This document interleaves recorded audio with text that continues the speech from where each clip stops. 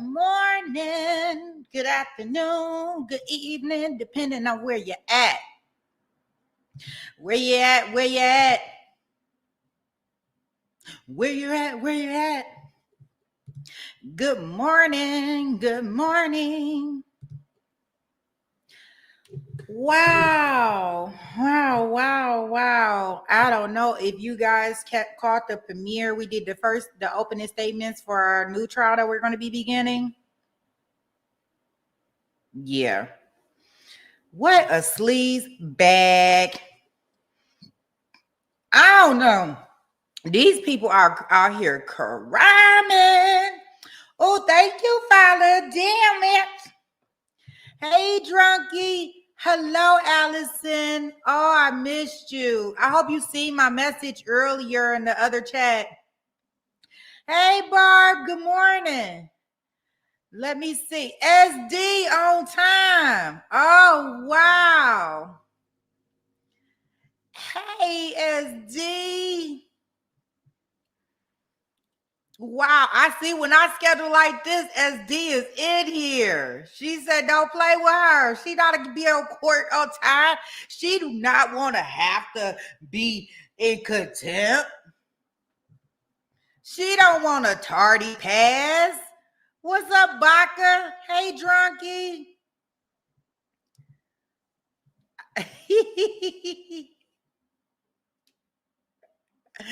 I'll say, okay.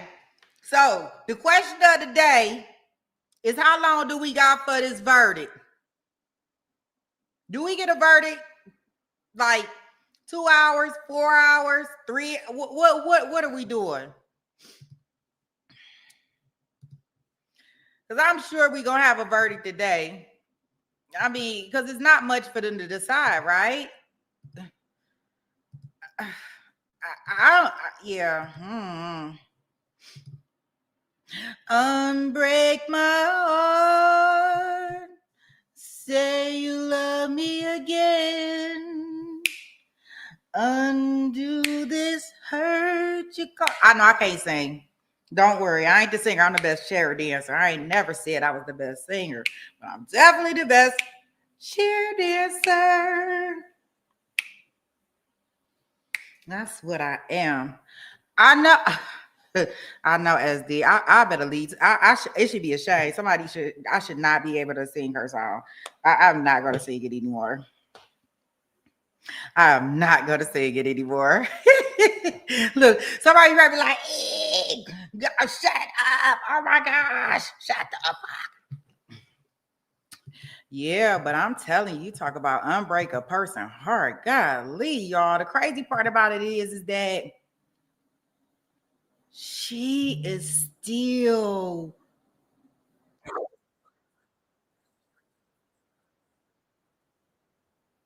I see that court, they just started court.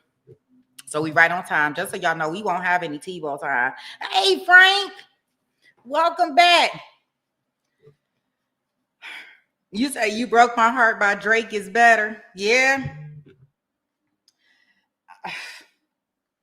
She said, unbreak my heart. She wanted him to say you love me again. Oh, she wanted him to undo the hurt. When he walked out that door. Good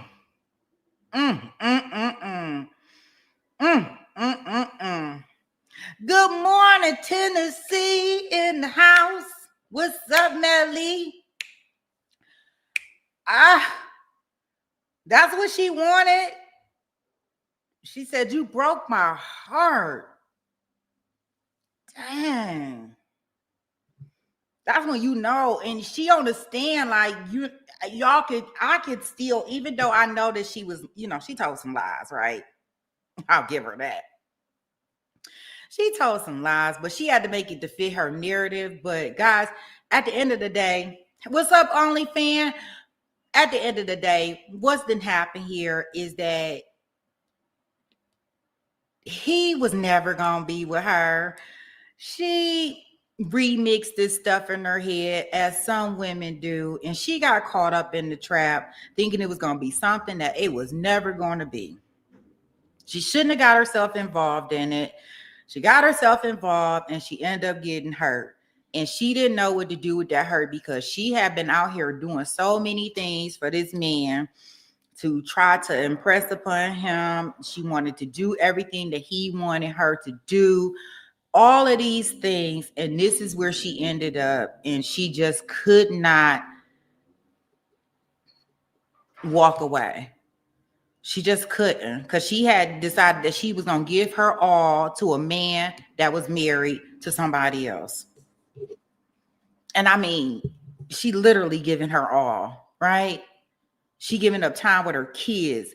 She done took this man's life. She's about to go to jail.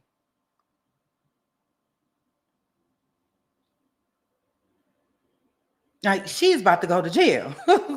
Like, it ain't no ifs, ands, or buts. She's going to jail. She gave up everything, literally everything, for this man. And took his life, even though we may not like his tactics, we may not like the way he moved, we may not like the way he did something, we may not like a whole lot of things about our good old pastor. But just because you decided to enter into this agreement that you really wasn't truly in agreement with, doesn't mean that you take somebody's life. Like, at the end of the day, the nerve of you, the audacity of you to choose when a person lives or dies. Like, now I found that very, very rude. Like, the nerve of you. So she definitely guilty. You got that right, SD. Rockstar. Yep. She going down.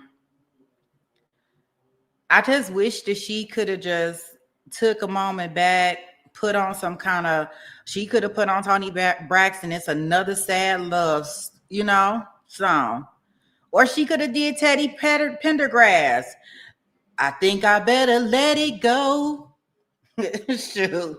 She should have knew it was another TKO. Like, I don't know.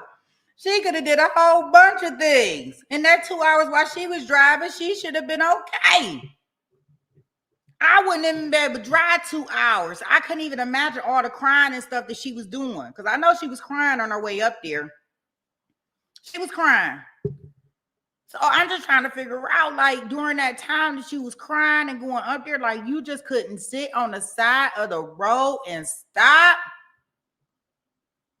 and think about it. Like, when you took the money out of the ATM machine to leave for your son, your child, you couldn't stop and think about it.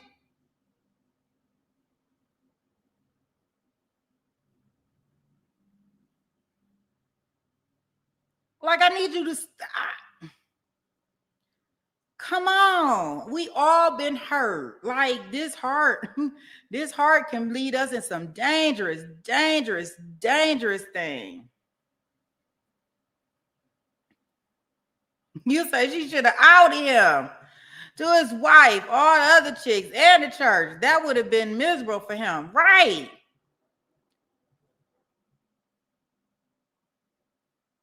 I can't believe that she took it here. But she did.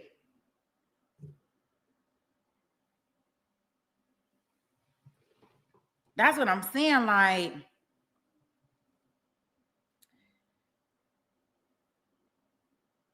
when we get into these things and we looking at all of this with these people,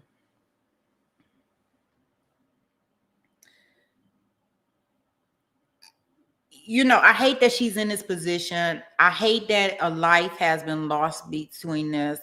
I mean, we have a wife that's out here, a widow. She didn't have a clue, right? So the wife, like, she don't know what's going on. She trying to save her man. It's just really, really, really sad that especially for her to be in the position that she was, and she had that toolbox. You know, some of us don't have that toolbox. She had the toolbox to show her de-escalation. She had that toolbox that she could have went in and readily got some things out and been able to utilize them. Like, think, calm down for whatever you have to do. I don't even know what the rules of what was in the toolbox, but she had a toolbox. She got more tools in her toolbox than most of us.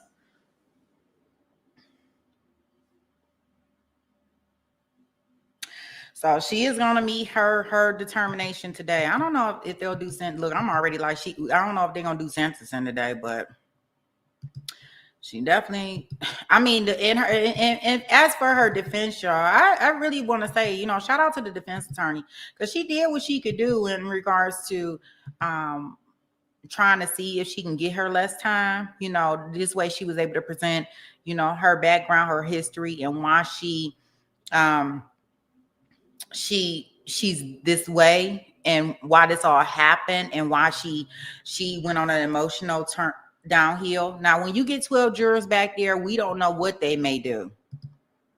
That's the first thing. We always think we know until we don't know. So we'll see what the jurors decide to do. Let me make sure we all set up. Let me get y'all bingo cards. We got bingo cards for this one. I'm gonna get the bingo cards up for everybody so we can make sure that we got our bingo cards, and then we'll go in here and see what they doing in this courtroom today.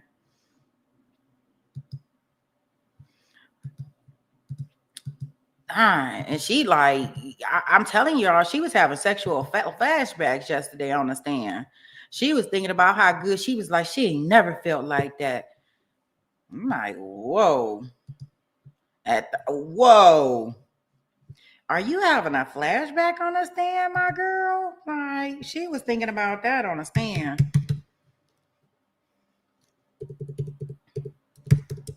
I was like, I don't even know how to put this in here, because I know she's thinking about this on the stand. She's still thinking about this man.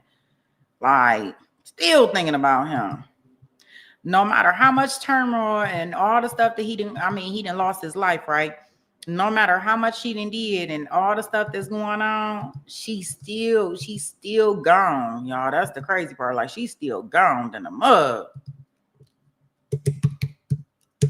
Let's play bingo.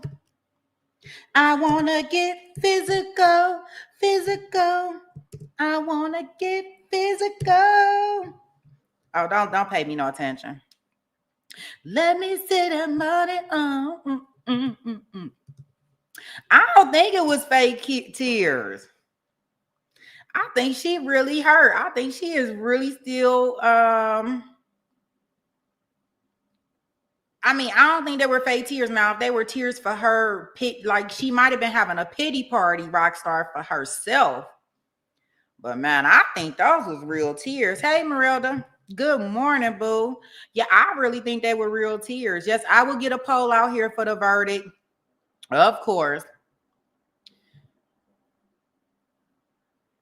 You was like, no. Well, see, Rockstar, she took the Take It to Trial cry class. We do have a cry class at the trial.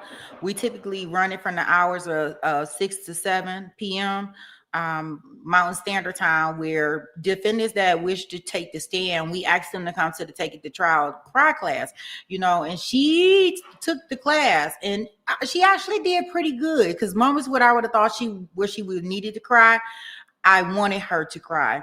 Now, in regards to when the defense was cross-examining her, I think that there were opportunities that she missed. Oh, Allison. Crying does not mean innocent. No. You say be a stone face. Oh, God. You and this Alicia. He say just be stone faced like her. Oh, God. Yeah, I definitely know crying is not innocent. Thank you so much, Allison. Oh, we missed you too. It's not innocent, but I think in her situation, I really think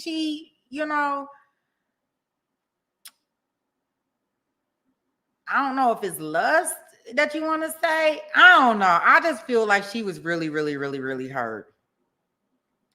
I think she was really hurt. I think she was embarrassed. I think she was disappointed with herself. I think a whole bunch of things, but that's just me. That's just me. I will get a poll out there in regards to the verdict, guys, and I am going to go ahead and take us into the courtroom and let's see what we got going on today. The defense had provided me with some cases. Also, Mr. McAlpine sent me a case as well, State v. Claxton.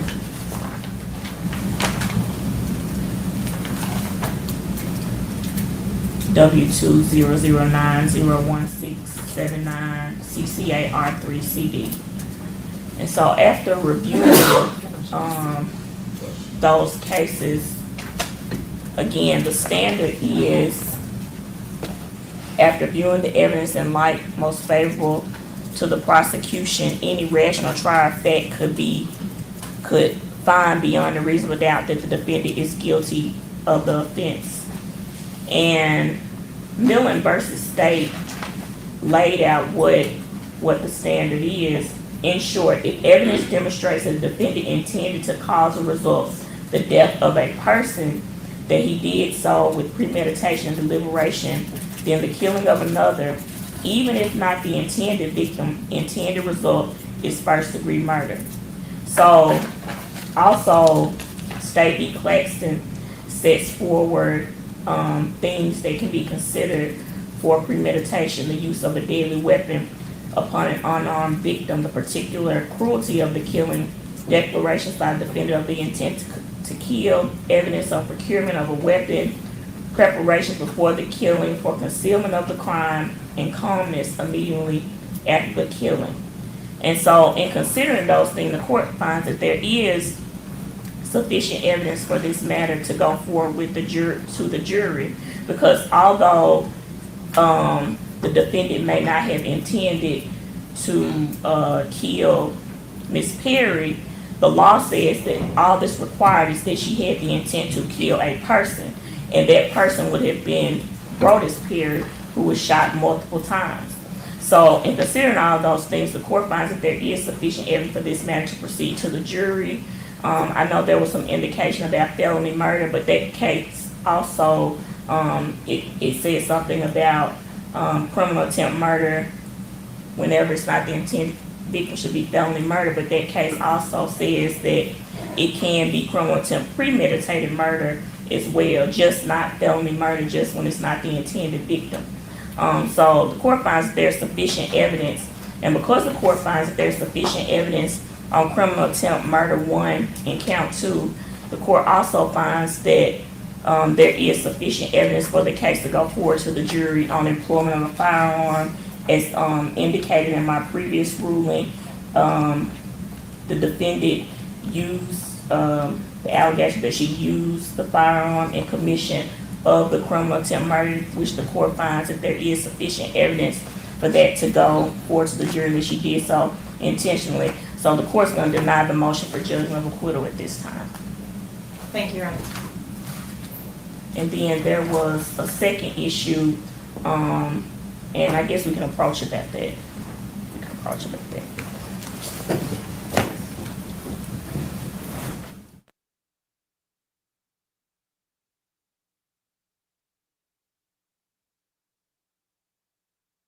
She looked like her and Judge Everett would be a good couple.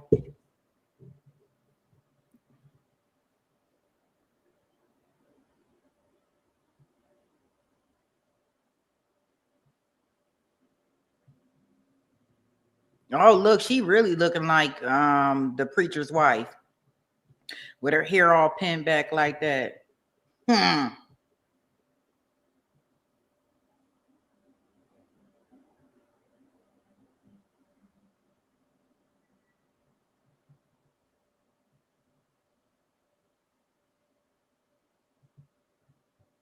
Oh, you fine, Allison. You so cute. Oh, wow. You say they look like siblings? Yeah, I don't know if they're a nice couple or. And I made one more correction um, on the criminal attempt first degree murder. I think she sent that out to you. Were there any corrections or anything from what the party saw? I did, Your Honor. I don't know if the state wants to go first. I just have one issue that and it's always been something I haven't understood. So when the definitions of intentionally and transferred intent is in second degree murder, but not in first degree murder, and I don't understand why that is. You said second. Right, and so my position is that that language should be in the charge for murder one, because it is a criminal attempt murder one. It doesn't Criminal affect. attempt second degree murder, or just second degree? Well, so, yeah, so the transferred intent element is, so the criminal intent, by the time you get there, the court is saying, I've already defined. I changed that. Oh, did you? I did. Okay. Because the criminal attempt with serious bodily injury, I included. Hold on one minute, make sure she sent you the correct. And she may have. We got a corrected one last night, Okay, it's another. or this one. morning, actually. Now, let me make sure.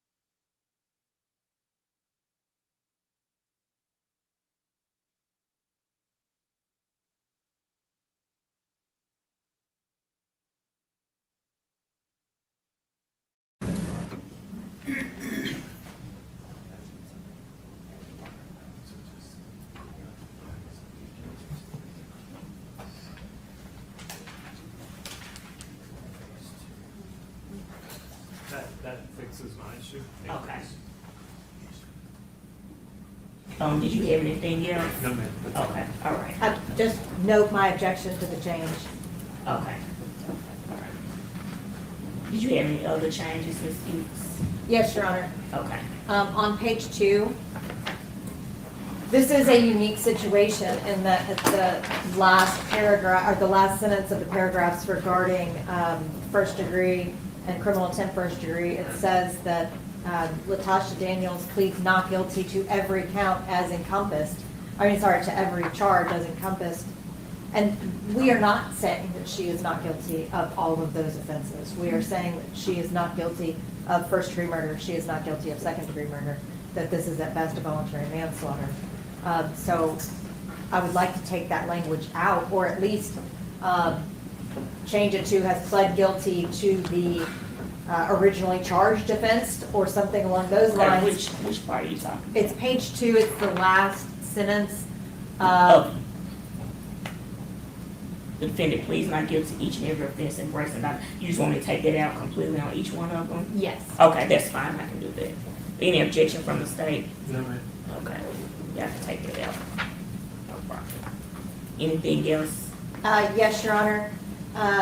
Regarding the section on defendant testifying, Let's see. it's on, I know they're not numbers. Let's see.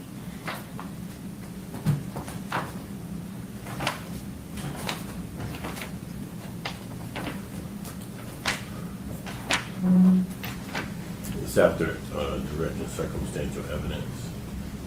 Okay, defendant testifying, yes. Your Honor, I would just ask, it does say like subject to all of the rules that apply to judging the credibility of other witnesses. I would just ask that it be made clear that just like with other witnesses, the law presumes that a testifying witness is telling the truth, and to be given a full and fair consideration. I mean, really, that first paragraph of credibility of the witness, minus all of the factors that they need to look at, I would suggest adding into that defendant testifying so that it's clear that the same rules apply for Ms. Daniels as applied to all of the other witnesses. So what are you suggesting to be at? What language are you suggesting? The, if you go to, it's kind of cross-referencing, if you go to the credibility of the witness, Okay, I'm that's there. 25 pages in, that Yes. first paragraph that says, if there are conflicts in the testimony of different witnesses, it is your duty to reconcile them if you can. Mhm. For the law presumes that every witness has told the truth. But when you cannot reconcile the statements of different witnesses, then you must decide which witness or witnesses you believe and how important their testimony was. You do not have to accept that basically that whole first paragraph for the credibility of the witnesses. But particularly the fact that the law presumes that witnesses are testifying truthfully if the jury can find them. If there are conflicts in the testimony of different witnesses, it is your duty to reconcile them if you can, for the law presumes that every witness has told the truth. Just because it's one says witnesses and one says defendants, so I want to make clear that the defendant is a witness that also has the presumption that they are telling the truth. Okay, so the language specifically that you want to add is, I want to make sure I have that clear. If there are conflicts in the testimony of different witnesses, it is your duty to reconcile them if you can, for the law presumes that every witness has told the truth. And then keep her credibility is determined by the same rules of credibility of other witnesses determined. So you just want to add that one sentence. Yes. All right, what's the state's position on that? It's the pattern instruction. It's clear to me. I don't see a reason to change with the instructions from the AOCR on that.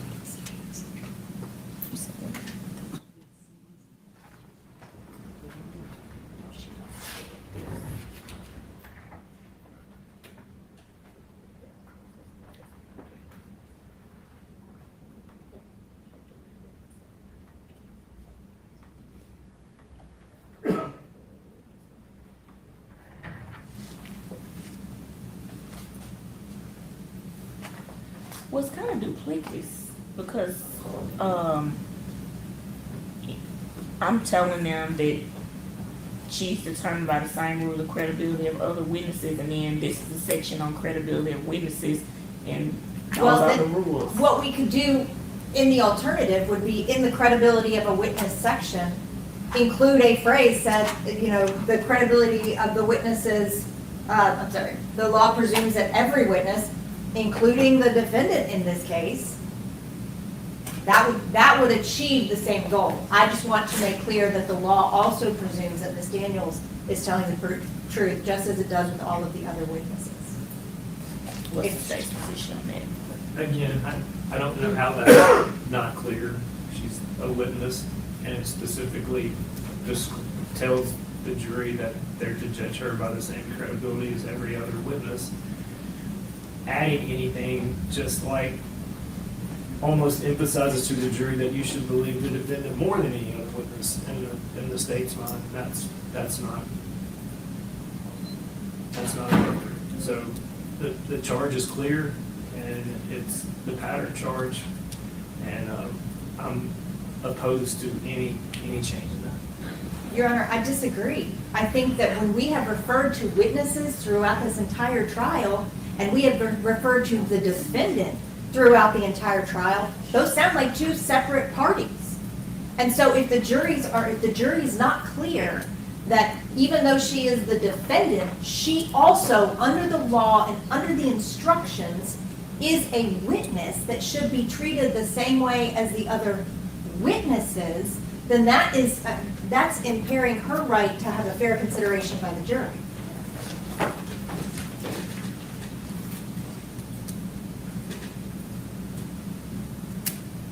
Or can we just say that the defendant is a witness and without I mean, I think if adding Defendant that, having testified, defendant as a witness, having testified in her own behalf, her credibility is to be determined by the same rules that the credibility of other witnesses is determined, and you will have to give the defendant's testimony in this case such weight as you may think it is entitled.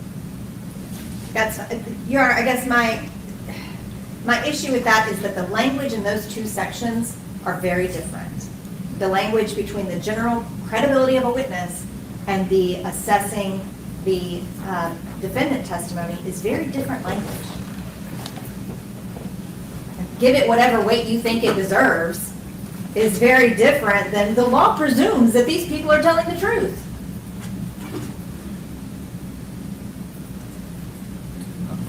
I'll come back to that one. Your Honor, there also, we had talked a little bit a couple months ago about the Supreme Court denial of certiorari from Sotomayor regarding Tennessee's instructions on second-degree murder and voluntary manslaughter. Justice Sotomayor took the position that Tennessee's instructions for sequential considerations in regards to second-degree murder and voluntary manslaughter are unconstitutional. And that is because voluntary manslaughter actually has an extra element that is not in second-degree murder. And we should be moving down and reducing elements rather than adding them. As far as the order of consideration being sequential, I would ask that the court instruct the jury to consider second-degree murder and voluntary manslaughter together rather than sequentially, because voluntary manslaughter has that separate element that makes it different than second-degree murder. But it's an additional element, an additional finding that the jury would not be able to get to if they did not move past second degree. So I would just ask on the sequential consideration to consider those two together. What's the state's position? I don't, that opinion did not change the law in Tennessee. It was one justice's opinion who was in the minority. Until the law changes, I think it's clear that the way we charge this in Tennessee is first degree, second degree, and then voluntary manslaughter. I mean, I get your point. I mean, it makes sense, but, you know, at this time, the law is what the law is.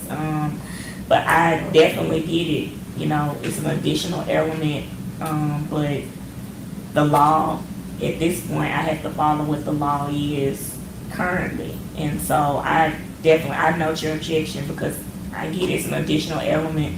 And usually when it's a lesser included, it's one that goes, you know, it's a less element, but in this case, there is an additional element. And so it makes sense to me, but, you know, I have to follow what the law is currently, which they go in that order. So I'm gonna have to overrule that objection at this time. Thank you, Your Honor. And then I would just note on page 39, there was a somewhat duplicative, Which one? it was no outside communications, but on page 2, there's no independent research or discussions.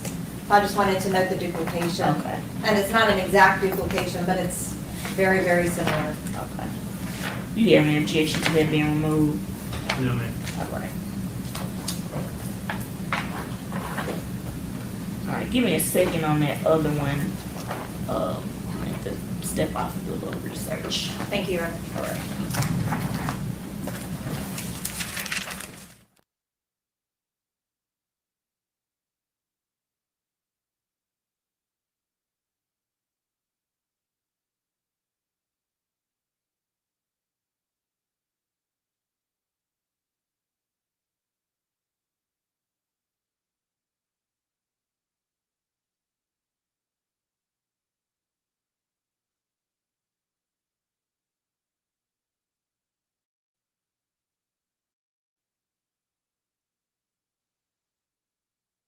One second turned into a long thing.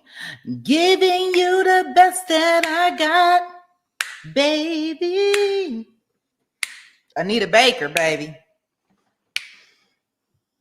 She giving you the best that she got.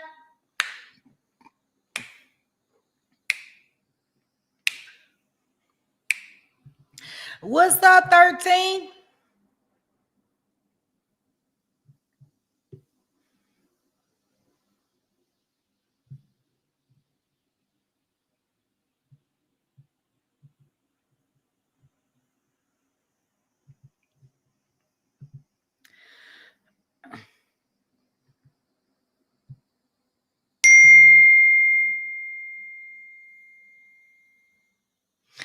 Giving you the best that I got, baby. As Dee said, she hated it when she started lying. Well, she had to start telling some story.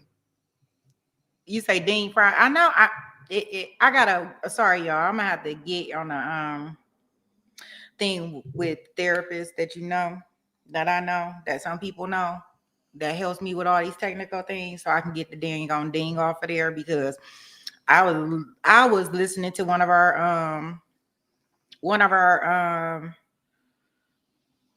streams, and I heard the ding, and I was like, oh my gosh. I was like, what the heck? Okay, Frank, you stay right here. Don't you go nowhere. Don't you go nowhere.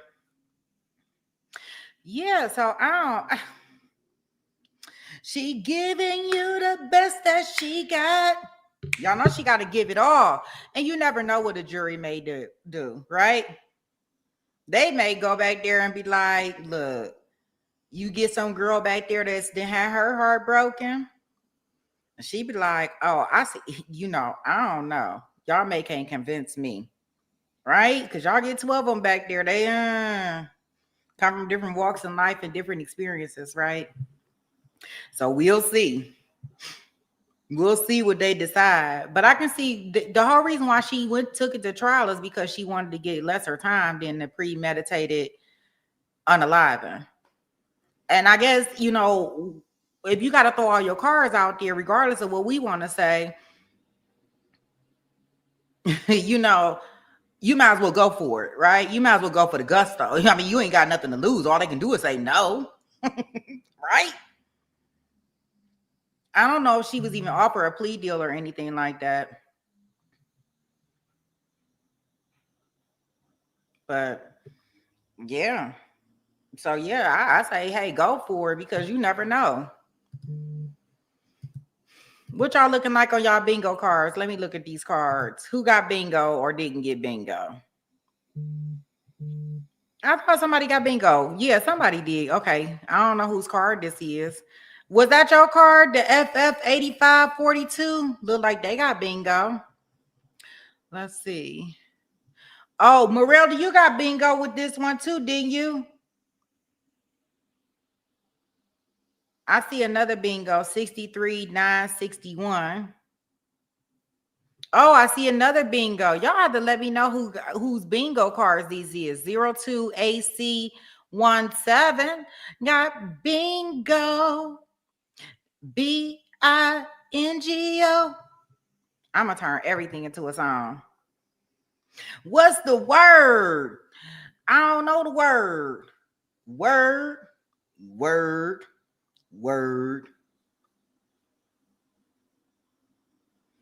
Drunky said, look, shoot, we all done had heartbreak. She don't think the jury gonna sympathize with her. She took a whole man life. Right. I can agree with that. What's up, Pretty Brown? Pretty Brown says bingo.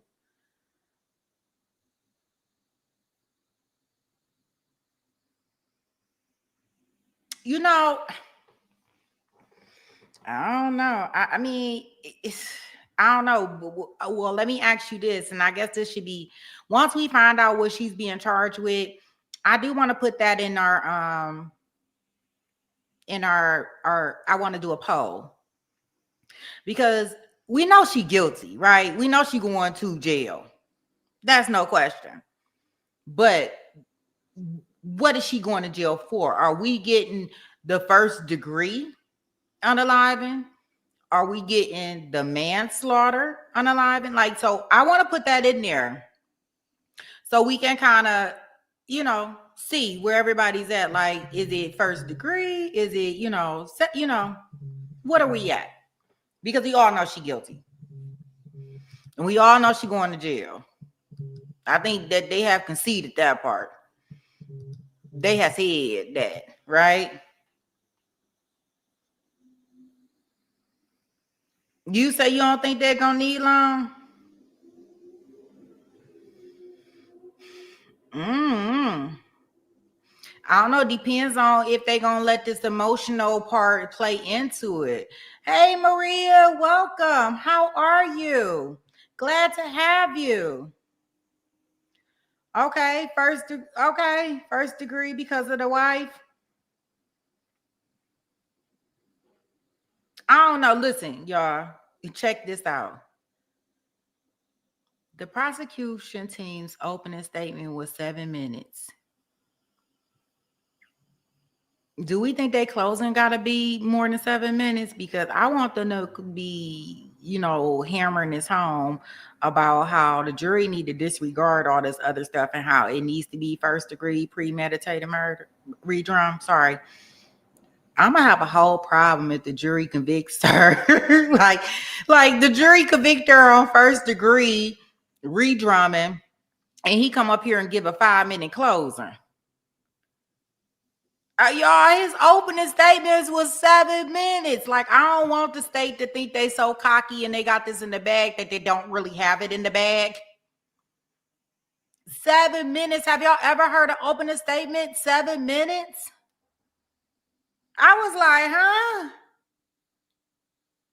He got up there and he like, yeah, she went to the store. He broke up with her. She went to the store, bought a pew, drove 2 hours, got there, wife let her in. They sat down, they talked. He got in. He was agitated. She left. Pow. Went to the and that was it. She guilty. On the defendant testifying, I'm gonna leave the instruction the same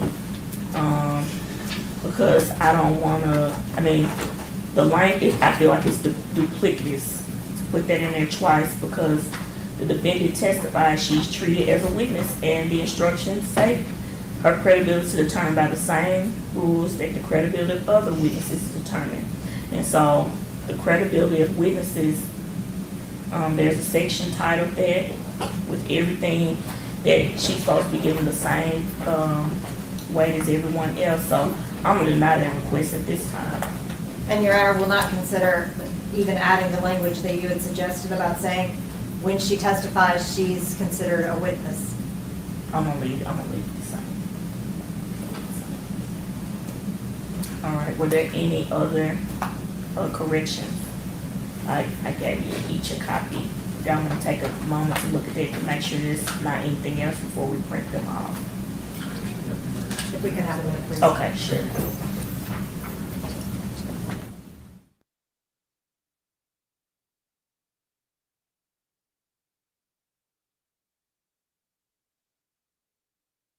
Well, they getting those jury instructions together. You don't think that it mitigates her circumstance with the wife getting up there on the stand saying that she, didn't mean to hurt her. She doesn't think that LaTosha meant to hurt her. And, LaTosha told her, move, get out the way. Get out the way because I'm about to smoke this food. No, let me stop. Oh, gosh, I shouldn't say that.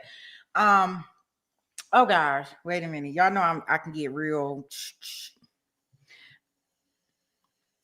LaTosha told her to move out the way. Now,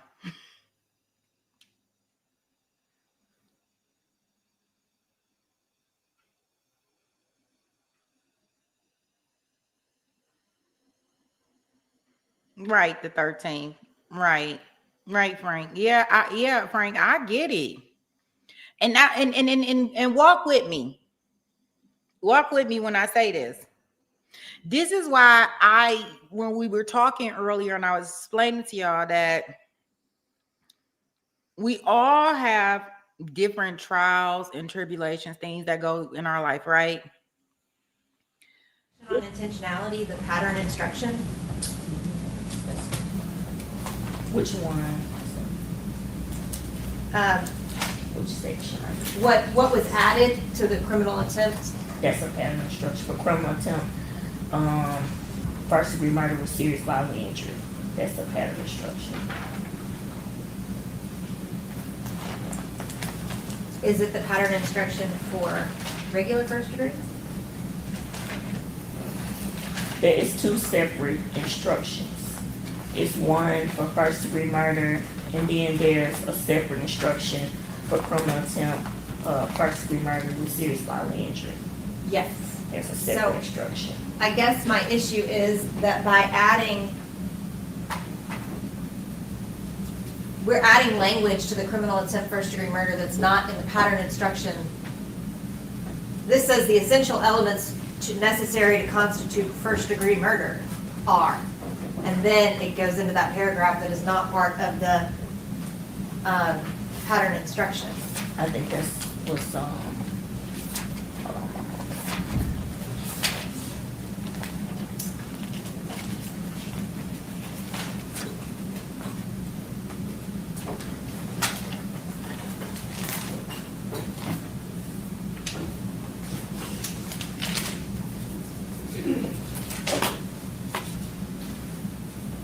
401A.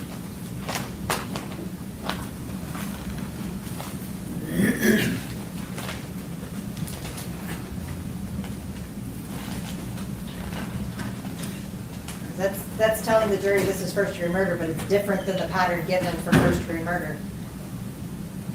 It's an attempt, so it said the defendant unlawfully killed the alleged victim, that the defendant acted intentionally. Oh, we forgot, and the killing was premeditated. One, I'm gonna make sure she had that.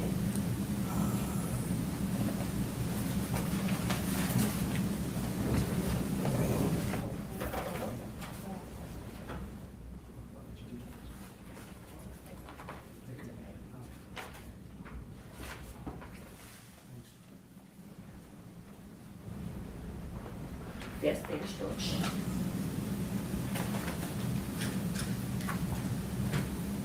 That the essential elements necessary to constitute first degree murder are the defendant unlawfully kills the alleged victim. That's under the first degree murder. In count one, the defendant acted intentionally. That's there, and that the killing was premeditated. Yes. But what I'm looking at on the instructions that you're giving for first degree murder says that the defendant acted intentionally. A person acts intentionally when it's the person's conscious, objective, or desire to cause the death of the alleged victim. Right. And so, what's the additional language is not there? It just is, I think it will be confusing to have two different definitions of first degree murder in the same. The difference is that because it's criminal attempt first degree murder, there's a reference to Millen, State v. Millen, and the fact that you can have the intent to kill another person. And so I think that's why the additional language is there in criminal attempt first degree murder versus first degree murder, because of the fact that you can get criminal attempt murder by just having the intent to kill someone, not necessarily the person who is alleged in the indictment. So I think that's what the distinction is. Okay. I just was concerned by the fact that we have two different definitions of first degree Yeah, murder. I think it's just different because of that. In the pattern instructions, that language is there, and I think it's because of that law, and that's bracketed language. What I included, so it's not always included, but I included that because there's an issue about intent, whether she had the intent to kill Miss Perry.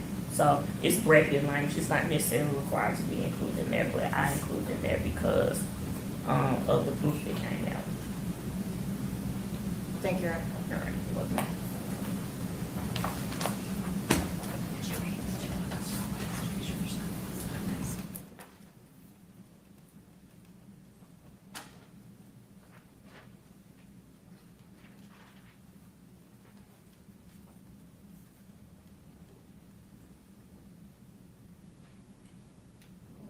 Unbreak my heart. Say you love me again. Oh, she really get it off now, right? I done heard she look like the unalive librarian. She does look like the lady that you check out the books from. Yeah. But she the good old preachers, right? You know, she wanted to be the first lady up in the pulpit. I can't deal with her. I can't believe she did this. Goofy. She a goofy. Golly, goofball. All she had to do was to think about being embarrassed. Like she being goofy.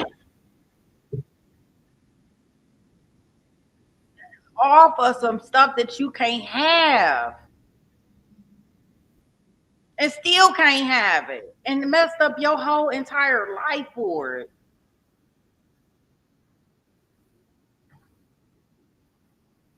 And people don't understand, like, people only get one of these. Like, she only get one of these. He only get, he only had one of these. About the voluntary manslaughter and second degree murder, would you consider a sentence at the end of the first paragraph under second degree indicating with second degree, the jury should take it or should consider whether a heat of passion was present at the time of the alleged killing? Putting that they should be considering that at that point in time as a way to address that issue? This will be the pattern instruction. So do you have any case law to say that I can't do that? Your Honor you are allowed to change instructions. We're allowed to draft instructions and put them forward for the court's approval. They just have to comport with the law. And as long as they comport with the law, the court is allowed discretion within the jury instructions. Okay, what is it you're asking for again? So because of this issue, that is a very new issue brought up by that denial of writ, with Sotomayor basically telling the Tennessee Supreme Court, you need to fix this. It is currently unconstitutional. We have been told by the United States Supreme Court that our jury instruction framework is unconstitutional. This is a way to address that so that Ms. Daniels gets a fair consideration by this court when they're comparing second-degree murder and voluntary manslaughter. And especially in this kind of case when we're saying this is a voluntary manslaughter, that for them to not be allowed to move to that section because of the way that our jury instructions are ordered completely denies her right to a fair trial. So if we just added a sentence to say, this is the distinction between voluntary manslaughter and second degree murder, is that voluntary manslaughter requires the killing result from a state of passion produced by adequate provocation from the alleged victim sufficient to lead a reasonable person to act in an irrational manner. Even if you just said, like the jury should consider whether a heat of passion was present during this alleged shooting. Here. I think it's already saying that though. Because, it's showing you a distinction between both. And so. Yes, but it's not telling them to consider voluntary manslaughter yet. What's the state's position? The law in Tennessee is that you charge first degree murder, second degree murder, and voluntary manslaughter. So that changes. I think that's what the court should do. And I get your point, Ms. Speaks. I do. I understand what you're saying. It's just, this is the law, and I have to follow what the law is. But I get your point. And I'm not asking you to change the law. I'm asking you to provide some clarification to the jurors regarding that. And that's what these instructions are supposed to do. They're supposed to help guide them through this process. And when we have a situation to where second-degree murder and voluntary manslaughter are sequential, they don't move to that heat of passion according to the jury instructions. They don't move to that heat of passion until they completely acquit of second-degree murder. Then if you don't tell them, you need to take this into consideration here, before you, I mean, like, if in the decision on whether or not to acquit on second degree and move down to voluntary manslaughter, then they don't get to the point that they are able to consider that as an element. That's asking them to do the cafeteria style that we're not allowed to do.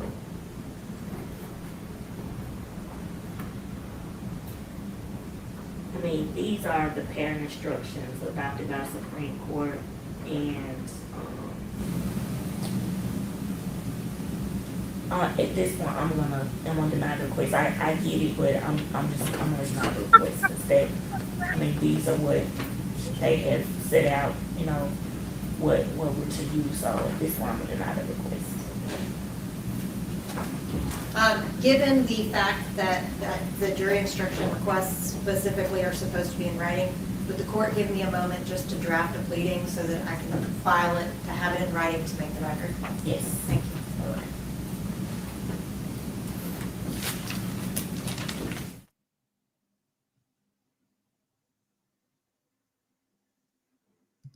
What's up to all the newbies that's in the chat? If I missed you, welcome, welcome, welcome.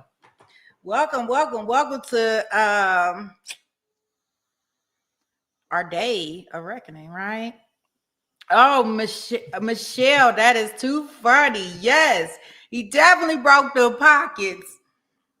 She was like, she was out here paying bills, throwing parties, getting the best cigars. Yeah. Yeah. She was like, I invested in you. I wanted to make you great. I wanted to do everything that you wanted me to do.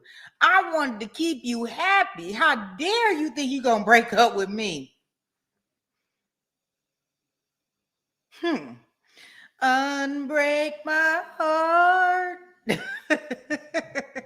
Oh, wait. Hey, Stacy. Hey, 88K. Media up in the house. Yes, yes, yes. Wow, yeah, it's busy, busy, busy out here. Oh, wait, look at Barbara. Barbara said, drop it like it's hot. Drop it like it's hot. She said, wake up, everybody. Drop it like it's hot. Y'all know if y'all got one of those gifted memberships from our girl Barbara, y'all know what y'all got to say. I can't tell who got them, but y'all know if y'all received them, what y'all need to do. Thank you, thank you, thank you, Barbara. Thank you so very much. All right, update the banner and put it out there. Yeah, he broke her, yes, broke her pocketbook. She was salty, y'all. She was salty. Hey, Deborah, welcome. Oh, we love you too. I'm so glad that people are able to chat and pop in here and just let me know, hey, I'm new here.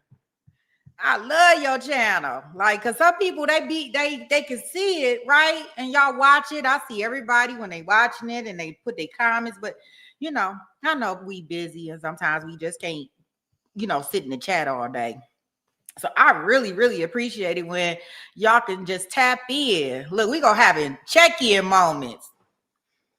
All right, just check in. Even if you can't talk all day and chat with us all day in the chat room, just tap in with us. I'm here listening. I'm lurking. Unbreak my heart. I sound like a broken record. Oh God, if y'all don't stop me and stop me quick, and y'all better find me another song to sing. Well, thank you, Frank. I want to make sure that everybody enjoys.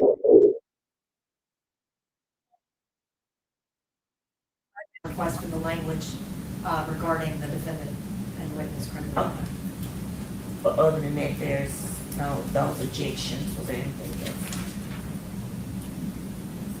Oh, the issue, did you take out the language of the not pleading not guilty? Yes, I took that out.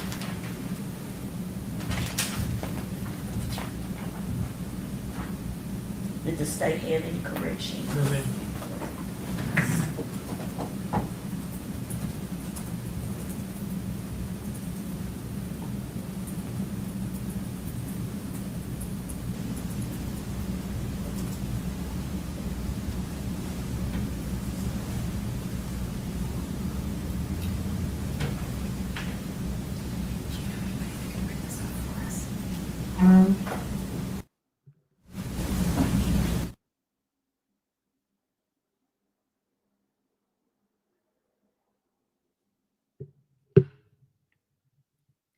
Yeah, they keep interrupting me. Sorry about that, guys. Oh my goodness. Wait a minute. So, Michelle, it was her son that unalived himself? Oh my gosh.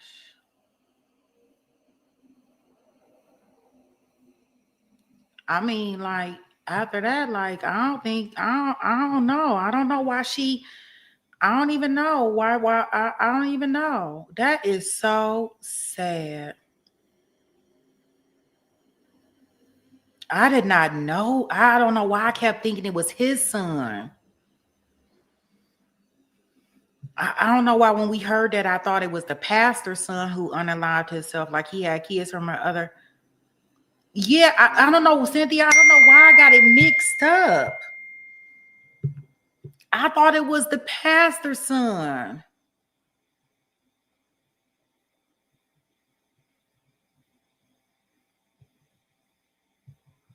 I thought the pastor's son had did it to himself because he was embarrassed about the pastor's activities.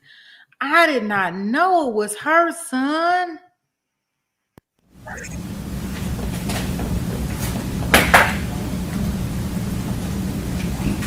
Before the section on defendant testifying. What's the state's position? But I thought that's generally given when the defendant doesn't testify.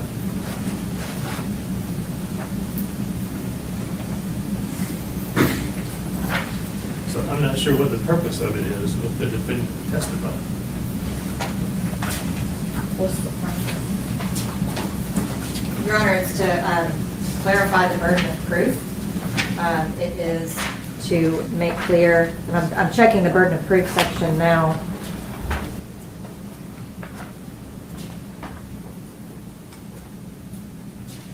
But being clear that that does not place a burden of proof on the defendant.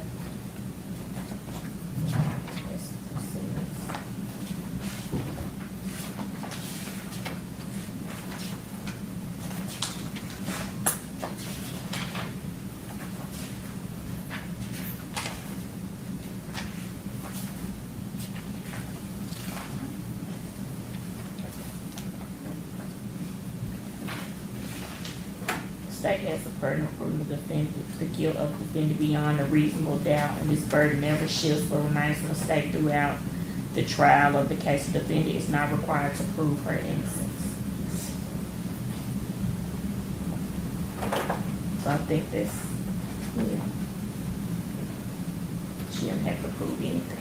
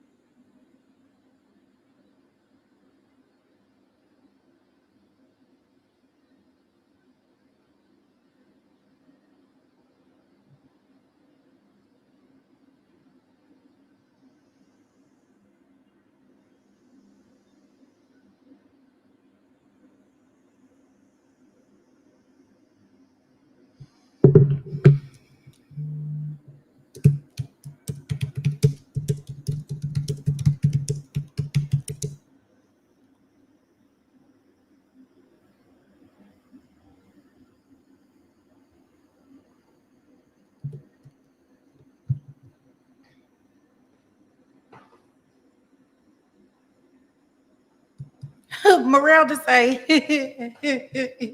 Cynthia waiting on her picture. Oh,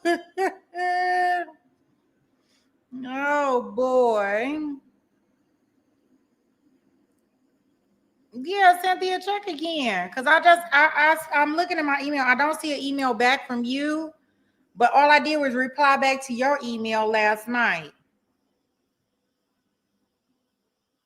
Make sure I'm not in your spam, because I heard sometimes they be the one take it to trial in the spam. You know, somebody told me that. Yeah, her attorney doing what she's supposed to do in order to try to get her, less time. So I mean, let her work her hand. The judge ain't changing nothing in that. The judge don't. I don't think the judge want to be bothered with that.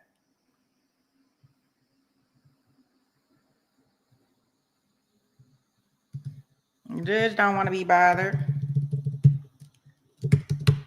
She like, I'm leaving it just the way it is, because if it causes me to have to type or do something different, I don't want to be bothered with it. Yeah, I want her and Judge Everett to get married. No, he married already. All right, okay. I'm not gonna be doing that. Okay. Well, they look like they could have been together, and they would be a cute couple.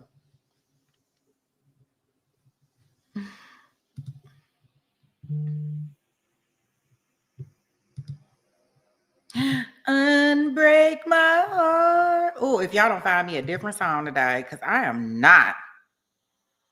I cannot.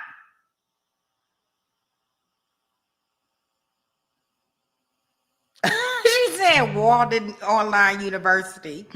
Oh gosh, would you try to? Don't be throwing those schools up under the bus.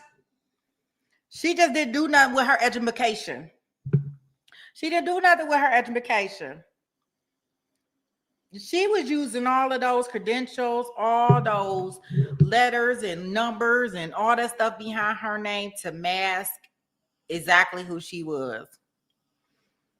It was for some reason, because we know that she didn't have trauma in her life, and it doesn't sound like she ever dealt with her trauma.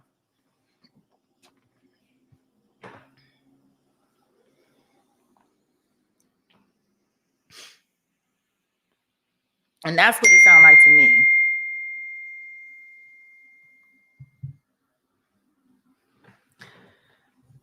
It sounds like she just didn't want to deal with her trauma at all. And I think that's half our problem here. Let's see where we at with our poll.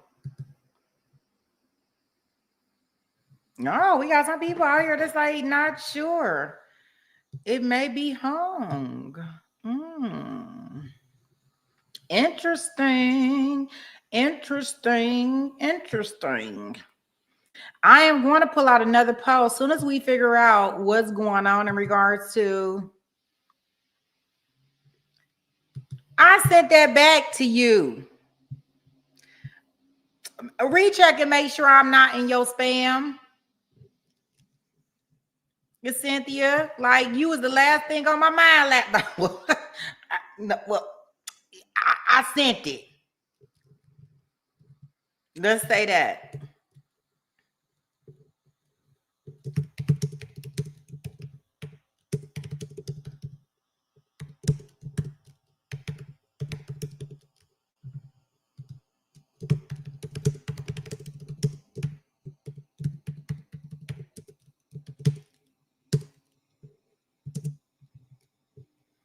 Yeah, I surely sent it.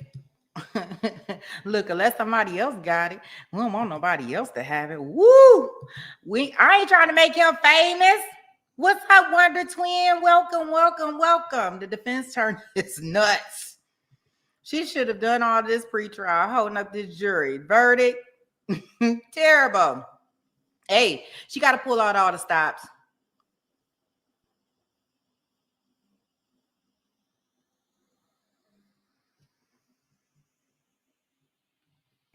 Yeah, I surely did. I sent the photo. I sent it.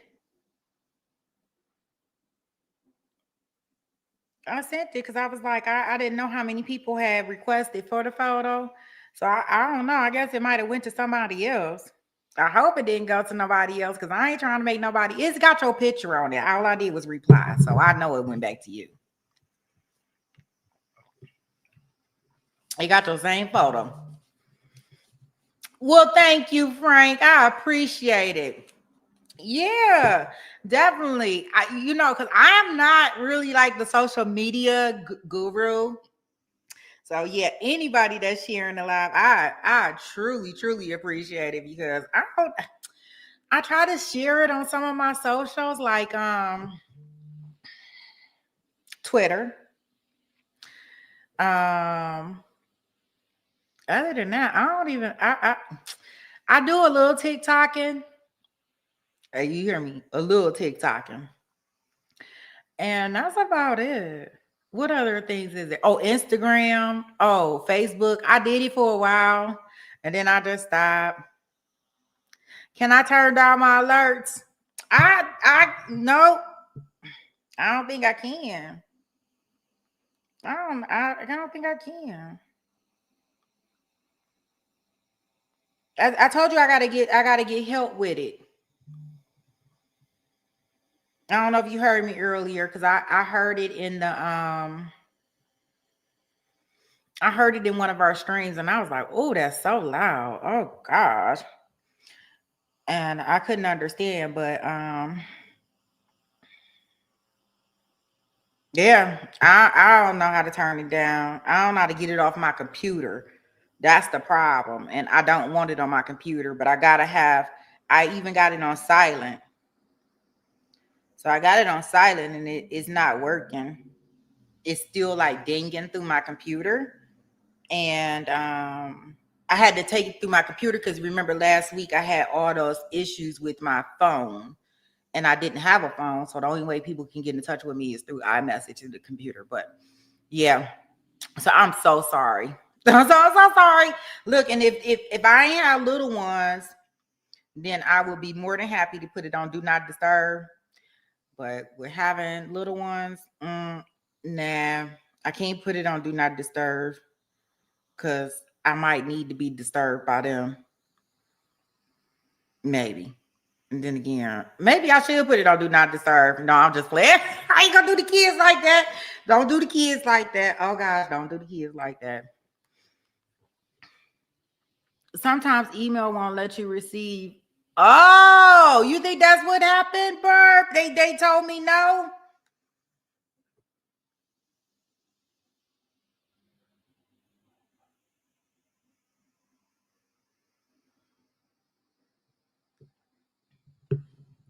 Oh, you say you got it? See, I told you. I did it last night. So whatever email you sent me this morning, I don't think I have, Cynthia. Just so you know.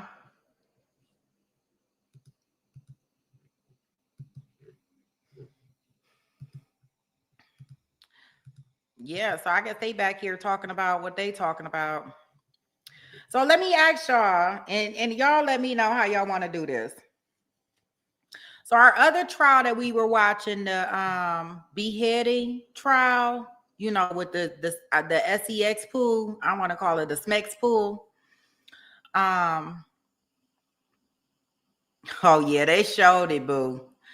Oh yeah, they showed it live and uncut with all type of action. they showed it, baby. I missed it, Cynthia.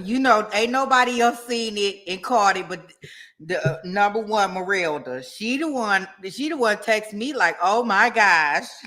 And I seen the thing. I can't even believe that.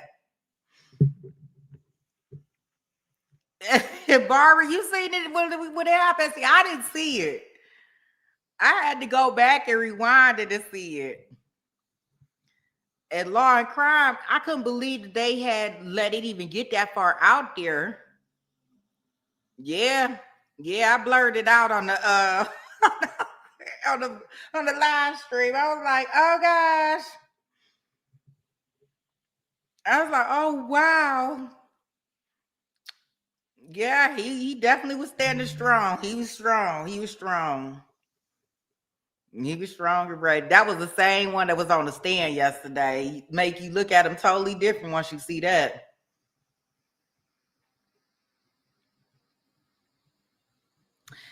Yeah, so okay, so this is my question to y'all. So we will be going into so this one, of course, we're gonna stay here. We're gonna do our closing arguments. We are gonna go to our jury verdict. My question to you guys is, do y'all want me to keep this room open while we wait on the verdict and play old testimony? Because I know some people want to go ahead and start watching today's testimony in our I guess beheading trial in Vegas.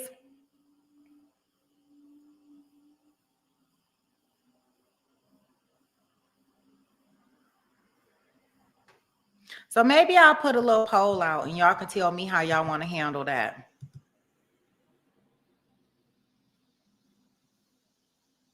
You don't think I need to leave a room open, OnlyFans? Yeah, because I don't want to do the 2-room thing. Because I like to talk too much.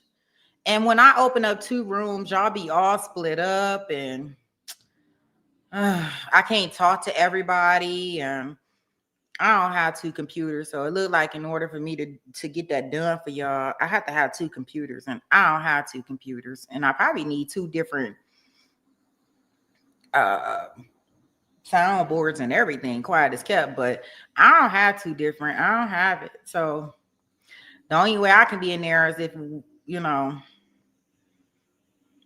So I think that we all, once they finish this,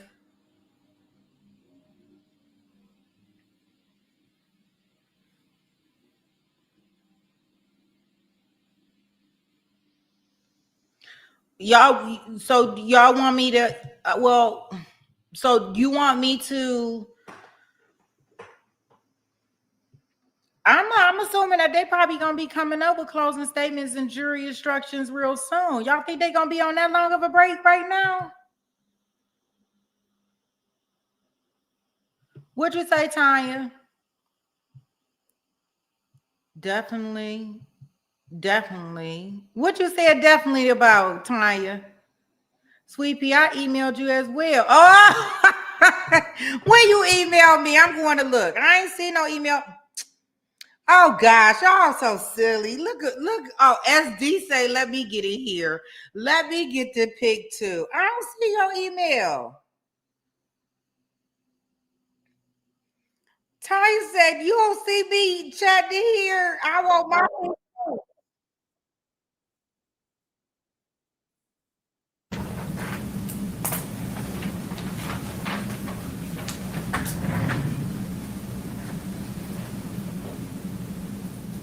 Or if we wanted to leave the and plea, we could add a second, like a final sentence that says the defendant pleads not guilty to the offenses as charged.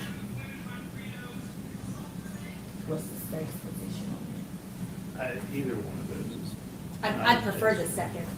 it? The defendant, Pleads not guilty to the offenses as charged in the indictment.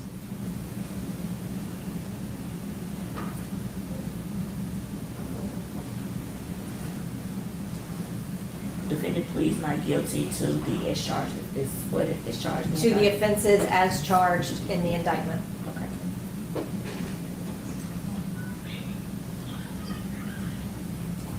And just semantically, I'd probably rather offenses charged rather than crime charged.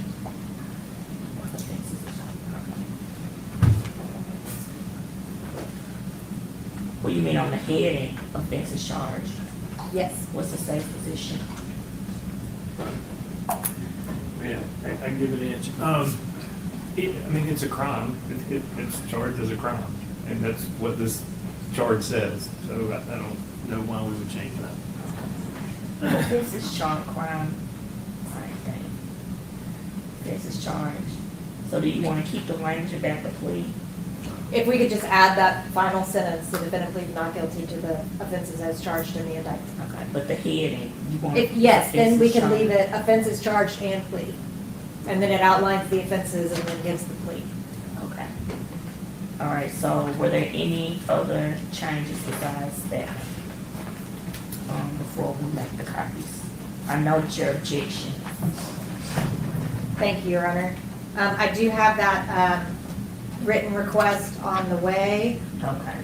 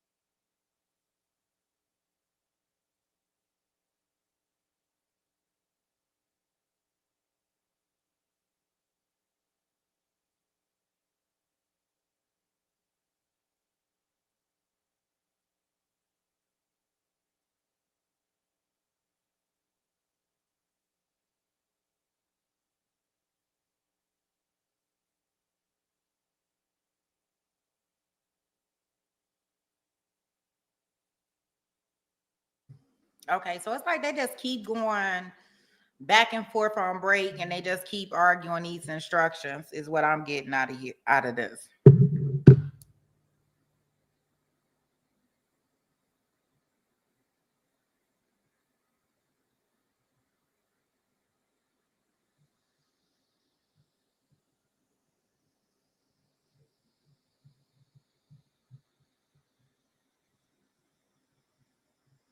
The Vegas trial just started.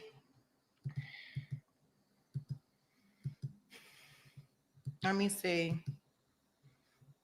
It just started. If y'all, I mean, it's up to y'all. If y'all want, I'll open up the room and we can watch that, and then you can come back over here. I mean, it's totally up to y'all. Let me make sure it started, because sometimes they'll open up the rooms and then it hasn't started.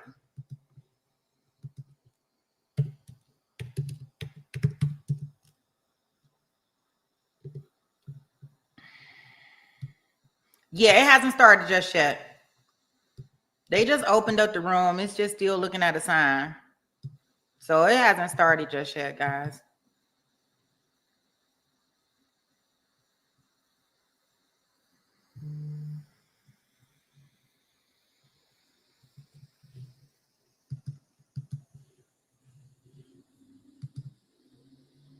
Go. I see a camera moving. I thought of when you walked out was adding page numbers. Oh, occasion. What's your position, Mr. Nikki? I don't have a position on page number. Okay. We don't, if you've already started for 2000. We haven't printed it yet. Okay.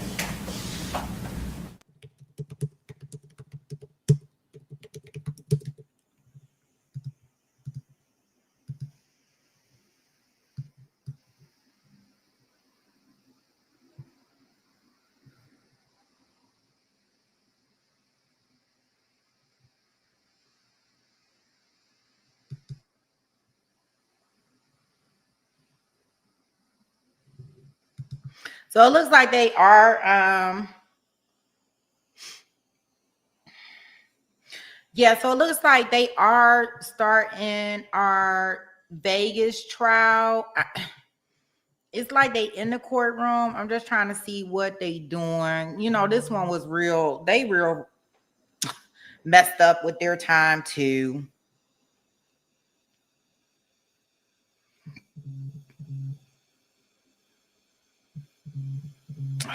Okay, see, this is why I didn't put my phone on do not disturb. Let me mute. Let me give me 1 second, y'all.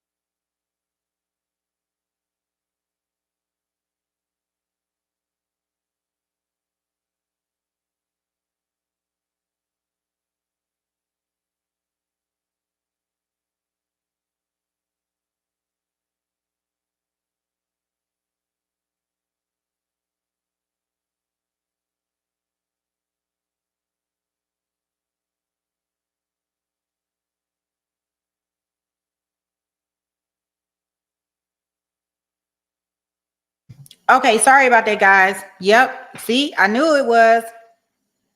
I knew it was a reason why I couldn't put my phone on do not disturb. The school calling.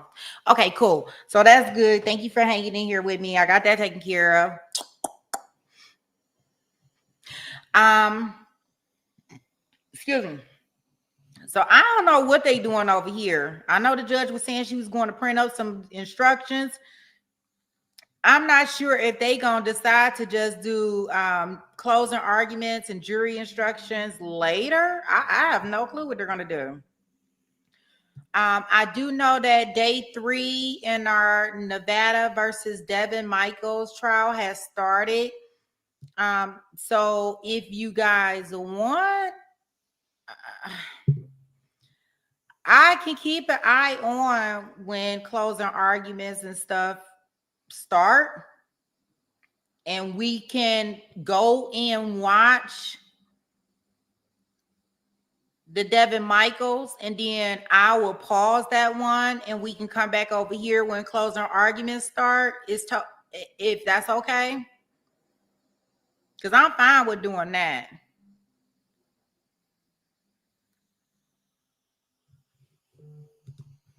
So here is the link for that, and then I'll keep an eye out, and then that way we can kind of like kill two birds with one.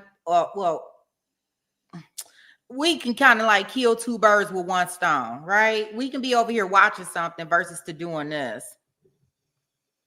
I mean, because I can put on some Old Testimony, but that's all it's gonna be is some Old Testimony. I'll put on some Old Testimony for those that want to look at some Old Testimony, but those that want to go ahead and watch the other trial that we're watching, you can go ahead and click the link and put on your seatbelt and head on over there. Okay.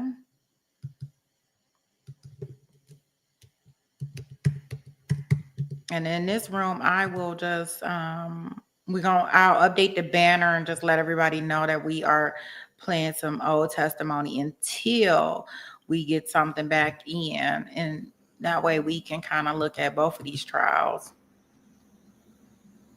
at the same dang on time. Unbreak my heart.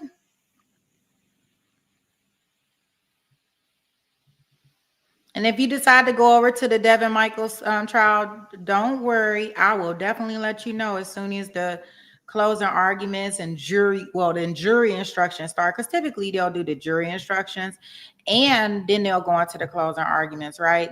So I'll definitely let everybody know when they start that part, because I don't want anybody to miss anything. Just kind of as a logistics matter, are we planning to charge lunch close? It's 11:15 now. I know, and it's looking like it's gonna be that way, but I was hoping that we could get it done before lunch. That's probably not going to happen, but I was hoping. The court could limit video time for both. We could do that. But, okay. All right.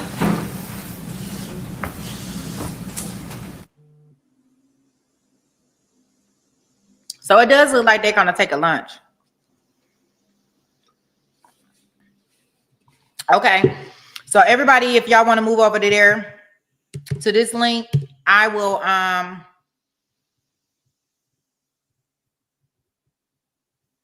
get this one back up as soon as they get back from lunch. Oh gosh.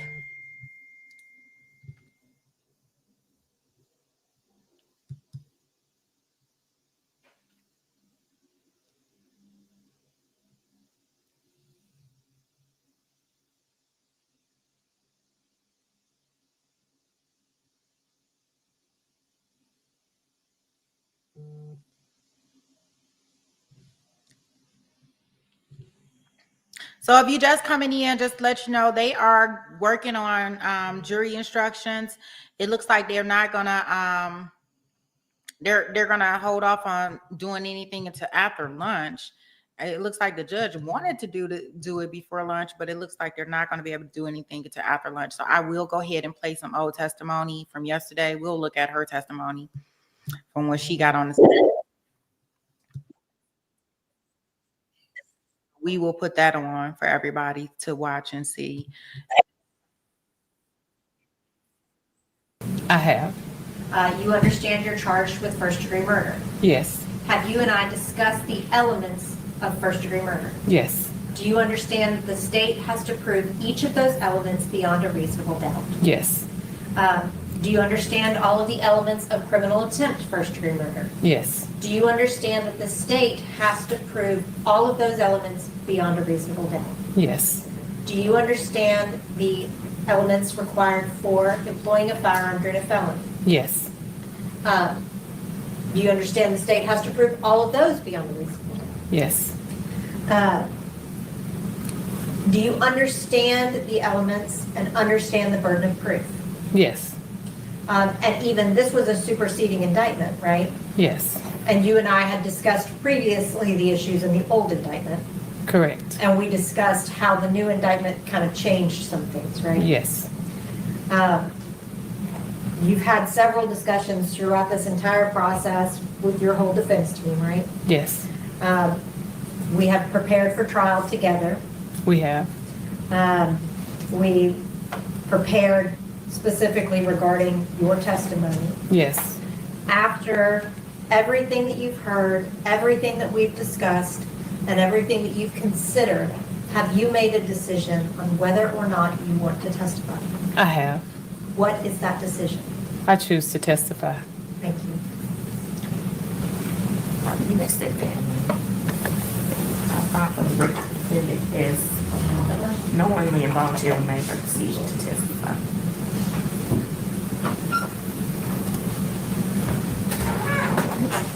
Is there anything to address before the jury comes in? No? All right, we can get the jury in.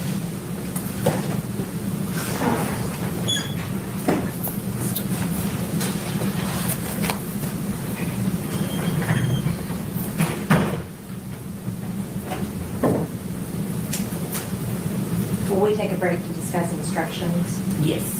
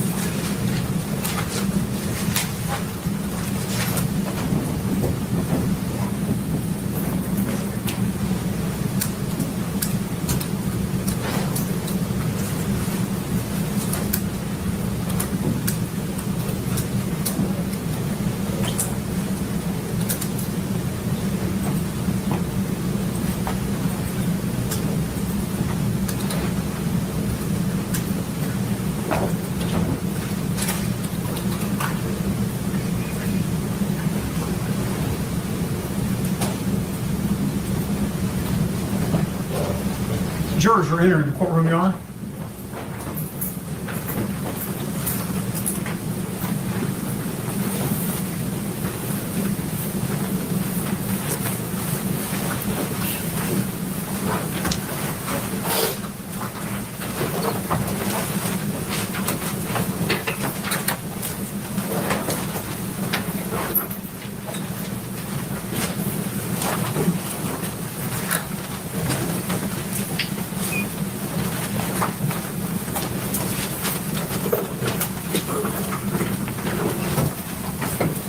You may be seated.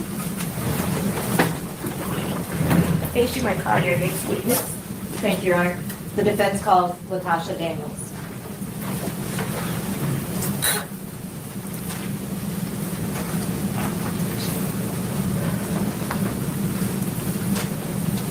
You can raise your right hand. Do you swear affirm and tell the whole truth? Yes, ma'am. All right, you may have a seat.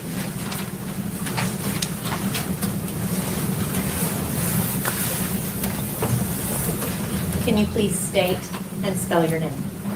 LaTosha, LaToshia. Daniels, Daniels. Before we get into all of the allegations here, have you ever testified in a situation like this before? No, Is this a comfortable situation? not at all. Please let me know if you need anything, okay? I want to talk to you about, first, your childhood. Your childhood, okay? Okay. Can you tell me about your parents? My parents, my father was retired military and a minister, and my mom, she was my mother. Was your biological father the man that you called dad? No, I was raised by my stepfather, and so I called him father, and my biological father I called Papa. Now, the dad that you lived with, right? What did he do for a living? Once he retired from the military, he was, from my knowledge, he worked at Combs, and he retired from there. And then he began to work for the Salvation Army, where he ran the community community center where the youth would go. And so once he retired from there, he was just home sitting on the porch and buying land and doing gardens. At any point did he become an ordained minister? He did. I was in elementary, but I do recall him becoming an ordained minister. What would you consider his reputation to have been within your community? He was highly respected in our community. Everyone knew of my father and respected him well. And did they know that you were your father's daughter? Oh yes, to the point to where, like, if anybody seen my sisters and I, they would say, "That's Mr. Briggs' daughter." It's like they knew that who we were. Did that mean something in that community to be his daughter? Most definitely, and we carried ourselves accordingly. Now, how were things at home outside of public? Things at home wasn't as what they seemed in public.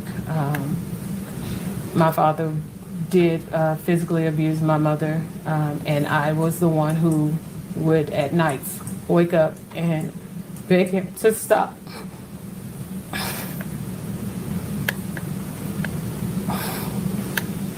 Did you have any siblings in the home? I did. I had 2 little sisters. Did the 3 of you hear as your dad would beat your mom? I'm not sure if they did, but I did, and I often would wake up and ask him to stop, and even sometimes try pulling them apart. When you were in public, did you let that side of your life show? Oh, not at all. I went to school and I did the things that I was supposed to do, participated in sports, and just carried myself, I guess, in a normal fashion. Is that what was expected of you? Yes, we didn't say or tell what was going on inside of the home. Now, I want to talk to you about late in your teens, okay? When you were 17, you got pregnant. I did. What happened when you got pregnant? I shared with my dad, well, I don't know if I shared with him or not, but I was told once he found out that I needed to get married. Did you get married? I did, And was that to Rodney? yes. How would you describe your relationship with Rodney? In the beginning, it was good. We both had graduated from high school, and so we was building a life together. We moved from our hometown to Little Rock, Arkansas, and purchased a home, and we were doing well. Rodney decided to go to police academy, and during that time I helped him. I made sure he studied. I did everything that I could to ensure that he made it through police academy and was successful. Once he, probably months after joining the force, things began to shift. He would ask me to do certain things that I was like out of the norm, but I was in college, and so he would then say, well, you're probably going to want somebody from college, and I didn't understand that because like I loved Rodney. I wanted our family. But even though we didn't argue, we grew distant, and I never understood why until I found out that he was having an affair. Did you actually catch him in the act? Not in the beginning, but during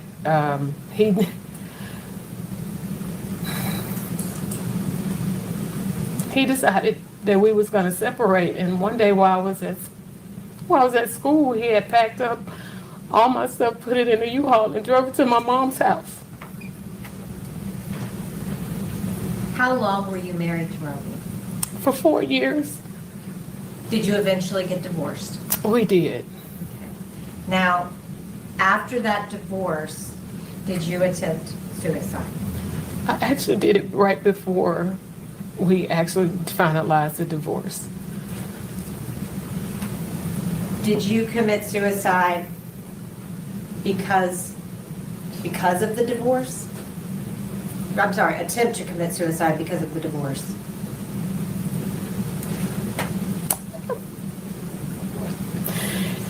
Yes, I just didn't feel like I felt like a failure. That was the one thing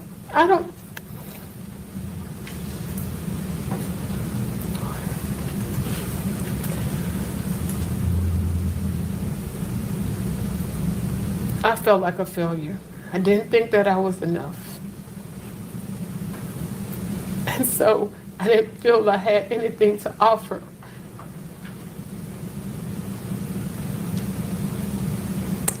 But you did go on to get an education, right? I did. And you didn't let your divorce or your teen pregnancy, you didn't let those things stop you from trying to get better in your life, right? Right. I wanted to push forward. I wanted to be successful. And I mean, I had to be. So I kept going. And you eventually became a licensed clinical social worker. I did. Now, I want to talk to you about your second marriage, okay? That was to Brian. Yes. Now, how long were you married to Brian? I was married to Brian for 8 years. Was that relationship positive? No. Did you feel loved in that relationship? No. Did you feel wanted in that relationship? Not at all. Would you describe Brian as being emotionally distant, He very much was. So, emotionally neglectful? yes. Did you try to get Brian to go into marriage counseling? Yes, we had a discussion and he didn't want to do it. Did you determine that you would go get your own counseling? Yes. Did you go see a psychologist? I did not. Why? Because of the field that I was in, I just wanted, I wanted spiritual guidance, but also because of me being in private practice, I was afraid of being that individual that was getting the water cooler talk per se. Just in my field, I didn't have anyone that I felt like I could really go to and trust because I was very closed off. I didn't share my business with anybody. And so going through that and being in private practice, I didn't want to take what was my income because I needed to be able to take care of the things in my life. So I did not. But I did know that spiritually I wanted some direction. Why did you feel like you needed spiritual direction? Just from my first marriage, when I went to my dad and told him that I was getting a divorce, the one thing he said to me that just resonated with me was that he said he would have gotten an attorney.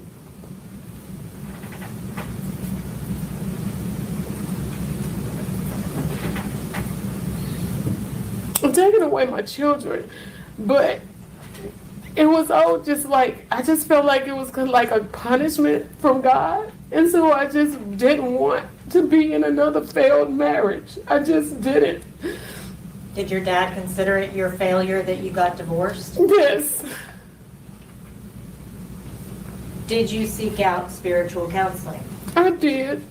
Now, I want to talk to you about St. Mark's, okay? You Okay. need some water? Yes. May I approach your honor? Yes. Thank you.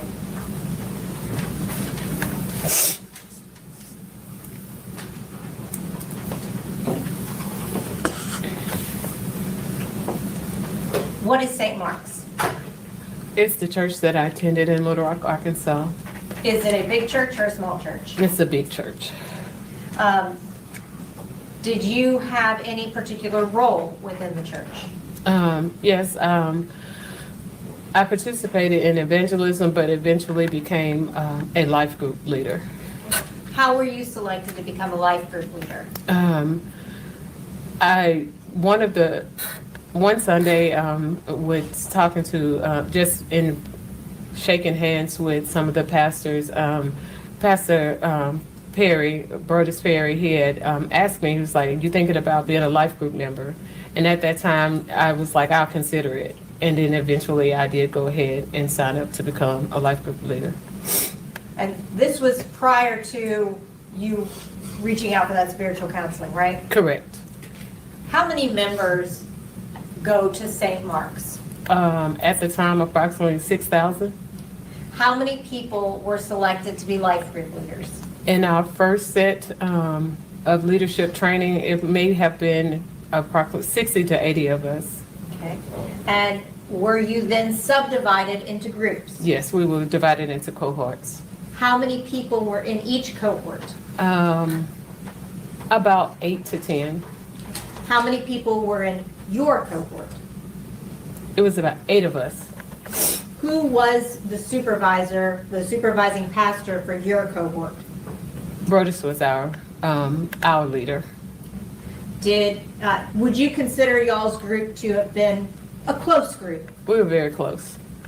Did you become close with Pastor Perry through that group? I did. Is that why you reached out to him for spiritual counseling? Yes, I trusted him. Now, I want to talk to you about that counseling, okay? When you approached Brodus Perry about counseling, did you explain why you wanted counseling? I did. What did you tell him? I told him that my husband and I were having some marital issues and I just needed to figure out spiritually which direction I just needed some spiritual guidance on direction. Did Pastor Perry agree to meet with you? He did. Where did y'all meet? We met in my office. Why? I didn't feel comfortable with being in the church and I wanted to be in a safe space because this was again something that I was not fully embracing, that I had to deal with, and I wanted to be in a space where I knew that I could be able to be vulnerable. During the first counseling session, what did you discuss? Everything that was going on within my marriage. How long was the first counseling session? It was about 2 hours. Were you emotional during that process? Yes, Were you open? I was. Did you tell him very personal, private things? I did. How long, well, at the end of that session, did you determine at that time that you were going to ask for a second session? Yes. How long until you had a second session? It was approximately 2 to 3 weeks before the next one. Did it feel good to get all of that off of your chest? Yes. Did you reach out to Brodus Perry for a second counseling session? I did. Did he say that he would come do a second counseling session? He did. When you had your second counseling session, did you ask him about any odd behavior from the first session? I did. What was that? In the first session, from the moment he walked through the door, he had his hands in his coat pocket, his jacket pocket, And he sat there the entire time during the session with his hands in his pocket.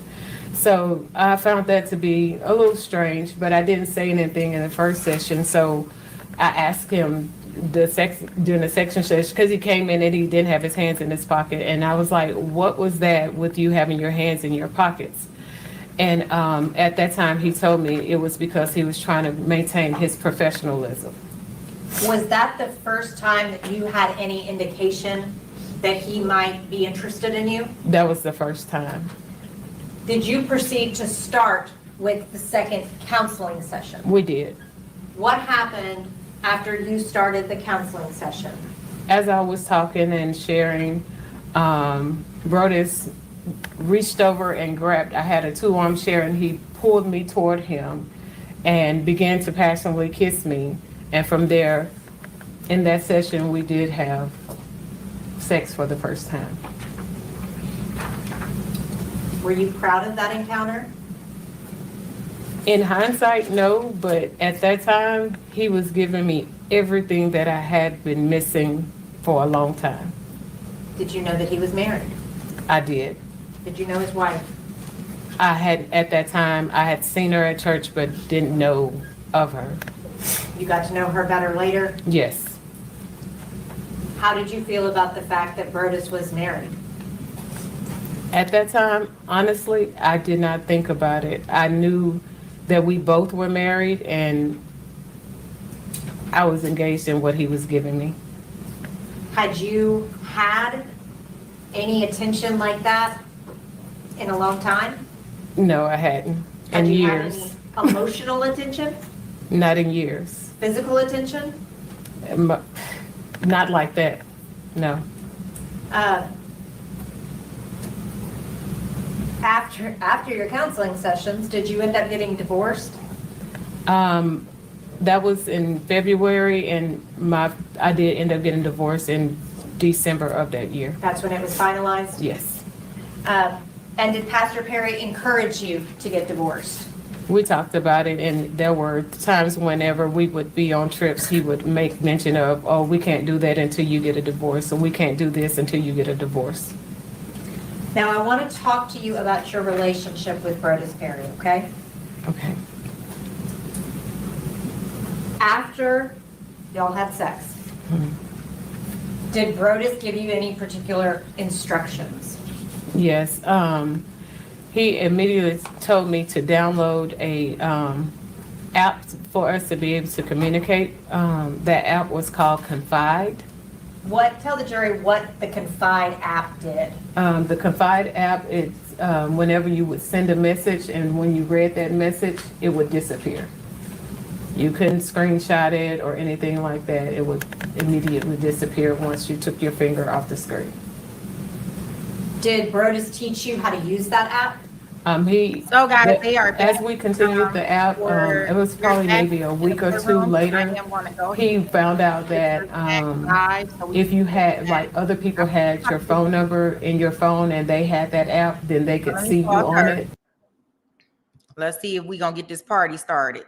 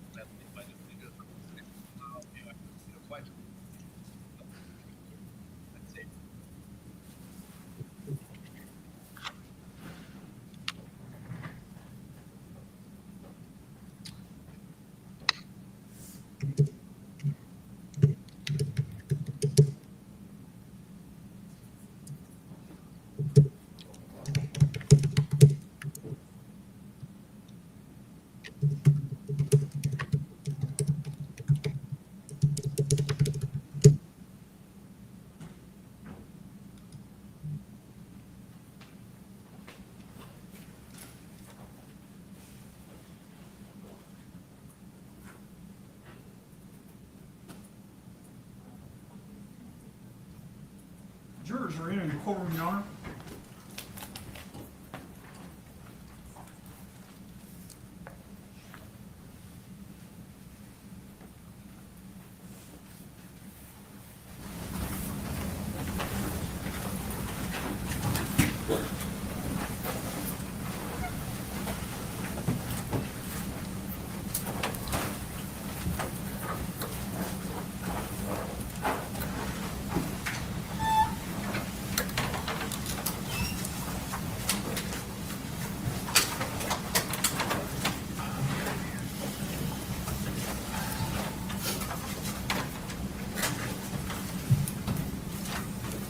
You may be seated.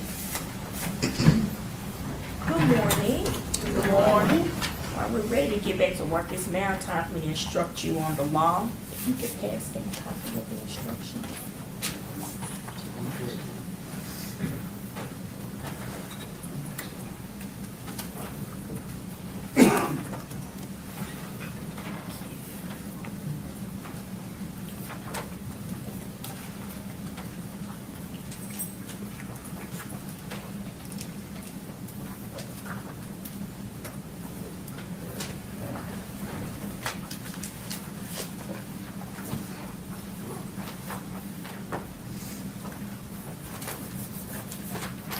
Do we have a copy? State of Tennessee versus LaToshia Daniels, indictment number 2501253. Members of the jury, the evidence in this case has been completed and the arguments are soon to follow. Now it is my duty now to instruct you as to the law. The law applicable to this case is stated in these instructions. It is your duty to carefully consider all of them. The order in which these instructions are given is no indication of their relative importance. You should not single out any one or more of them to the exclusion of another or others, but should consider each one in light of and in harmony with the others. You are the exclusive judges of the facts in this case. Also, you are the exclusive judges of the law under the direction of the court. You should apply the law to the facts in deciding this case. You should consider all of the evidence in light of your own observations and experience in life. Offenses charged and plea. The defendant, LaToshia Daniels, is charged in count 1 of the indictment with the crime of murder first degree. The offense necessarily includes the lesser offenses of murder second degree, voluntary manslaughter, reckless homicide, and criminally negligent homicide. The defendant, LaToshia Daniels, is charged in count 2 of the indictment with the crime of criminal attempt murder first degree. The offense necessarily includes the lesser offenses of criminal attempt murder second degree, criminal attempt voluntary manslaughter, and reckless endangerment. The defendant, LaToshia Daniels, is charged in count 3 of the indictment with the crime of employing a firearm during a felony. The offense necessarily includes the lesser offense of possessing a firearm during a felony. The defendant pleads not guilty to the offenses as charged in the indictment. The law makes it the duty of the court to give in charge to the jury the law relative to the case on trial, and the duty of the jury to carefully consider all of the evidence delivered to them on the trial and under the law given them by the court, render their verdict with absolute impartiality. No independent research or discussion. You as jurors must decide this case based solely on the evidence presented here within the 4 walls of this courtroom. This means that during the trial, you must not conduct any independent research about this case, the matters in the case, and the individuals involved in the case. In other words, you should not consult dictionaries or reference materials, search the internet, websites, blogs, or use any other electronic tools to obtain information about this case or to help you decide the case. Please do not try to find out information from any source outside the confines of this courtroom. Until you retire to deliberate, you may not discuss this case with anyone, even your fellow jurors. After you retire to deliberate, you may begin discussing the case with your fellow jurors, but you cannot discuss the case with anyone else until you have returned a verdict and the case is at an end. I hope that for all of you, this case is interesting and noteworthy. I know that many of you use cell phones, the internet, and other tools of technology. You also must not talk to anyone about this case or use these tools to communicate electronically with anyone about the case. This includes your family and friends. During your deliberations, You must not communicate with or provide any information to anyone by any means about this case outside the jury deliberation room. You may not use any electronic device or media, such as telephone, cell phone, smartphone, iPhone, or computer, the internet, any internet service, or any text or instant messaging service, or any internet chat room, blog, or website, including but not limited to Facebook, LinkedIn, YouTube, Snapchat, Instagram, Google, Twitter, or any other social media to communicate to anyone any information about this case or to conduct any research about this case until you have returned your verdict and the trial has concluded. No sympathy or prejudice by the jury. You can have no prejudice or sympathy or allow anything but the law and the evidence to have any influence upon your verdict. You must render your verdict with absolute fairness and impartiality as you think justice and truth dictate. Notes. Members of the jury, you have been allowed to take notes in this case. The court charges you that these notes are for your individual use only, and you should not use said notes directly or indirectly to persuade other jurors as to the accuracy of said notes. They should not be shown to others, nor compared, nor referred to in any way as authority, but should be used privately only by the maker of said notes as an aid to his or her individual memory. Indictment. The indictment in this case is a formal written accusation charging the defendant with these crimes. It is not evidence against the defendant and does not create any inference of guilt. Statements and rulings of the court. At times during the trial, I have ruled upon the admissibility of evidence. You must not concern yourself with these rulings. Neither by such rulings, these instructions, nor any other remarks which I have made do I mean to indicate any opinion as to the facts or as to what your verdict should be. Statements and arguments of counsel. Statements, arguments, and remarks of counsel are intended to help you in understanding the evidence and applying the law, but they are not evidence.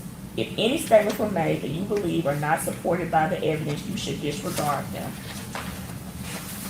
The court will now explain to you the law applicable to count 1 of this indictment, murder first degree premeditated killing. Any person who commits the offense of first degree murder is guilty of a crime. For you to find the defendant guilty of this offense, the state must have proven beyond a reasonable doubt the existence of the following essential elements.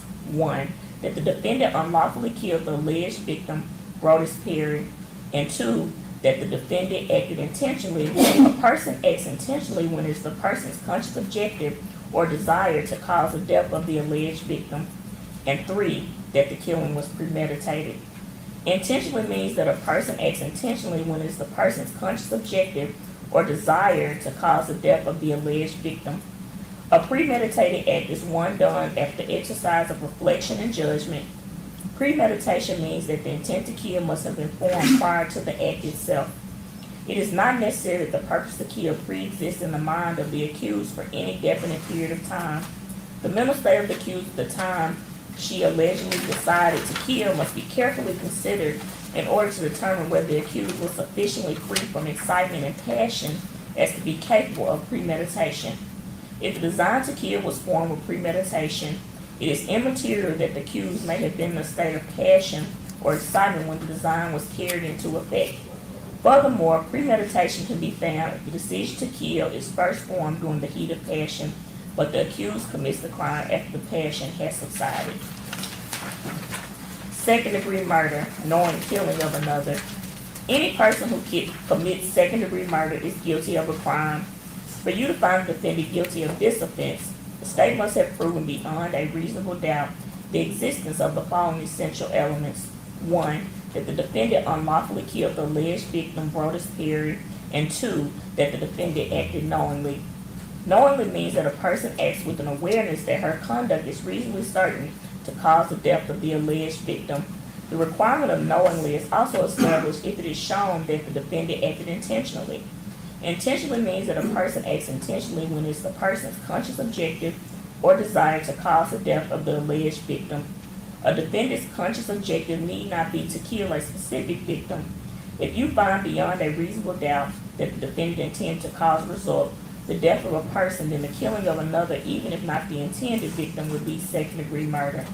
The distinction between voluntary manslaughter and second-degree murder is that voluntary manslaughter requires that the killing result from a state of passion produced by adequate provocation from the alleged victim sufficient to lead a reasonable person to act in an irrational manner. Voluntary manslaughter. Any person who commits voluntary manslaughter is guilty of a crime. For you to find the defendant guilty of this offense, the state must have proven beyond a reasonable doubt the existence of the following essential elements. 1. That the defendant unlawfully killed the alleged victim, Brodus Perry, and 2. That the defendant acted intentionally or knowingly, and 3. That the killing resulted from a state of passion produced by adequate provocation from the alleged victim sufficient to lead a reasonable person to act in an irrational manner. The distinction between voluntary manslaughter and second-degree murder is that voluntary manslaughter requires that the killing result from a state of passion produced by adequate provocation from the alleged victim sufficient to lead a reasonable person to act in an irrational manner. Passion means any of the human emotions known as anger, rage, sudden resentment, terror, or similar emotions which renders the mind incapable of cool reflection.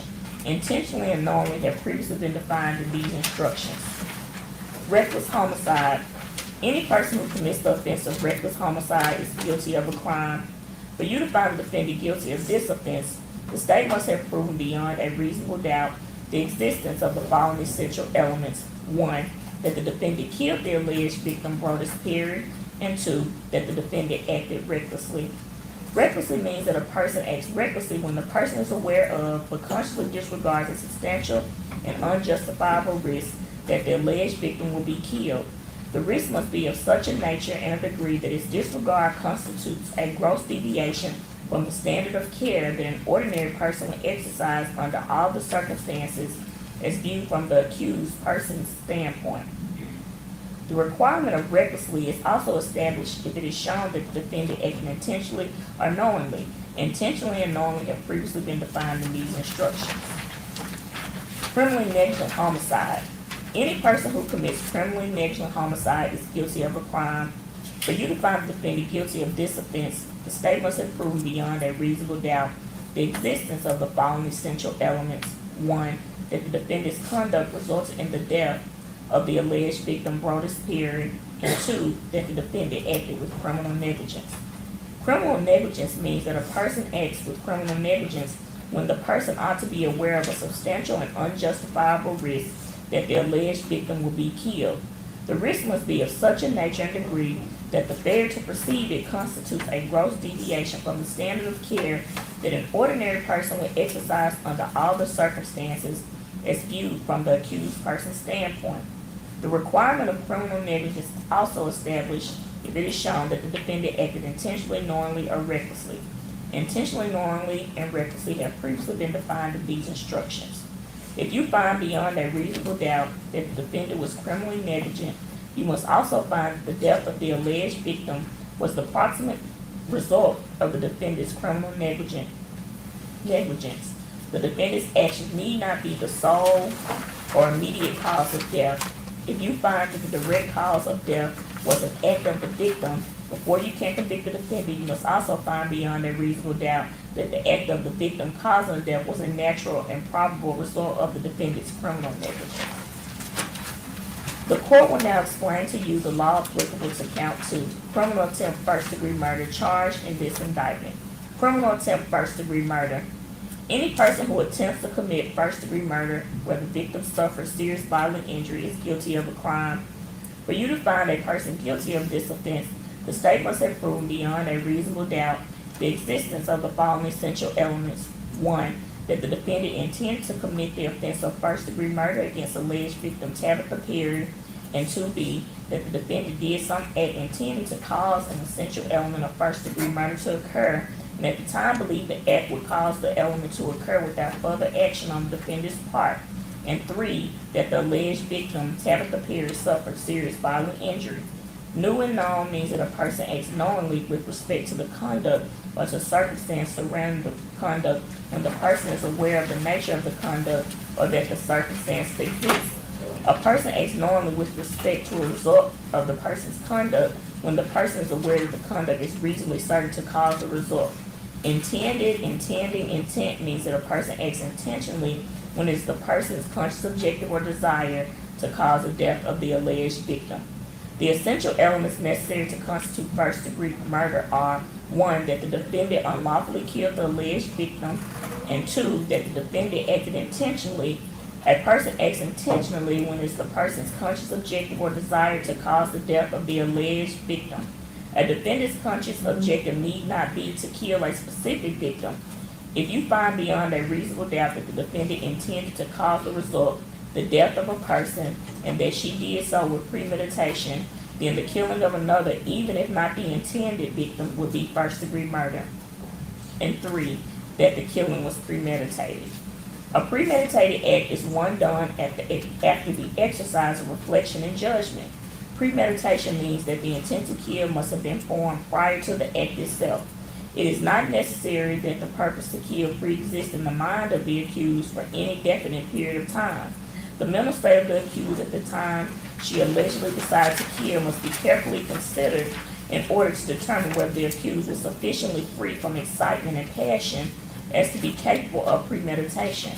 If the design to kill was formed with premeditation, it is immaterial that the accused may have been in a state of passion or excitement when the design was carried into effect. Furthermore, premeditation can be found if the decision to kill is first formed during the heat of passion, but the accused commits the act after the passion has subsided. Serious bodily injury means bodily injury that involves a substantial risk of death, protracted unconsciousness, extreme physical pain, protracted or obvious disfigurement, or protracted loss or substantial impairment of a bodily function of a bodily member, organ, or mental faculty.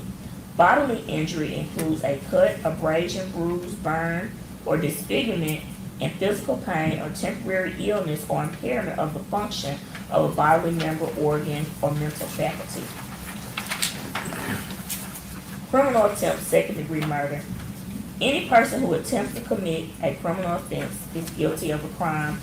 For you to find a person guilty of criminal attempt, the state must have proved beyond a reasonable doubt the existence of the following essential elements. 1, that the defendant intended to commit the specific offense of second-degree murder, and 2B, that the defendant did some act intended to cause an essential element of second-degree murder to occur, and at the time believed the act would cause the element to occur without further action on the defendant's part. Intended, intending, intent has previously been defined in these instructions.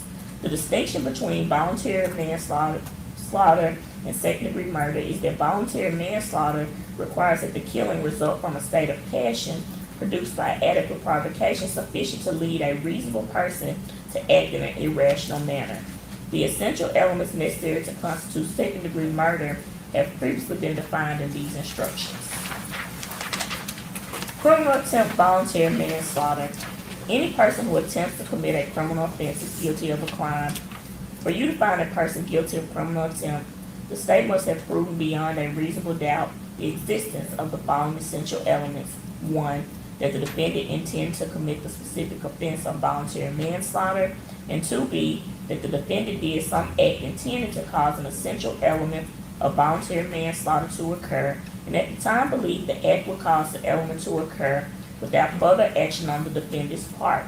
The distinction between voluntary manslaughter and second-degree murder is that voluntary manslaughter requires that the killing result from a state of passion produced by adequate provocation sufficient to lead a reasonable person to act in an irrational manner. Intended, intending, intent have previously been defined in these instructions. The essential elements necessary to constitute voluntary manslaughter have previously been defined in these instructions. Reckless endangerment. Any person who commits the offense of reckless endangerment is guilty of a crime.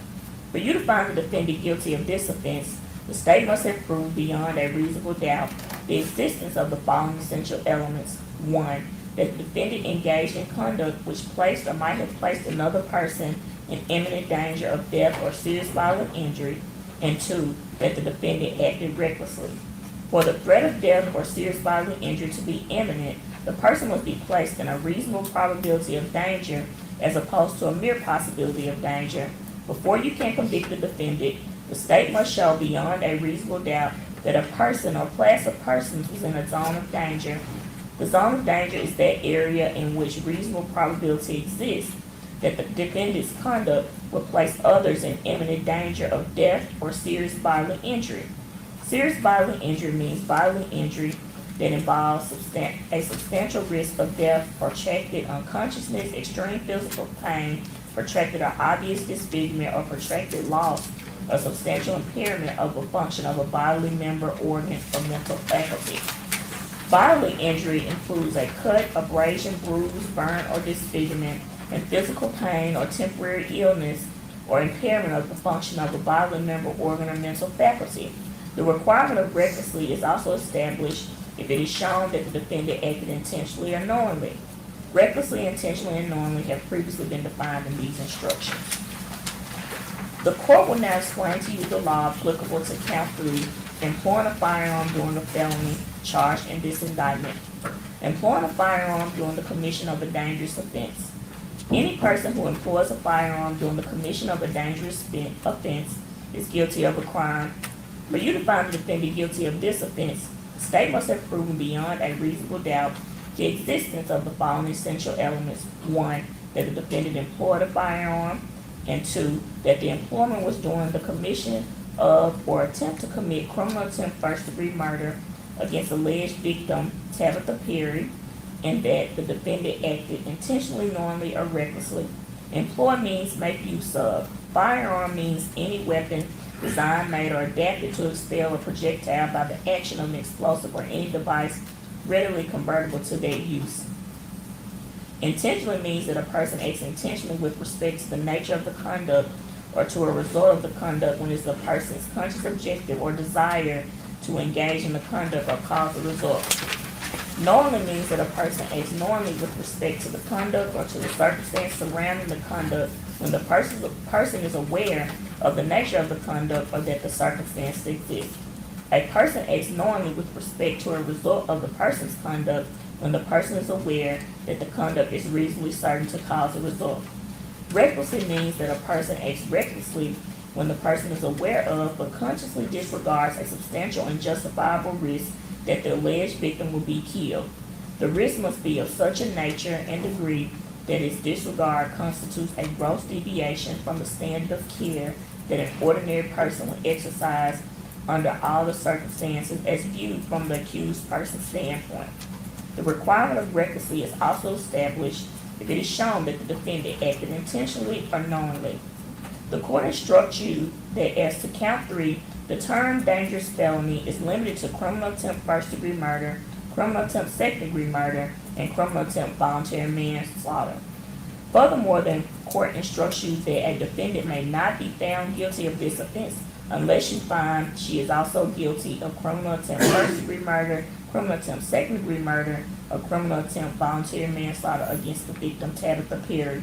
The essential elements of criminal attempt first-degree murder, criminal attempt second-degree murder, and criminal attempt voluntary manslaughter have previously been defined in these instructions. Unlawful possession of a firearm with intent to go armed during the commission of or attempt to commit a dangerous offense. Any person who possesses a firearm during the commission of a dangerous offense is guilty of a crime. For you to find the defendant guilty of this offense, the state must have proved beyond a reasonable doubt the existence of the following essential elements. 1, that the defendant possessed a firearm, and 2, that the possession was with the intent to go armed during the commission of or attempt to commit criminal attempt first-degree murder, and 3, that the defendant acted intentionally, knowingly, or recklessly. Intentionally, knowingly, recklessly, intent, and firearm have previously been defined in these instructions. Possession may be actual or constructive. A person who knowingly had direct physical control over an object at a given time is then in actual possession of it.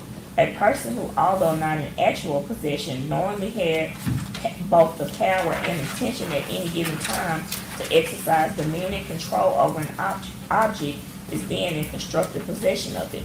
Possession may also be sole or joint.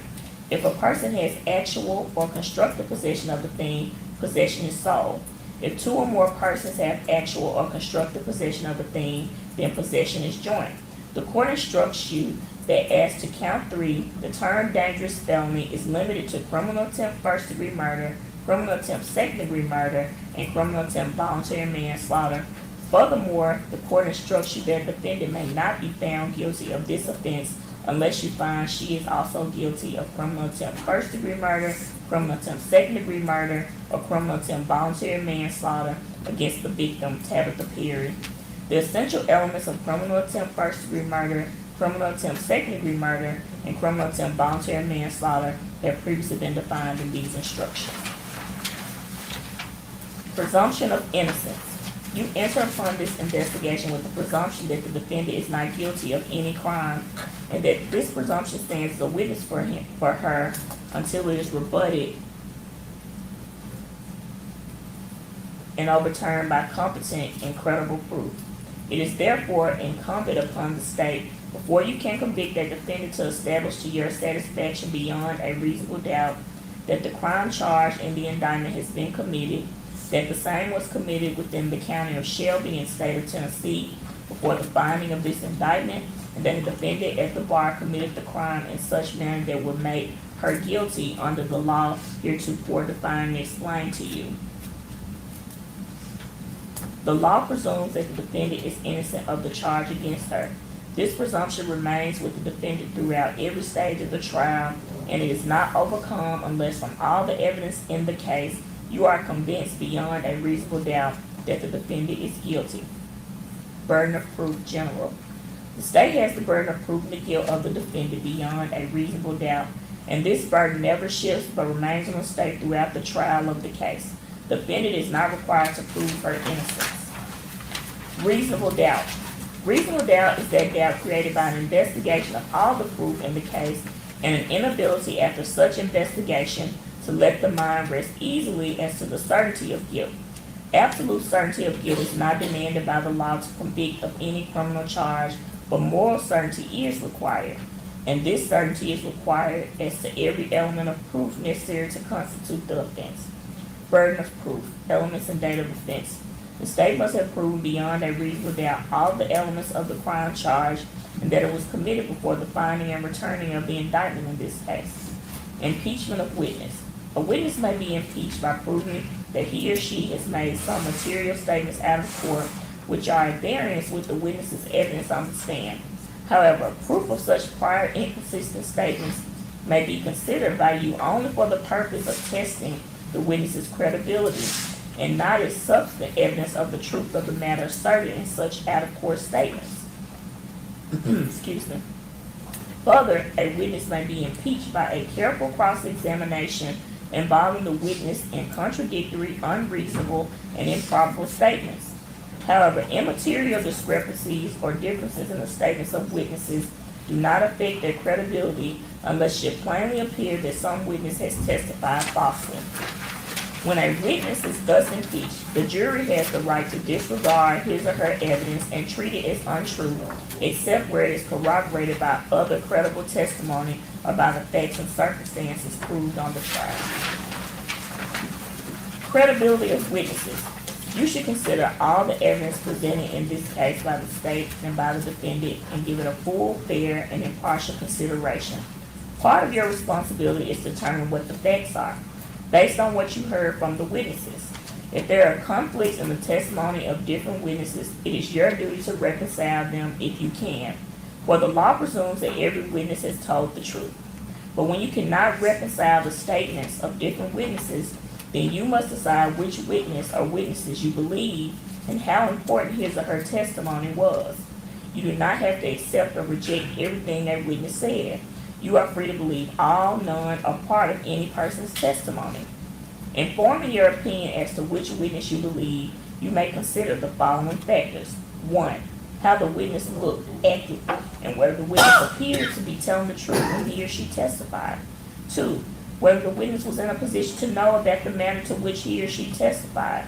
In other words, how well could the witness see or hear what he or she testified he or she saw or heard. 3. Whether the witness's statements were consistent and how believable the statements were. 4.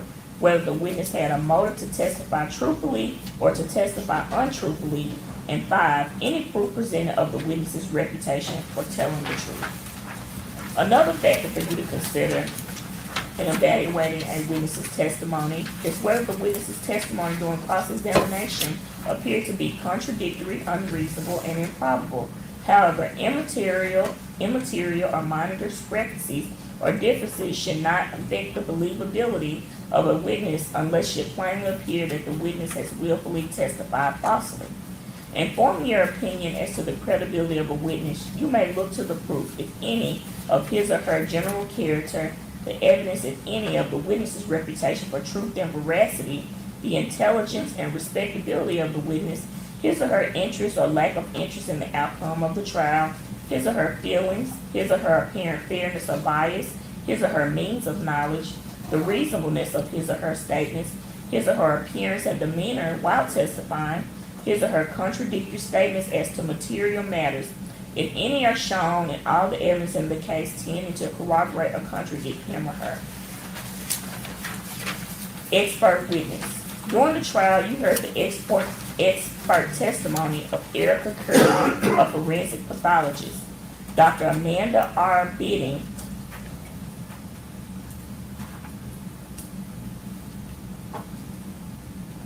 during the trial, you heard the expert testimony of Erica Curry, in forensic pathology, Dr. Amanda R. Bidding, PhD in forensic and clinical psychology, and Special Agent Brock Sane in firearms identification.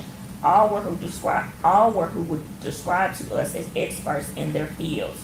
The rules of evidence provide that if scientific, technical, or other specialized knowledge might assist the jury in understanding the evidence or in determining a fact and issue, a witness qualified as an expert by reason of special knowledge, skill, or experience may testify and state his or her opinions concerning such matters and give reasons for his or her testimony.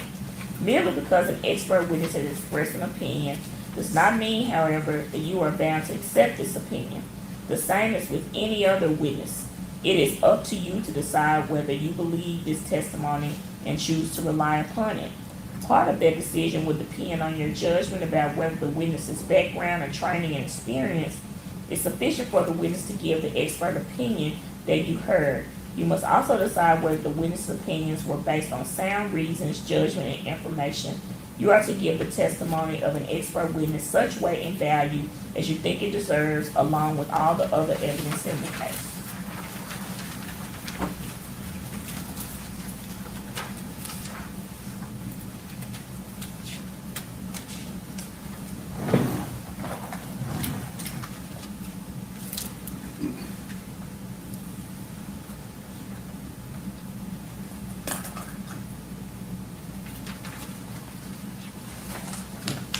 Identification. The court charged you that the identity of the defendant must be proven in the case on the part of the state to your satisfaction beyond a reasonable doubt. In other words, the burden of proof is on the state to show that the defendant now on trial before you is the identical person who committed the alleged crime with which she is charged. In considering the identity of a person, the jury may take into consideration all the facts and circumstances in the case. The court further charged you that if you are satisfied from the whole proof in the case beyond a reasonable doubt that the defendant, LaTosha Daniels, committed the crime charged against her, and you are satisfied beyond a reasonable doubt that she has been identified as the person who committed the crime charged, then it would be your duty to convict her. On the other hand, if you are not satisfied with the identity from the proof, or you have a reasonable doubt as to whether she has been identified from the whole body of the proof in the case, then you should return a verdict of not guilty. Evidence, direct and circumstantial. One type of evidence is called direct evidence, and the other type is called circumstantial evidence. Direct evidence is those parts of the testimony admitted in court which refer to what happened and was testified to by witnesses who saw or heard what happened firsthand. If witnesses testify about what they themselves saw or heard or otherwise sensed, they presented direct evidence. Circumstantial evidence is all the testimony and exhibits which give you clues about what happened in an indirect way. It consists of all the evidence which is not direct evidence. Do not assume that direct evidence is always better than circumstantial evidence. According to our laws, Direct evidence is not necessarily better than circumstantial evidence. Either type of evidence can prove a fact if it is convincing enough. A defendant may be convicted on direct evidence, circumstantial evidence, or both. It is your duty to decide how much weight to give the direct and circumstantial evidence. The law makes no distinction between the weight that you should give to either one, or say that one is any better evidence than the other. You should consider all the evidence, both circumstantial, both direct and circumstantial, and give it whatever way you believe it deserves. Defendant testifying. The defendant having testified in her own behalf, her credibility is to be determined by the same rules that the credibility of other witnesses is determined, and you will give to the defendant's testimony in this case such weight as you may think it is entitled. Unanimous verdict. The verdict must present the considered judgment of each juror. In order to return a verdict, it is necessary that each juror agree thereto. Your verdict must be unanimous. It is your duty as jurors to consult with one another and to deliver with a view to reaching an agreement. If you can, do so without violence to individual judgment. Each of you must decide the case for yourself, but do so only after an impartial consideration of the evidence with your fellow jurors. In the course of your deliberations, do not hesitate to re-examine your own views and change your opinion if convinced it is erroneous, but do not surrender your honest conviction as to the weight or effect of the evidence solely because of the opinion of your fellow jurors or for the mere purpose of returning a verdict. Unanimous means agreeing in opinion, being in complete accord, agreement of all jurors in holding one and the same opinion. Deliberation, order of consideration. In reaching your verdict, you shall first consider the offense charged in the indictment. If you unanimously find the defendant guilty of that offense beyond a reasonable doubt, you shall return a verdict of guilty for that offense. If you unanimously find the defendant not guilty of that offense, or you have a reasonable doubt of the defendant's guilt of that offense, you shall then proceed to consider whether or not the defendant is guilty of the next lesser included offense in order from greatest to least within that count. You should not proceed to consider any lesser included offense until you have first made a unanimous determination that the defendant is not guilty of the immediately preceding greater offense, or you unanimously have a reasonable doubt of the defendant's guilt of that offense. If you have a reasonable doubt of the guilt of the defendant as to all offenses charged and included in that account, you should return a verdict of not guilty and proceed to the next count. The charged offense in count one of this indictment is first-degree murder. The lesser included offenses in order of consideration from greatest to least are second-degree murder, voluntary manslaughter, reckless homicide, criminally negligent homicide. Verdict form. If you find the defendant guilty of the charged offense beyond a reasonable doubt, your verdict should be, we the jury find the defendant guilty of first-degree murder as charged in count one in indictment 2501253. If you unanimously find the defendant not guilty of this offense or have a reasonable doubt of her guilt of this offense, you will next consider her guilt of lesser included offenses in order of their consideration from greatest to least as set out on the previous page. If you unanimously find the defendant guilty of lesser included offense beyond a reasonable doubt, if you unanimously find the defendant guilty of a lesser included offense beyond a reasonable doubt, your verdict should be, we the jury find the defendant guilty of blank as included in count one in indictment number 2501253. Insert instead blank the lesser included offense. If you have a reasonable doubt of the defendant's guilt of the offenses charged and included in the count, it is your duty to acquit her, and your verdict should be, we the jury find the defendant not guilty in count one of indictment number 2501253. You will write your verdict on the verdict form attached and sign one of your names to the verdict as foreperson. The charged offense in count two of this indictment is criminal attempt first-degree murder. The lesser included offenses in order of consideration from greatest to least are criminal attempt second-degree murder, criminal attempt voluntary manslaughter, reckless endangerment. If you find the defendant guilty of the charged offense beyond a reasonable doubt, your verdict should be, we the jury find the defendant guilty of criminal attempt first-degree murder as charged in count two in indictment number 2501253.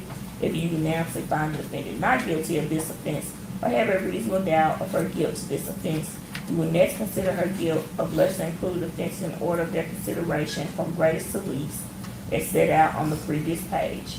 If you unanimously find the defendant guilty of a lesser included offense beyond a reasonable doubt, your verdict should be, we the jury find the defendant guilty of blank as included in count 2 in indictment number 2501253.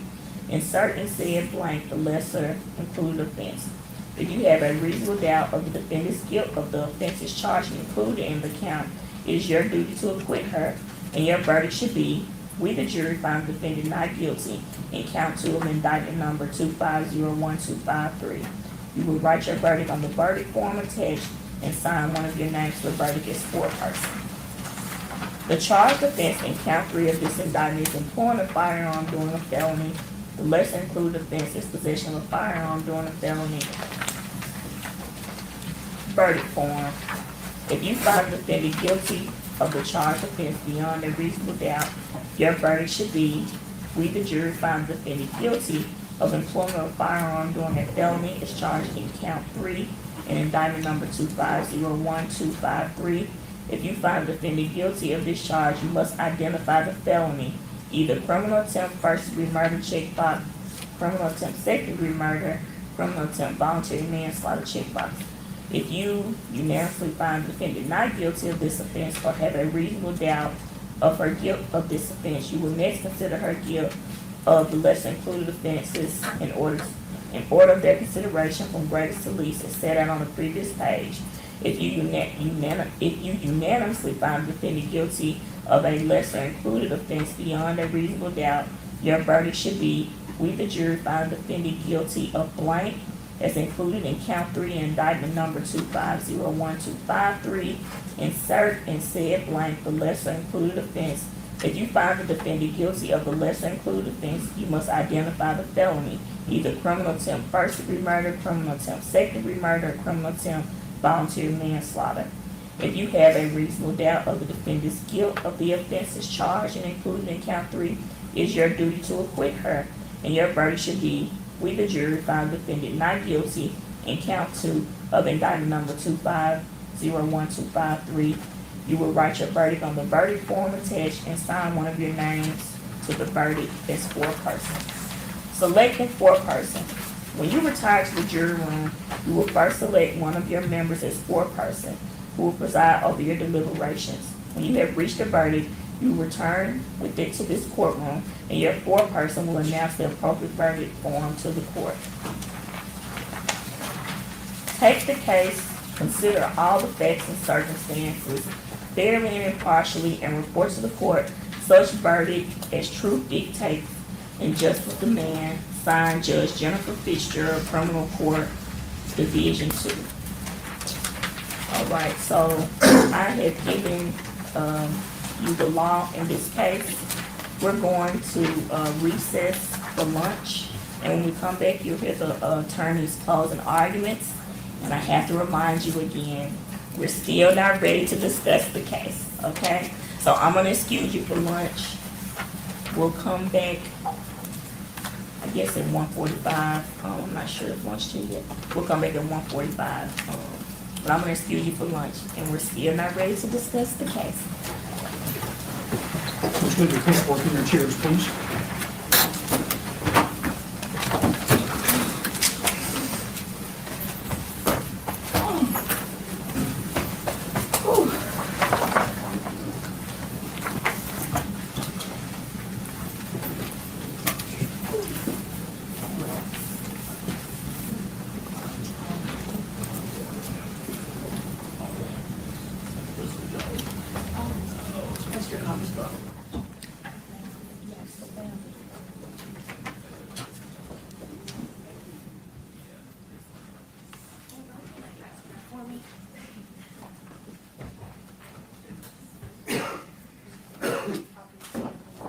Iris, do you want me to have your copy stamped or do you?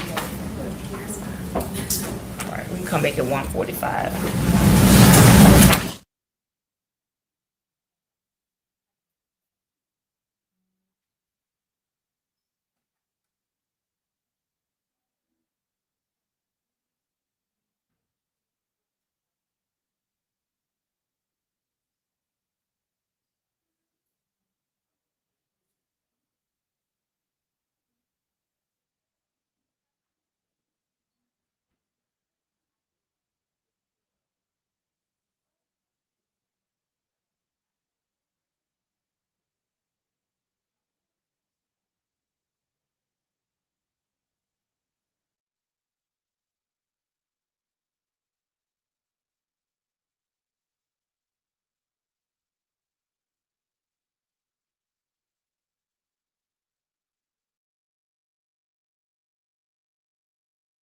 So he had me to change my name on it and also change the way that I attached it to my account. So I went from having my phone number to coming up with a email address. So I made a new email address to be able to attach it that nobody else had. And he taught you what all you needed to do for that app to do that, Correct, so that it could not be traceable back to you. correct. And he did that all very quickly. Yes. Did he have, or was it almost a rule? Was it a rule that you had to use that app to talk to him? Most definitely. That was our main form of communication. As the relationship went on, if he wanted to use a different form of communication, like an email or maybe even direct messaging, he would then tell me, go to this platform or go to that one. But it was not, if I was to reach out to him without him reaching out to me first, I had to use a Confide app. Did he set any other rules for your relationship? Yes. As far as it came to trips that he wanted me to go on with him, I was the one who had to pay my way as far as airfare or travel. And then he would, his words would, he would then take care of the rest, meaning that I would have somewhere to stay.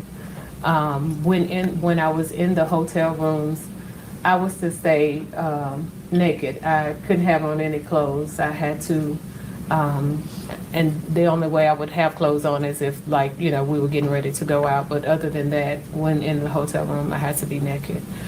I couldn't, if something was to have happened to him as far as medically, he did not want me to call 911. I would have to call, who we referenced him as the professor, but it was Pastor Pointer.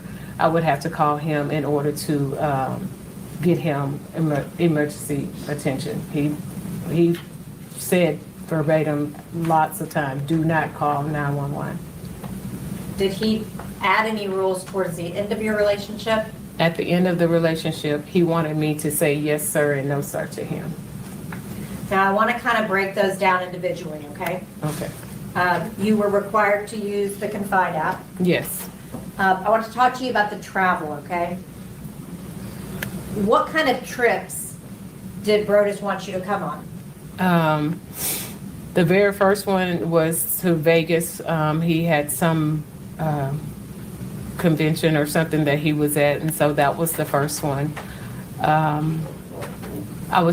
He had invited me to go to Cuba with him that year, but he ended up right at the last minute changing it, saying that Tabitha wanted to go with him, so she went with him, and he was like, well, since you're not going to Cuba, go ahead and sign up to go to Israel for the church group trip. So I signed up to go to Israel and paid my way for that. I traveled with him to Savannah whenever he would go with Pastor Pointer. Were there some trips that were for the pastors? Yes. And then other trips that were for the church group members? The only church group that trip we went on was to Israel. The rest of them would be if he was doing something on his own, I guess, speaking engagement wise, or if he was following Pastor Pointer. And then were there also personal trips? And then we had personal trips. If Brodus told you that he wanted you to go on that trip, was it expected that you would be on that trip? I was on that trip. Now I want to talk to you about the hotel room rule, okay? What would happen when Brodus would walk in and you were wearing clothing in a hotel room? Once I did it and just, I don't know if I was cold or what, but when he was like, why do you still have on clothes? And when that happened, he withdrew affection from me. Like he was very cold, didn't want to be intimate until after I got undressed. But even then, it was then like a punishment I had to wait for him to decide that he was going to then give affection. Now I want to talk to you about Pastor Pointer, okay? Okay. You called him the professor. Yes. What was his position within St. Mark's? He was the lead pastor of St. Mark. Did he know about your relationship with Brodus? Yes, we hung out together a lot. Do you know, is that why Pastor Pointer was supposed to be his medical emergency contact? Correct. Now, I want to talk to you about the beginning of your relationship with Brodus, okay? How would you describe y'all's relationship at the beginning? At the beginning, it was, I'm gonna have to say, amazing. I felt beautiful. He showed me so much attention. We did all kind of things together. It was, I mean, like, even we gelled intellectually. It was a great relationship. Everything that you didn't have before? Everything I didn't have before, even to the fact I show up at my office and he had me a dozen of roses sent to me. It was just like everything that I wanted, everything that I even shared with him that I didn't have, he was giving it to me. Did you also give him things? I did. What kind of things did Brodus like? As the relationship progressed, he got into cigars, and that was a big thing for him, to the point to where he had someone to draw him up a logo, and then I selected the name, so he became the Smoking Savant. And so the more expensive the cigar, the better for him. Then it went from cigars to bourbon, and he had to have the best of the bourbons. Did you buy him the best of the bourbons? Yes, I did. Did you buy him the best of cigars? I did. Did you buy him other things? He wanted this Toomey briefcase for work. I think it was like $400. I got him that. He was working out, and so he needed more workout clothes, and so I purchased him like $400 worth of gear in Nike gear. There was a time when he wanted to redo his closet and get some things organized, and I bought all the organization things to make sure that whatever he needed, I did it so that he could be good. Did he also expect you to do that? It got to a point to where it did become an expectation. At the beginning of your relationship, at some point, did Tabitha go to Florida? Yes, in 2017, it was around, I think, October. Brodus said that he had sent Tabitha back to Florida and that they were separated. He said that he just needed, he was feeling this urge of, he had this thing of saying that he was always wanting to be single. He never knew what it meant to be a single man. And so in that instance, he was sending her back so he could explore that to some degree. Did he indicate to you that they were separated? Yes. How long was she in Florida? At least to after Christmas. So over a month? Yes. 2 months? Yes. And during that period of time, were you staying with him a lot? Yes, I stayed probably about 3 or 4 nights with him during that time. And we also went out of the country. Now, I want to talk to you about when y'all would travel together, kind of what you would, or I'm sorry, not when you traveled, the things that y'all would do together. Okay. Travel was one of them, right? Yes. And did you both get interested in bourbon? I did start eventually tasting them. He would always ask me to taste and try to figure out the notes or the different contents of them, but it wasn't something that I just enjoyed. What about cigars?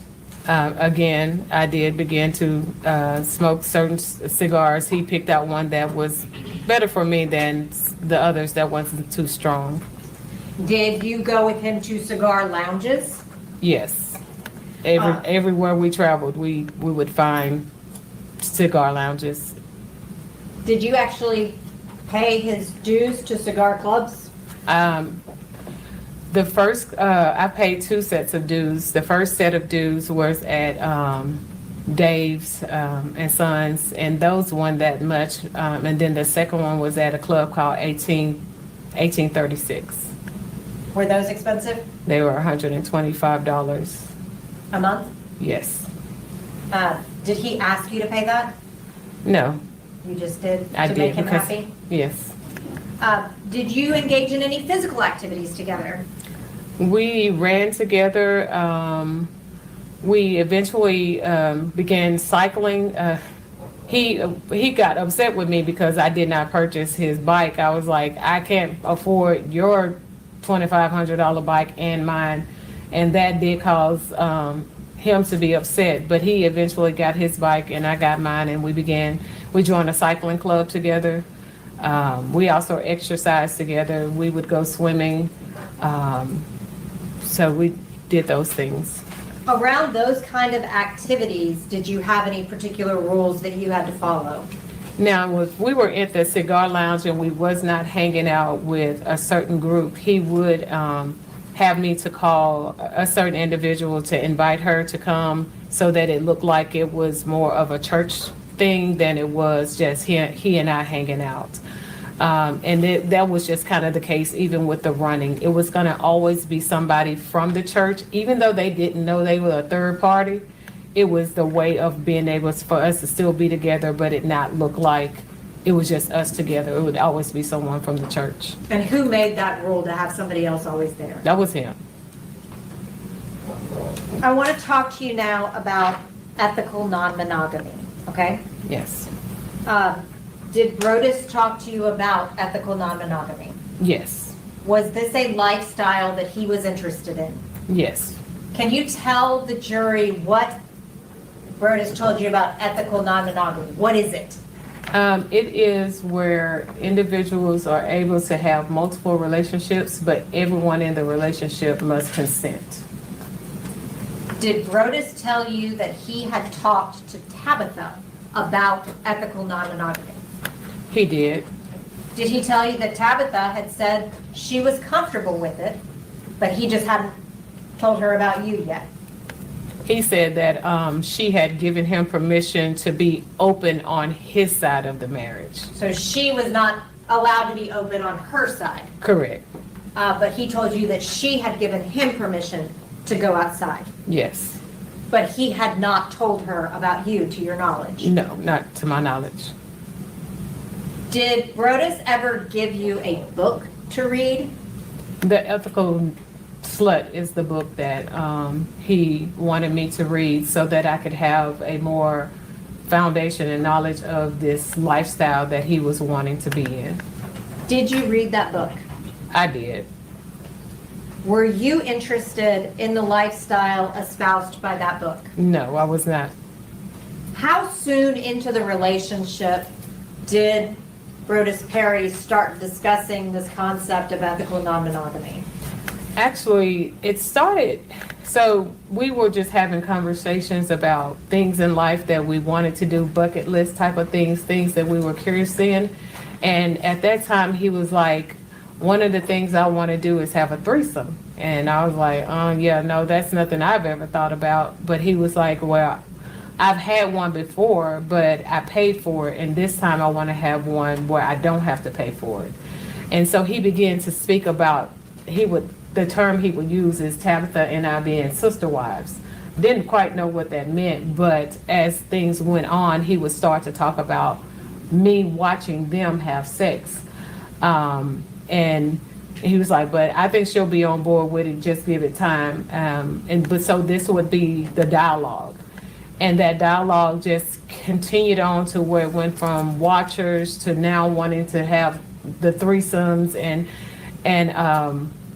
then that's when the ethical slut was introduced. And so it was just like a progression of this lifestyle that he wanted. So kind of breaking that down, how far into the relationship did he start discuss wanting a watcher with you? It was pretty early on. I would have to say it was before they took their trip to Cuba, which was around his birthday in May, that he began to talk. He was talking about the watcher. So that was 3 months. Was that a different trip than the birthday trip that he took where he had the threesome? Yes, that was a different trip. Okay. Did the threesome birthday trip happen while y'all were together or before? It happened while we were together. Did you know that he was going to do that? The threesome trip in Cuba? No, when he went and paid for the threesome. Oh, that was well before I knew him. Okay. At any point, did you watch him and Tabitha have sex? No, Was Tabitha ever invited to watch you and Brodus have sex? no, Were you comfortable with the concept of a watcher? no, Was Brodus persistent about a watcher? very much so. Explain that for me. Everywhere we went, he would even text me and say, "Hey, you need to find us a watcher, find us a watcher." And so I got to the point, I was like, if I can find somebody, hopefully I can get him to stop. So I asked a friend of mine if she would do it for us. And she was like, if I do, we're taking it to our grave. He had me to tell her to download Confide, and we were able to dialogue three-way, and the things that he was asking her to do, she just backed out. Did that whole thing make you very uncomfortable? Very much so. Why were you willing to even entertain it? I wanted to make him happy. So now I want to talk to you about Brodus wanting to expand the ethical non-monogamy. Well, I guess first, was he actually engaging in ethical non-monogamy? No, Tabitha had no idea any of this was going on, right? no, As far as you knew, she knew that that's what he wanted, but he hadn't told her. as far as I knew, correct. And you've heard differently from even that here. Yes, Did Brodus ask you about expanding the relationship beyond you? he did. When he asked you about that, how did you respond? I told him I didn't want to. Did he tell you, well, my wife's on board with it, so why isn't my girlfriend? That's exactly what he said. Did that cause problems between you and Brodus? At first, no, but as it continued to go on, it did. Especially after he joined like this, he called it a book club, but they met on Marco Polo talking about the book, The Ethical Slut. And so the more that he engaged in that, it became to where it was because he was more like, why are you not on board with this? And I'm like, why would I be? Like, it doesn't make sense because we already have limited time together. So why would I say, yes, you can be able to be with multiple women? And so it was that part, it was hard. Did you love Brodus, Mary? I shouldn't have, but I did. Were you in love with Brodus Perry? I was. Were you wanting to build a life with Brodus Perry? I wanted what we had at that time, yes. And y'all saw each other frequently, right? We saw each other just about every day. I would cook for him, and so he would come to my office to eat lunch. If he didn't come to the office, I would drop it off for him. But it got to the point to where he knew my code to my office, so he would just come in. He knew where to get his lunch, warm it up, and if I had a session, of course, he would wait out in his vehicle, but other than that, he would come in and we would sit there and have lunch every day.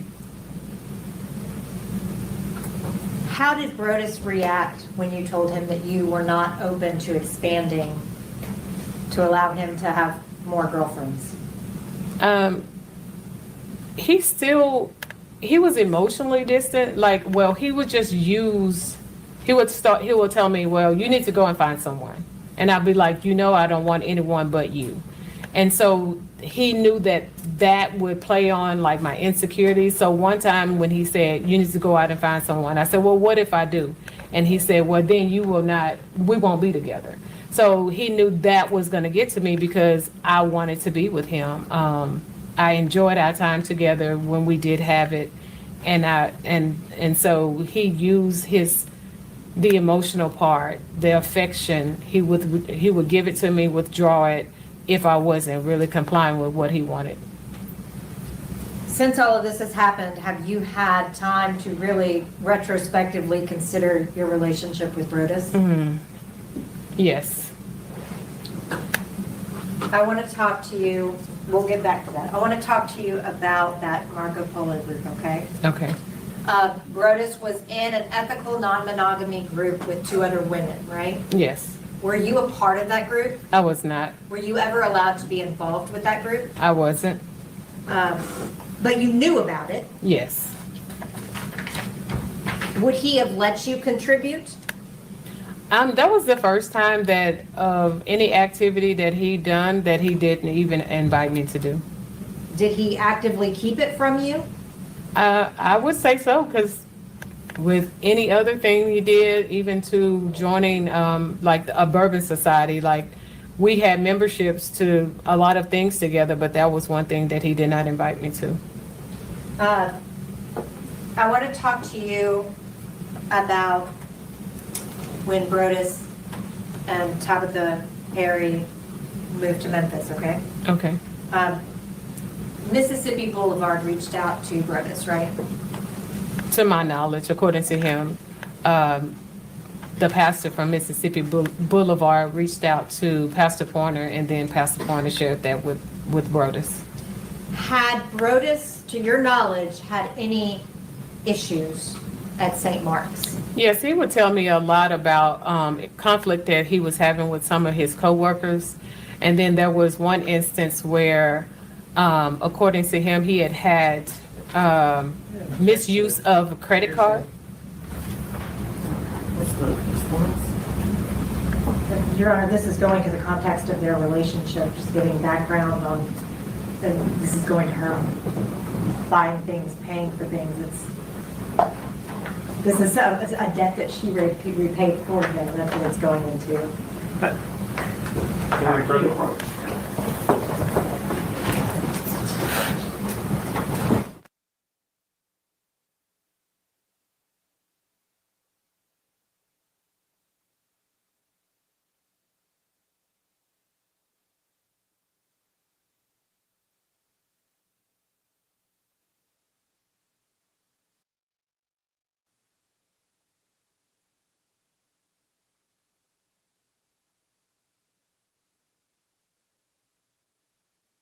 Oh, I got so much to say, but I have to keep pausing the other room in order to say these things, y'all.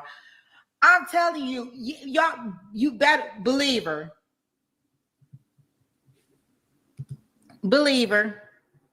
I got so many things that I could say about this. So many things, and we shall discuss as soon as I get a chance and be able to not pause all these rooms. The other trial is on lunch until 3:15, just so anybody knows. I don't know. They come in, they do one person's testimony, and they go to lunch. So that's what's going on in the beheaded trial. But just so y'all know. Okay. I'm going to rephrase my question a little bit, okay? At some point, did a situation arise where you had to pay back money to the church for Brodus? Yes. How much was that? The debt was $2,500, but I ended up getting him $2,300, and he got very upset with me about it. Why did he get upset with you about it? Because he wanted me to do the full price. And that was not your debt, right? No. So did Brodus talk to you when this other church reached out to him? He did. Did he discuss with you whether or not he should accept it? Yes. What did you tell him? I told him I thought it was a great opportunity for him. Why? Because of the things that was being shared to me, that some things he was dealing with within the employment at St. Mark. I thought that would be a great thing for him. So he sent me his resume, told me to change it to performance-based, and I did that, and he went to the interview. Is Mississippi Boulevard a prestigious church? To my knowledge. And you're not from here, right? No, You've never lived in Memphis? I have not. Did he eventually, to your knowledge, accept that position at Mississippi Boulevard? Yes. Did the church have a going away party for Brodus and Tabitha Perry? I planned a going away party. Actually, he had two. He had one at the Cigar Lounge and then one for the church. Who planned the party at the Cigar Lounge? I did. Who planned the party at the church? I did. Who paid for the majority of the gifts? I did. And then he gave me a backstory on how to be able to elicit money from the other members of the church so that he could have a certain amount of money for when he left. What do you mean? Like it was, hey, reach out to the life groups and tell them, I'm going away and we're going to do monetary gifts. So that's what I did. Did he get monetary gifts from that? He did. Before Brodus left, did he give you his new address in Memphis? Yes. Now, I want to talk to you about after they moved, okay? Okay. Did your relationship with Brodus Perry continue after he moved to Memphis? Yes. Would Brodus come back to Little Rock? He would. Do you know why he would come? Why he would come back? Yes. The main reason why he would come back is because of his orthodontics appointments. And then also he was building up a business and a consulting business, and he was beginning to he had one client that he was coming back to begin to do some consulting with. What would happen when he came in town between the two of y'all? We would meet up at the hotel and hang out. I want to, and was that he would come in town and he would contact you? Yes. And y'all would get together? Yes. Now, I want to talk to you about April the 15th. I'm sorry, not April the 15th, March the 15th of 2019, okay? Okay. Did Brodus come in town that day? He did. Did he text you? He did. Did you meet him at the hotel? I did. Do you recall what hotel? I think it may have been Spring Hill. What happened after you went to the hotel? The first time I went to the hotel, it was, just a drop off. He had asked me to bring him, to go buy him something to eat and to stop by and get him some bourbon. After I brought that to him, we made an agreement to meet up later on. I had called him and as it was getting later and say, hey, what time are we going to meet up? And he was just like, I don't know. I'll let you know. But he never called. So I was at home and I was like, I'm just going to break up with him. Like, I'm not going to do this treatment. Like, no. I went to the lounge. I still had some gifts to give him, and he was coming out. And I said, unlock your car, and I started putting the gifts in. Well, once he got closer to me, he just hugged me and gave me the key to the room and was like, go to the room. So I was like, okay, and I did. Once he hugged you, was it all better? It was. Is that kind of how it went with Brodus? Yes. So tell me about what happened after that. That was one of the times that I still had my clothes on. So of course, when he got in there, he's like, why you still got clothes on? And I was like, oh, I'm sorry. I'm sorry. I got undressed. I did tell him, I said, I was coming to break up with you because of the way you're treating me. And he laughed it off and was like, well, why didn't you? And I was like, because I really do love you. He came over to the bed, started tickling me. We laughed it off. And then as we began to engage in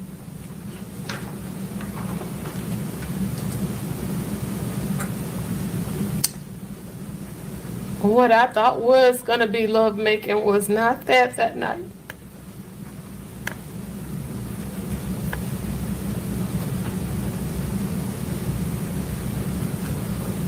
Can you tell me what happened?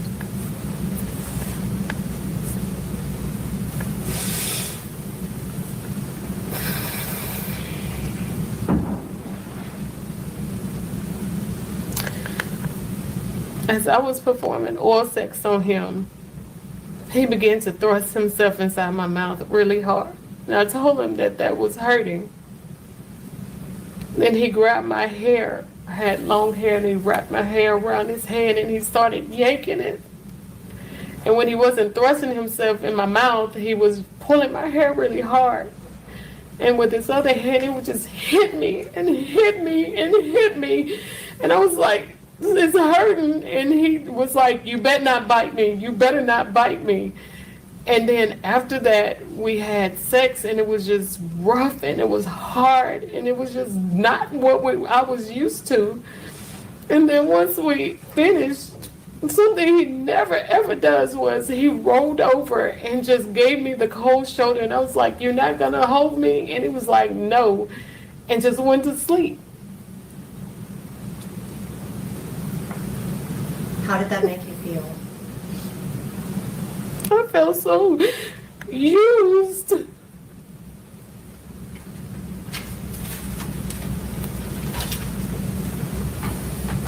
Did that affect you emotionally? Yes. I was just like, what has always happened to me?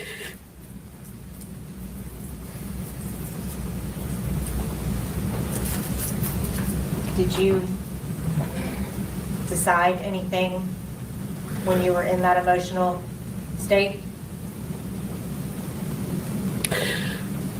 Well, that particular night, I just was, that morning, we stayed the night together, and that morning he got up and he left. He was getting dressed, and I was like, where are you going? Like, we always shower together.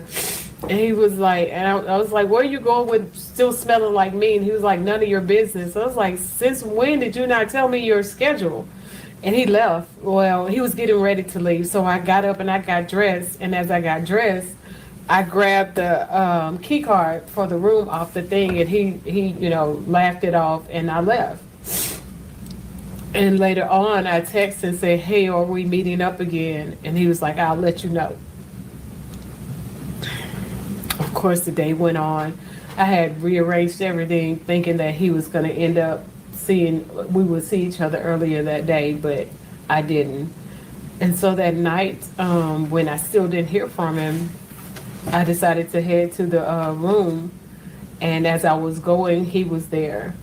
But in my wanting to head to the room, I had made the decision that I was going to kill myself in front of him, because I just wanted him to feel the pain that he was causing me.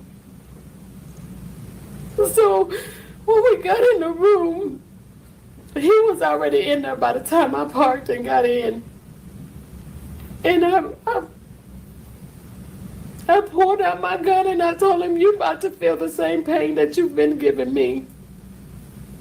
Did you ever threaten him? No.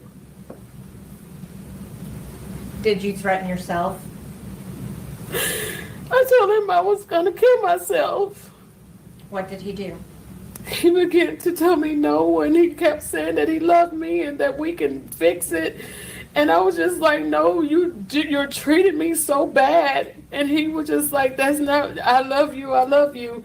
And eventually he talked me into putting the gun on the counter and coming over and sitting there talking to him.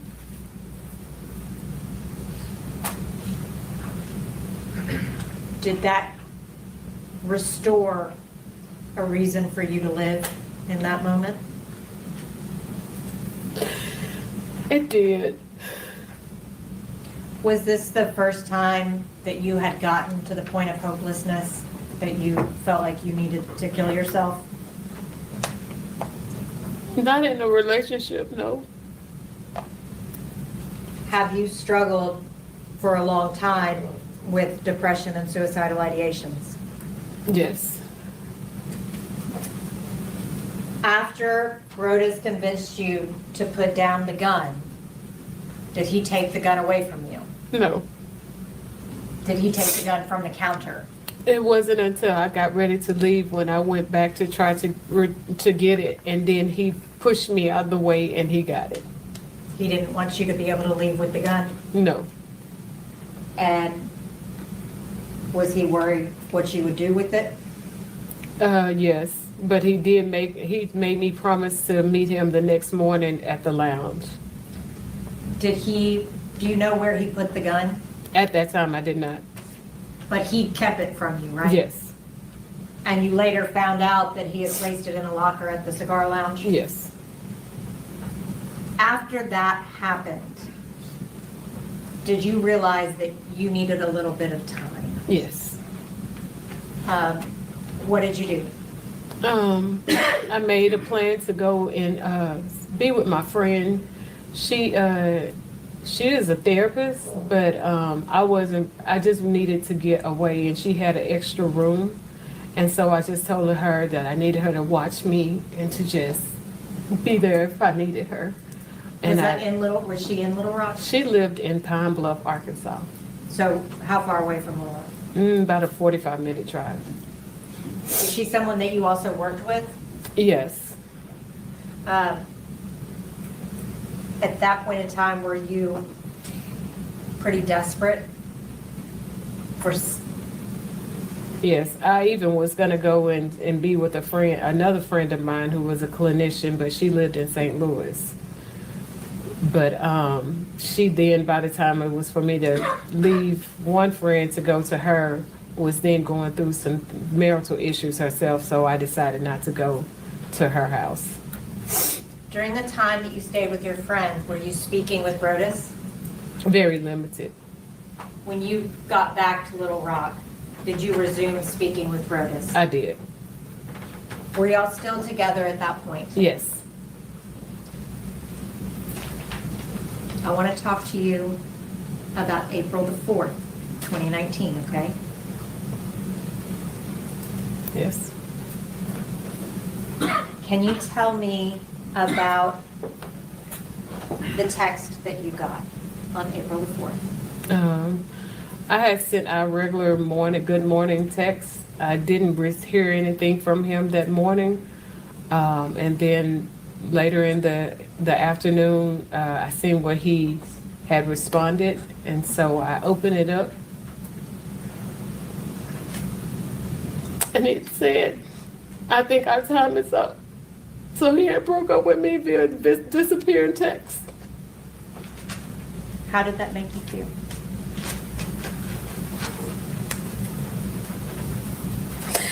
I felt so used and worthless, and I just felt like trash. Like, who does that to somebody who they say that they love?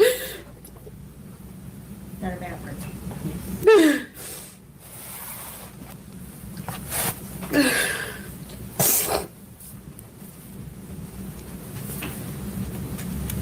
How did you react after you read that?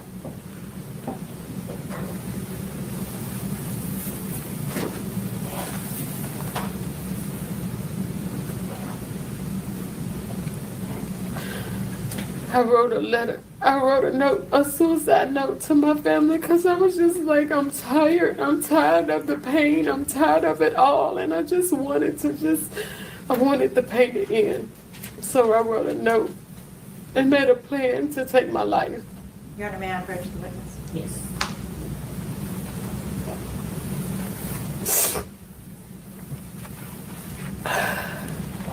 LaTosha, do you recognize that?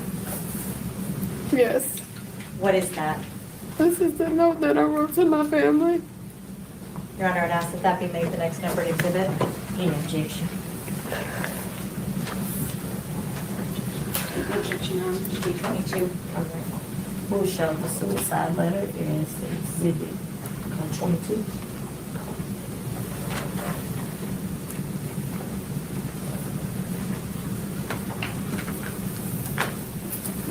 LaTosha, can you tell me the date and time of that letter?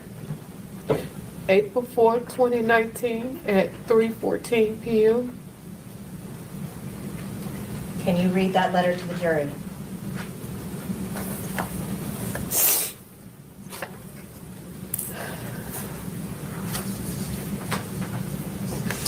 To my family, I'm sorry that I have let you down.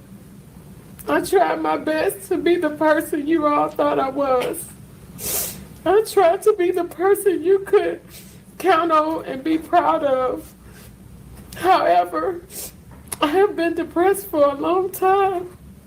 I did well with coping until the past 2 years. My world changed February 24th, 2017. And the shit just keeps getting worse. I know what I have been through may be nothing to some. And you don't understand why I couldn't bounce back. I have fought hard for so long to keep things together. I didn't trust anyone to know deep down how bad I was struggling. Only a few of people knew, but they couldn't help me.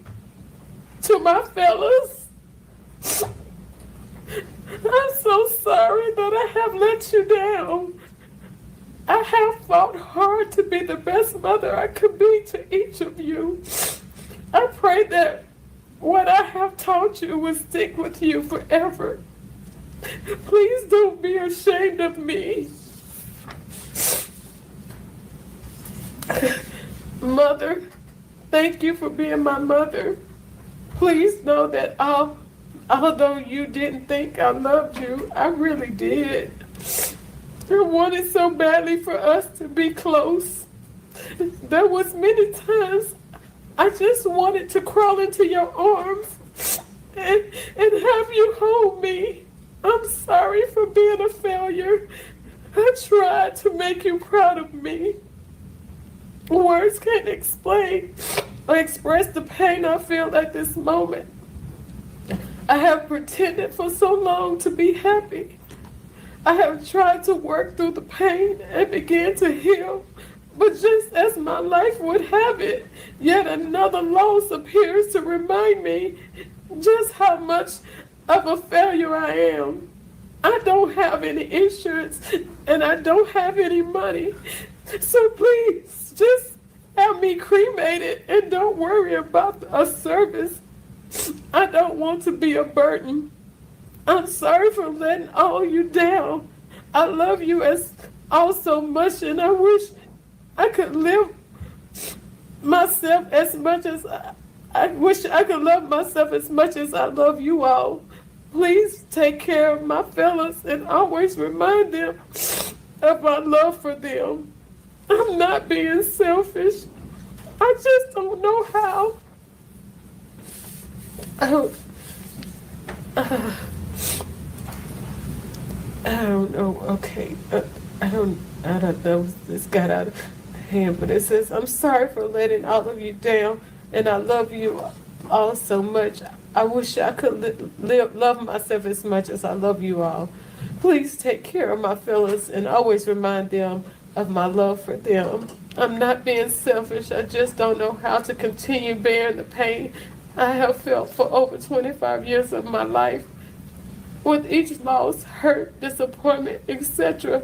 I've experienced through the years, it only added to my current state of mind. I thought I could continue to push through and be strong, the strong Tasha everyone knows, but I can't. I'm weak, and I have been for over the past year and a half. I thought I would bounce back. I prayed consistently, but I guess God no longer hears my prayers since I wasn't doing His will. I'm not perfect. I've messed up so many times in my life. The thing I wanted to be the most successful in, I messed up not once, but twice. Well, really 3 times. I will leave that for you all to find in my journal.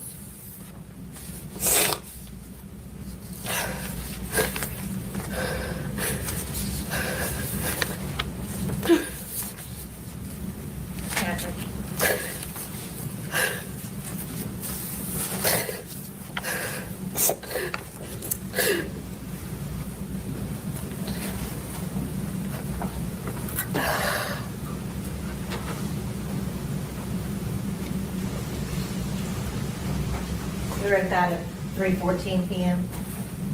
Yes. Where did you leave that? I left it in my phone because I knew my little sister would find it because she helped me with my appointments. And that's the phone she used for making my appointments. Did you leave it for her to find? Yes. What did you do after you wrote that note? I drove to Sherwood to go purchase a gun Why did you go purchase a gun? because I didn't have my other one. What was the purpose of the gun?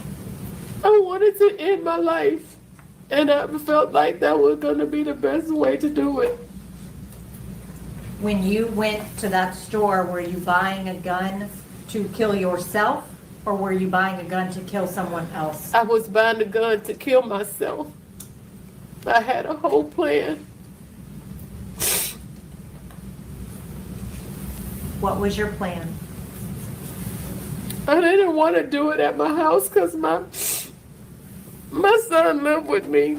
So I decided, as I was just thinking about all the pain, to go to this park in Jacksonville, Arkansas. How far away from Little Rock was that park? Jacksonville might be about a 20-minute drive from my home. And the reason why I chose that was because that's where Brodus was. He wasn't from Jacksonville, Arkansas, but the Jacksonville part of it was attached to him. And the name of the park was Johnson Park, which was attached to my second ex-husband.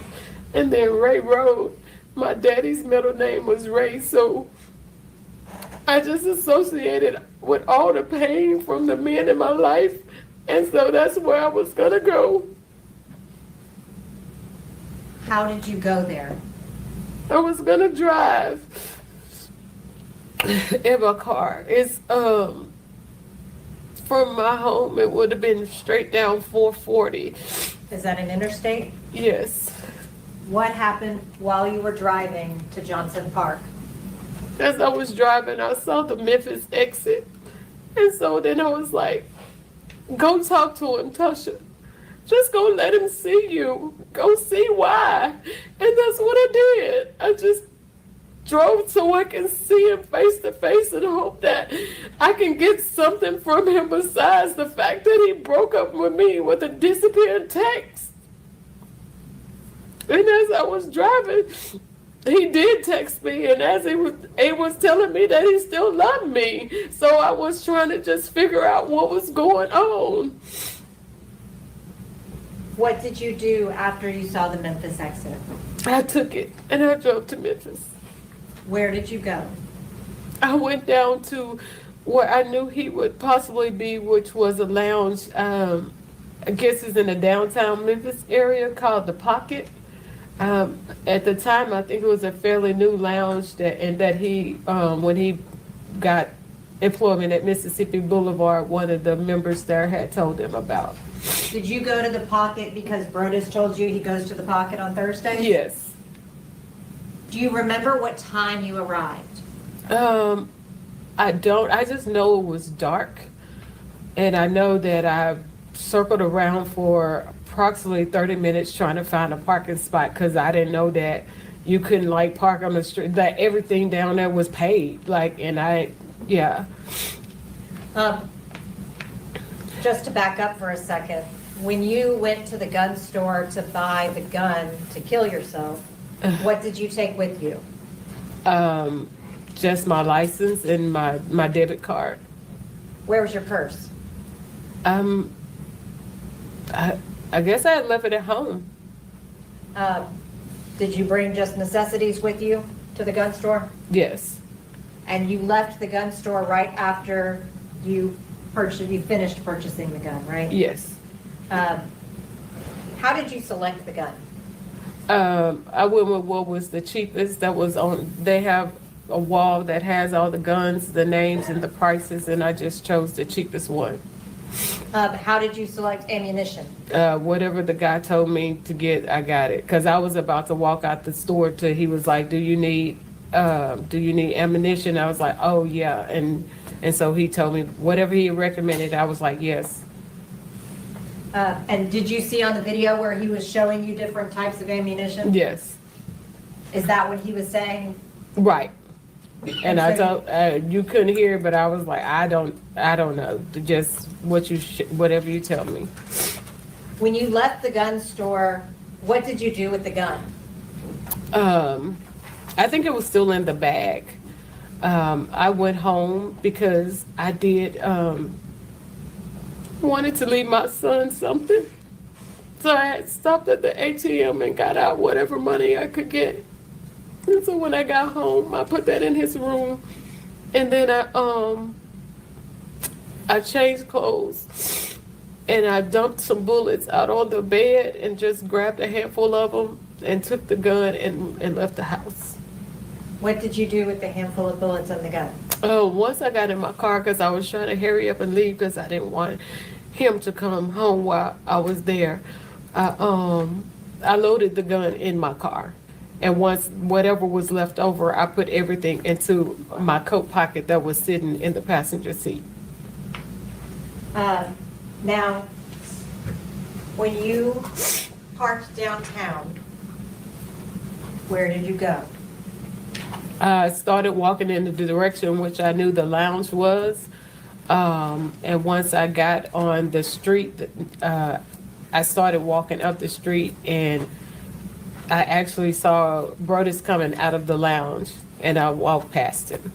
Were there any rules in your relationship regarding how to behave when you saw him in public? Yes, I was not to approach him because I never knew who he may have in his company. So I was not to approach him, but if he acknowledged me, then I could have, talk to him. Did you come within his sight? Yes, Did he acknowledge you? yes. You actually walked right. I walked past him. And so he said, so you're just gonna walk past me and not say anything? At that point in time, did y'all engage in a conversation? Yes. After you talked with Brodus, what'd y'all figure out? Well, we decided that because his thing was I still wasn't wanting to be on board with him and this non-monogamy and have been able to see other women. So we came to I told him, well, we still haven't told Tab. You've always said something about telling Tab, so we haven't told Tabitha. And he said, okay, we'll tell Tabitha.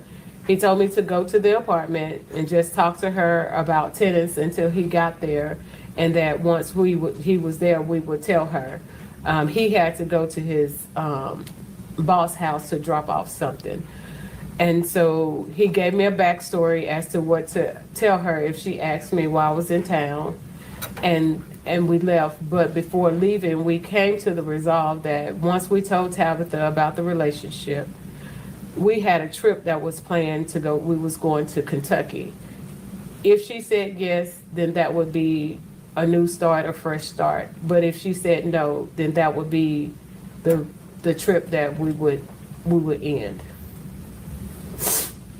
Did Brodus indicate to you that he was going to tell Tabitha while y'all were at the apartment Yes. about your relationship? Yes. And what would have happened, or would you have been allowed to tell Tabitha without his okay? I didn't know. What, would you have been able to continue a relationship with Brodus if you had done that? No. So I want to talk to you then about when you left downtown, okay? Mm-hmm. Where did you go? I put in the address that he had given me, and so that address did say Collierville. I didn't know how far away it was or anything. I just placed it in the GPS. Do you remember what time you arrived at the apartment? I know it was late. I just remember when we were there and we were talking, I remember the news coming on. Probably around 9 o'clock? Yes. So you left Little Rock, Arkansas at approximately 5 o'clock, right? And drove to downtown Memphis, right? Yes, That takes about 2.5 hours. yes. How long would you say that you were talking with Brodus? We talked for a while because I remember the valet pulling the car up a ways and getting out and just, because he was sitting in there waiting on him and we never did, so he just pulled it up and we continued to talk. So then you left downtown, it was dark, Yes, drove to Collierville. yes. What did you do when you arrived at the apartment? I circled around because I couldn't, it was dark and I really couldn't see like numbers or anything. So I circled around, and then I guess eventually I found the building number and I parked and found my way to their apartment according to the address. If I may just have one moment, Your Honor.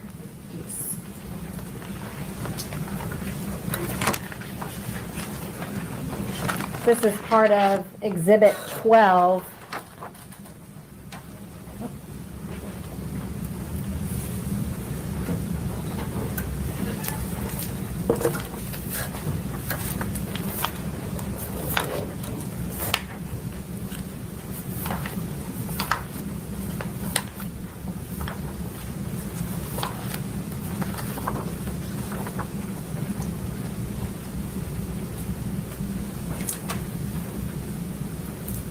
LaTosha, is that your car? Yes,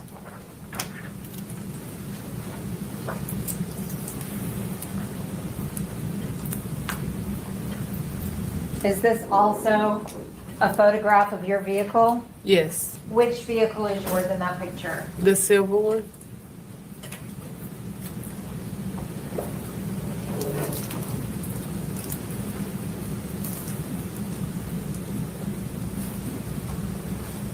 This one? Yes. While you were sitting in your car, did you call Brodus?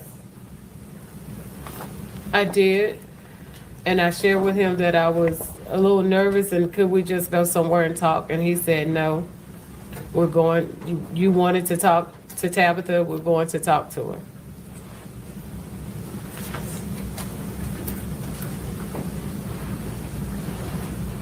Did he answer every time you called him?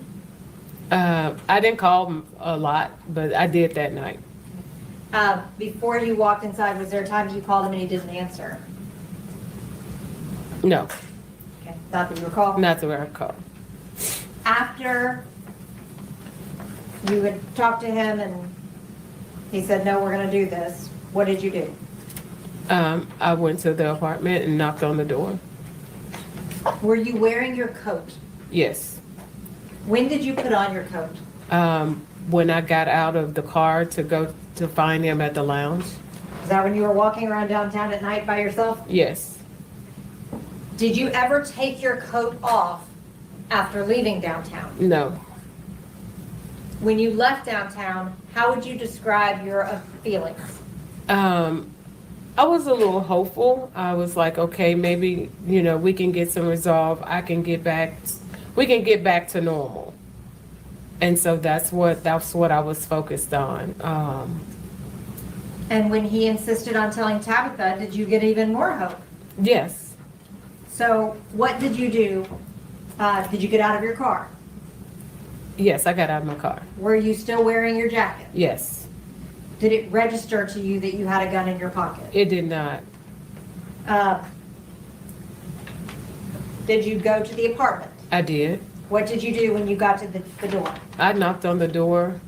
And I can't remember, but I ended up bending down. And that's when she said, I'm not going to open the door for someone I don't see. And so I knocked again. And that's when she was like, Tasha, is that you? What do you mean you bent down? I don't know if, I couldn't remember if it was time or sure or something. I just remember bending down, which is why she didn't see me when I knocked the first time. You just don't remember? No, I don't, yeah. Who answered the door? Tabitha. What did she do when she answered the door? She, once she opened it, she embraced me and said hello and welcomed me in. Did you go inside? I did. Where did you go when you went inside? She positioned for me toward the couch, and she sat on one end and I sat on the other. And that would be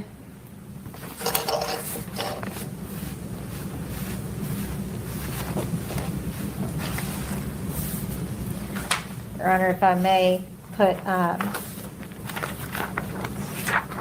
this is part of the cumulative exhibit. Is this the couch that you're referring to? Yes. And you were seated on this side, Oh, us? and Tabitha was seated on this side? Yes. Did you talk to Tabitha? Yes, we talked. We talked about tennis, but right before we kind of got into the tennis talk, she had made a phone call to Brodus. And what did she say to him? She told him, she asked how long it was going to be before he got there. And then she told him she had a surprise for him. When Tabitha let you into the apartment, did she close the door behind you? Yes, You and Tabitha were sitting alone in the apartment with a closed door, right? yes, Would anybody outside of the apartment have been able to see in through that door? no. How long did you sit talking with Tabitha? Again, I know the news ended up coming on, so maybe 15 minutes or so. At any point, did you pull your gun out and threaten Tabitha? No, At any point, did you verbally threaten Tabitha? no, At any point, were you trying to hurt Tabitha? not at all. Were you happy to be there about to have this conversation with Tabitha? Yes, Was Brodus there yet? no, Now, I want to talk to you about when Brodus Perry arrived, okay? okay. When he walked in the door, could you see him? Yes. Can you describe his demeanor when he saw you? When he came in, he didn't look surprised or anything, which is what I thought he would do since he knew I was gonna be there. But he was just like, I think Tal was like, surprise. And he was like, this not a surprise. I thought you had some keto cookies for me. And from there, he was like, what are you doing here? And then I went with the story again that I was in town for a conference. And we just kind of started engaging in small talk. He came and sat beside me. And then after about a minute or so, was like, would you like a pour? What is a pour? A pour is some bourbon. Did you accept the pour of bourbon? I did. Where was Brodus seated? He was approximately a foot or two from me. I'm putting back up from the cumulative exhibit, That blue chair? this blue chair right here, Yes. and you were seated here, Yes, and Tabitha was still seated here. yes. After you accepted the pour of bourbon from him, did he make any comments about you drinking? He came back and sat down, and as we were talking, he would make references to me drinking and would say, well, I think you're gonna have to stay the night. So I'm thinking, okay, well, this is about to get into this conversation. But he never would give me eye contact. But he would continue to make, like, we have to clean out the bed in there because it has a lot of clothes on it. And, but I'm still looking at him to get, like, to see where you going with this. But he never did lead into the conversation. He actually started asking me questions like, so where are you staying in Memphis? And I'm like, that wasn't part of what you told me you was gonna say. So I don't know Memphis. He knows I didn't know Memphis. And so I didn't know what to say. I finally said an Airbnb. And then Tabitha was like, where? And I was like, downtown. And then that conversation ended. And he continued to, so that he continued to say something about me staying the night, but never going into the conversation of what we were supposed to be talking about. Had you ever been into that apartment before? No. On April the 4th, when you were there, what part of the apartment did you go into? I walked through the front door, which led into a small little hallway and right into their kitchen area. And then into the living And room? then into, yes. Did you go into any bedroom? No.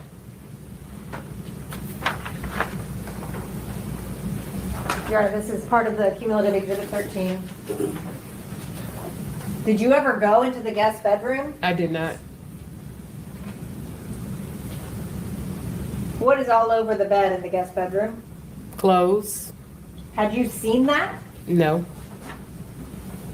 But those are the clothes Brodus was talking about? Yes.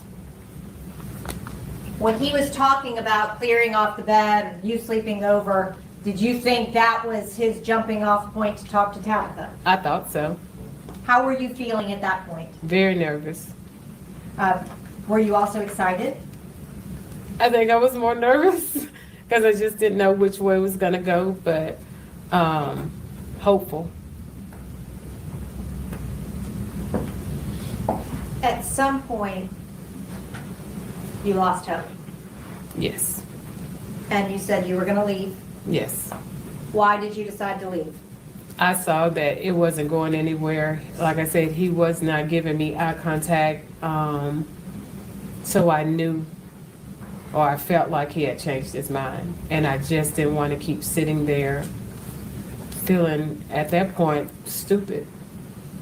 What happened after you said you were going to leave?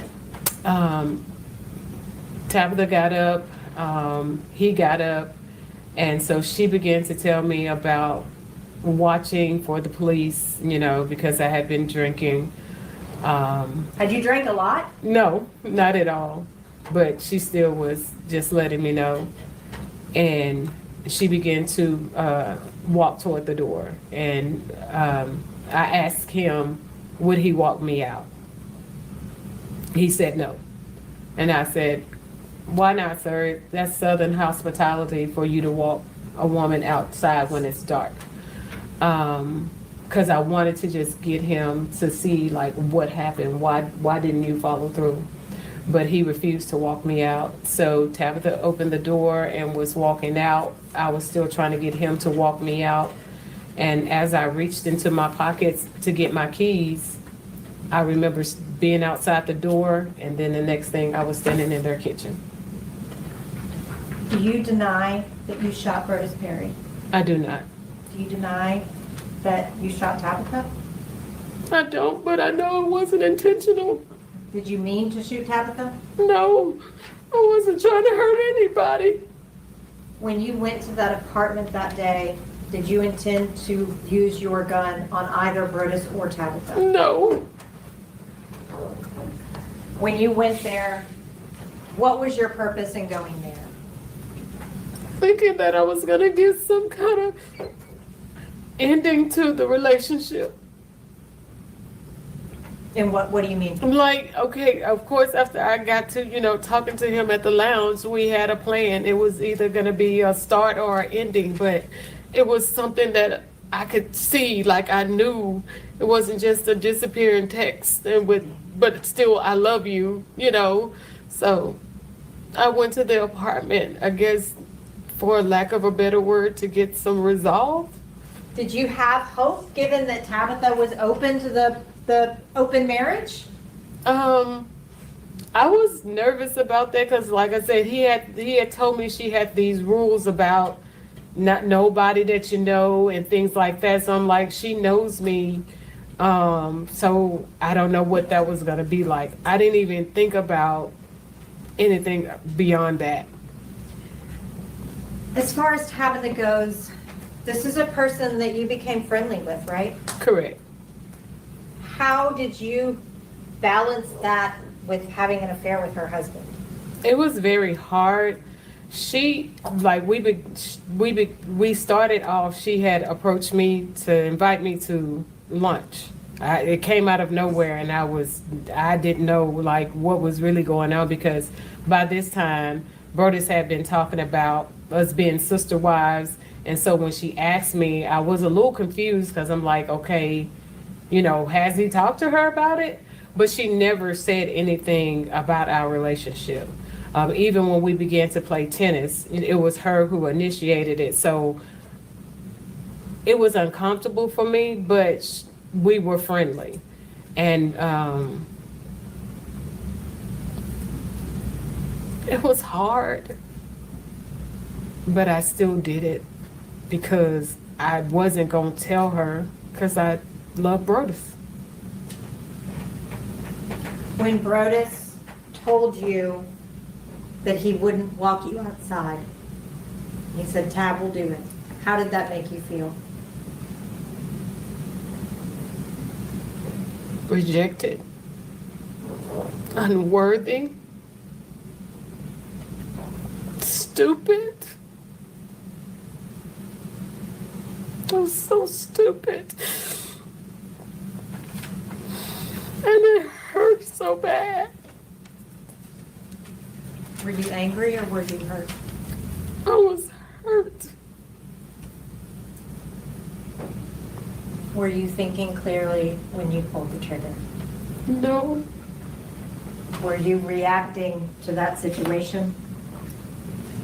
yes, Was that a traumatic situation for you too, in retrospect? oh yes. I hate what happened. I'm so very sorry. I never wanted to hurt anybody. I've spent most of my life helping. I never would intentionally try to hurt anybody. Did you ever plan to kill Brodus Perry? Never. When you drove to Memphis, were you driving to Memphis to kill Brodus Perry? No. Why did you drive to Memphis? I drove because I just wanted to see him. Why? I wanted him to explain why he did that. Did you hope he would say, we can be together? Yes, Did he give you that hope when you went to the apartment? he did. Did he yank that hope away? He did. As he often did. Did you break in that moment? I shattered. Did you ever intend to hurt Tabitha? No, Did you even realize that you had shot her? no. Go ahead. Cross-examination.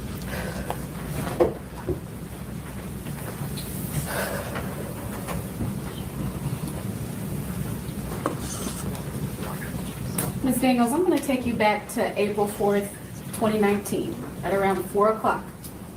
You remember yesterday when we introduced that surveillance footage of you at the gun store, right? Yes. Yes, And you know that that was you in the gun store. that was me. And you purchased a gun that day. I did. And you also purchased ammunition that day. I did. And when you went to that gun store, you brought your state-issued ID, correct? Yes, And you brought your credit card, correct? I did. And once you left with that gun and the ammunition, you didn't go to Jacksonville, did you?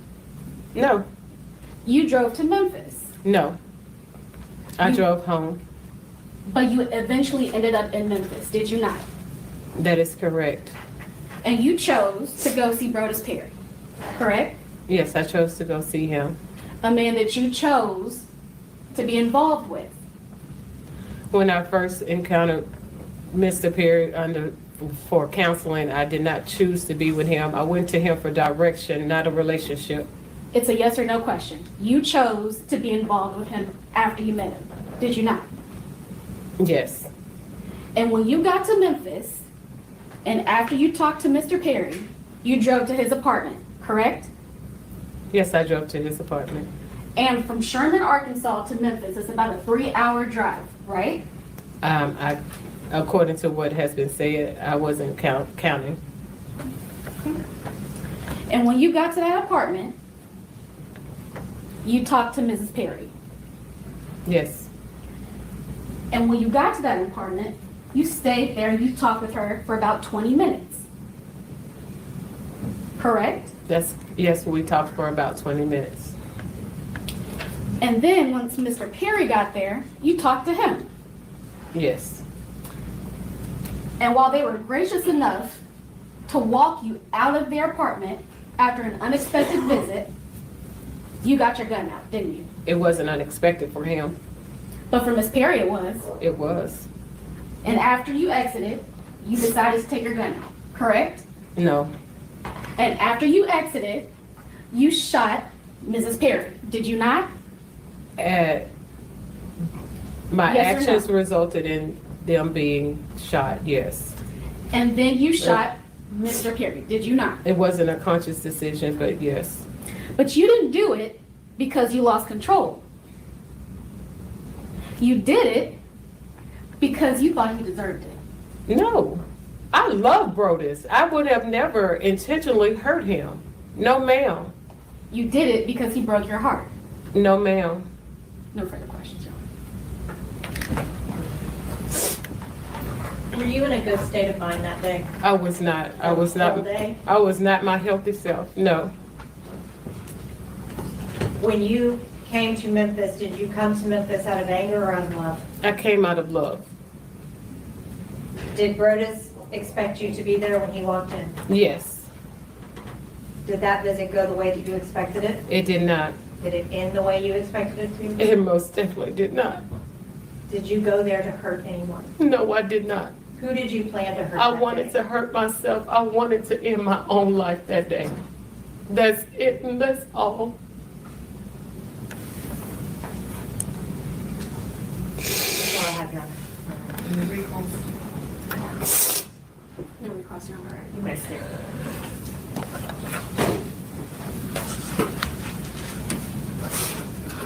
You may call your next witness? Your Honor, may we approach? Yes.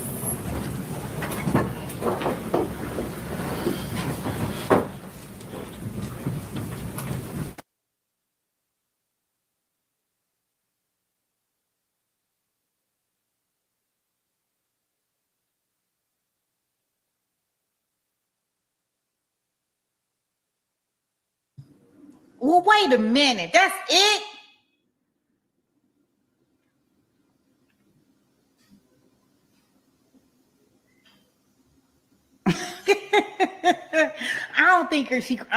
No, she is not fake crying, y'all.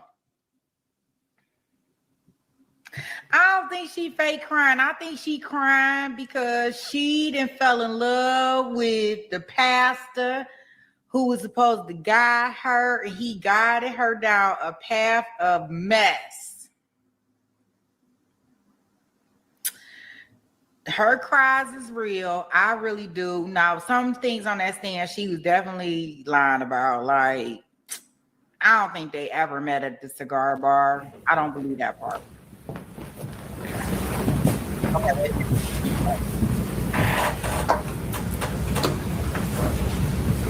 You may call your next witness. Your Honor, that concludes our proof on behalf of Ms. Daniels. We rest our case. All right, we have heard the proof in this case. I'm going to excuse you for the day. After hear my speech, we're still not ready to discuss the case, okay? So I'm going to excuse you for the day. Go have dinner, get a good night's rest, and we'll be ready to work in the morning. So I'm going to show you an excuse so that you can leave your notepads and your pens in your chairs.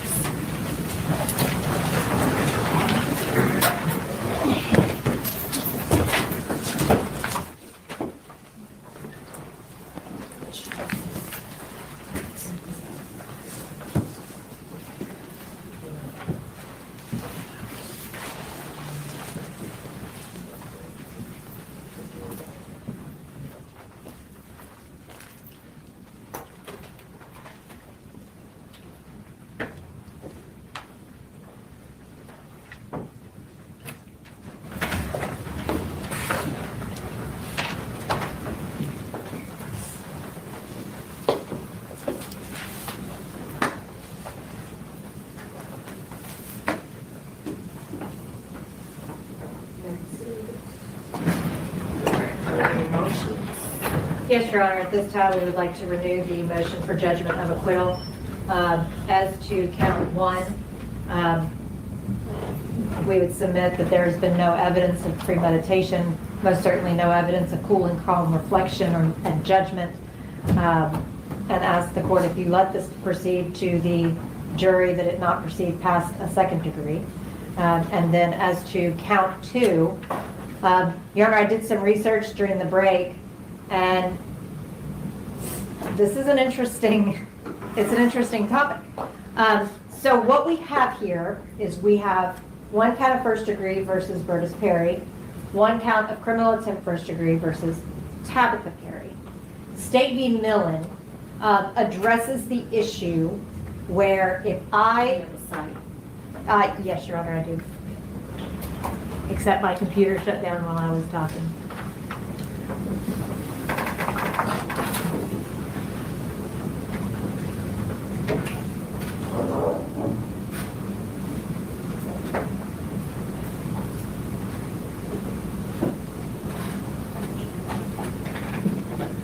Millen v. State is Supreme Court of Tennessee, 988 Southwest 2nd.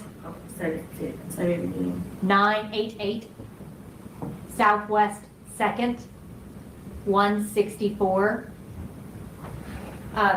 And what this case dealt with was a person attempting to kill person A and instead killing person B. Person A was fine. What the court said is that in that instance, that should be treated as a felony murder, a murder in the perpetration of an attempted premeditated murder. So, then we move to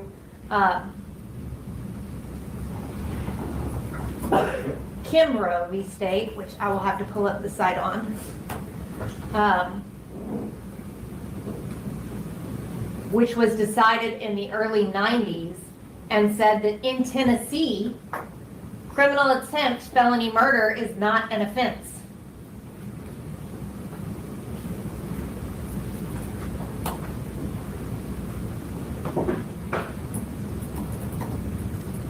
So what we have here is an allegation of attempted premeditated murder, where that person was in fact died, and then an attempted murder during that allegation of an attempted murder during that premeditated murder, which, if Miss Perry had died, would have been a felony murder. Except attempted felony murder is not an offense in Tennessee. So unless there was, I think that those two cases together preclude transferred intent for that criminal attempt first when the person that was intended to be shot was.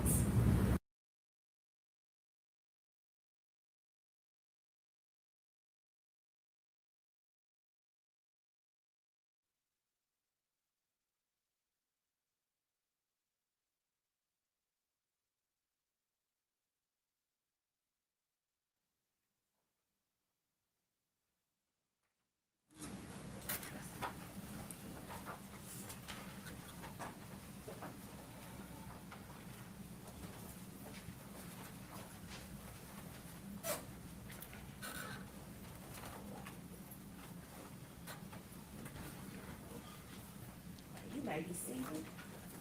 Welcome back. Hope you enjoyed lunch. We're ready to go forward with the closing arguments. State.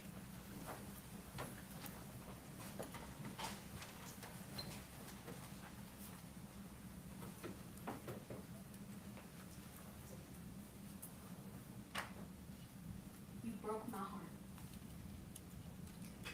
I felt used. He broke up with me in a disappearing text message. Who does that to someone that they love?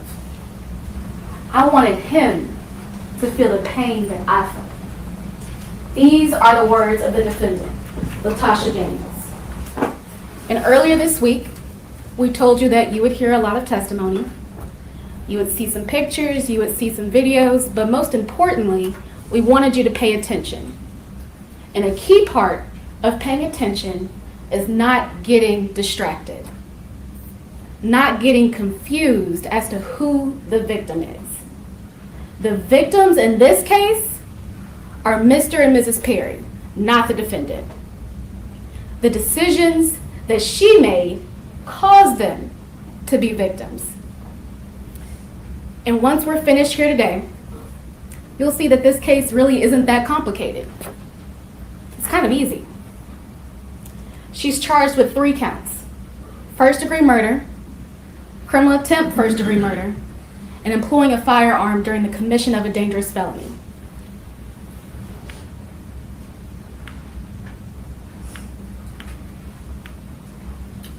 First-degree murder, and you'll see this in your jury instructions, is defined as a premeditated killing of another.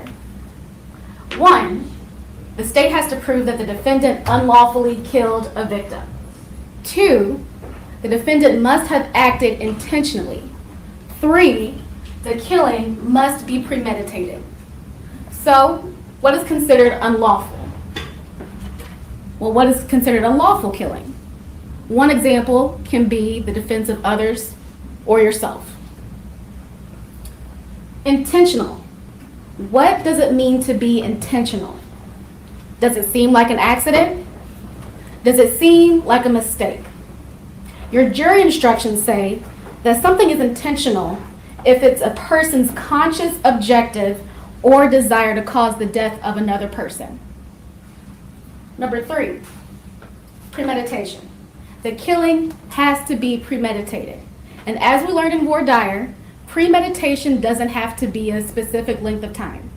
It could be 2 seconds, 2 days, 2 weeks, 2 months. There's no time frame. It just means that you had to think about your actions and you had time to reflect.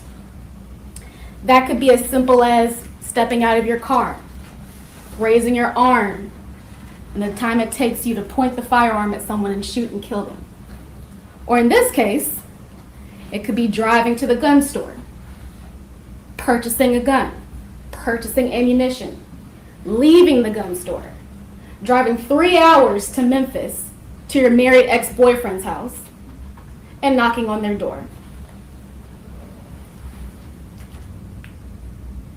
So this week, we started off hearing from Tabitha Perry. She testified that her husband was an executive pastor in Little Rock, and later he moved to Memphis along with her for a new position at Mississippi Boulevard, a prominent church here in Memphis. She also testified that they knew the defendant. They knew her from Little Rock when he was previously working over there. And on April 4th, 2019, Mrs. Perry heard a knock at her door. When she went to her door, the defendant was standing there. Now, she thought it was odd that Miss Daniels was standing there, but she didn't think too much of it because they had given their address out to several people at the church in Little Rock. After she let her in, Mrs. Perry and the defendant sat and talked about 20 minutes until Brotus Perry showed up. When Mr. Perry showed up, the defendant even told you that they sat and talked for a while. She even took a drink. And once she decided that it was time to go, Mrs. Perry and Mr. Perry led her out of their doorway.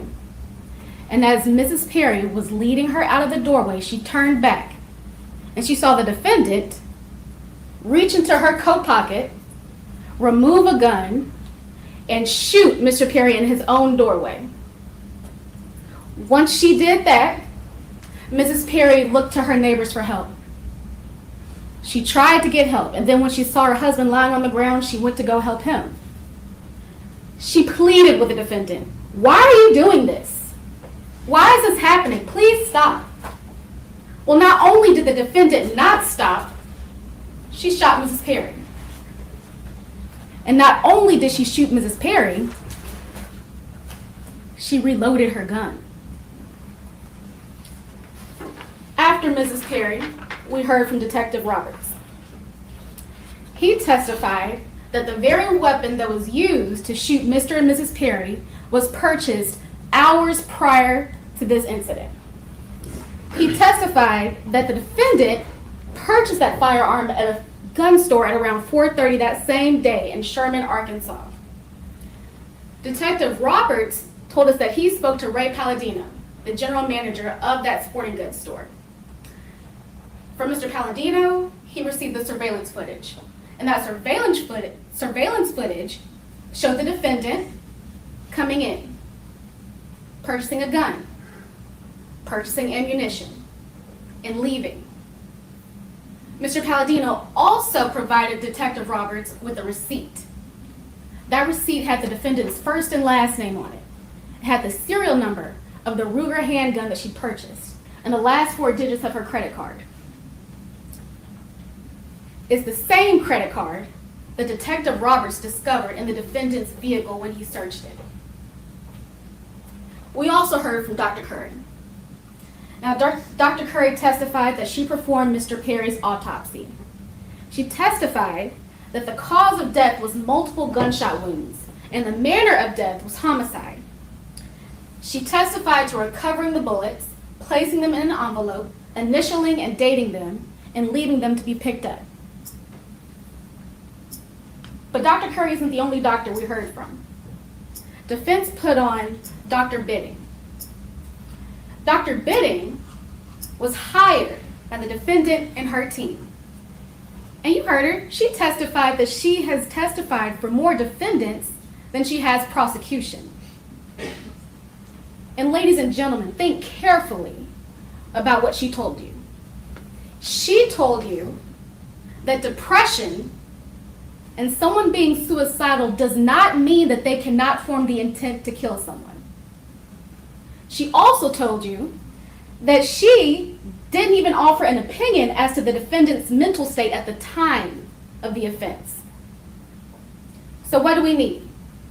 We need an unlawful killing, intent, premeditation. Unlawful killing. Well, there was no self-defense claim. And the only other firearm found in the residence, found in the crime scene, was in a box under a nightstand in a completely separate room. Intent. I wanted him to feel the pain that I felt. He broke my heart. You heard that from the defendant herself. Premeditation. We'll take your pick. Whether it's the drive to the gun store, the time it took to purchase, choose a firearm and ammunition, the time it took to drive 3 hours to Memphis to her ex-boyfriend's house, or the 20-minute conversation she had when she finally went up to their apartment.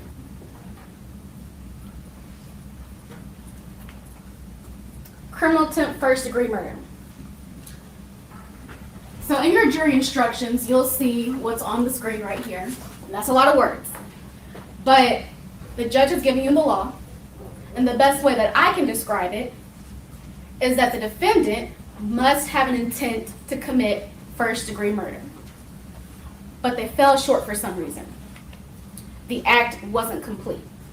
And that's how you have criminal attempt first-degree murder. We heard from Tabitha Perry, and she testified that she was shot in the shoulder.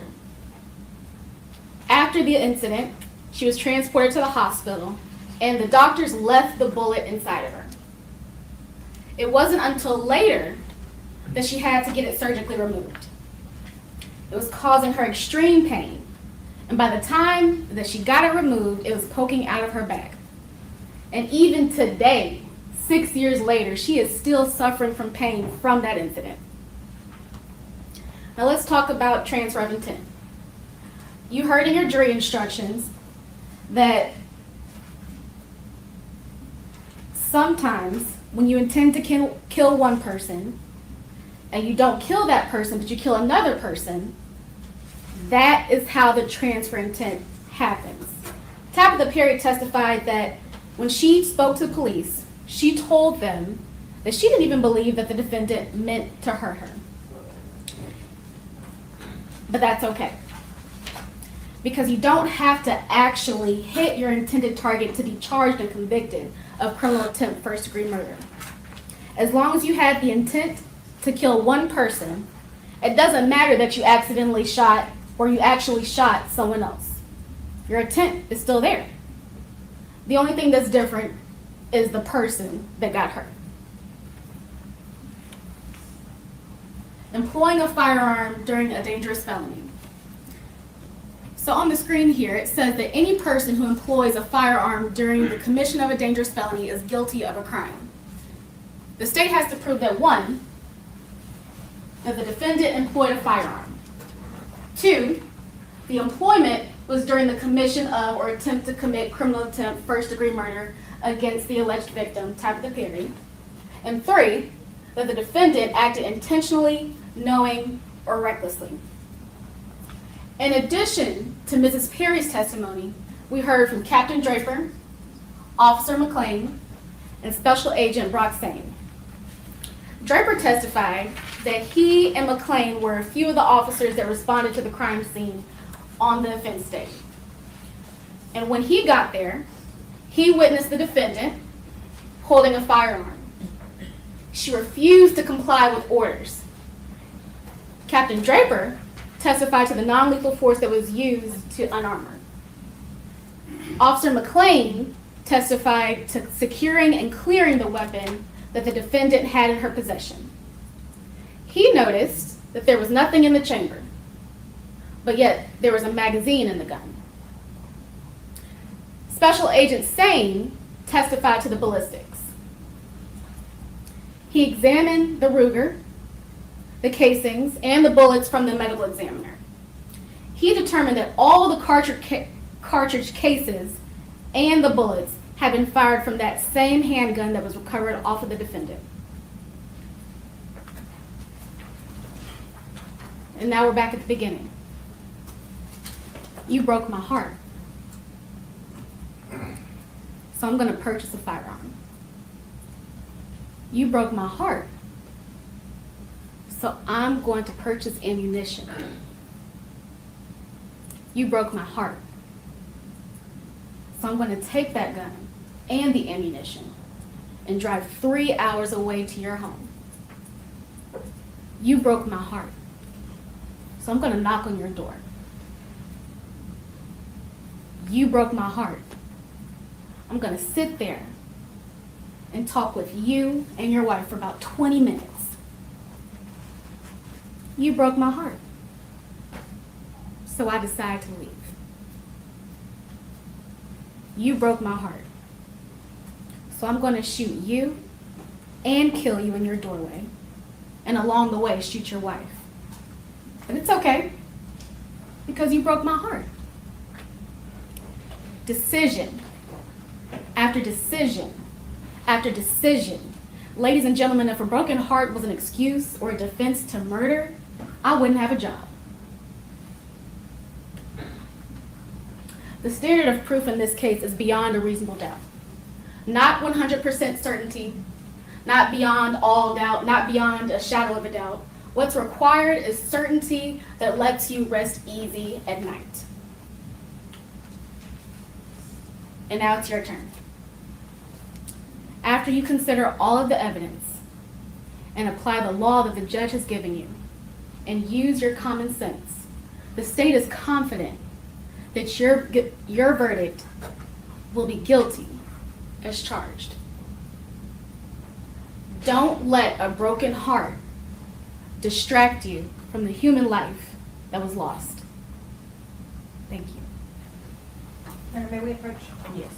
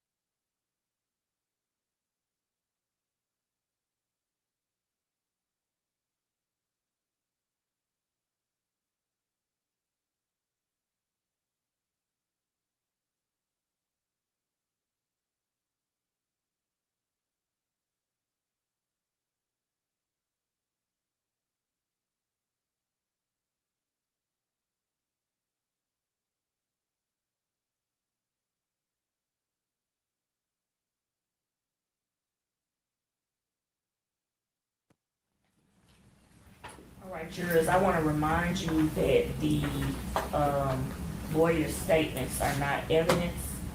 And you can have no prejudice or sympathy, allow anything but the law and the evidence to have any influence upon your verdict. You must render your verdict with absolute fairness and impartiality as you think justice and truth dictate. So, we're gonna take a short recess and then we'll be back, for the next closing argument. So, and we're still not ready to discuss the case. Okay, so I'm gonna show you the excuse for about 5 minutes and we'll come right back.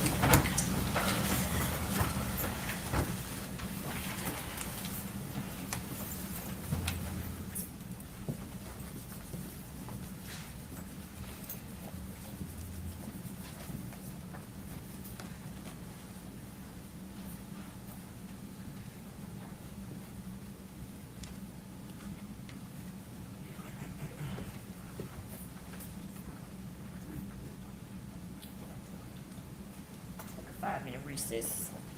I'm gonna step down the restroom real quick.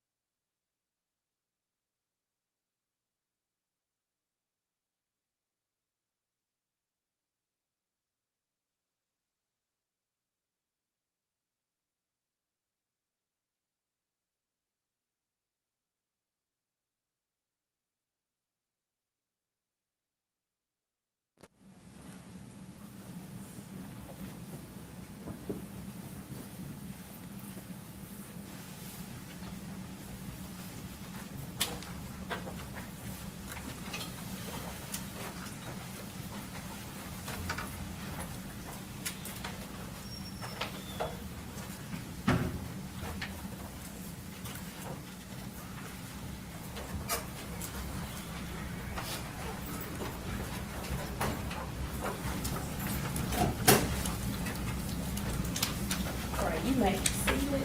Finish wish to make a closing statement. Yes, Your Honor. You may proceed. Thank you. Good afternoon. Good afternoon. We have told you from the very beginning that Ms. Daniels is not denying what happened. She is not saying, I have no responsibility. I have no accountability.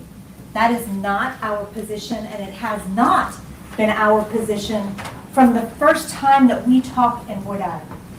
We told you she is guilty of something, but she is not guilty of first-degree murder and criminal attempt first-degree murder and employing a firearm during a felony.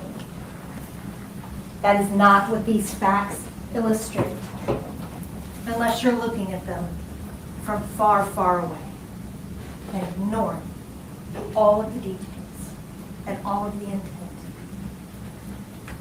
When I was in high school, one of the formative trips that I took, my mom and I went to Barcelona, and we went to the Museum of Salvador Dali. This man had the most amazing brain. He could paint pictures that from far away looked like one thing, and then when you got close up on them, looked like something completely different.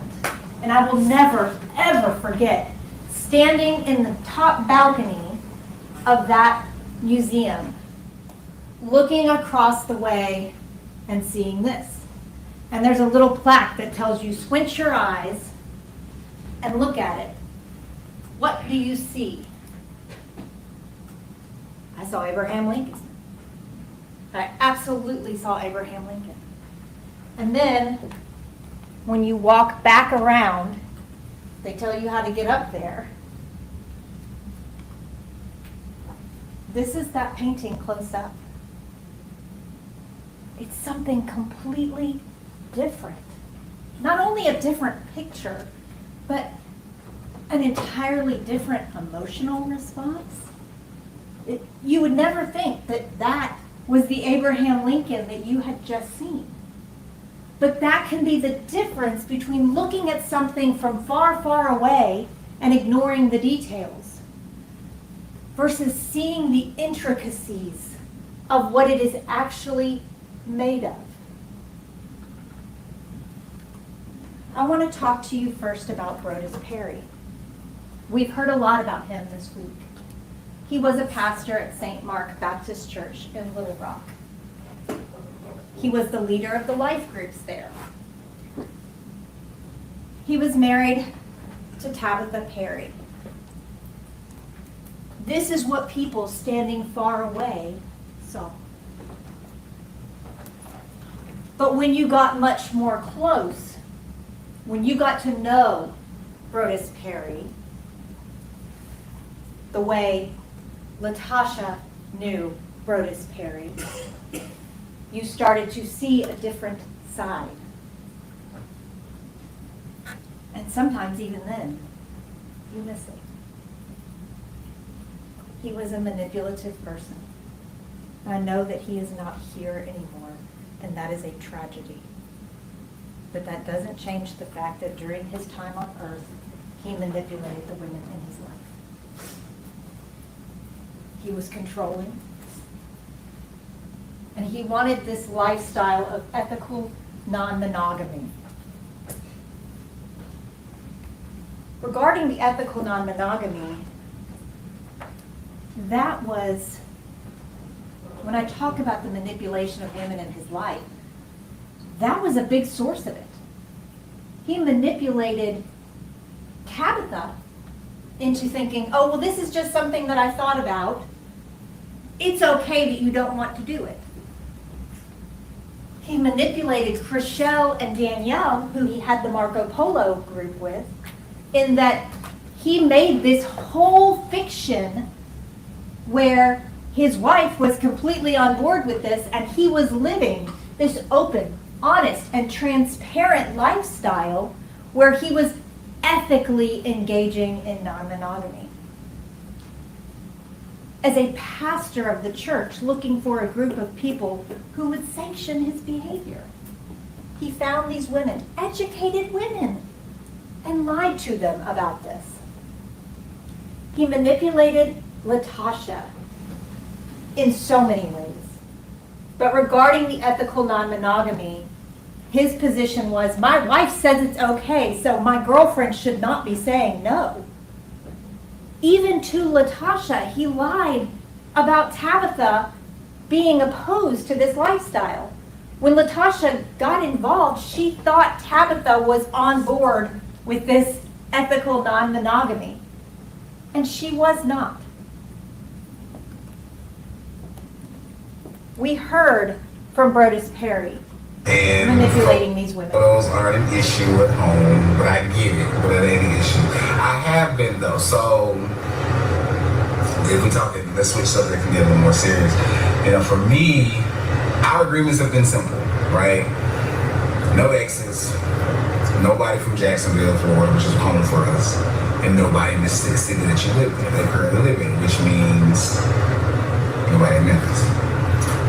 That was the case, of course, in Little Rock outside of Girlfriend, because Girlfriend is in Little Rock. The way that kind of happened is, short version, when she decided to open up the marriage and allow me to be on the other side of her. Girlfriend is a therapist, right? And she didn't go to her for therapy, but she asked her some questions.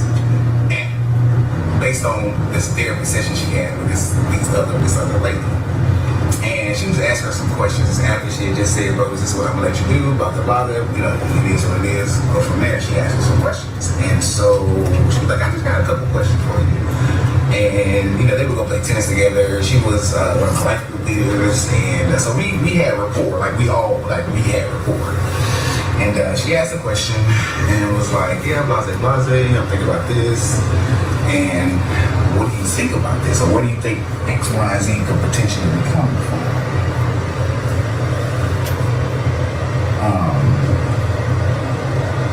And I'm sorry, I'm looking to see who was in the cigar lounge, because this is not what I really frequent that often. So I'm kind of careful about who potentially is in here, because I don't want to pass off as, you know, I really want to go in and go chill in the back, but I'm not a member.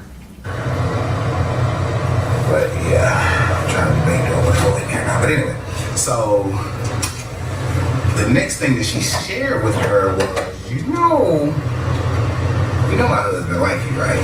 Well, he thinks you're attractive. And she was like, what? He's like, yeah, I know what he likes, and he thinks you're attractive.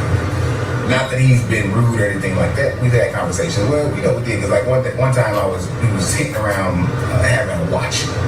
And she asked me, I was like, well, you gotta get her. I ain't gonna get her, I'm coming across with this creepy guy, right? We're trying to spice things up. And in that regard, even though that was even somewhat limited with the idea of somebody watching me, that's neither here nor there. But when the question came up, it was her, right there. The shit she asked, well, who would you want? And that was the first thing I said. She said, I know you like her. I know what. So anyway, so she said, like you know, blah, blah, blah. And she said, well, if you were interested, just, I'm not saying that you are, but I'm also saying I've given him this X, Y, and Z, and he may come your way. And she did. But she's like, okay, cool. But we had a conversation. And after that, that's when the whole nobody in the city thing came. But it was more like, I'll give you a pass with her because I essentially gave you the alley. But nobody. So I'm trying to figure this. So fast forward, that's a whole lot of shit, right? Trying to get the way. So I have been thinking about, the past couple of weeks in terms of expanding, my ethical non-monogamy, and just kind of, so my wife, her and I, we were chatting over there, I was like, well, baby, I got a couple of questions, I'm just curious, she knows about the, everything. So I was like, when did you want to know? When did you want to know that there's someone who has my interest or someone who I would like to pursue? Do you want to know the moment that I feel like it's more than just banter? Do you want to know at the moment that I would like to begin to banter? Do you want to know once I feel like it might be a thing beyond banter? Or what? Because this is kind of new for us, right? Because girlfriend, Tasha, that's easy. That's been 2 years. That's been it for the most part. Outside of me going, that's how my birthday. But it's kind of been easy in that regard. So we're trying to figure out what does that look like. So I'm just kind of really thinking through where I am with that, right? Where in terms of those. So there's a lot of newness. And I say that just to say that there's still.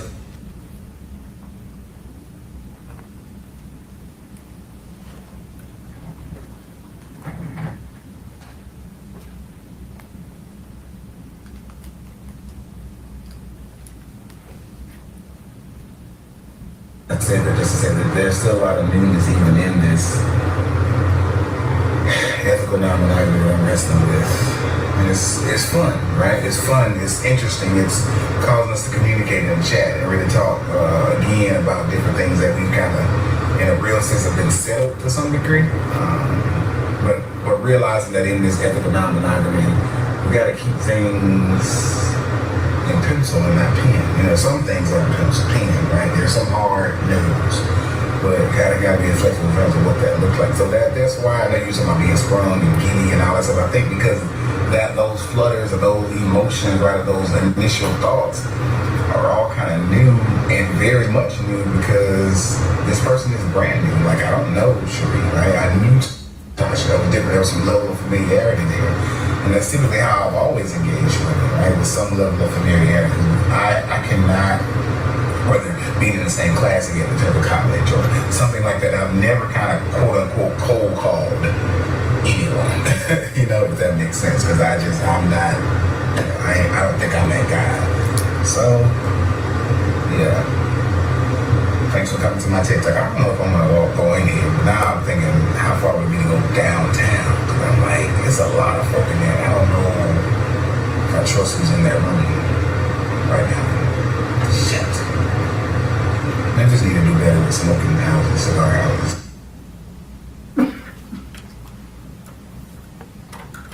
I'm just, your opinion matters to me.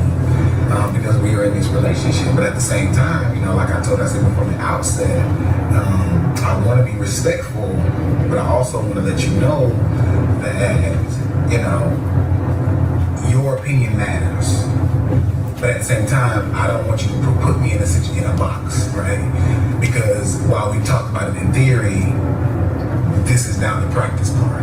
And with Tab being perfectly fine with, the situation, because how I've handled and been honest and transparent and open with her with regard to this current relationship, me expanding it is not an issue for me. Basically, she told me, hey, we can talk about it when you think it's worth talking about. But the way that you handle this, I'm fine with, and I trust your judgment because you haven't given me a reason not to.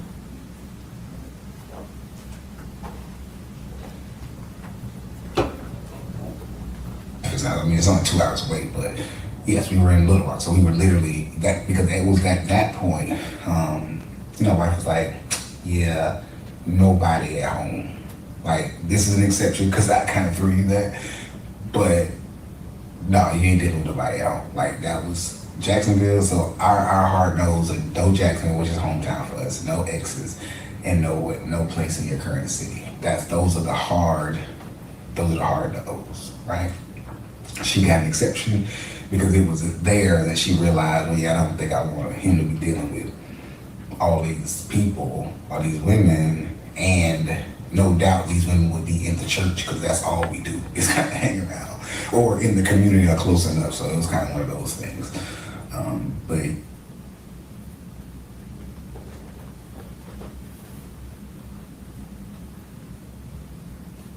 Those are clips from approximately 13 videos where he talks and talks and talks, and none of it is true. None of it. You heard Tabitha sitting on the stand saying, my hard nose were all of those things and then some. My hard nose were him seeing anyone outside of our marriage.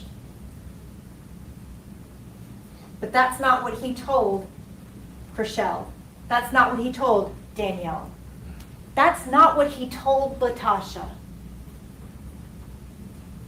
He created this world of lies, this alternate reality in this chat room where he got everything that he wanted. He got validation. He got to have this lifestyle where he was cheating on multiple women, and it was okay. It was okay that he, as a pastor, do those things. That's what those women gave him. And for LaTosha, she gave him whatever he wanted. And Tabitha was his wife. He took and took and took from these women. And the whole time, he was lying to all of them.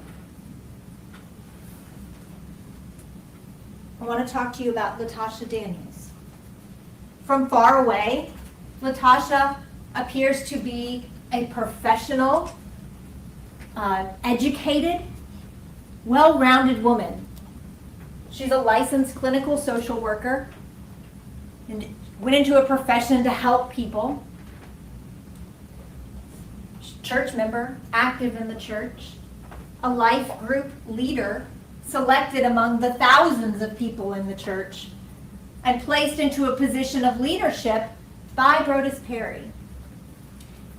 Did you notice in the one video, he said, "What I typically do is engage with women from a position of familiarity." He knew how to attract the type of woman that he was looking for. And LaTosha, when you got to know her and you got to see all of the details that make her up, she was exactly what he was looking for. She was so vulnerable because of the happiness being completely drained from her marriage, from the total lack of any emotional connection with her husband of 8 years. The traumatic history that she has had since a childhood, and always being told to keep a good face on. Her history of mental health, depression, suicidal ideations, suicidal attempts. Her dependency on other people. He knew that when he got his claws in her, she would do anything to keep him with her, including keeping his secrets. He also knew that LaTosha would have to keep his secrets because she had just as much to lose as he did. He had to have someone who was in a good job, with a good appearance, because if they found out about this affair with the pastor, she would lose everything. All of her clients, the life that she had built up in the church, her family's opinion,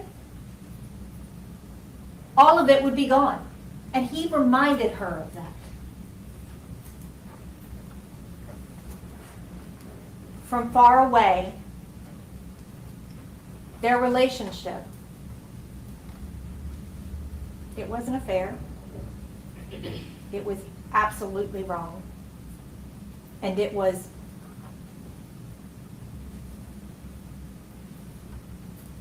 neither of them took Tabitha's feelings into consideration. Neither of them. And they should have. Tabitha did not deserve that. But especially at the beginning, if you looked at that relationship more closely, there was a lot of love there. LaTosha built her life around this man. He liked bourbon, so she started learning bourbon. He liked cigars, so she started learning about cigars. She got him into running with her. They joined a biking club together. All of these things that they built. And this woman who came into this relationship so starved for love and affection was receiving it, finally. And she never wanted that to stop. But when you looked at it more closely, you could also see Brodus behaving in a very controlling way, in a very manipulative way. And LaTosha was getting slung back and forth between these emotions of, oh, I love you. No, we're going to have some distance. This back and forth, pulling her heart in two pieces. And I will disagree with the state, because part of something that they have to prove beyond a reasonable doubt is intent. And one of the things that you have to look at is whether a heat of passion was present. And a broken heart definitely has to do with heat of passion. There is no emotion more powerful in this world than love.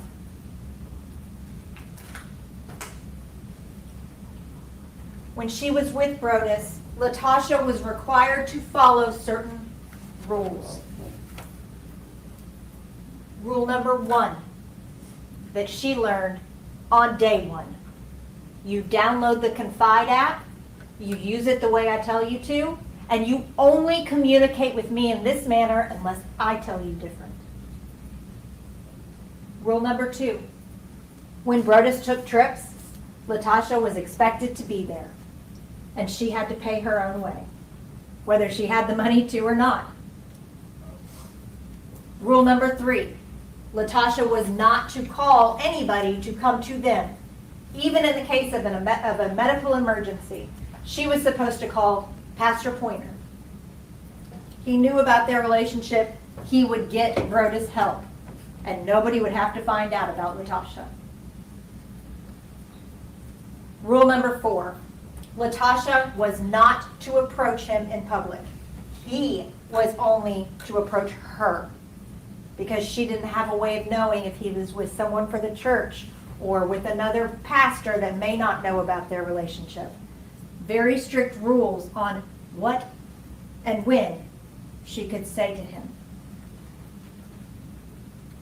Rule number 5, when she was in a hotel room on one of their trips, she was to remain naked.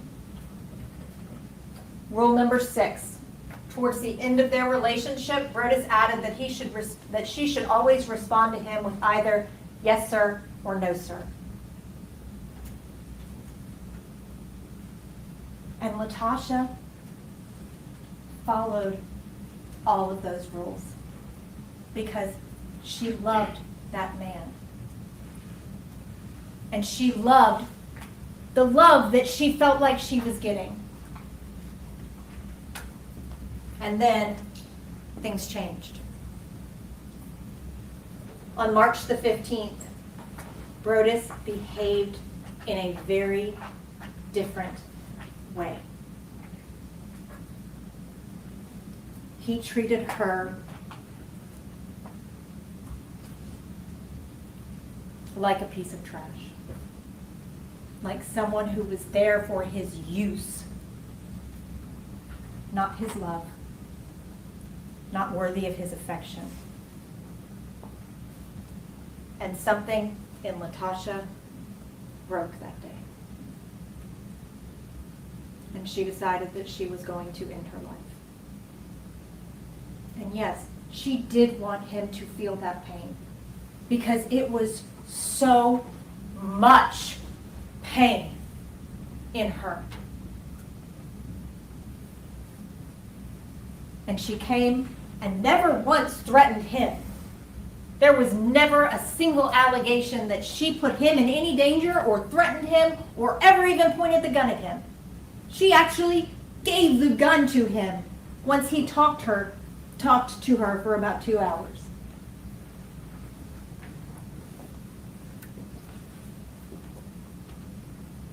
Brodus knew what to say to make LaTosha do what he wanted her to do. For good or for bad. And that day, he did get the gun from her. And he took the gun and kept it. She didn't see it after that day. Which brings us to April the 4th. Her gun, Brodus had put in a cigar locker in Little Rock. LaTosha did not have access to that. She opened did her normal good morning text to Brodus. And finally, when he responded, our time has come to an end. And then it disappeared. And in that moment of disappearing, 2 years of a life, of a relationship, of love, was gone. And LaTosha was still emotionally fragile from the traumatic experience on the 15th in March. Still suffering from those pains, but trying to work through it.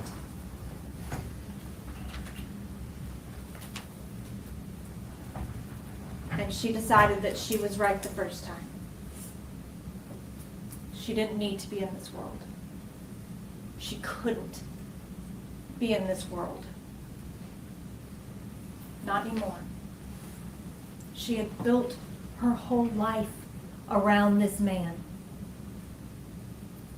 And he broke up with her in a disappearing text.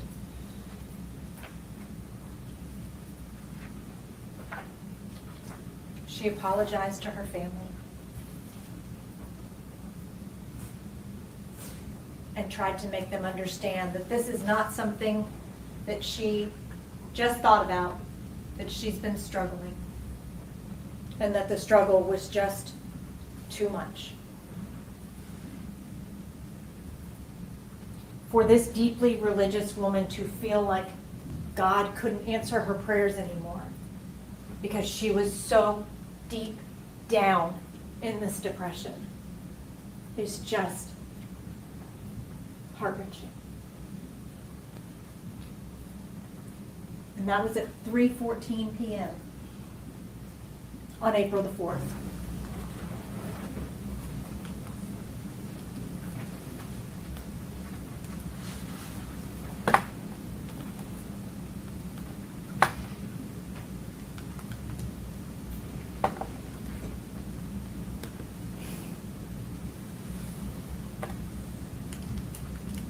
I'm having some technical difficulties. Okay. There we go. And so, after writing that suicide note, she did go to buy a gun. She didn't have one anymore, and she was going to kill herself.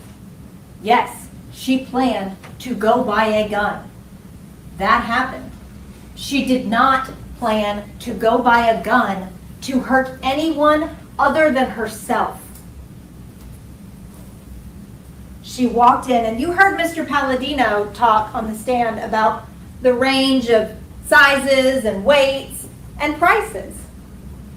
If you recall, when he talked about 9mm weapons, he said the cheapest 9mm weapons are in the 200s.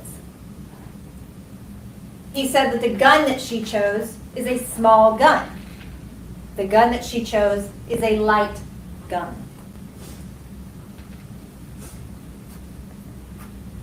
And when she went to that store on April the 4th, she checked out at approximately 4:47 after going through the background check and clearing it.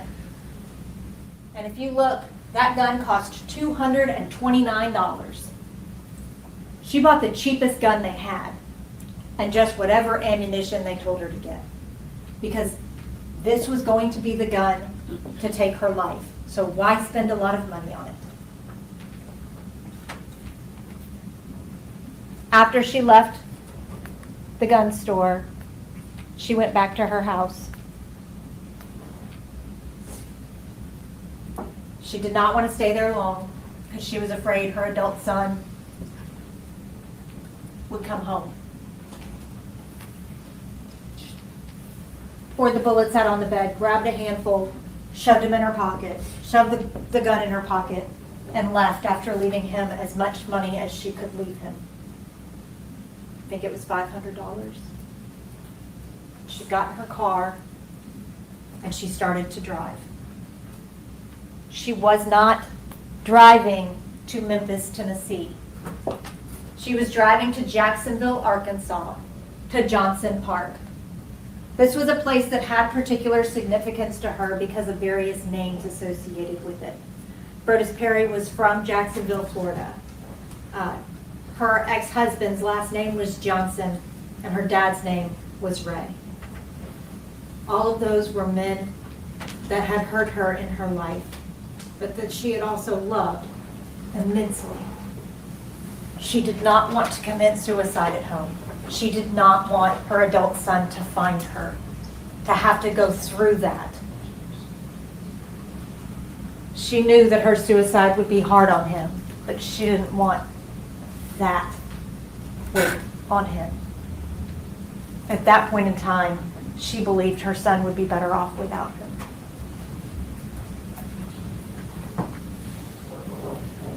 As she's on the way to Jacksonville, Arkansas, she looks up and sees a sign. And that sign said, "This way to Memphis." And LaTosha thought to herself, if I can just see him one more time, I can find out why he is doing this, why he wants this to be over. Maybe I can change his mind. Maybe he will see that he still loves me.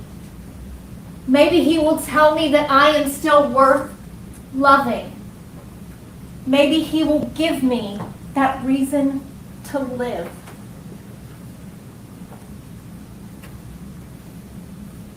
And she drove to Memphis.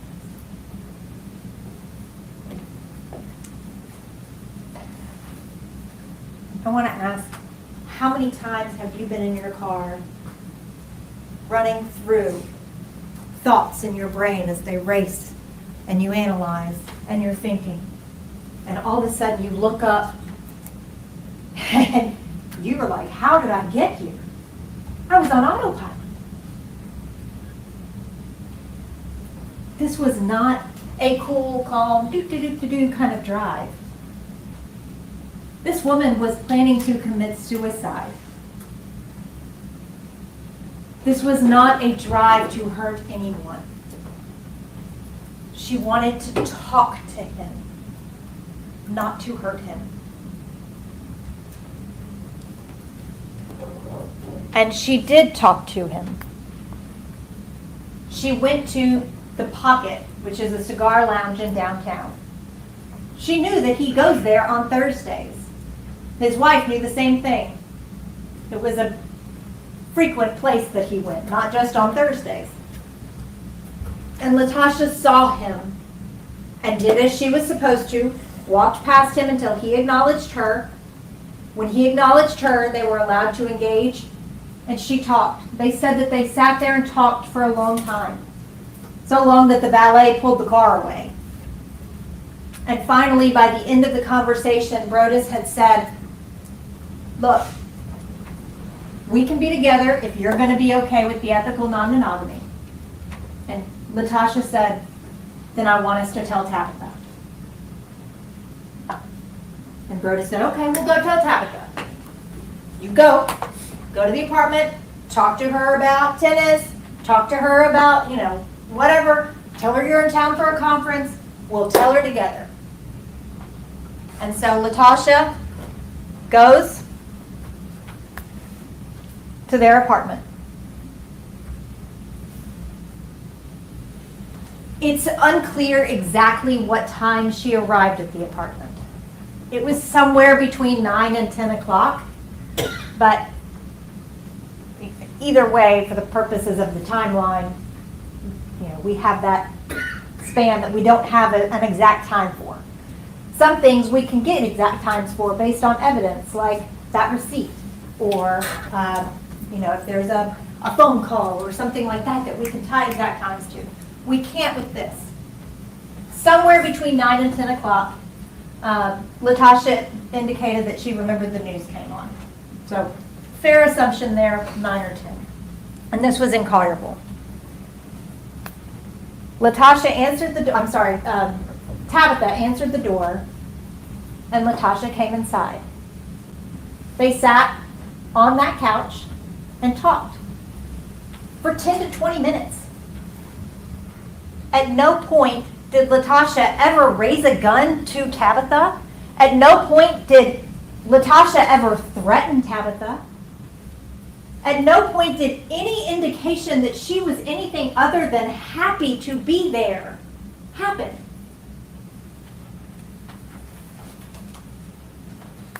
And then Brodus got home. And when Brodus got home, Tabitha described him as being very agitated when he saw Latasha. Did he think he called her bluff? That she wouldn't really go? He knew that she was having second thoughts. Did he really think that she was going to go into the apartment to tell Tabitha after 2 years? And she was there. And he was facing down the possibility of having to confess to his wife. And instead of doing that, he offered her bourbon.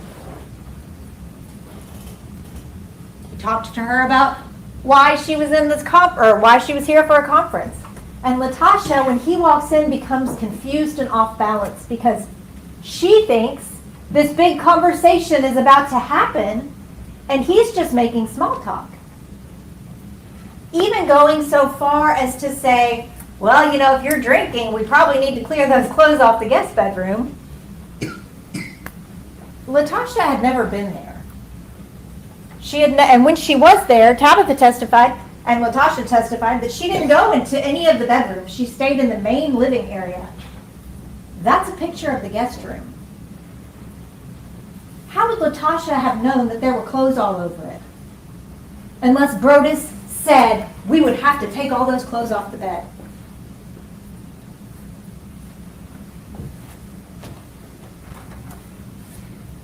She and Tabitha and Brodus sat in that living room for 10 to 20 minutes, talking, with Latasha just waiting and waiting and waiting, thinking, well, he's talking about a bed. Maybe we're going to segue there. And he wasn't even making eye contact with her.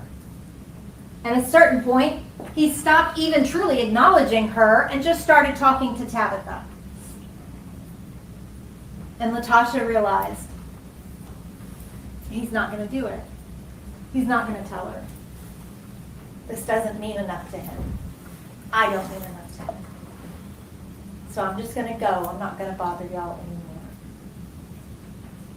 She does want to know why.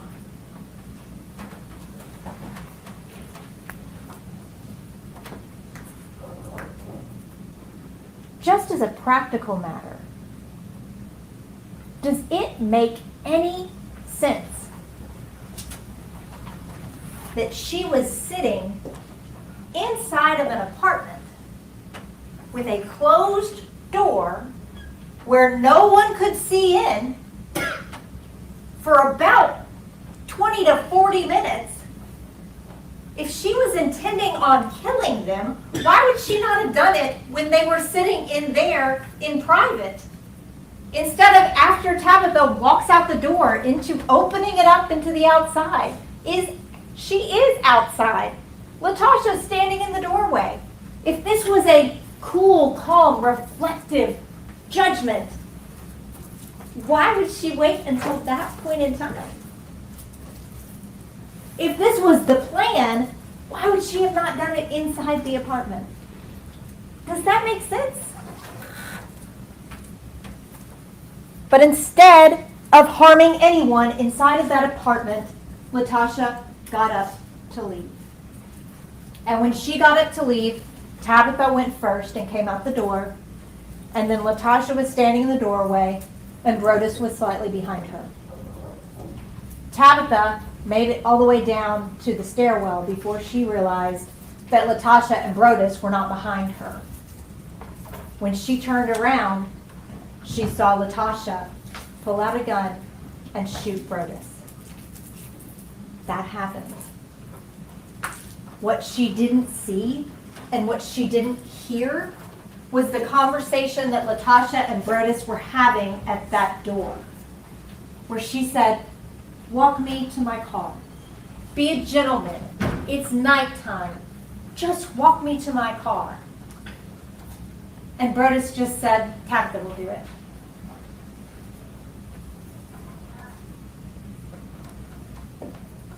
That emotional whiplash of being on the verge of killing herself to finding this hope that she can have the life that she has been trying to have with this man, to the disappointment of being dismissed by him, to this moment of just indifference, shattered her. Absolutely shattered her. And when she reached into her pocket to find her keys, she found her gun. And when she pulled her gun, that was not a calm and cool and reflected action. That was a heat of passion. She was so emotional in those moments. She did that act, but that was not a cool and calm act. That was a result of passion. As she's firing shots, she's yelling, "He broke my heart. He broke my heart." And when Tabitha starts trying to get close, LaTosha tells her to stay back. And Tabitha, who is very confused in the situation at this point, dives in front of her husband and tries to shield his body with her body. And during that process, had a bullet hit her in the shoulder. When she said, "LaTosha, you shot me," LaTosha said, "I didn't mean to shoot you."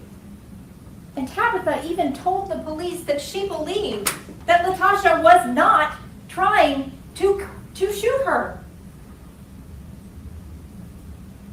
Tabitha felt like all of this emotion was directed at Brodus, because it was.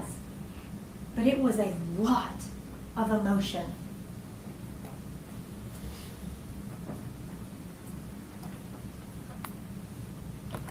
Officers arrive on the scene at 22:36 military time, 10:36 non-military time.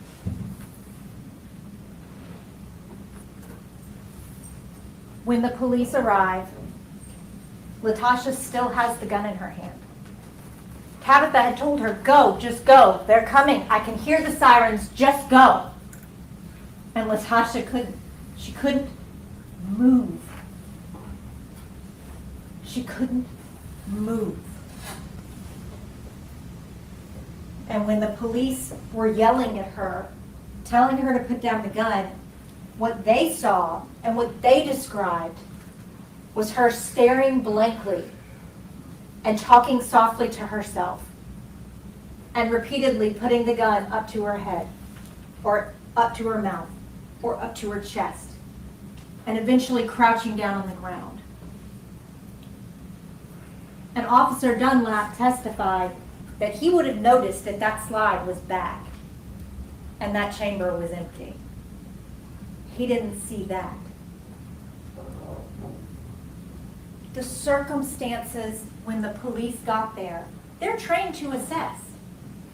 And they have this thing called the use of force continuum that officers kind of make a judgment on. Do I need to put my hands on this person? Soft hands? Or do I need to pull my sidearm and kill this person? And there are things in between. Do you believe that if the police thought that she was about to shoot the officers or Tabitha or Brodus in that moment, do you have any doubt that they would have shot the guns that they had trained on her? They opted for a non-lethal force because at that point in time, they deemed her a danger to herself. There is no part of what those officers saw that was cool and calm and reflective in LaTosha Daniels. They saw a woman in an emotional crisis. While the police were there, after LaTosha was taken into custody, they called the EMTs who came and rendered aid to both Tabitha and Brodus. They were then taken to the hospital where they both underwent surgery. Tabitha, thankfully, was okay. Brodus was not. He did die as a result of these gunshot wounds.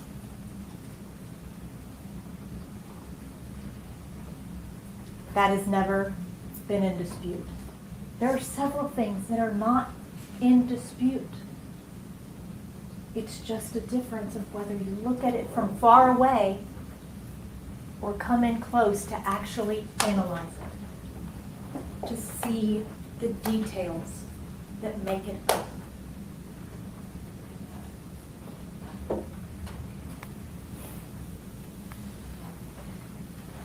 Tabitha came in to testify, and she talked to you about what she saw on April the 4th and what she experienced. And she was utterly confused by all of this because she had no idea what was going on. She had no idea why LaTosha would be there because Brodus hadn't told her that he saw her earlier in the night.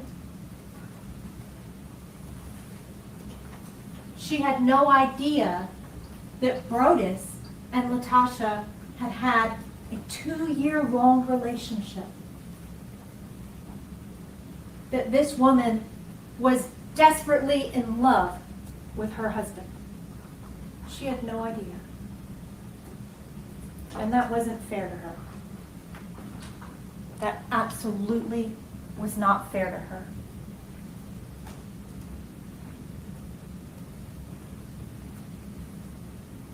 But even Tabitha came forward to say that she didn't think that LaTosha meant to shoot her.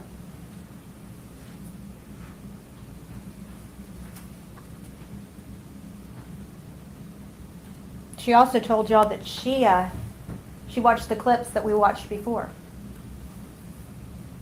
She never said any of those things. She never had those conversations. She never had those conversations with LaTosha. She didn't alley-oop him any woman. The hard nose for her was anyone. But he lied to his wife about that. And he lied to LaTosha about that. He lied to Chriselle and Danielle about that. The police department then start their investigation. They took Tabitha's statement. Chriselle actually reached out to the police department to provide them these videos because she believed that Tabitha knew all of this. That this would be so helpful to them because obviously Tabitha knew everything and he was being so honest and transparent that they needed to have this information. Instead, they handed over evidence that showed that Brodus was manipulating all of these women. They collected the receipt. They collected the video surveillance from the gun store. They did faraway view of what this was. And they looked at it and said, well, she bought a gun, she drove to Memphis, she went to Collierville, and she shot them. None of those facts are in dispute. Not a single one of them. But there's a lot more to it. There's a lot more to it.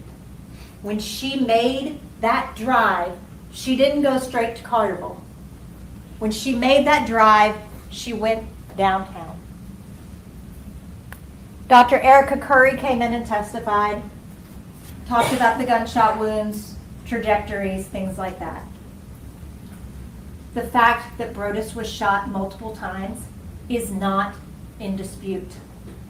The fact that LaTosha is the one who shot him is not in dispute. She is not coming here to tell you, I didn't do this. She's coming here to tell you that when I did this, I was so overcome by my emotions that I behaved in a way that I would not normally behave.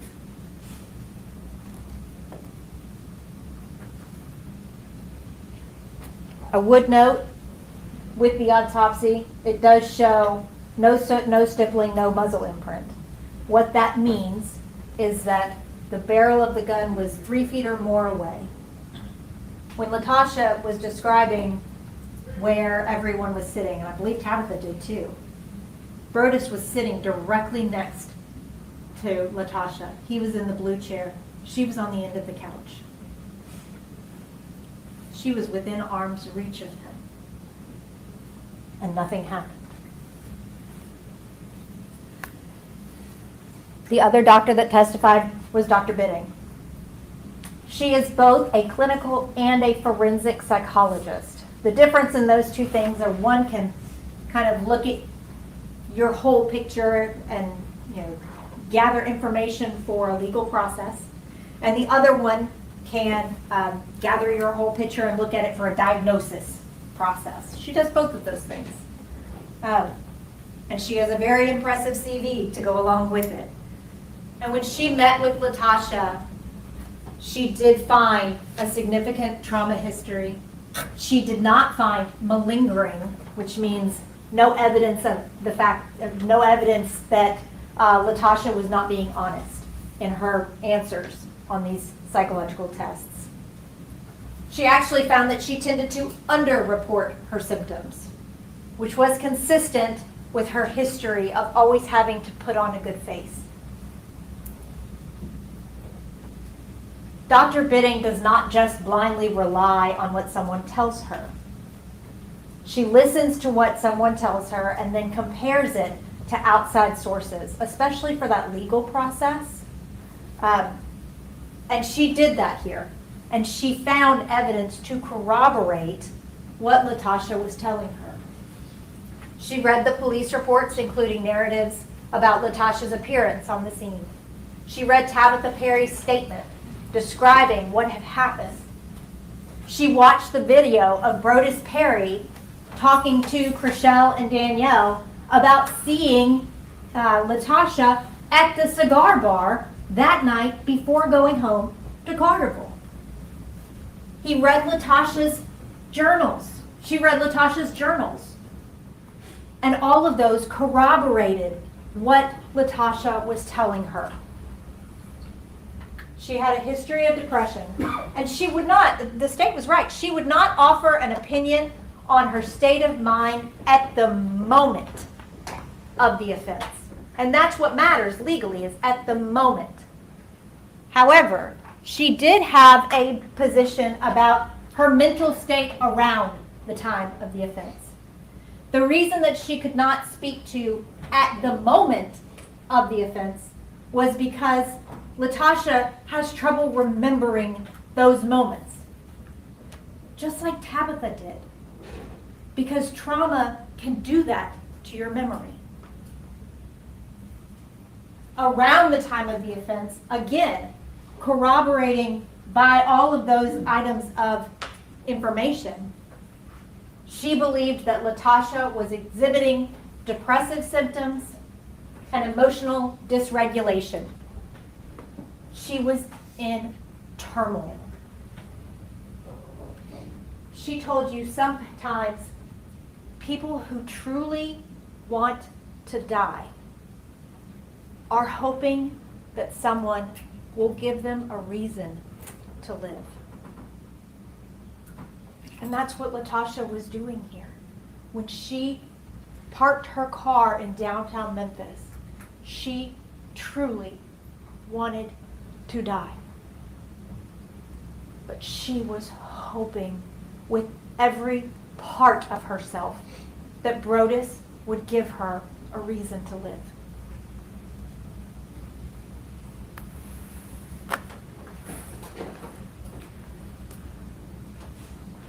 LaTosha talked to you, and she told you her story. From a young age, all the way up to reaching out to Brodus for counseling, through their relationship,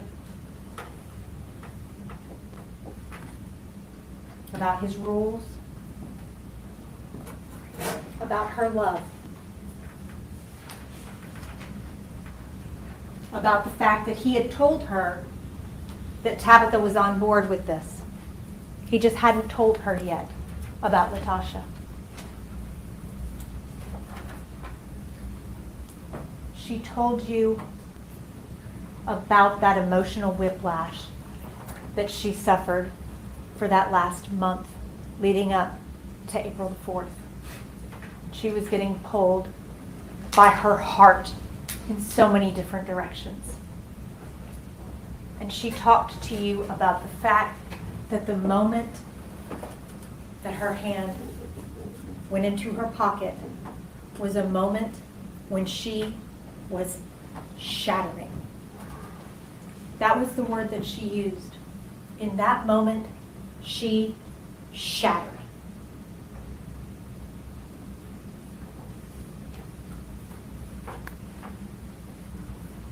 The timeline in the case supports what LaTosha told you happened. At 3:14, we have a suicide note written, which is before going to buy a gun. She then takes a quick trip home and then leaves for the park. Driving down 440, where there's a split for Memphis. She proceeds towards Memphis and arrives downtown, speaks with Brodus for a long time. LaTosha then drives to Collierville, sits in the parking lot, calls Brodus, starts to have some second thoughts, and Brodus says, "No, go on in. Go on in." LaTosha goes to the apartment. Tabitha lets her in. They talk for 10 to 20 minutes. Brodus arrives back home. They talk for 10 to 20 minutes, and then LaTosha says, I'm going to leave now. Police respond at 22:36, again, 10:36 Central Time. And by 10:36, LaTosha is still standing there with the weapon in her hand. If she left Arkansas at 5 o'clock, and it only takes 3 hours to get to Collierville, why was it 10:36 when police arrived? Unless there was something that happened in between.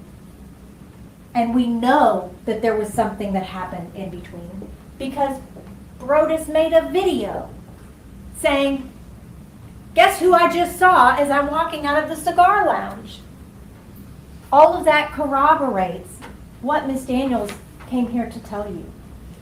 And I can tell you, sitting on that stand is not easy, especially talking about the things that she had to sit up there and talk about. She's not proud of what she did. She is extremely remorseful for what happened that day. When the prosecutor during cross-examination said, "You went there to shoot him, didn't you?" She said, "No, No, ma'am, I loved him. I would never hurt him. No, that was not my intention.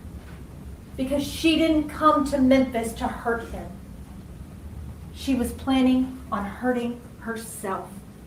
And she walked into that apartment happy to be there in the hopes that she would get some semblance of that love back.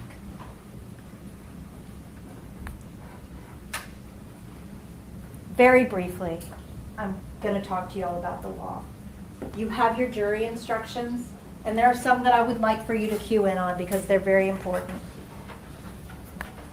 If you remember during jury selection, voir dire, we talked about criminal offenses and what's required. And what's required is an act and an intent. You have to have both. When you look at what are called lesser included offenses, the act never changes. The intent is what changes. On count 1, the lesser included offenses are all of the offenses: first degree murder, second degree murder, voluntary manslaughter, reckless homicide, criminally negligent homicide.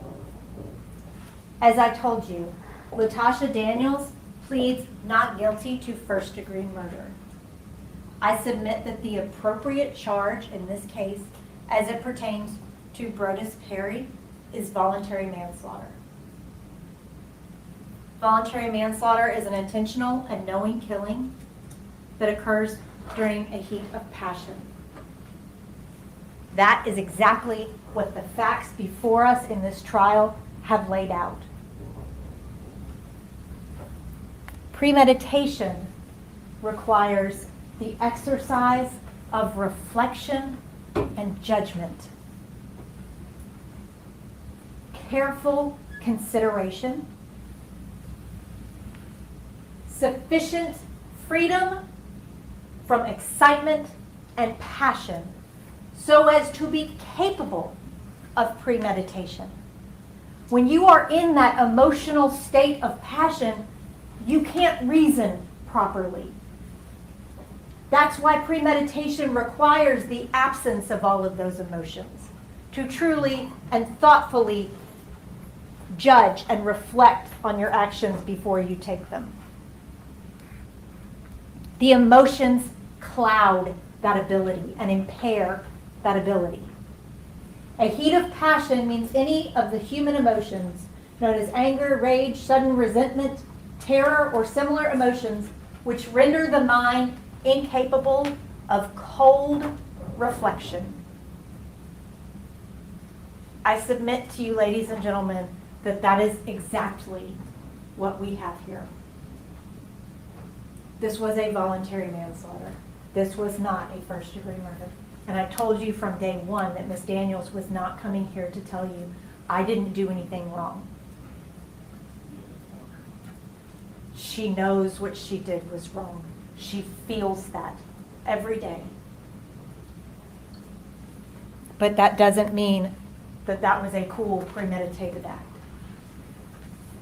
Count 2, the count pertaining to Tabitha Perry, Archie. Criminal attempt first degree, criminal attempt second degree, criminal attempt voluntary manslaughter, and reckless endangerment. Those are the lesser included offenses as they pertain to her. I submit to you that the actions that led to Ms. Perry's injury was reckless endangerment. The process that involved Ms. Perry getting shot, she actually put herself into that line of fire, and Ms. Daniels did not even mean to shoot her. Ms. Perry even believes that LaTosha was not trying to shoot her. Tabitha told the police that. Tabitha told y'all that. The police told you that. She tried to shield Brodus, and in the process she got hurt. And that was an unacceptable risk that LaTosha took when she fired those shots. And she should have known that firing those shots in that apartment could have ended up hurting Tabitha. And that's exactly what happened.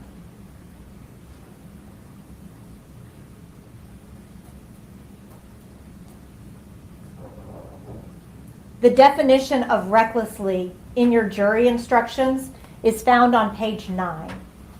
And that is where, when you look at reckless endangerment, it will refer you back to the other definitions.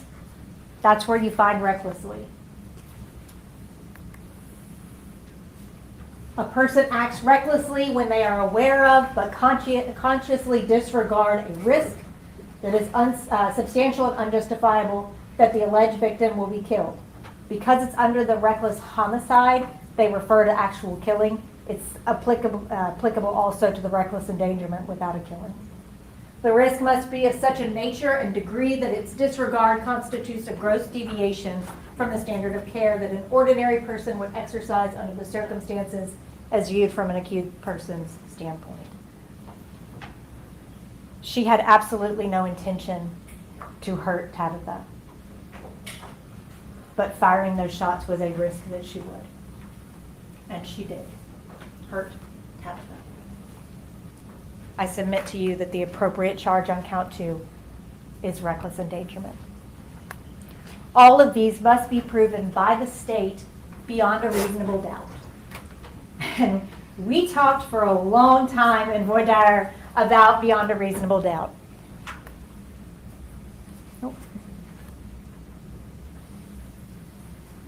The prosecution must present evidence that is so convincing that it leaves no other logical explanation for the facts except that the accused is guilty of the charged offense to a moral certainty. One of the elements that must be proven is the intent, is LaTosha Daniels' intent. So if you come down and you have one version of this event where this is a cool, calm, premeditated murder, and you have another version of events where this is a woman who was in an emotional distress, and both of those are reasonable based on the evidence, then the state has not carried their burden as to first-degree murder. The appropriate charge would be voluntary manslaughter. And that burden is very, very high.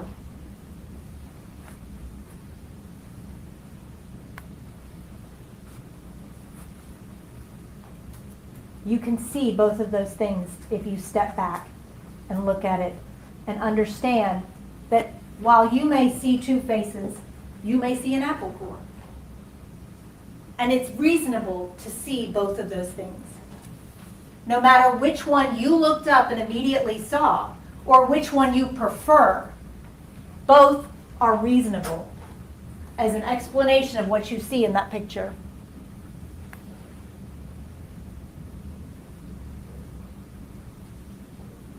This is the state's case. From far, far away, looking at these facts. Facts that are not in dispute.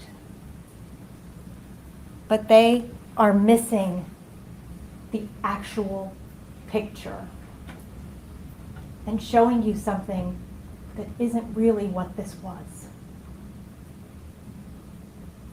I'm asking you to look at all of the evidence that has been presented to you over the course of this week and to see the details of what that picture actually is. Thank you. Any jurors want to break? State, go.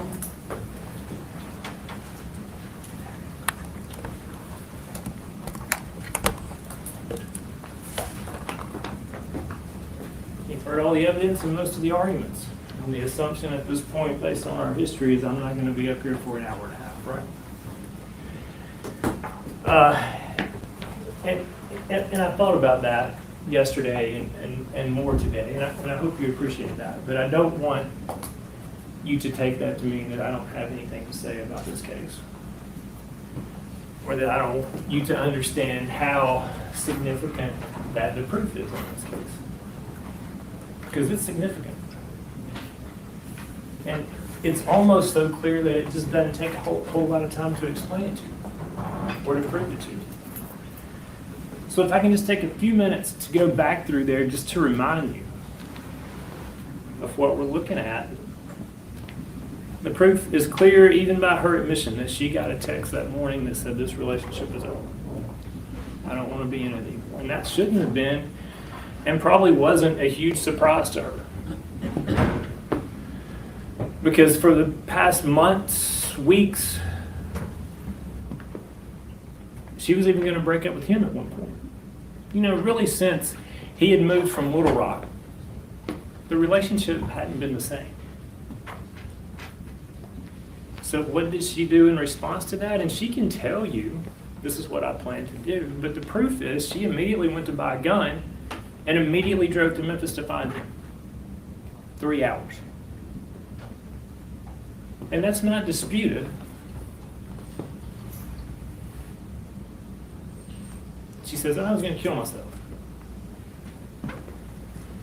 But she wound up in Memphis with him. And she wound up at his house. She was still there when the police arrived. She shot him multiple times and shot Tabitha Perry Archie in the process.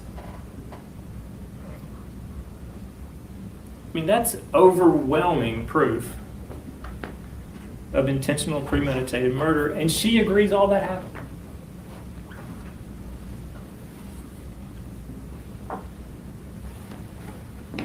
Do you remember there was a discussion, I believe it was in jury selection, about we do things different here than we do in the real world? I mean, I don't really know what that means. Because what we know is that in the real world, Brodus Perry is not here to tell his story. That he was shot and killed in his own home in front of his wife. And we know that Tabitha was shot while kneeling next to her husband, trying to protect him and help him and begging her to stop. You know, there's a lot of talk about reflection and judgment, cool, calm, and collected. Well, she was cool, calm, and collected enough to say, according to her, Tabitha, get out of the way. She doesn't remember anything, but she knows she didn't mean to shoot Tabitha.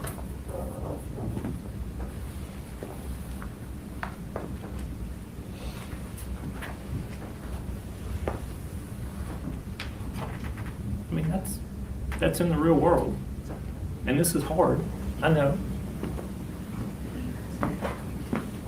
Talking about Tabitha, it's a good time just to point out, I mean, there is transferred intent. And so we don't have to prove she was trying to kill Tabitha.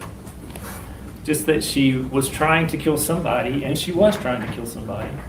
She did kill somebody. And in that process, she shot and caused serious bodily injury to Miss Archie. So when you have a case like that, with those facts that line up perfect, I get the text, I go buy the gun, I drive to Memphis, I show up at his house and I shoot and kill him. You got to come up with something as a defense, right?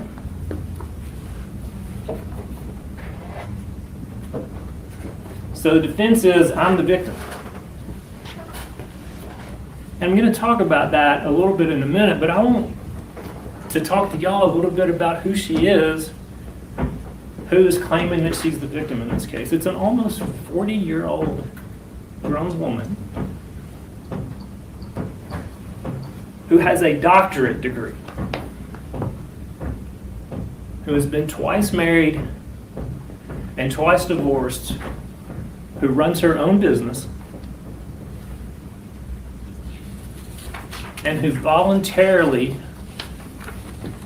entered into and started this affair with Brodus Perry. She admitted that. I liked the way he made me feel. I was wanting that kind of relationship at that time. She knew he was married. She had dinner with, she played tennis with his wife. She knew that Tabitha wasn't aware of this affair.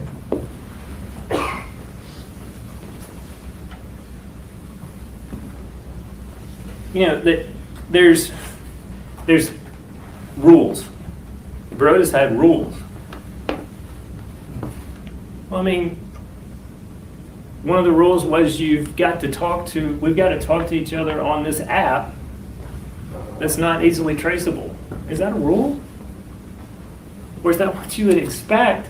Two people who were married because they were both married when this started, that they might come together and say, you know, we probably don't need to text each other and email each other on our phones and on our computers. Because we got to hide this. Is that a rule? Is that manipulative?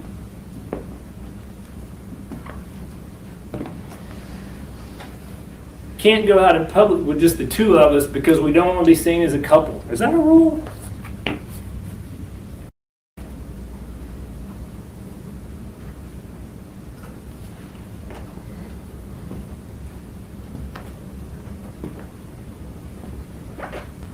You know, one of the things that happens when you kill somebody is there's only one side of the story that gets to be told, because there's only one person that's left alive. And so we spent a lot of time talking about how bad Brodus Perry was. We played videos for his widow and made her sit there and say, no, I didn't know that. He was lying to me.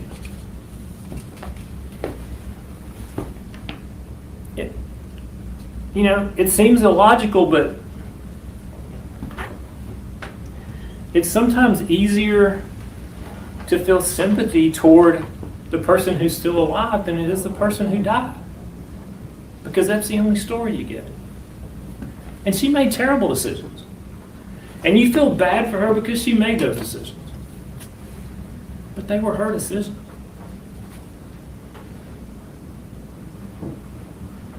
If Brodus was here, would he say,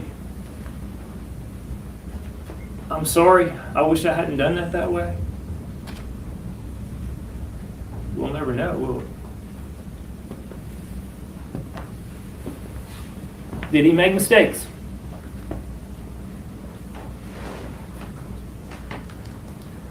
You know, I want to quote to you from the jury instructions because I think it's important. Because you can't look at her and say, I feel sorry for her because she made that decision.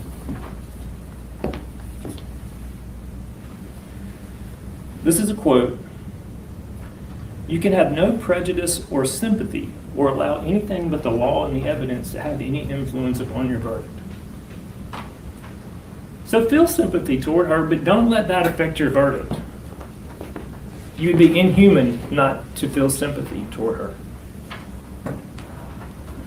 But we talked about earlier, during jury selection, how sympathy and prejudice are not appropriate, and how you look at the facts, and if you determine that she intentionally, unlawfully, and premeditatedly killed him, it doesn't matter how sorry you feel for her. Because you're not supposed to use sympathy.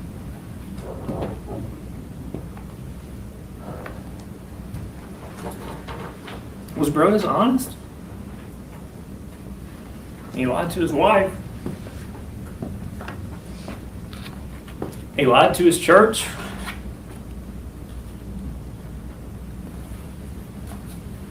He lied to two people in a book club on an app where they sent videos back and forth to each other who he had never met.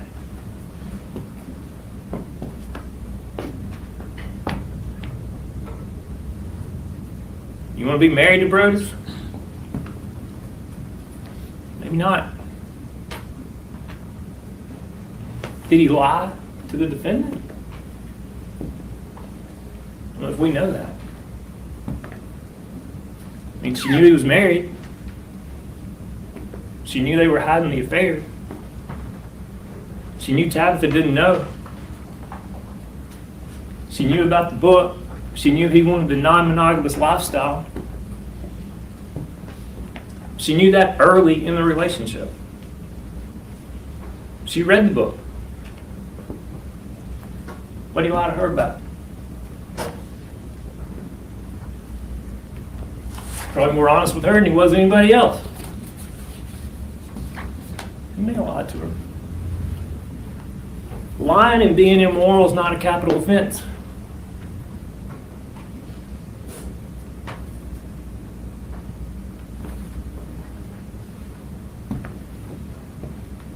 LaToshia Jane has also made a lot of choices.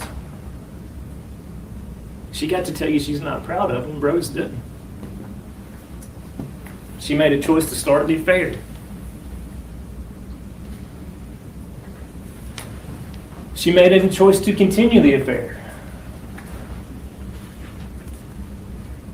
She even made that choice after she claims that he made her feel bad in the hotel room to continue that affair. She made the choice to hide the affair.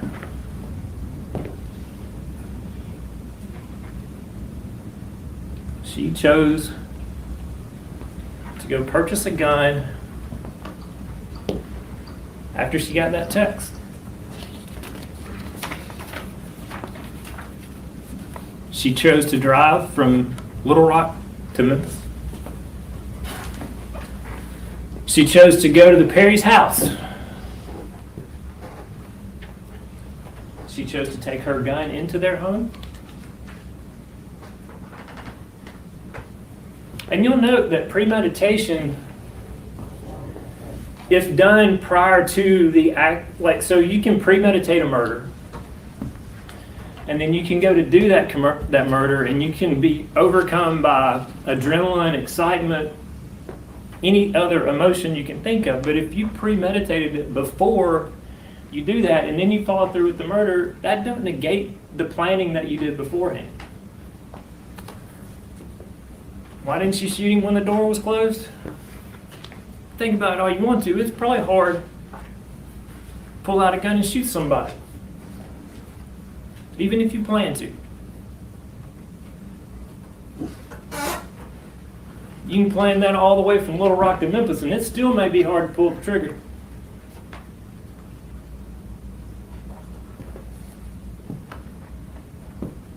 She made a decision to shoot and kill Brodus Perry, and she made a decision to shoot Tabitha.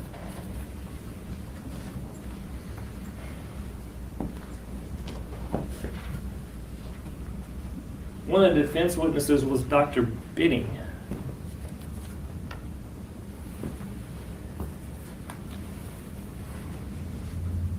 What did we glean from her that's helpful? Because I don't doubt she was depressed, and that's what Dr. Bidding said, she was depressed. And I'm not taking that lightly.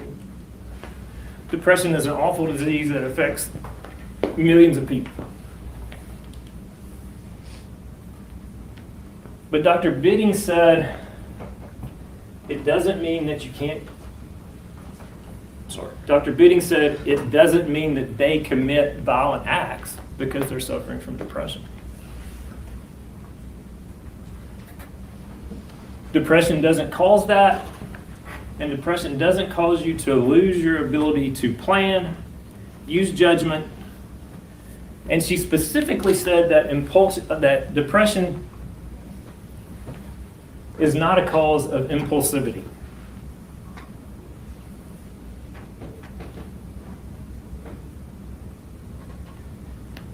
So if depression doesn't negate intent and premeditation, it doesn't keep her from being cool, calm, collective, it doesn't keep her from using reflection and judgment, is that helpful to us?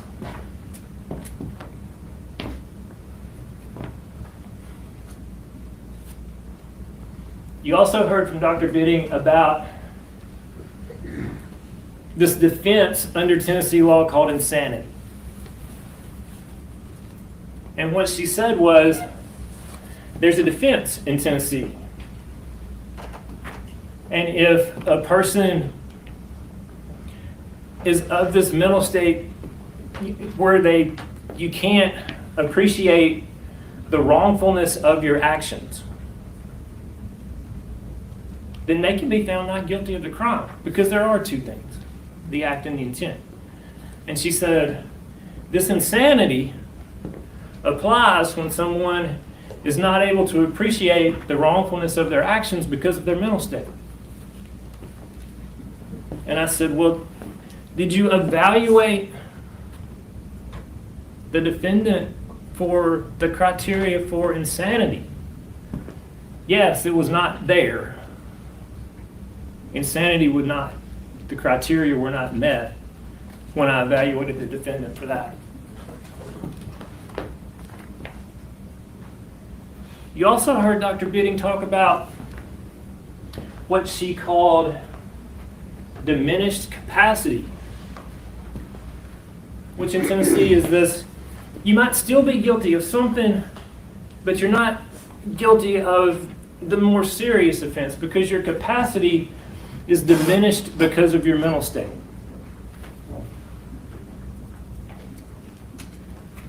And again, I asked Dr. Bidding, a defense expert, a witness called by the defense. What about when you evaluated LaTosha Daniels for this diminished capacity? Didn't meet the criteria for that. Well, Dr. Bidding, the defense expert, what about post-traumatic stress disorder? Did she meet the criteria for that? No. No, she didn't meet the criteria for post-traumatic stress disorder. Dr. Bidding, the defense expert, does potentially wanting to harm herself, does that negate intention and premeditation? Can't say that it does negate intention and premeditation. Well, tell us, Dr. Bidding, about her mental state at the time she committed this offense. I'm unable to provide an opinion about her mental state at the time she committed this offense.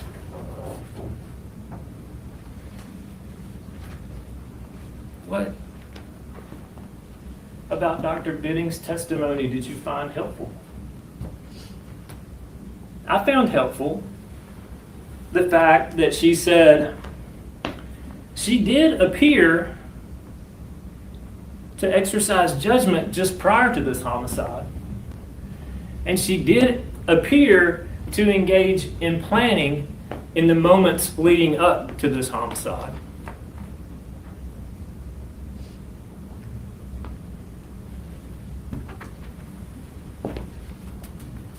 So we've talked about she used judgment, had a cool, calm, and collected thought when she told Tabitha to get out of the way.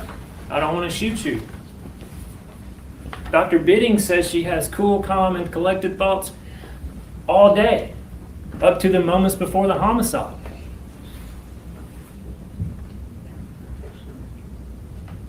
Then we heard from Officer Duncan, who said he pointed, I saw her point the gun at herself. She was holding the gun. When I got to the door, I said, drop it. She pointed the gun at herself. At some point during that day, did she intend to harm herself? I don't doubt that. But I can tell you what she had at that moment. She had the judgment and reflection not to harm herself. She had the judgment and reflection not to point that weapon at the Carterville Police Department because they had a gun pointed at her.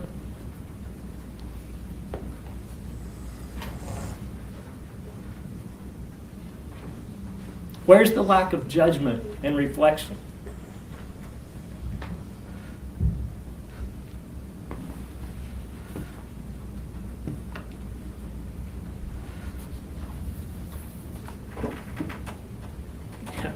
Was she devastated?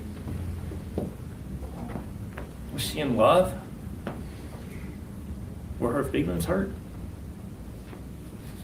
Had she spent 2 years in a relationship with a married man and she realized he wasn't going to leave his wife? I don't doubt that. Did she know what she was doing? Yes. And it's unfortunate. It's unfortunate for her. It's unfortunate for Brodus Perry's family. Unfortunate for the widow of Brodus Perry. That doesn't change what happened.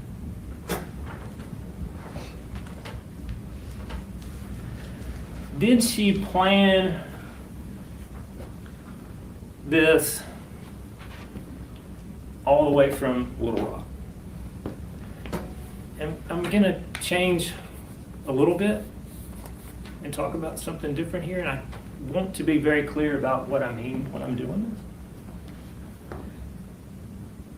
I submit the proof shows that she did plan this from the time she got the text. But I want to talk about why I think that's not required.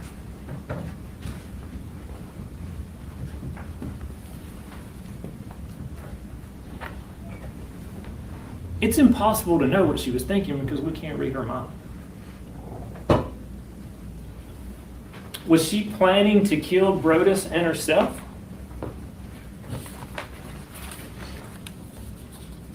Maybe. That doesn't negate the fact that she killed Brodus and that she did it on purpose, intentionally, with premeditation. Did Brodus ask her to go to his house? I mean, his reaction says no. The history between the two of them says no. A hidden app. Got to have somebody with us. We went 2 years, we hadn't told her. He didn't want Tabitha to know. So the history between them indicates no. So the evidence is contrary to her description of what happened. And again, I'm going to emphasize that because I'm going to make another argument. But I want to read. The evidence is contrary to what she describes as happening. But it really doesn't matter. She's asking you to consider voluntary manslaughter.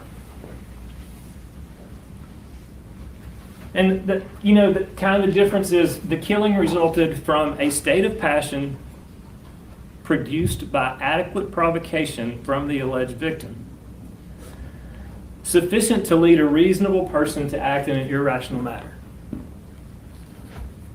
Well, there's no question she acted in an irrational manner because it's hardly ever rational to point a gun and shoot a guy 7 times who's not threatening you, doesn't have a weapon, and is not even, there's not even a chance he's harming you physically. No even history of him harming you physically. So that's never a rational act. So the second part of that is very important because it can't be adequate provocation that makes LaTosha Daniels act in an irrational manner because she did. And all you would have to say is, yep, there was some provocation that made me act irrationally, so I'm not guilty of homicide. I'm not guilty of murder 1.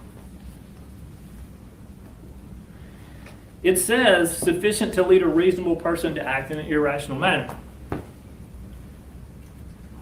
Did what happened to her, is that enough to make a reasonable person act that way? To point a loaded gun at an individual who's unarmed and not threatening you and pull the trigger not once, not twice,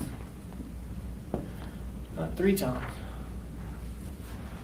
not 4 times, not 5 times, not 6 times, but 7 times.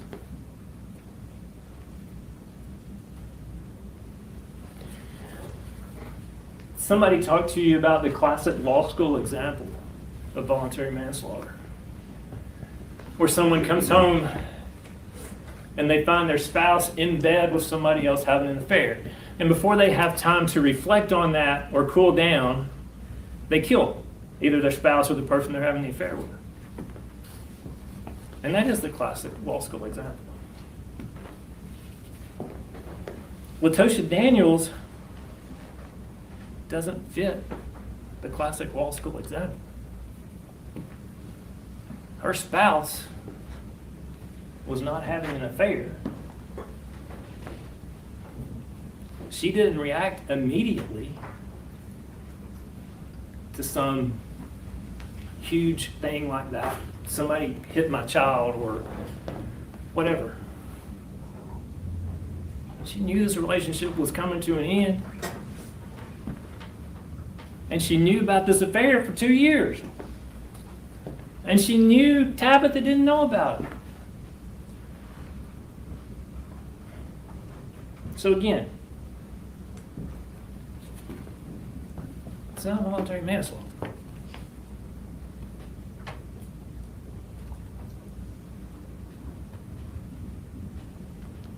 So I want to look at her story and set aside all the other evidence for just a moment.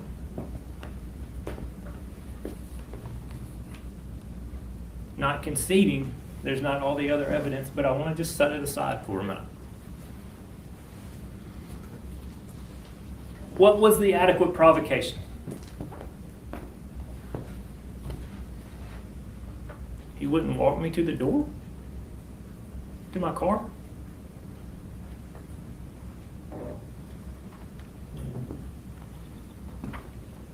It's the only provocation I heard. Because right before that, she was talking, and she even made a decision, I feel like I'm being played, was what her testimony was. I'm embarrassed. I want to leave. Is that a person overcome but doesn't know what they're doing?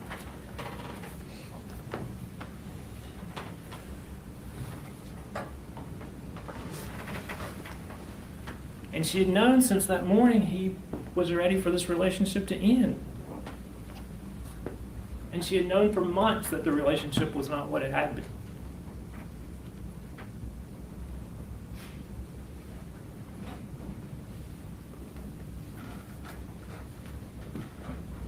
That's not provocation that would lead a reasonable person to act in an irrational manner. It may be provocation that would break your heart, that would hurt your feelings,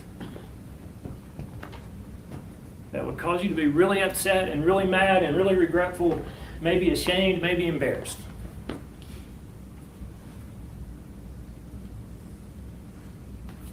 She told you why she did this.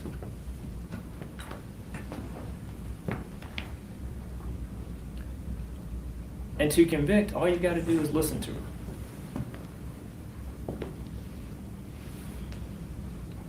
She told Brodus. I don't know if he heard her because he had a bullet in his head. You broke my heart. That's why she did it.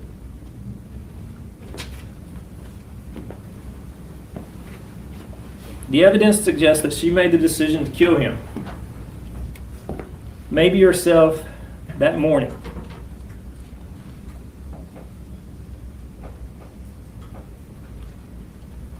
But even if she made it when he declined to walk her to the car,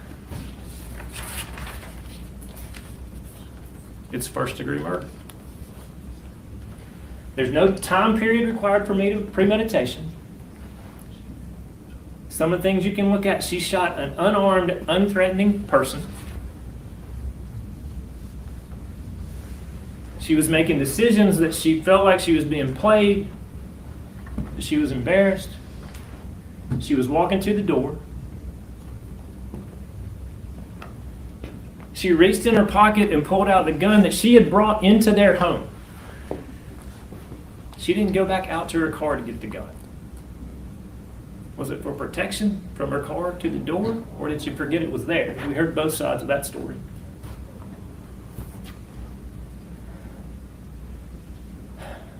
And she shot him 7 times. And killed him.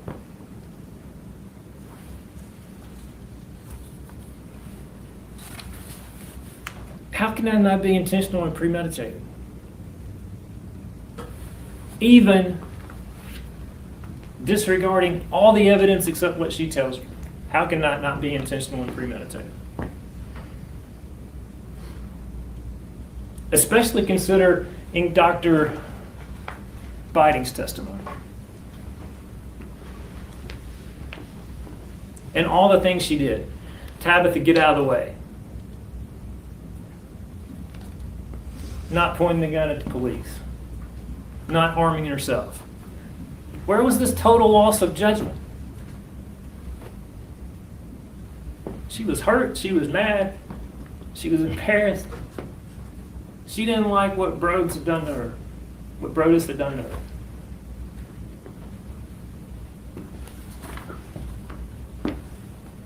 I ask you to follow the law. Apply the evidence to it.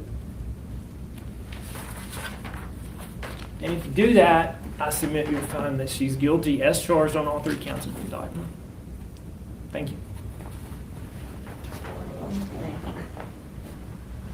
All right, now it's time to select our alternates.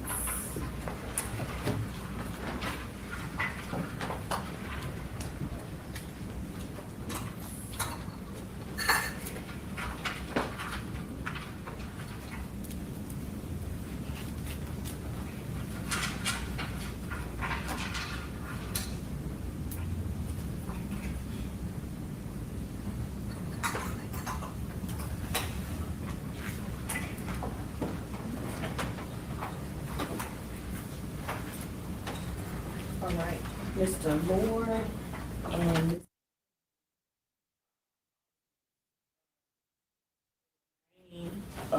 people will be our jury. I'm going to send you back with the instructions, the indictment, and the exhibits. I think except the firearm. The first thing you will need to do is select a 4-person.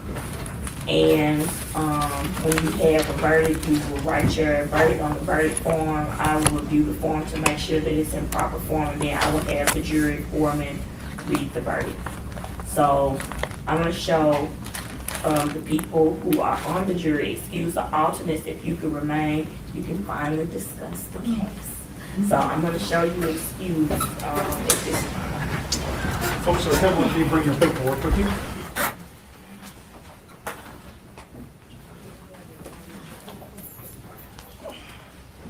All right, Mr. Moore.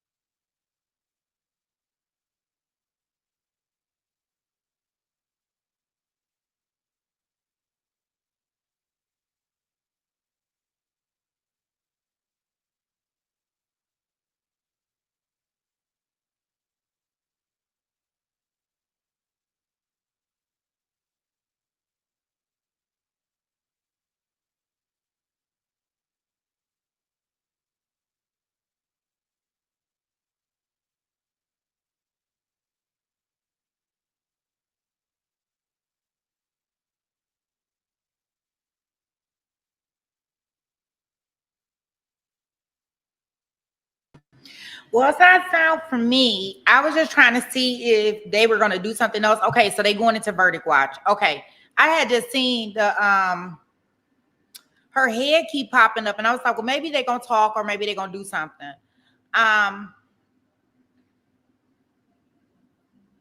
So what we can do is totally up to you guys. I know that we are over here in watching the trial in Nevada with the beheading trial. The ME is currently on the stand for any of you guys that want to check that out. Anybody that wants to stay in this room while we do wait for the verdict watch to come, I will. Let's see. Okay, we're going up to the ceiling now. We're not going to look at the seal. We're going to the ceiling. I will go ahead and I don't know. Is there any old testimony that y'all want to look at in this room while we wait for a verdict? Because I'll keep it open until they tell me either the jury has came to a verdict or the jury has been dismissed.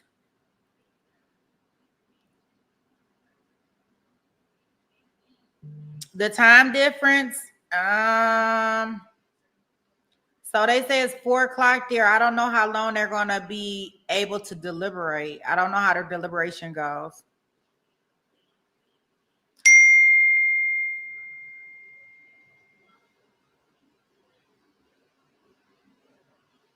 Yeah, so I don't know if they continue to deliberate like we were with the Alicia trial where we were here all night long, or if they have to be out of the courtroom at 4:30.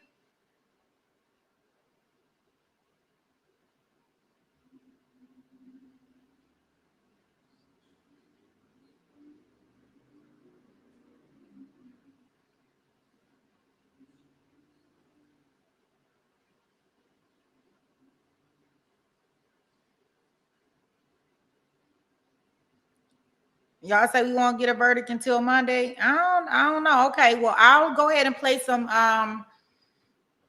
what testimony y'all want to see from this one?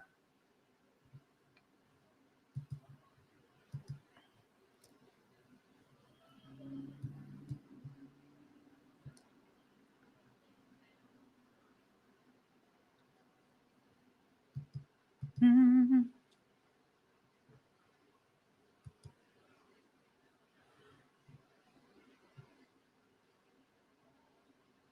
We looked at her testimony today.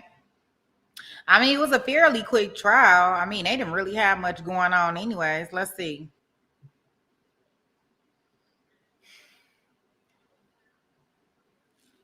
What did I find?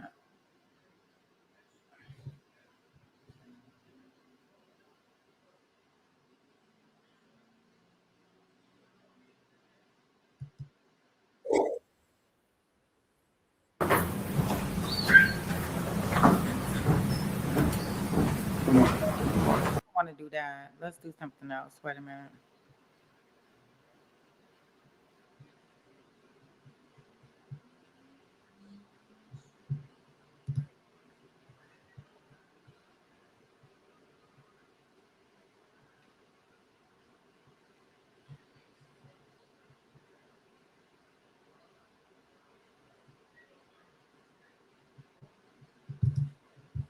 And he's willing to try this case, and you understand that he's willing to try this case on an open.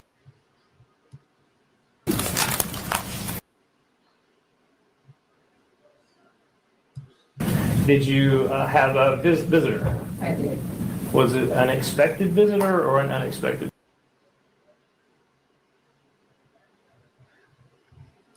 How many officers arrived at the scene?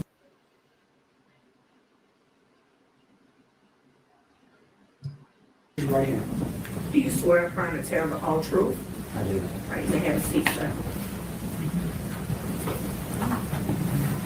Next, see. Good morning. Good morning. Could you state and spell your name for the record? Samuel Edward Draper, SAMUELDRAPU. And where are you employed? Colorado Police Department. And what's your position? Captain of the Vehicle Patrol. How long have you been in that position? Coming up on a year, Okay. And how long have you been with the Collierville Police Department? approximately 13 years. Okay. So I'm going to take you back to April 4th, 2019. Do you recall responding to an apartment complex that day? Yes, ma'am. On that day, I believe it was roughly around 23, 26, responding to a witness complaint of shots fired at 1681 South Elstone Place East. Myself and a couple other CP officers and SV pulled up on scene, pulled up to the entrance point of the Meridian Apartments, and the gate was already opened by, I believe, another occupant of the complex. He was saying, hey, the shots are coming up from this apartment complex. Me and one of my partners, Officer McLean, we rounded about apartment complex. I believe it was 204 to 205 of Building 8. And then when we were coming up the stairwell, one of the tenants from the apartment complex said that the shots were coming from the top right apartment. So myself and Officer McLean went up the stairwell, made a right, observed a male subject down on the ground in the front entryway of the apartment in a pool of blood. Saw a female victim sitting or braced against the wall to the male victim, and then I observed the suspect. A little ways behind him, there's an island, kitchen island in that apartment complex, and she was standing to the right of that on the weapon. Okay.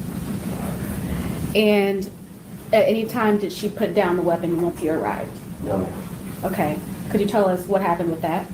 So once we got there, I observed her with the weapon, myself and on-scene officers were trying to communicate with her to put down the weapon.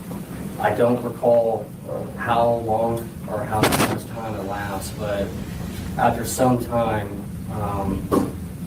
we requested a less lethal beanbag gun to be called up, and that's when Officer Jenkins deployed that, and she immediately fell to the ground. And that's when we went into the apartment complex, secured the weapon.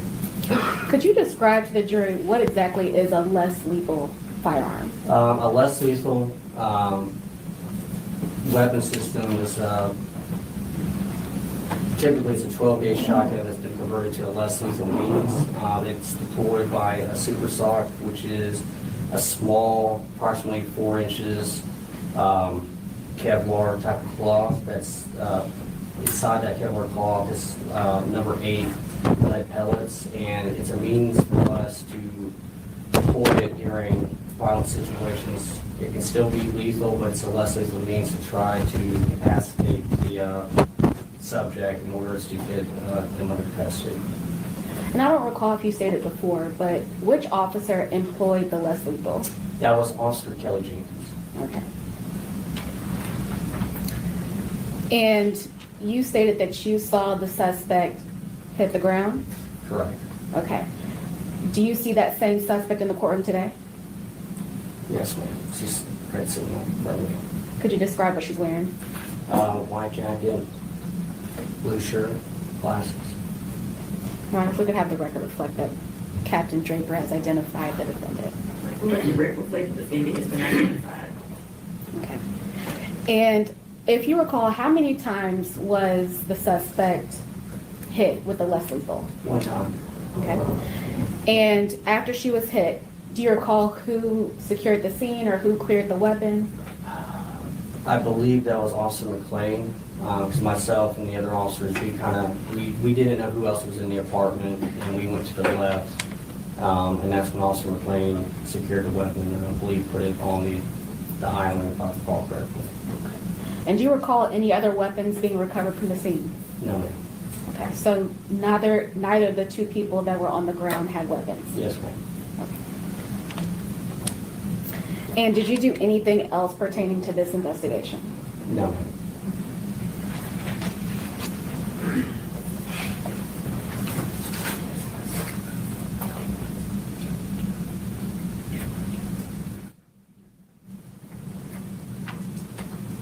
And this apartment complex that you responded to, you said it was on Elkstone Place? Yes, in the Meridian Apartments off of Shea Road. Okay, is that in Shelby County? Yes, ma'am. I'll pass the witness, Your Honor. All right, cross-examination. Thank you, Your Honor. Good morning, Captain Draper. Good morning. I just have a couple of questions for you, okay? On April the 4th, you responded to a shots fired call, right? Yes, ma'am. And you had information that there were 2 people down. What I recall, there was just shots fired and there was screaming. Okay.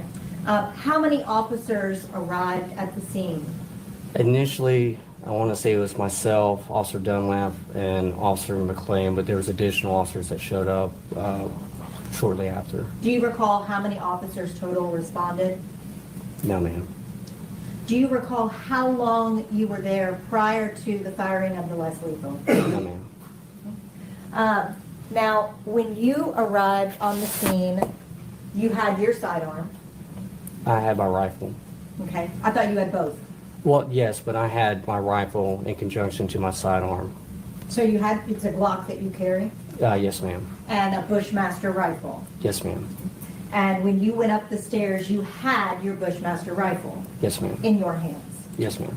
And when you went up to where that apartment is, when you came to the doorway where you could see in, and you saw that Miss Daniels was standing there with a weapon, you raised your gun, right? Yes, ma'am. Because you had a person inside with a weapon. Yes, ma'am.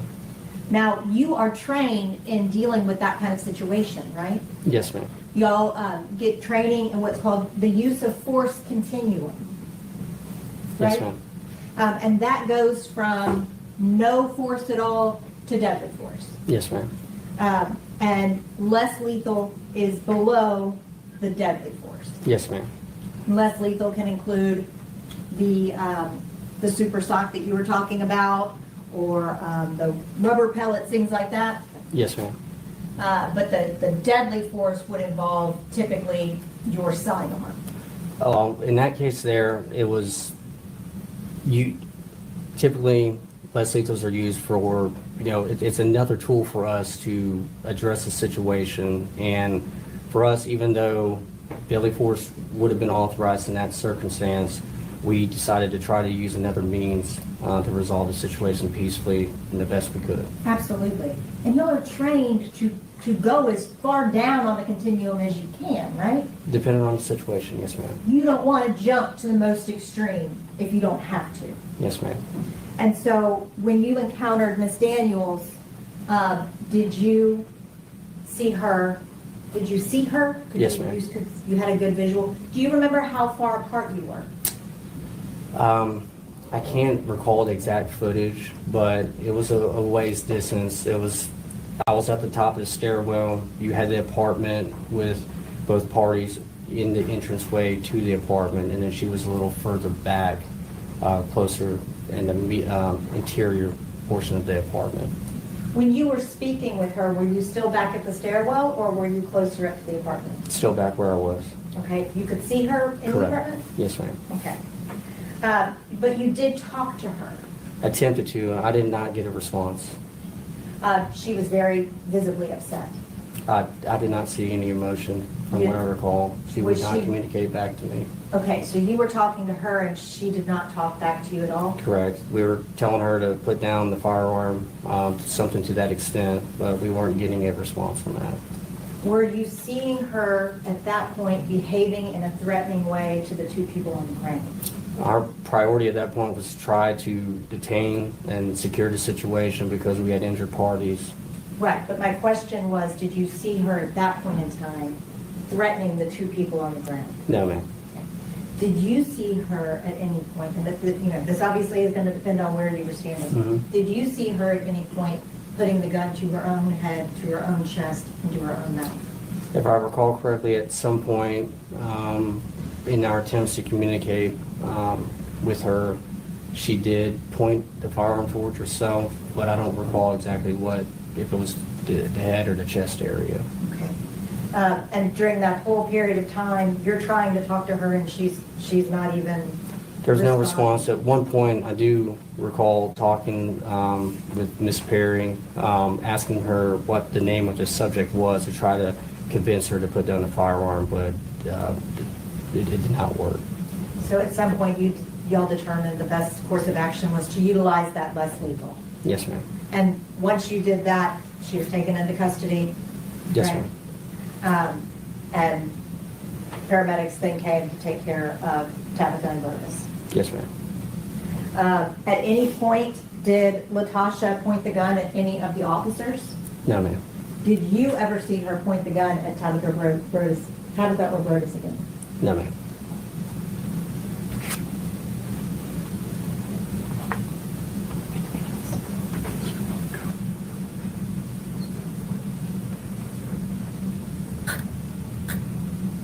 Do you recall the initial attempt to deploy the less lethal not being successful? That the first gun jammed? I do believe that there was a malfunction with the first one, and that's when we had to call it for a second one. Somebody had to run down to their car, come back up and... Somebody, I don't recall exactly who it was, but because me and the other officers there we stayed where we were because we don't want to lose sight. And somebody brought up the less lethal, gave it to Jenkins, and Jenkins is the one who deployed the less lethal. Correct. That's all. Thank you, Captain. Thank you, ma'am. Don't read that here. No redirect, Your Honor. All right, you may step down, sir. Thank you, ma'am. You may call your next witness. State calls Officer McLean.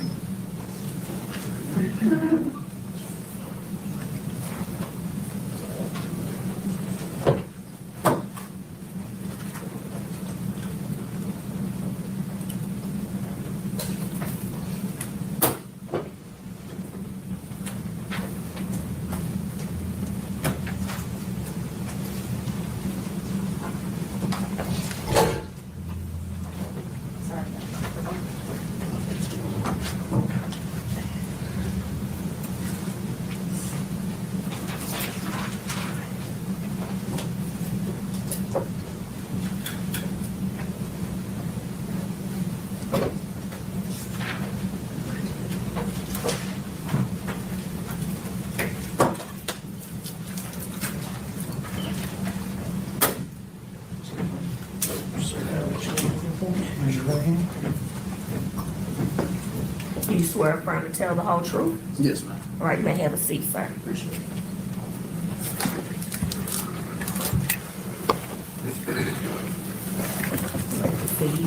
Good morning. Good morning. Could you state and spell your name for the record, please? Yes, ma'am. It is Richard Austin McLean, RICHARD MCCLAIN. Where are you employed?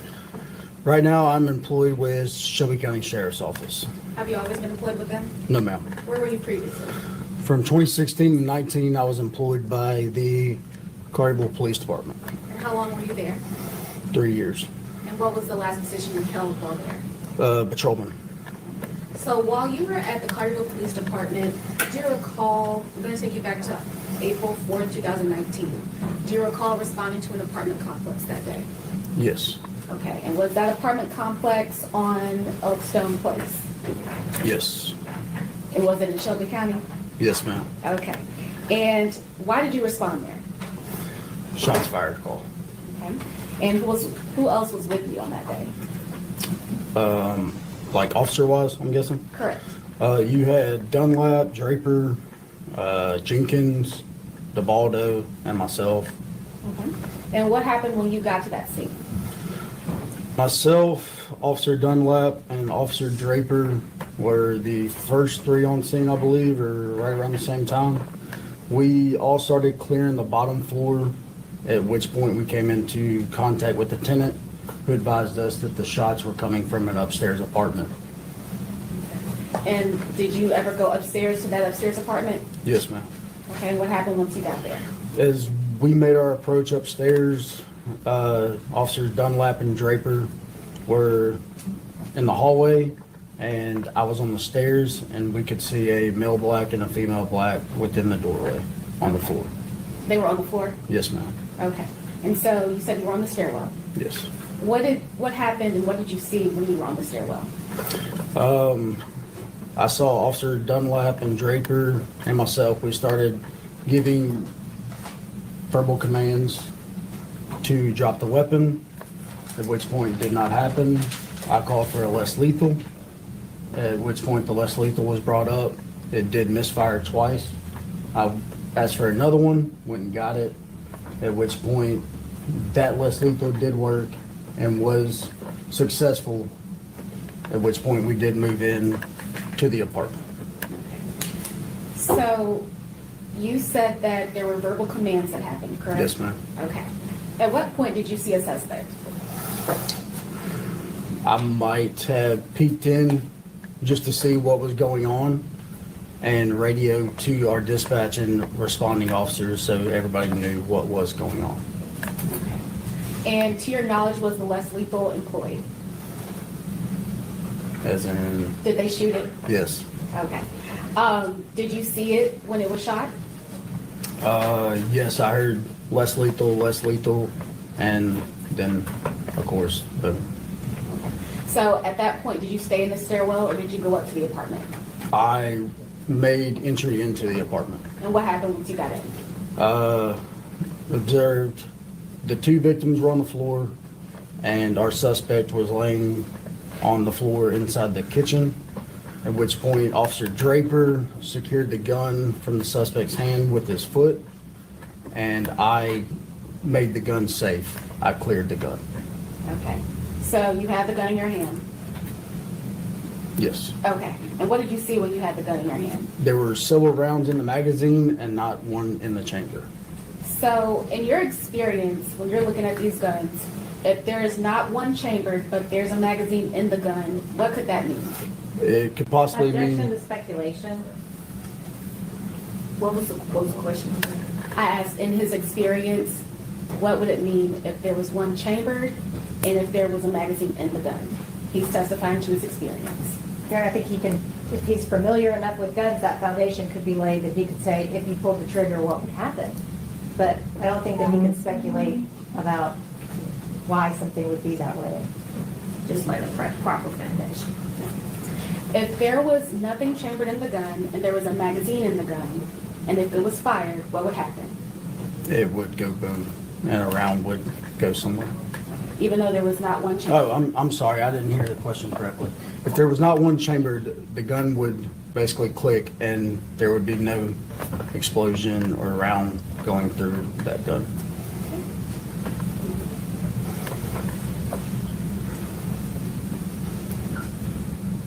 I'll pass it with Mr. For cross-examination.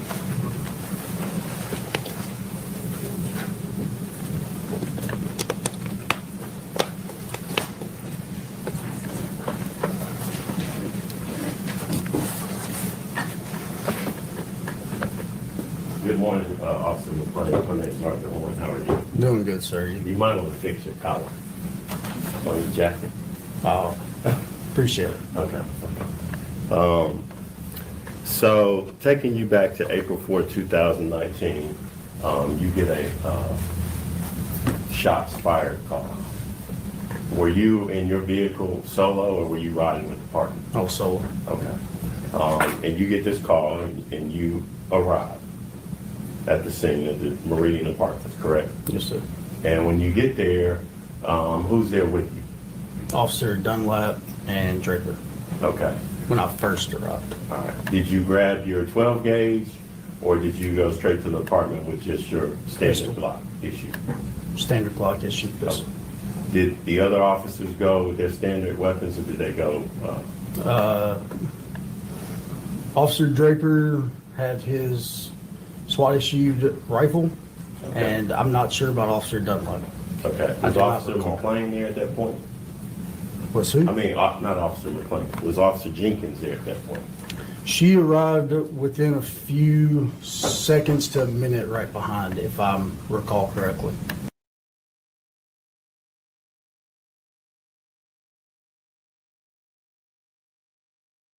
What?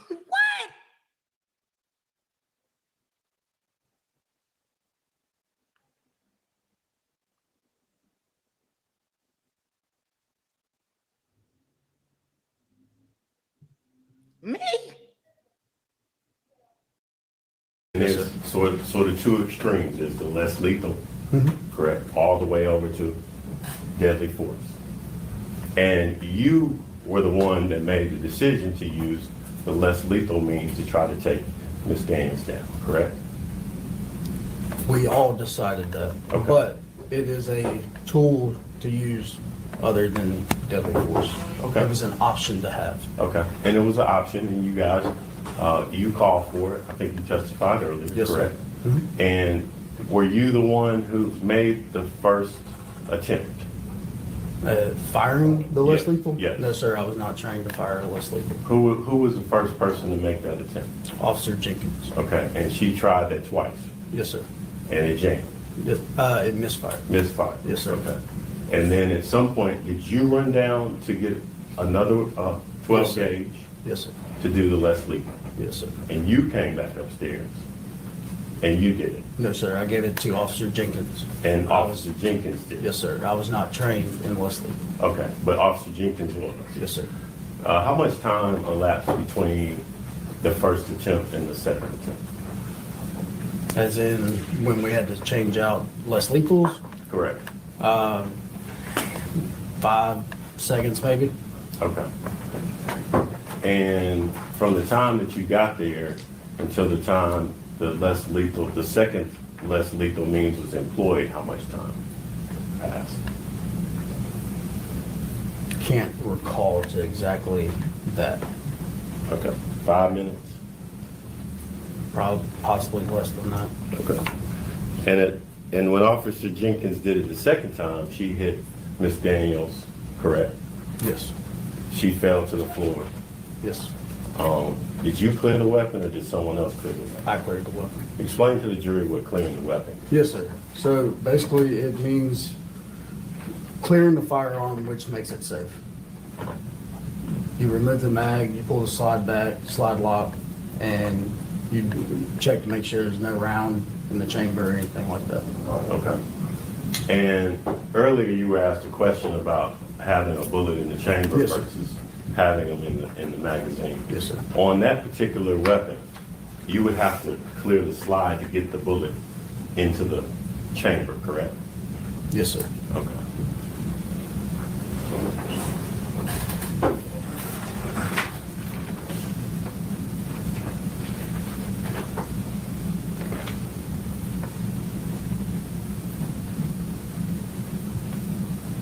You were able to take down Miss Daniels, and she was taken into custody after after you cleared the weapon, correct? She was already down once I cleared the weapon. Okay. And she was taken into custody. Yes, sir. If I can have a minute, you know.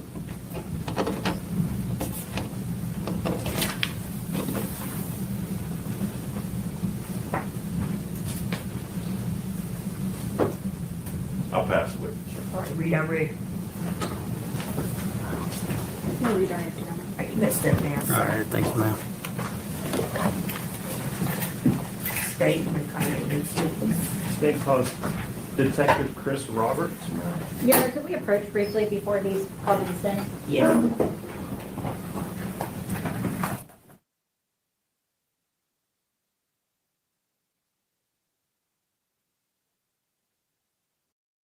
Do you swear affirm to tell the whole truth? I do. All right, you may have a seat, sir. Thank you.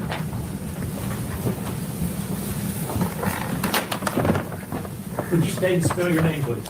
My name is Chris, C-H-R-I-S, last name Roberts, R-O-B-E-R-T-S. And what is your occupation? I'm a lieutenant with the Carterville Police Department. How long have you been at the Carterville Police Department? Approximately 27 years. As a lieutenant, can I tell me what your duties are? I'm a patrol lieutenant. That means I supervise right now I'm supervising the midnight shift patrol division. We have approximately 14 patrol officers on our shift, and I'm one of the supervisors over that shift. Do you have training in firearms? Yes, sir. Kind of tell us a little bit about that. Like I said, I've been a police officer. I've been a police officer over 31 years. During that time, I was a SWAT operator for almost 5 years. I've had training in the use of rifles, shotgun, handguns, less lethal weapons, most weapons that police officers use. Do you have to qualify every year with a handgun? Twice a year. Twice a year with a handgun? Yes, sir. I want to talk to you a little bit about semi-automatic handguns. Yes, sir. Can you tell the ladies and gentlemen of the jury like what that is? A semi-automatic handgun is a magazine-fed handgun that, according to what kind of caliber bullet that you put inside of it, that you insert the number of rounds that you want inside the magazine, insert the magazine into the handgun, you rack the slide back, and when the slide goes forward, a round is chambered into the gun and it's ready to fire. And then, how do you fire that when it's ready to fire? Some handguns have safety, some do not. If the handgun does not have a safety, you just pull the trigger. If the handgun does have a safety, you have to take it off safety and put it into the firing mode and just pull the trigger. And so every time you pull the trigger, what happens? Another round goes off until the magazine is empty. And what happens when the magazine is empty? The slide will lock back, showing that there's no more rounds to be fed into the chamber, so nothing else can be fired. So if you run out of bullets or fire it till you run out of bullets, there's not a round in the chamber at that point? No, sir. The slide locks back automatically and it cannot be fired again. If the slide is then forward and you insert a magazine full of ammunition into that weapon, will there be one in the chamber? Yes, sir, there will be. Okay, I think you misunderstood my question. If the slide is forward. Oh, I'm sorry, I misunderstood. Yes, the slide has to be rocked back and you insert the magazine, then you release the slide goes forward, and that chambers around into the. So if you insert a magazine without racking the slide, basically, will there be a round in the chamber? No, there won't. I want to talk to you a little bit about April 4th of 2019. You already testified you were with the Collierville Police Department. What were your duties at that time? I was at the rank of detective during that time. And did you respond to a call on Elkstone Place in Collierville on that day? Yes, sir, I was the on-call detective that night. And so you called about what time you got the call, what time you got there? It was around 11 or so. I don't, it was late that night. Okay. And when you get there, tell ladies and gentlemen, jury, what you observed and kind of what you did to start. As soon as we got there, myself and Lieutenant Young and two other detectives made the scene. We secured the scene, went over the crime scene, seeing what we were dealing with, including where shell casings were, where the possible weapon that was used was located, where there was any blood splattering. We talked to the officers that first made the scene there. We talked to the firemen that were there to see what happened with them. It was just seeing what the scene was about and then starting our investigation. So one of the things I think you just said was you kind of take over the scene when you get there? Yes, the patrol officers release the scene to the detectives and it becomes our scene. Is one of the things you do is you start identifying and collecting evidence from that scene? Yes, sir. And did you do that at that scene on Elkstone?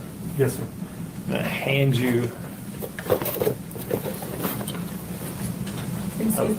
Ross, if you could speak up so the jury. I apologize. And see the recording thing. Okay. Speak up for me. Can I touch this? Yes, absolutely. If you can open that up and look at it. And I just want to ask you if you can identify what's in there and how you can identify what's in it.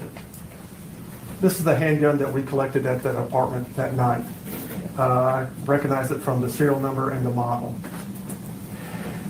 Is there anything else in that box? Here's a magazine with several rounds of ammunition. How many rounds ammunition?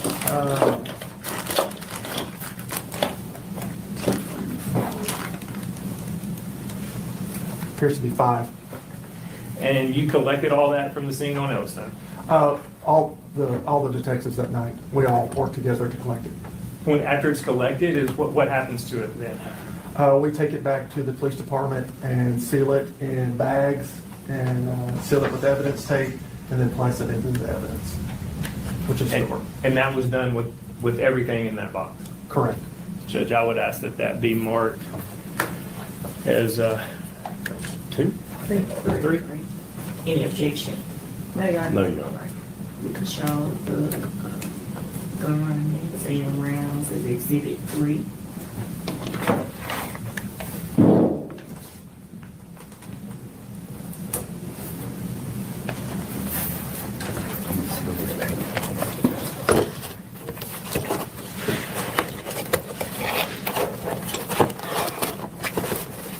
I'm gonna hand you a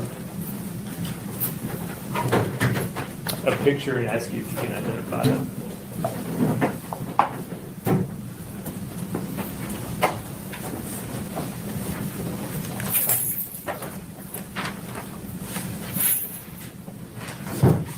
This is a picture of the handgun that we located at the department that night. Judge, I would ask that be marked exhibit 4, please. Any No. objection? No objection. And may I publish that? Yes. The photo of the gun.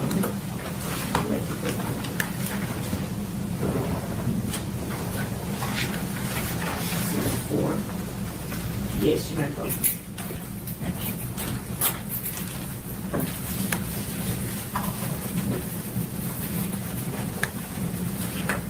And specifically, what is that photo? What was the purpose of taking that photo? It showed the model, it's a Ruger handgun, and it shows the serial number that is associated with that handgun. So what is the serial number on there? It is 455-51219. And is that number unique to that handgun? Each handgun has a unique serial number. So no other handgun in the world has that serial number? It should not.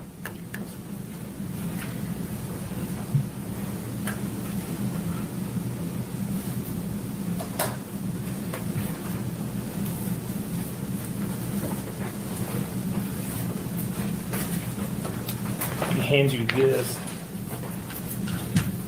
I'm gonna ask you, I don't know if you want gloves, it doesn't matter to me, and don't know if you have anything to open that up, but I want to ask you to open that up and identify what's on the inside of it.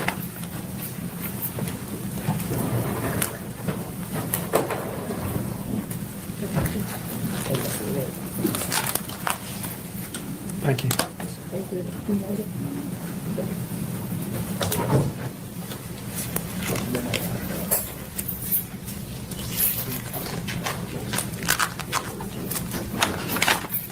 May I open it now, sir? Yes. Thank you.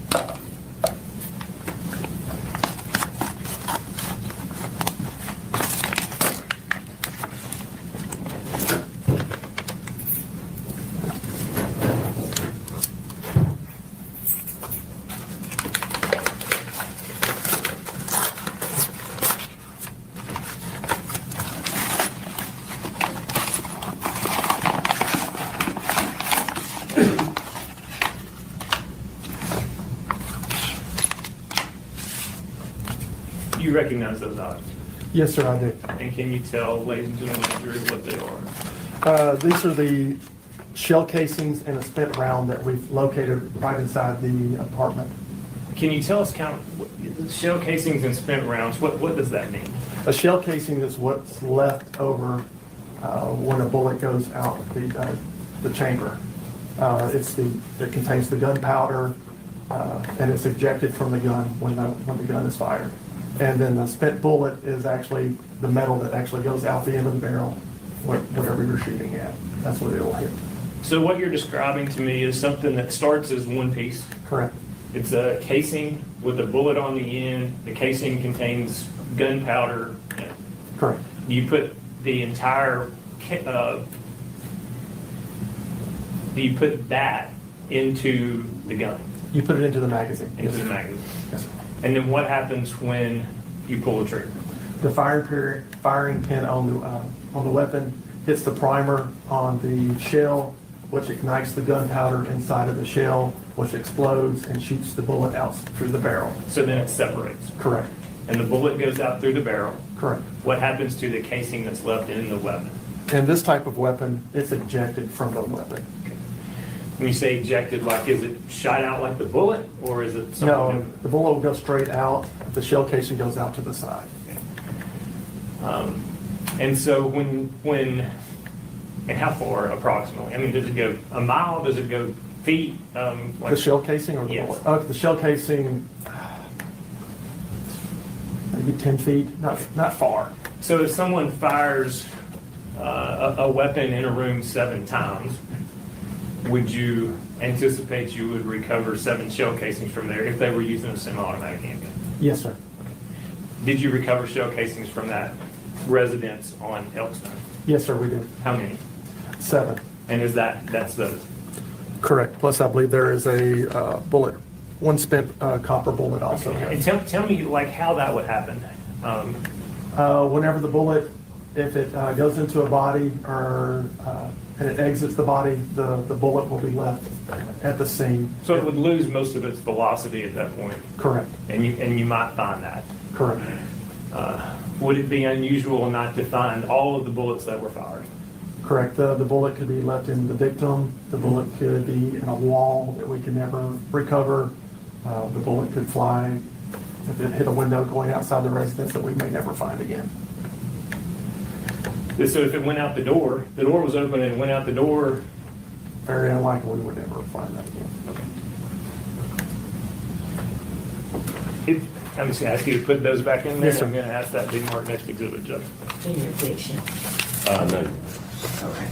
We show the shell casing and spent round the private apartment as exhibit 5.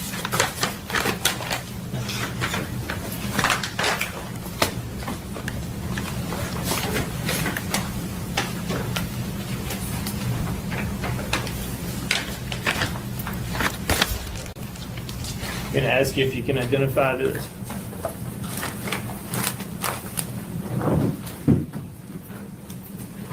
Yes, sir, I can. And what is that? This is the evidence that was collected by the ME from Mr. Perry's body. So the medical examiner Correct. during the autopsy. Correct. So when they perform an autopsy and collect evidence, what does the doctor do with it? They collect it for us, seal it up, and then turn it over to the police department. And who went to the medical examiner's office to pick up the evidence that they collected? I did. And can you tell by those markings that that's what you picked up after they performed an autopsy on Brodus Perry? Yes, sir. There was, looks like hair, nail. There's a few other things here besides the bullets.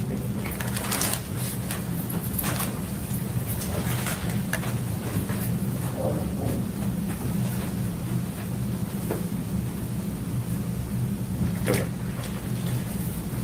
Judge, I'm going to ask that be marked next exhibit, please.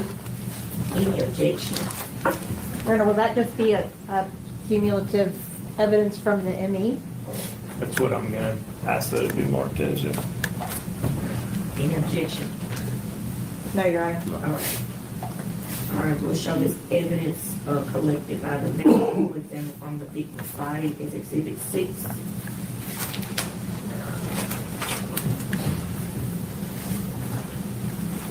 As part of the work you did on this case, Detective or Lieutenant, I'm sorry, did you submit any items to the Tennessee Bureau of Investigations? Yes, sir, I did. And what items did you send them? The items from the ME, I submitted the gun, I submitted the spent shell casings also. Did you submit the bullet that was recovered as well from the crime scene? Yes, sir.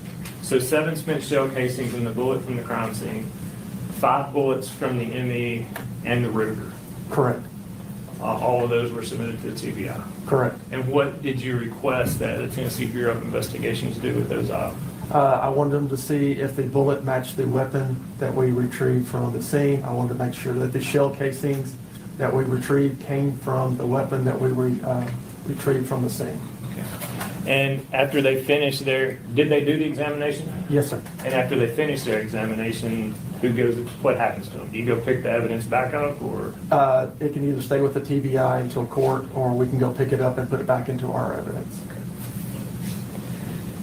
And the items that have previously been marked, those are all the items that you sent to the TBI to be analyzed?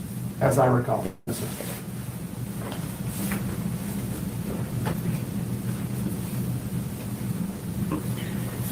Did you try to determine where and when the Ruger that's been introduced into evidence was purchased and who purchased it? Yes, sir, I did. And were you able to do that? Yes, sir, I was.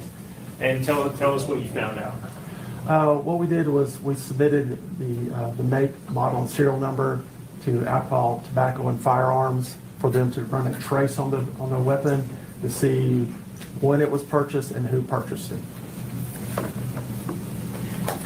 And who purchased it? It showed it was purchased by the defendant. Is the defendant in the courtroom? Yes, she is. Can you point her out, please? She's over here in the white coat and the glasses and the blue shirt. Judge, for the record, he's indicated Ms. Daniel. For the record, show the defendant with the credit card. Where did she purchase that? It was purchased at a sporting goods store in Sherwood, Arkansas. And were you able to obtain from that store a receipt and where she purchased it? Yes, sir, I did. Can you ask you if you can identify that? Yes, sir. Yes, sir, I did. What is that? This is a receipt showing that the defendant purchased a Ruger EC9 9mm handgun and a box of 9mm ultra target range ammo and a box of 9mm JHP Elite D-Crown ammo. And that's got a mark at the top. Is that a mark you got when that you made on it when you obtained that? Correct. That shows the file number to my case. Does it show when she made that purchase? Yes, sir. And what date did she make that purchase? April 4th, 2019 at 4:37 p.m. Does it show the last four of the credit card that she made that purchase with? Yes, sir, it does. And what are the last four of that credit card? 7571 to a Visa. Judge, I'm going to ask that be made next exhibit, please. No, Your Honor. Will show the gun purchase receipt as exhibit 7. May I publish that for the jury, please? Yes.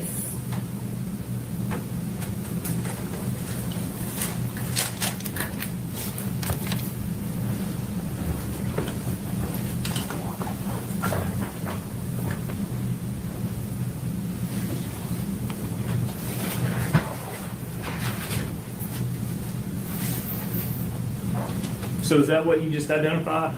Yes, sir, it is. And the top, Fort Thompson, is that the name of the sporting goods store? Yes, sir, it is. That's in Sherwood, Arkansas. Correct. Did you go to that store? Yes, sir, I did. How long did it take you to get there? It's about a 3-hour drive. From Collierville? Yes, sir. And right under the word receipt, where it says 4/4/19, 4:37 and 07 seconds, that's the date and the time that she purchased that? Correct. It's got her name down there, LaToshia Daniels, with an address in Little Rock, Arkansas. Is that correct? Correct.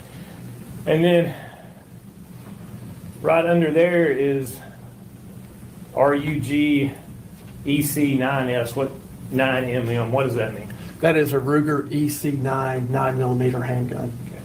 And under the 22990 is a serial number? Yes, 455-51219. Yes, sir. And is that the same serial number as the Ruger that was previously entered into Houston evidence? Yes, sir, it is.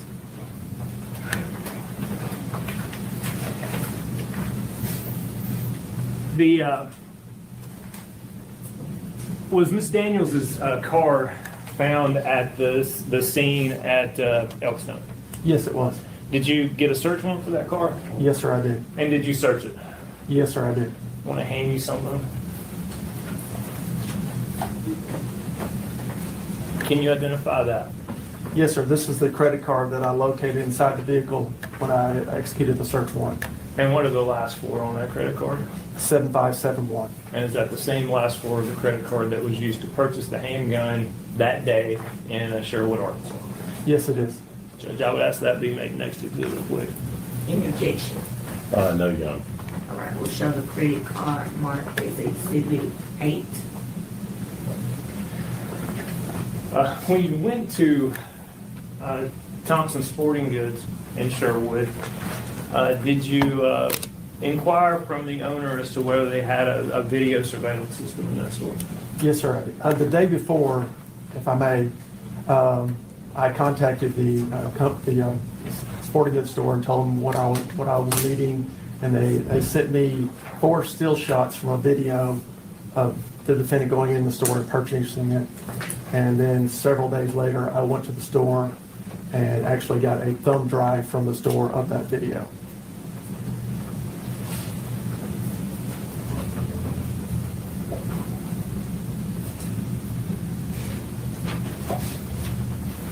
I want to play a video for you and ask you if you can identify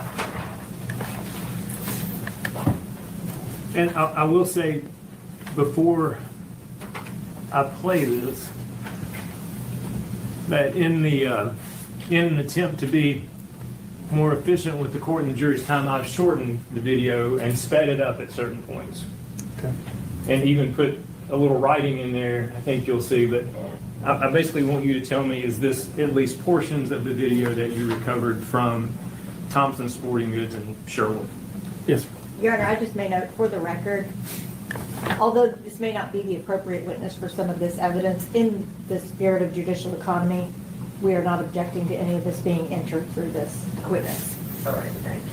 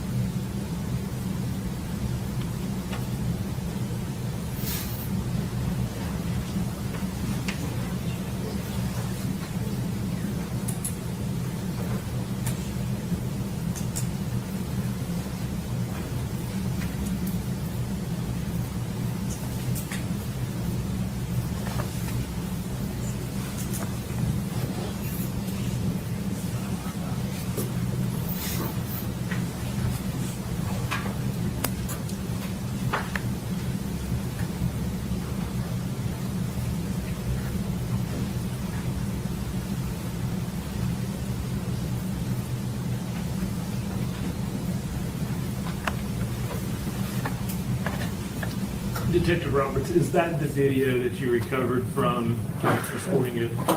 Yes, sir, it was. Because the owner is going to be here tomorrow, but I'm moving now. I've put the entire video and then the kind of sped up clip both on the thumb drive, and I would ask that they be entered into evidence.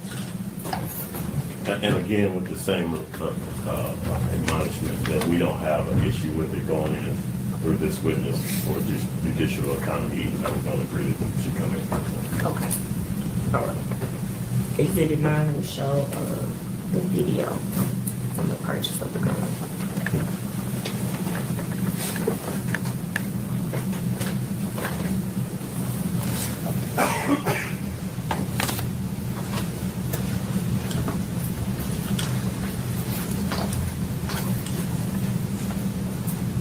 Let me hand you this picture.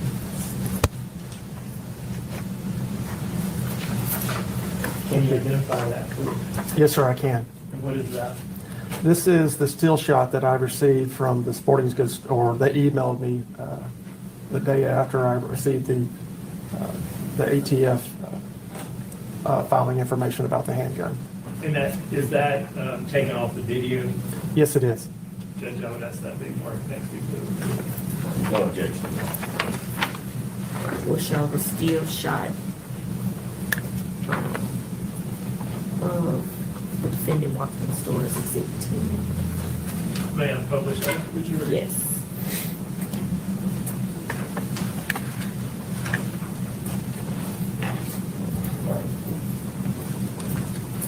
And is that what you just identified? Yes, sir, it is. And you recognize that individual? That's the defendant. So you recognize that as being LaToshia's? Yes, I do.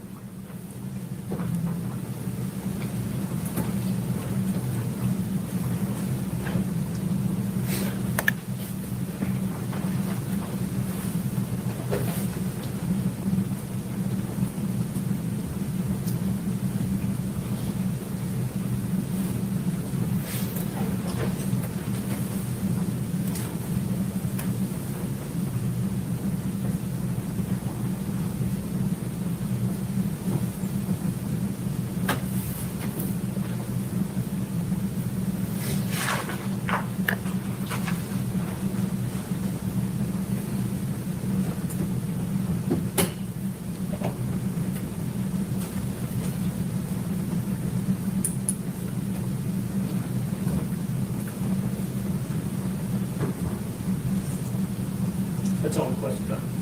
Cross-examination? Thank you, Your Honor. I approach the well. Yes.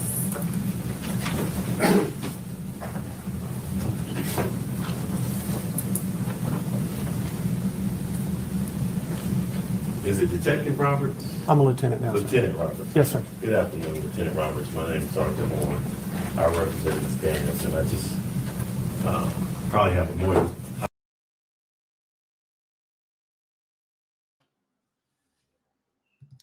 Oh, I'm so glad that okay, so the other court is dismissed, so that means now I can talk. Yeah. See, I couldn't talk before. So yes, we were rewatching testimony while we are waiting for the verdict to come in. Right now they have been deliberating for, let me get it for y'all, an hour and 4 minutes. I haven't seen anything in regards to any questions. I am not sure how long they will be back there deliberating, guys. I don't know if the judge allows them to deliberate till they decide they are tired, or if they have to close down the court by a certain time, like most places. Are they ordering dinner for them? I don't know. I'm not sure. I'm telling you, these people out here criming, and I do mean criming. So I'll keep an eye on it, and we'll hang out over here until we hear something in regards to a verdict.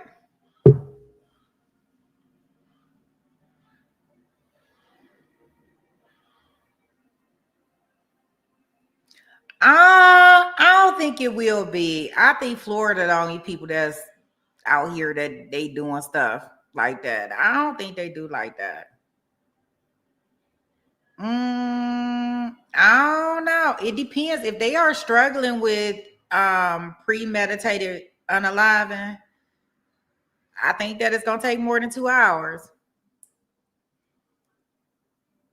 Yeah, I don't think it's gonna be like that. I don't think in Tennessee, but so in Tennessee we have right now it's 5 o'clock, right? So right now it's like 5 o'clock. You want me to call the court? I'll call. I don't have no problem with calling. Let's see. Let me see if I can find. Let me see if I can find a number first before we talk about I'm calling somewhere.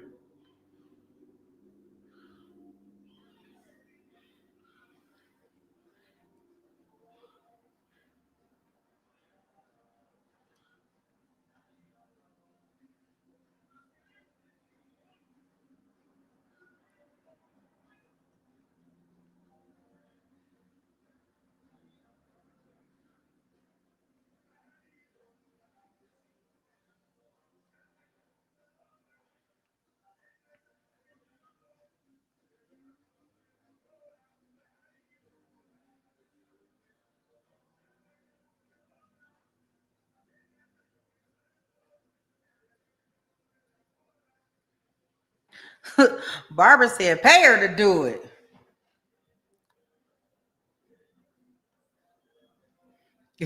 You say you're not criming out in these streets?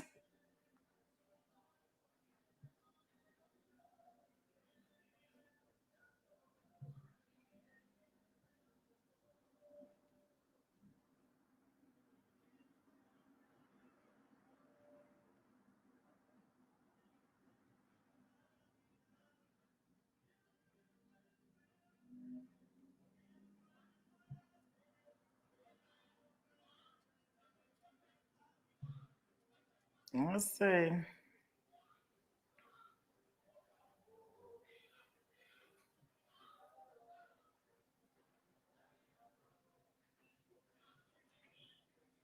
Okay, so it's Shelby County. Let's see.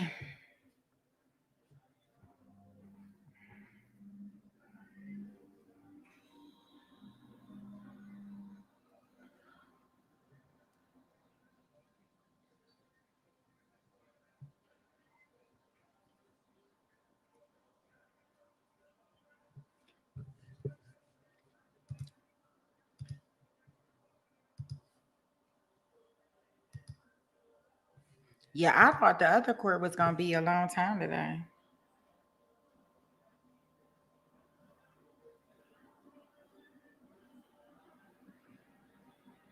Okay, so they got an after hours number.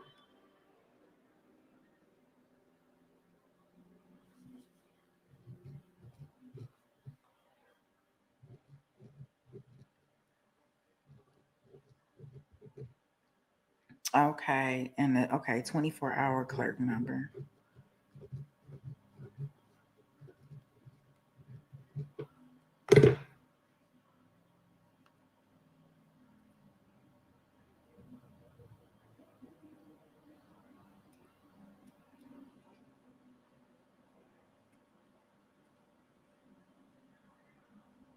Okay, let's see here.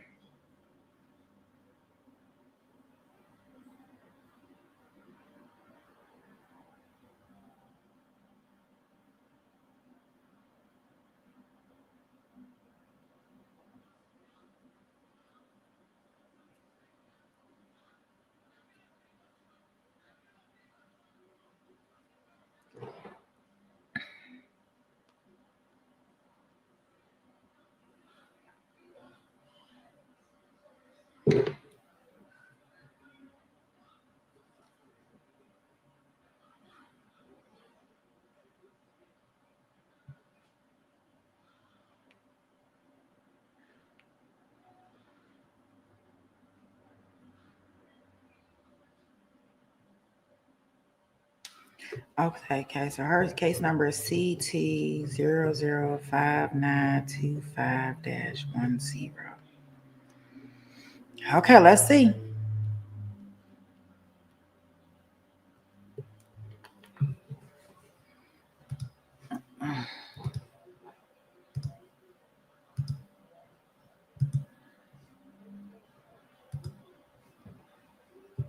Oh, I gotta hit the send button. Your call cannot be completed as dialed. You say you falling asleep.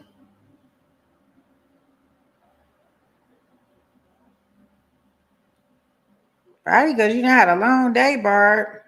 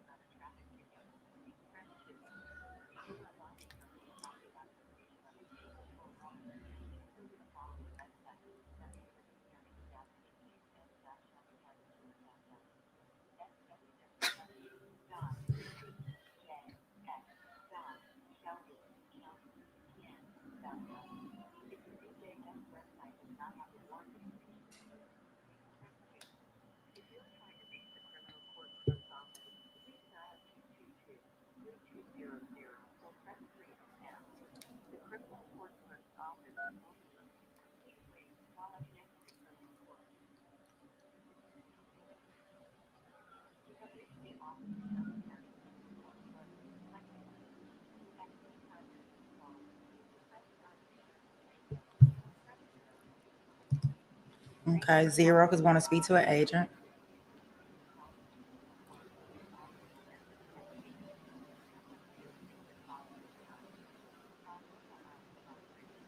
Oh, dang. They don't have it where nobody gonna be able to take my call. Please call back during normal business hours or visit the Shelby County website at www.shelbycountykn.gov. Thank you for calling. Thank you for calling. Let me see.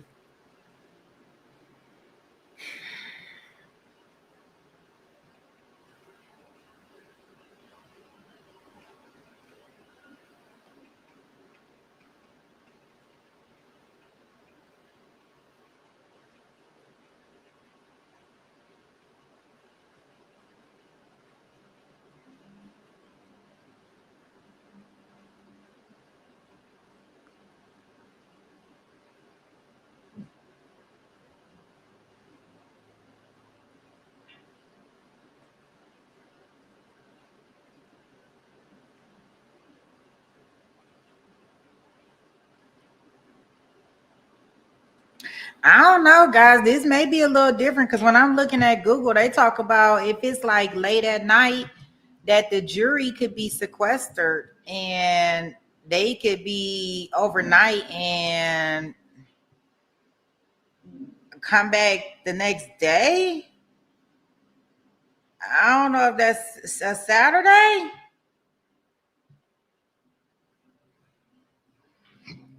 I don't know. But we'll hang out and we will see. They've been back there for an hour and 14 minutes. Somebody got to be hungry for dinner.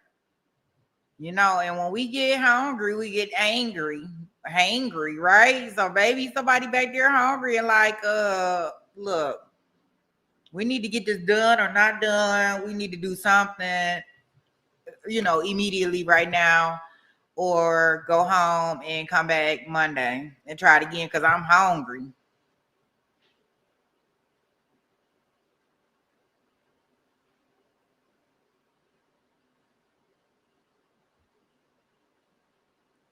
That's the only thing I can think of.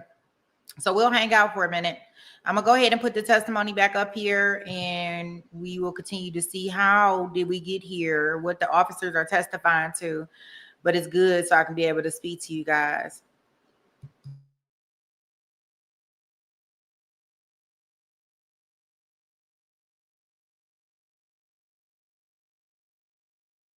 I probably have more than a few questions. I understand. You were the lead investigator in this case. Correct.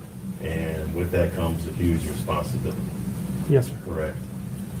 when you're a lead investigator in a case, particularly a case like this, you have an array of duties. Correct. And the first thing that you do is you get a call, and when you come to a crime scene, you have to secure that scene. Yeah, usually the patrol officers have already secured the scene. And once that scene has been secured, you make sure that it's been secured properly. Correct. Correct. Then do you canvass the area to talk to witnesses to see if anybody saw anything? We do our best, yes, sir. Okay. In this particular case, did you canvass the area or the apartment complex to see if there were any witnesses? I do not recall if I did. There were two other detectives with me that assisted me with this case, but I do not remember particularly going door to door. There was only one other apartment next to Mrs. Perry's apartment there. Okay. So the scene you arrived has been secured by the other officers, correct? Correct. Was Miss Perry or Mr. Perry's body still there, or had they been taken to the hospital? No, they had already been taken by ambulance. And Miss Daniels had been taken away as well? Correct. The Perrys went to the Med, or now Regional 1, and the defendant went to Carville Baptist. Okay. And so now your job is to secure the scene and collect evidence. Correct. And earlier, when Mr. McAlpine was talking to you, he started talking about some of the evidence that you gathered. Correct. In a case like this,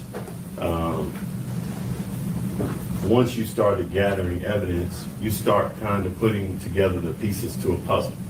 Yes, sir. Is that a fair assessment? Yes, it is. And in this case, you didn't know Miss Daniels, correct? No. You didn't know Mr. Perry? No. You didn't know Miss Perry? No. You didn't know anything about who they were or their prior relationships? I know nothing about this case. Okay. So you come to the scene and you secure it. Correct. You start gathering and collecting evidence. And that's important because you have to secure that evidence so that it makes it to this courtroom for trials. Correct. And so you did that. Correct. Part of your responsibilities and duties as the lead investigator is you secure the scene. We've talked about that. You collect evidence. Mr. McAlpin has gone through what you secured, and you make sure that it gets to the appropriate parties. Correct. In this particular case, you sent the shell casings to the Tennessee Bureau of Investigation. Correct. And you made sure that they got that and received it. Correct. So that they could test it. Correct. And make sure that it was fired from that weapon. Correct. Early on in your investigation, it was pretty obvious to you that this was Miss Daniels that shot Mr. Perry. Is that correct? That's what we understood. Okay. And once you went to the sporting goods store in Arkansas, you saw where she had purchased that weapon. Correct. Correct. If I can show you what's already been marked as, I think, exhibit number 10.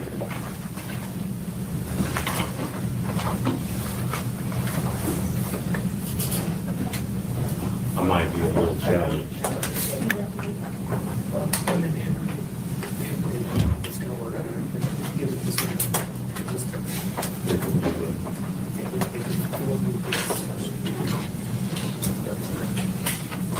I see it here.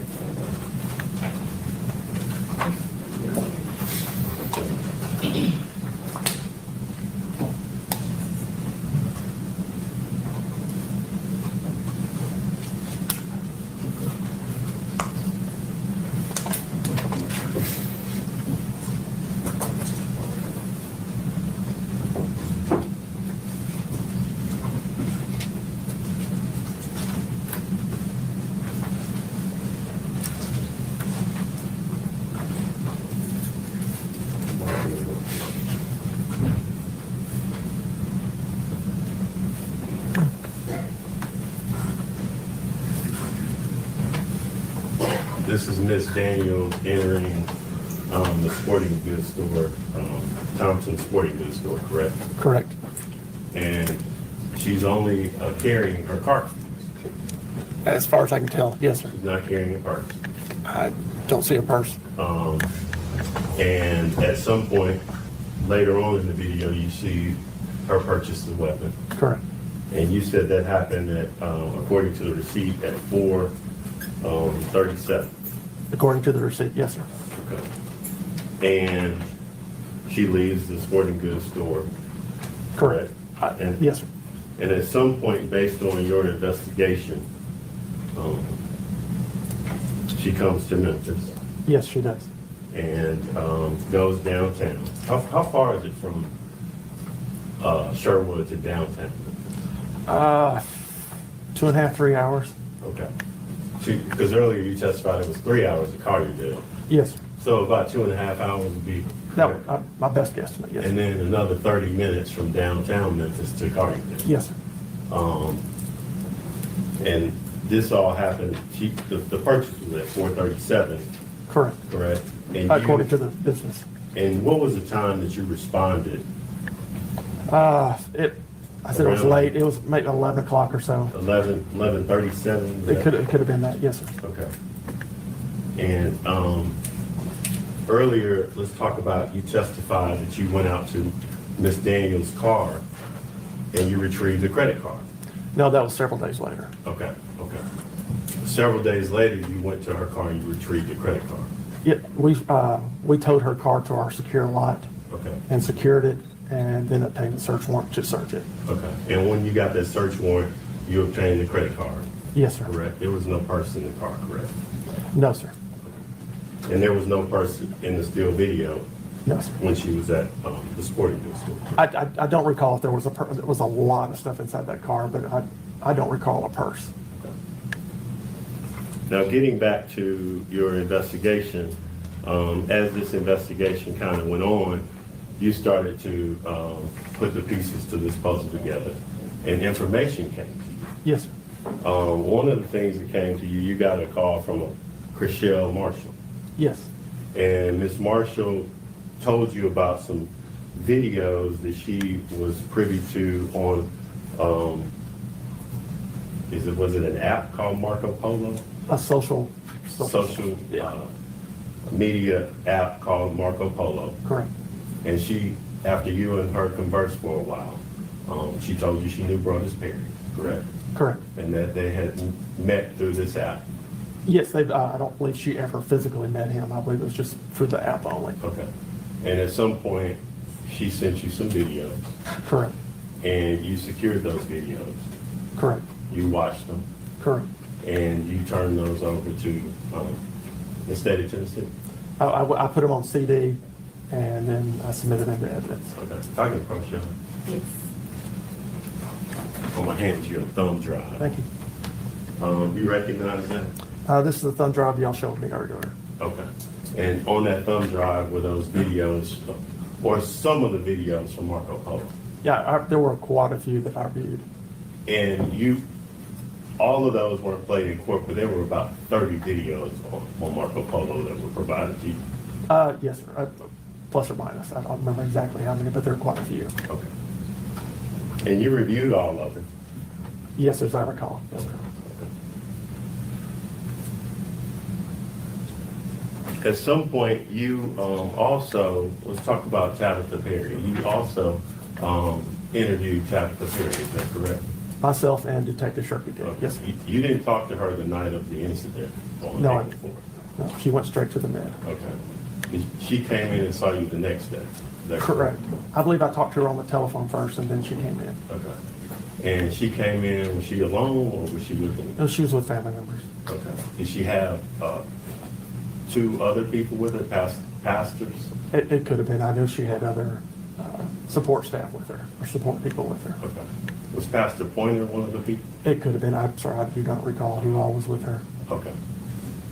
And at some point you talked to her?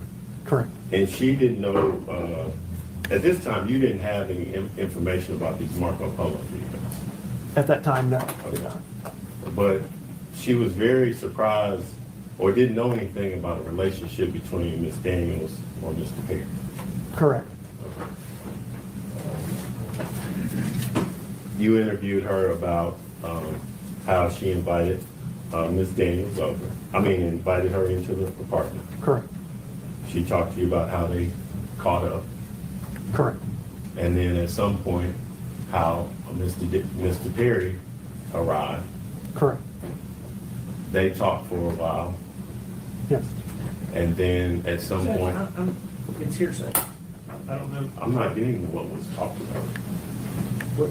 All right, have you from?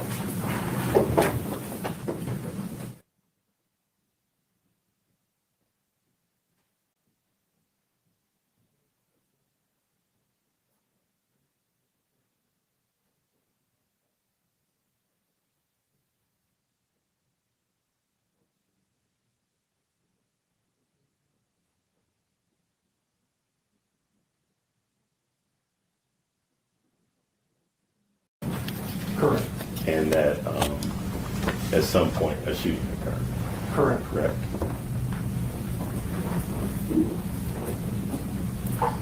You didn't know any of the history or background between Mr. Perry and Miss Daniels, correct? Not until later in my investigation. Okay.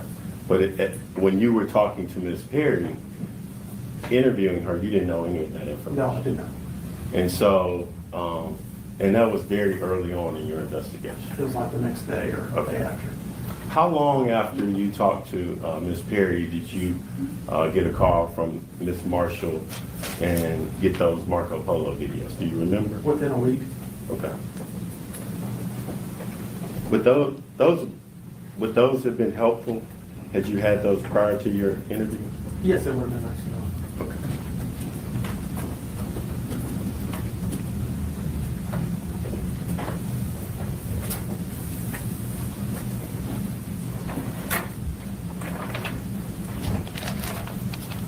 If I can have a minute.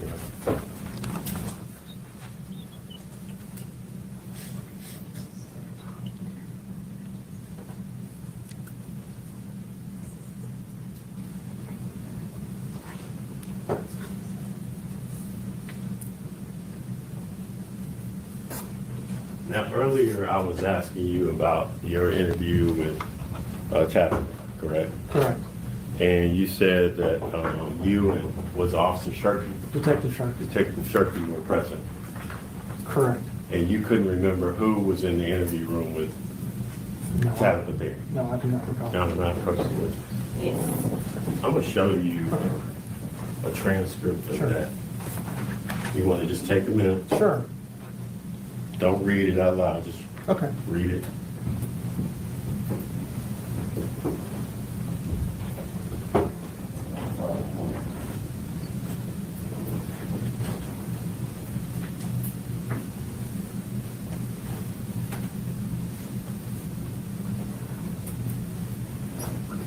Okay.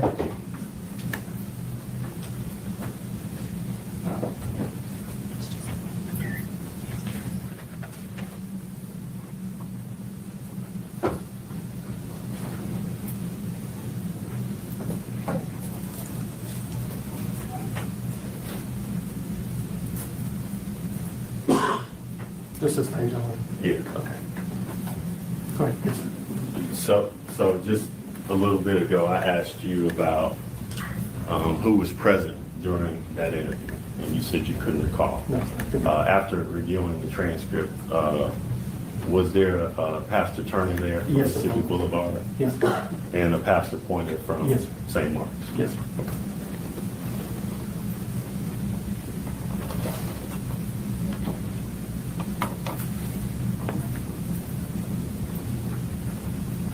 During the course of your investigation, it also led you to go to Little Rock.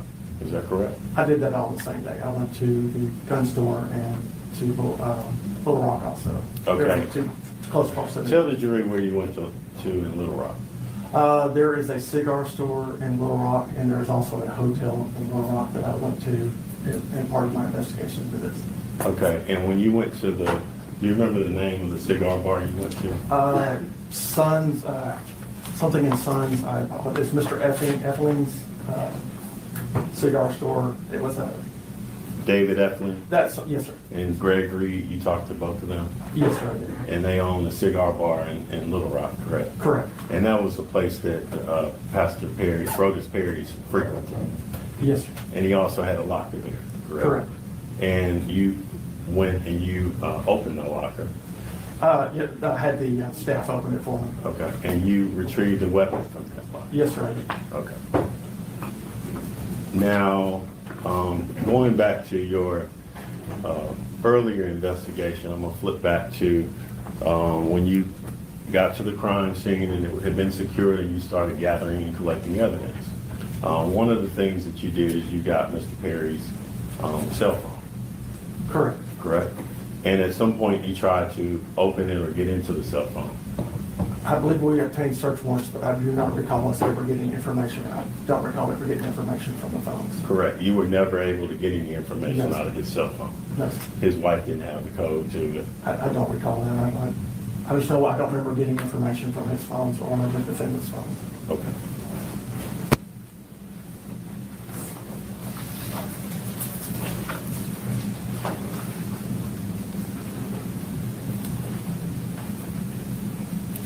Now, also, when you were shown, or you were asked a series of questions by Mr. McAlpin about this weapon, correct? The Ruger? Yes. Yes. And you were asked questions about how to load, how to load bullets, how you put the bullets into the gun, correct? Correct. How you use the slide, Correct. And one of the questions he asked you was, in order to get the bullet in the chamber, you have to pull the slide back, correct? Correct, and then release it. Okay. And when you retrieved that gun, there were bullets in the chamber there, but there wasn't one in the slide. Correct. Okay. Do you remember whether the slide was open or closed? As I recall, it was made safe, so the slide would have, as I recall, the slide was back. Okay. But you weren't at the crime, you weren't at the scene of any of this, and you couldn't tell the jury how that gun was at the time of the shooting or shortly thereafter? No, sir, it was sitting on, I believe it's a coffee table or a table right inside the kitchen area there. Okay. It was rendered safe.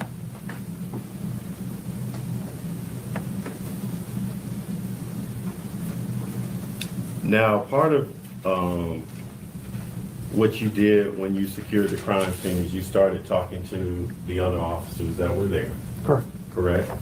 And at some point you found out that Ms. Daniels had been shot with a non-lethal or non-lethal force had been used.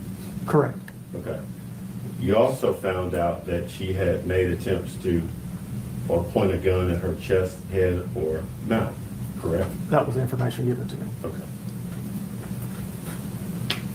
And in your training, you all are trained as officers to, you have a continuum of deadly force training, correct? We have a force continuum. Force continuum. Yes. And from, on one extreme is less lethal force. Correct. All the way to the other extreme of deadly force. Correct. And it's based on the situation, the officers are trained to use their instinct, their observation, as to what type of force is to be used. Correct? Correct. And in this case, you found out, or you came to know that the least lethal force had been used. Correct. That at some point, they attempted less lethal force, that the gun had misfired. I believe they had one shotgun that misfired twice. Another rifle was obtained. Another shotgun. And another shot was taken. Yes, sir. Okay.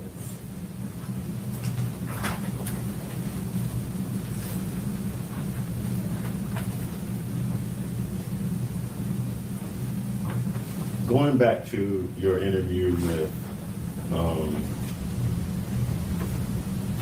Ms. Perry at the time, Okay. Tabitha Perry. Yes. You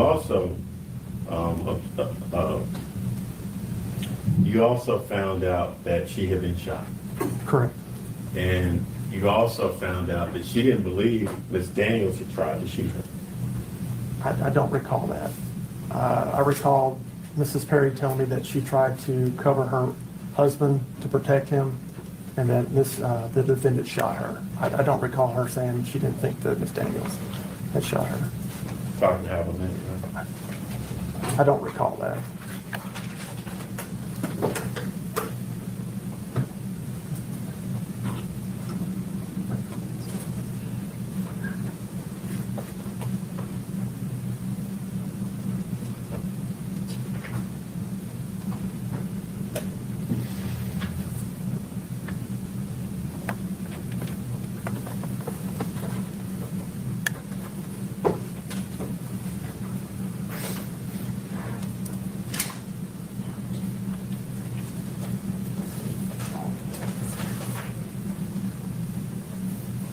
Your Honor, can I have some water?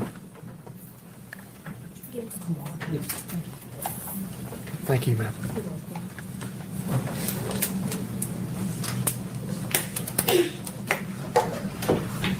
While she locates that for me, or did you want to take a minute? No, I'm fine. You also learned that during this exchange between Ms. Daniels at the end, right before the shooting, or shortly after the shooting, that she made the statement, "He broke my heart. He broke my heart." Yes, sir, that was put in my affidavit. Yes, sir.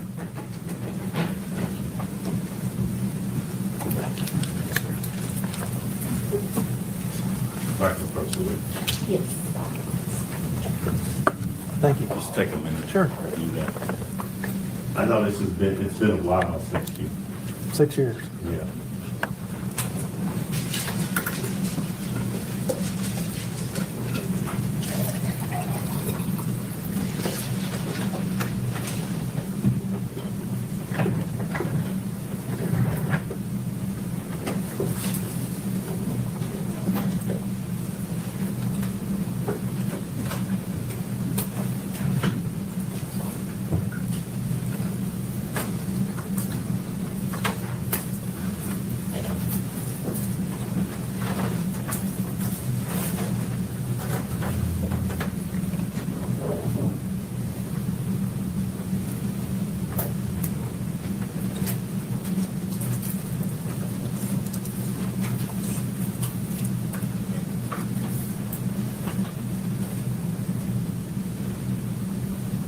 Okay. Thank you. You had a chance, Lieutenant Roberts, to refresh your recollection. Yes. And so I'll ask the question again. When you were questioning Ms. Perry, you found out that she didn't believe Ms. Daniels was trying to shoot her, correct? I believe she was trying to shoot her husband again. And not her? Correct. Correct. If I can add a minute.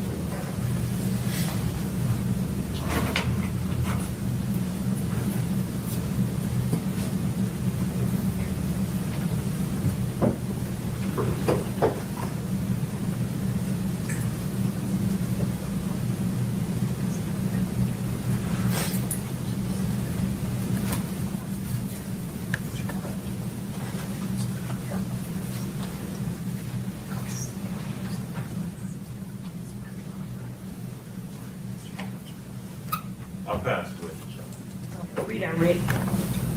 No question. You better sit there. Thank you.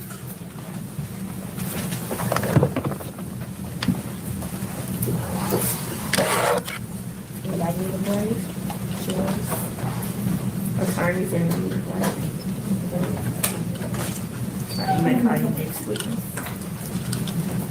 The state calls Detective Watts.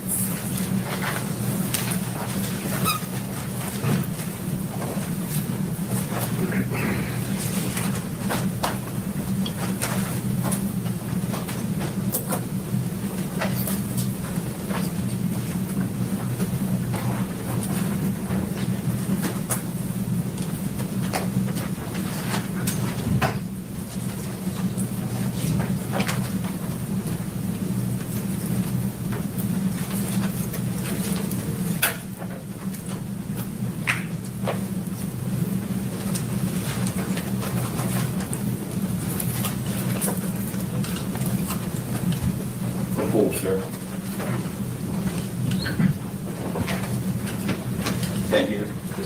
Okay, good. Raise your right hand. Do you swear and affirm to tell the whole truth? Yes, ma'am. All right, you may have a seat, sir.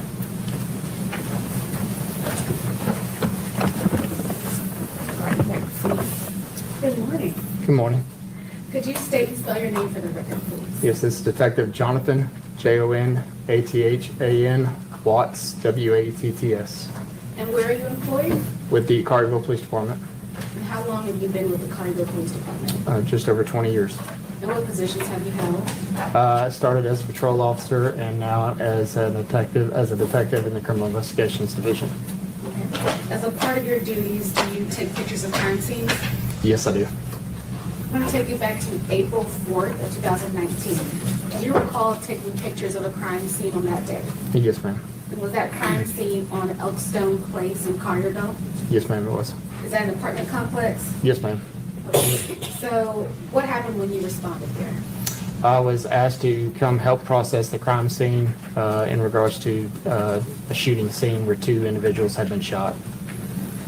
When you say process, what does that all entail? So for me that day was photographing the crime scene. Usually the processing will be photographing, collecting evidence, things of that nature. And where did you take pictures of? Took pictures as we entered the apartment complex, the apartment where the incident occurred, and where the suspect's vehicle was in the parking lot. Okay. I'm going to pass you some pictures, Detective Watts. If you could just take a look at these. Yes, ma'am. And after you look at them, if you could tell us if you recognize those pictures.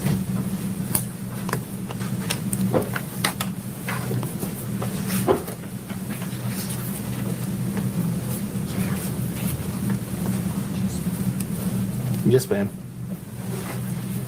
And do those pictures accurately depict the scene at the time you responded? Yes, ma'am, it does. And are those the pictures that... Can you speak up? Yes. Thank you. So do those pictures accurately depict the scene when you responded?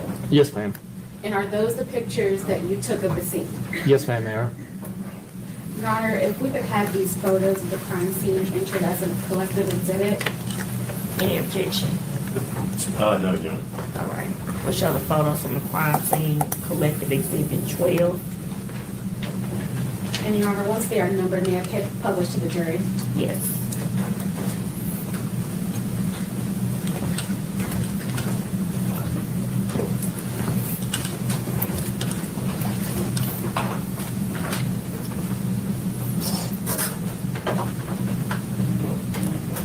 Detective Watts, could you tell us what is in this photo?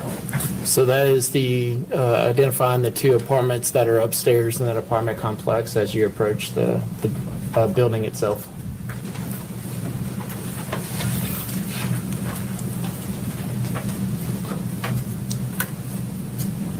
And what about this photo? That would be the stairwell leading up to the 2 apartments upstairs. So when you arrived at the apartment, at which apartment complex did you respond to? Was it the one on the right or the left? So when you go upstairs, it's to the right.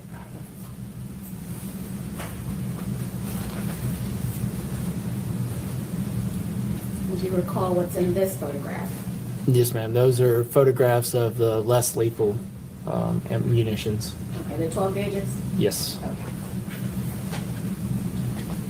And what do we see right here? That would be the ends of those less lethal munitions. Okay. So same evidence, just photographed from a different angle. Correct. Yes, ma'am.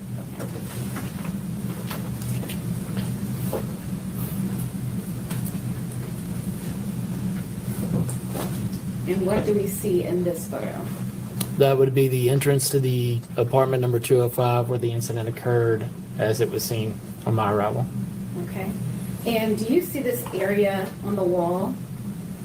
Yes, ma'am. Do you know what that is? There's blood.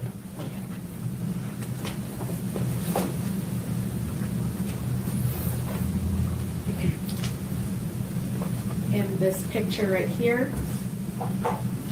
Yes, ma'am. That's from the doorway entering into the apartment complex. Okay. So just a close-up of the last picture we just saw. Yes, ma'am. And do you see this area behind the door? Yes, ma'am. What's on the wall right there? There's blood there. And this area that's kind of next to the rug on the right-hand side, do you know what's all in this area?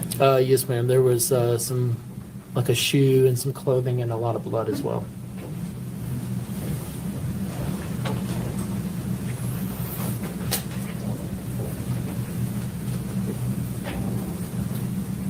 And what is this a photo of? A photo of the handgun where it was laying. Do you recall what brand of firearm that was? I believe it was a Ruger handgun. I believe this photo has already been admitted to evidence. But did you take this photo as well? Yes, ma'am. Okay. And is this the same firearm that was found on the coffee table? Yes, ma'am. Okay. And could you read that serial number for us really quick? Yes, it's 455-51219.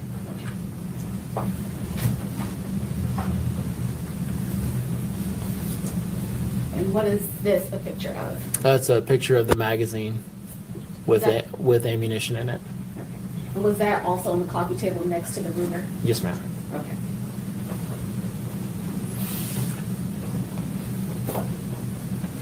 And what's shown next to placard 1? That is a spent shell casing. Okay.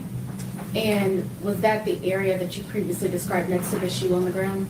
That was the as soon as you enter into the apartment. It was right there. Yes, ma'am. And what's next to placard 2? It is another spent shell casing.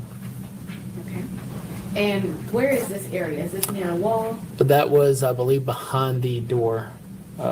The open door. If you were to close it, it was behind the door. Or behind the front door? Yes, ma'am. Okay. Placard 3, could you tell us what's shown in this? That is a mangled round that had been fired. Do you know what area of the home this was found in? I believe that was right in front of the doors on the right there, where that heavy amount of blood was. Placard 5, That's a spent shell casing. Or a spent round. okay. And is that a door frame that it's next to? Yeah, yes, ma'am. Is that near the entrance of the home? Yes, ma'am.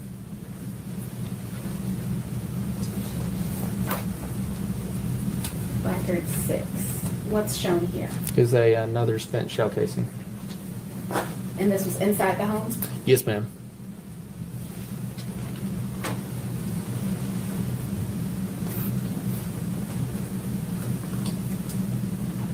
And what does this photograph show?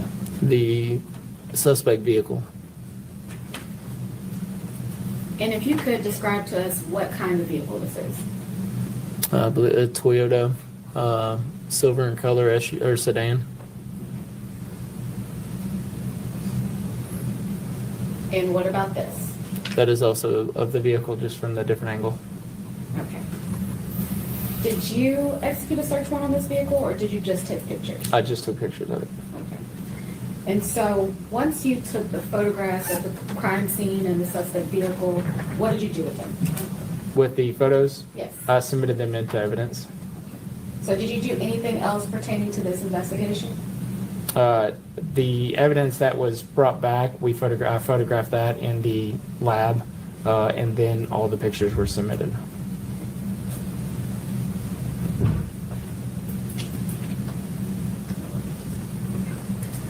I'll pass the witness, Your Honor. Cross-examination. Yes, ma'am.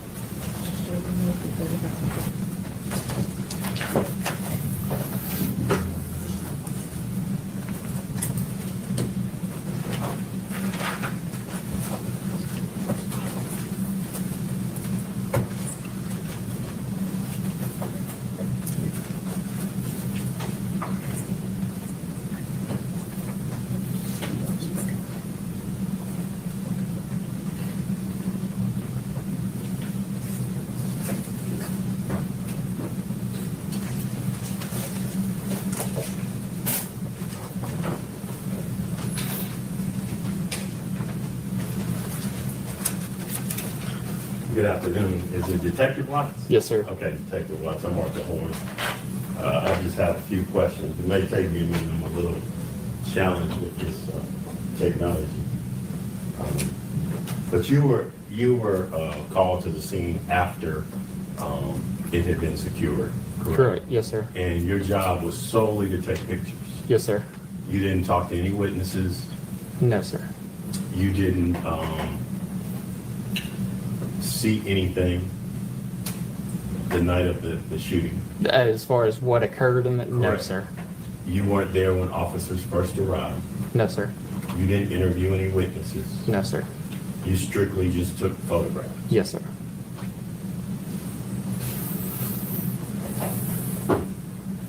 You were just given an exhibit with all of the photographs that you had taken, correct? It was many of the photographs, not all.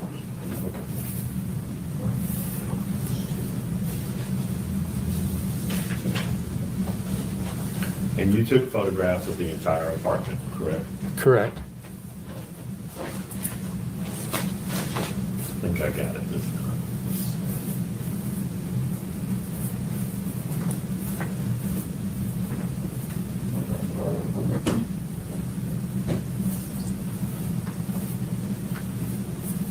Here it comes. Can y'all see that? Yes, sir.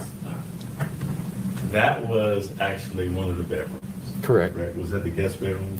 I'm not sure if it's a guest bedroom. It's a bedroom inside the residence, yes. Okay. That was one of the photographs you took? Correct, yes, sir.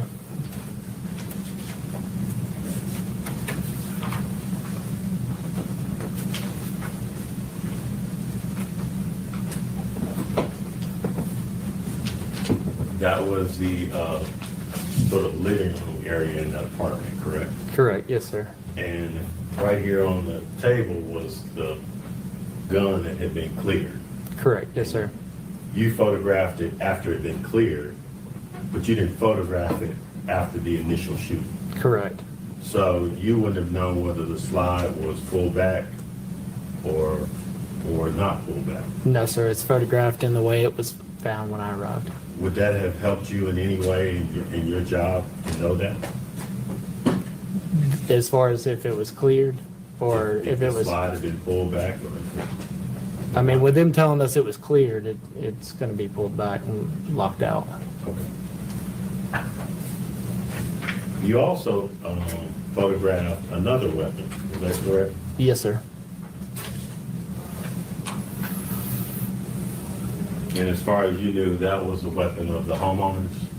Yes, sir. It was in the other bedroom under the nightstand. Okay. And that was the weapon you photographed? Correct, yes, sir. This was also another view of that living area. Is that correct? Yes, sir.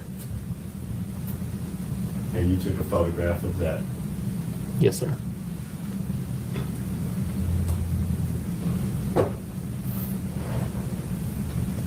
This is the doorway.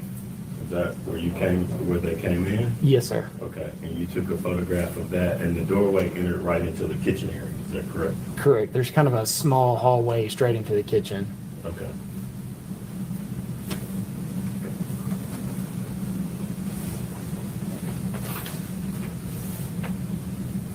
This would have been another photograph that you took of the living area from just a different angle. Correct, yes, sir. Now, earlier when you testified about the weapon, is this where it was found? Yes, sir. That? Yes, sir. That other one in the box. Mhm. And then again, when you all photograph the weapons, you a lot of times try to get the serial number, correct? Correct, yes, sir. And in this particular case, you just photographed that it was a Glock 42. That's just on that side. The serial number would have been either underneath or on the other side. And then again, these were just the vehicles in the parking lot outside that apartment. Correct. So, again, just so we're clear, your job in this particular case was to do nothing other then photograph, take photographs. Yes, sir. Nothing else was done. You didn't interview any witnesses. You didn't talk to any witnesses. You didn't, you weren't there that night. Correct. And all you can add, other than today, is that you took the photographs. Yes, sir. So I can have them here. Oh, excuse me. If I could have you review those. I guess he's reviewed them, young. If I can move those into evidence. Any objection? There's not. I do want to take a look at one of them after their report. Let's see.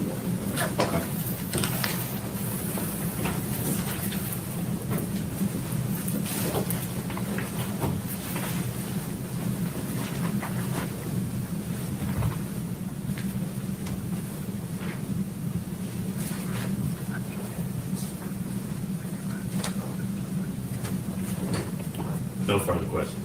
We'll show that as holistic civic.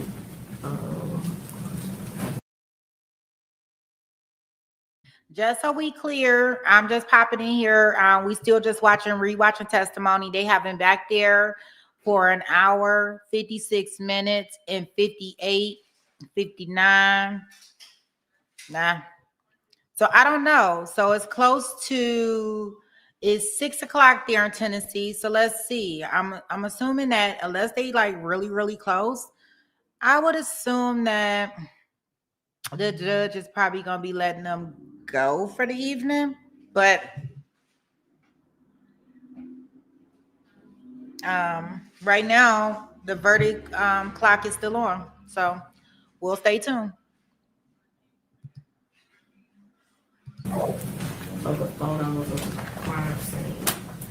Number 13. Second set of pictures. So, what's the second set of crime scene photos?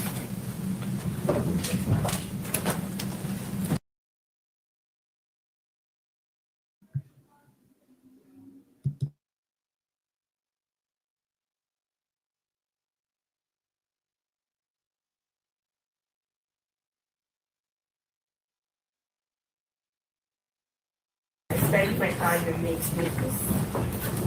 We're gonna call Ray Palladino.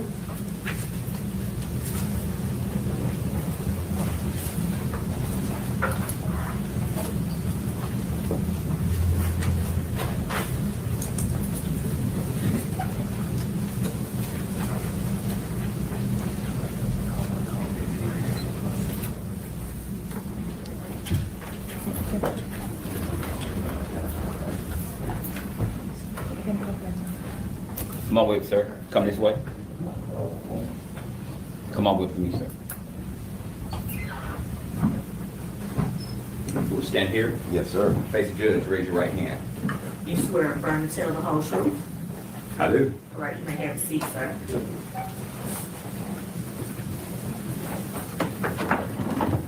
See? Good afternoon. Good afternoon. Would you state your name and spell it for the court report? Sure. Raymond, Raymond, last name Palladino, Palladino. You live in Memphis, Mr. Palladino? I do not. Where do you live? I live in Cabot, Arkansas. What is your occupation? I am the general manager of Fort Thompson Sporting Goods in Sherwood, Arkansas. And how far is Sherwood, Arkansas from Memphis, Tennessee? Depending on Interstate 40, roughly 2.5 hours. You drove it this morning? I did, yes, sir. Thanks for being here for it. Sure. Tell me about Fort Thompson Sporting Goods. What kind of store is that? Well, we do a lot of hunting. We sell a lot of hunting stuff, firearms. We do the shooting sports stuff. No fishing, but mainly just the hunting and the So hunting clothes, anything to do with hunting? You betcha. Okay. Firearms, ammo, everything. Tell me a little bit about kind of the process you have to do to keep records when you sell a firearm to someone. So when you sell a firearm, you do a background check. It's called a 4473. That's just a number they give it. We have to keep those sheets in our possession as long as we have that FFL number, which means your federal firearms license number. So we have thousands of them. So someone would have to provide you some suitable form of identification before they could purchase a firearm from you? Correct. It has to be a state-issued photo ID. Do you recall being contacted by Detective Chris Roberts from the Carterville Police Department sometime early April of 2019? I do, yes, And sir. what was he asking you about? He was asking when she came in, the firearm she had purchased, did we have video in the store, which we did, and we do. And if he could have copies of that and come pick it up from us. And so I think you already answered my question. You do have video in the store. Oh, yes, yes, sir. Were you able to locate the sale that he was inquiring about? Yes, sir. Did you provide him a receipt? Yes, that sir. was Yes. from that purchase? Did you provide him the video of the individual who purchased the firearm that he was inquiring about? We did, yes, sir. Let me hand you, this has previously been marked as Exhibit 7. I just want to ask you if that is the receipt that you in fact gave to Detective Roberts. That is it. And so that receipt shows a lot of things, doesn't it? Correct, yes, sir. It shows the individual who purchased it. Correct. It shows the date and time they purchased it. It does. Which was what? That was 4/4/19. The time was 4:37 p.m. And it shows who purchased it. Correct. What was the name of the individual that purchased it? LaToshia Daniels. And does it also show anything specific about that handgun? Well, they'll tell you the model and the serial number on our receipts. Tell me about a serial number. What is that? So every firearm has a serial number, and there is never supposed to be a duplicate. So if it's a number, it's that firearm, and it can be traced forever. Look at that. I'm going to hand you what's also been previously marked in exhibit and ask you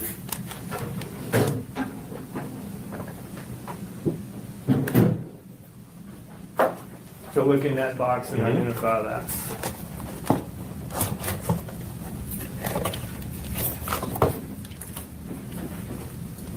And that is a Ruger EC9S 9mm. Can you tell me, with both the receipt and the firearm in your hand, if that is the firearm that was sold by that receipt? I can. We turn it over here so you don't ever point a firearm.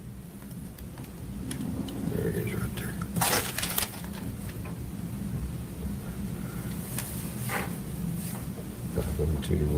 This is it, yes, sir. So you can confirm based on that information that LaToshia Daniels purchased that firearm on April the 4th, 2019 at 4:37 p.m. from your store in Sherwood, Arkansas? Correct, 100%. One more thing I want you to look at. When Detective Roberts initially contacted you, did you take some still shots from your store video surveillance system? Correct. Our IT gentleman did, Steve. And is that one of the still shots that you provided to Detective Roberts? Yes, sir, it is. And what you're looking at, it's already been published, but that did come from your store at that time? 100%, yes, sir. That's all the questions I have. Yes, sir. Good afternoon, Mr. Palladino. Good afternoon. Had to make sure. Yes. I just have a couple questions for you, okay? This 4473 that you talked about, can you tell me a little bit more about what that is? So what it is the background check. First of all, you have to have a state picture ID issued. You fill out the background check. We run it through, it's called a NIC system, all right, which is a National Tracing Center background check. And you get proceeded, or you may get delayed, or you may get denied, or what have you. And if you're proceeded, that means you are legally to buy a firearm in our state of Arkansas. And that means no felony convictions, no domestic violence convictions, things like that? Correct. There's a number of questions on that sheet that you have to answer yes or no to, and it's very well detailed. Now, with it being very well detailed and having to go through this process, how long does that process normally take in store? So it normally takes the customer roughly 7, 8, sometimes a little longer to fill out the sheet. We immediately sit down at the computer and put it in the database. Now, a lot of times you'll see common last names, Smith, Brown, Johnson. You know, it may take a little longer for that to clear because there's a lot of us. So, but there's some that come back instant. Some may take 10, 15, 20. I've seen it take an hour, hour and a half to come back. And you didn't actually help Miss Daniels in the store that day, right? I did not. So you don't know how long her background check took? I don't. But based on what you saw in the video, you see that she got proceeded. Yes, 100%. Yes, ma'am. Which means she provided your store a state-issued ID, and she passed a background check. That's right. Yes, ma'am. So she was authorized to purchase a firearm. Correct. Now, I want to talk to you about your store for just a second, okay? You have a wide variety of firearms. We do. Yes, ma'am. You have handguns. We do. You have long guns. We do. Everything from teeny tiny those little itty bitty guns that you see, Yes. all the way up to rifles. Yes, you bet. Yes, ma'am. And is it fair to say that guns vary widely in size? Yes, they do. Is it fair to say that guns vary widely in weight? Correct. Is it fair to say that guns vary widely in price? Yes, yes, ma'am. Guns can be really expensive. They can get very expensive. What do you think is the most expensive gun that you have in the store? Probably now, roughly, and I could be off, but we have a Beretta shotgun in there that's around $6,000. Whoa. What do you think is the least expensive gun that you have in there? We have probably a .22 revolver that ranges in the close to 2 upper ones. Okay, and the .22, that's going to be typically less expensive than a 9mm. Correct, in most cases, yes, ma'am. Not all, but most. 9mm, what do they usually start around? Roughly mid-2s, and you can go up to $4,000 or $5,000 depending on if it's a customer. And when you have them displayed in your store, do you have them up on the wall or do you have them in a case? They're on the wall. Okay, and so you have the gun itself and the price. Correct, yes, ma'am. So when you're shopping, if you said, I want a gun this much money, you could pick that out on the wall. Yeah, I may ask, what are you looking for and what kind of price range, and then we can go from there. Do you recall having that gun in stock? Do you still have it in stock? That one, I think we still have some. The model's kind of switched up over the years, but yeah. Do you recall having a purple version of that? We have had a purple, yes. And the purple version was more expensive than that one, right? It maybe was somewhat, yes. Now the receipt, I want to talk to you about that quickly. I think we still got it up there. The time you indicated was at 4:37 p.m. Correct. And all of the information that you have on that receipt matches Miss Daniels, right? She didn't give a false ID or anything like No. that. And that's 4:37 p.m. Central Time. Central Standard Time, yes. And it took you about 2.5 hours to get down to 201 Poplar today. Roughly, yes, ma'am. Okay. About that particular gun, if you would mind opening it up for me. We talked about the fact that guns vary significantly in size and weight. Correct. If you wouldn't mind just picking that one up. Mm-hmm. That is a smaller handgun, right? Correct. It is a lighter handgun. Correct. That's all I have, Your Honor. No, ma'am. Yes, ma'am.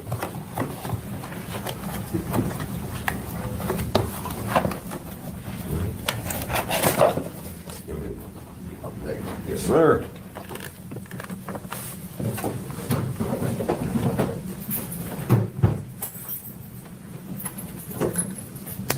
Well, your lunch is is almost here, so we're gonna take a break for lunch, and then we'll reconvene this afternoon. So I'm gonna show you excuse for lunch. We're still not ready to discuss the case, okay? So, we'll see you back this afternoon. Show court in recess. Court stands in recess. Jury, leave your pens and pads in the chair and follow me.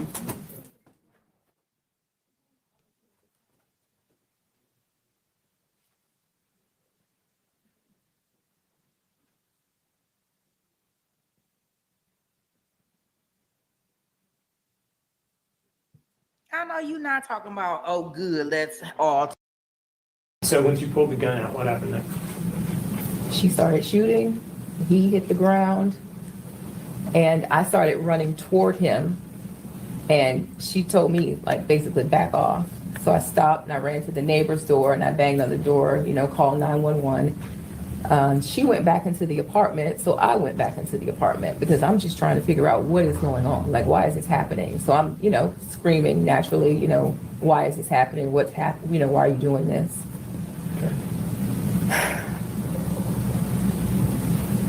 So do you think your neighbor called 911 at that point?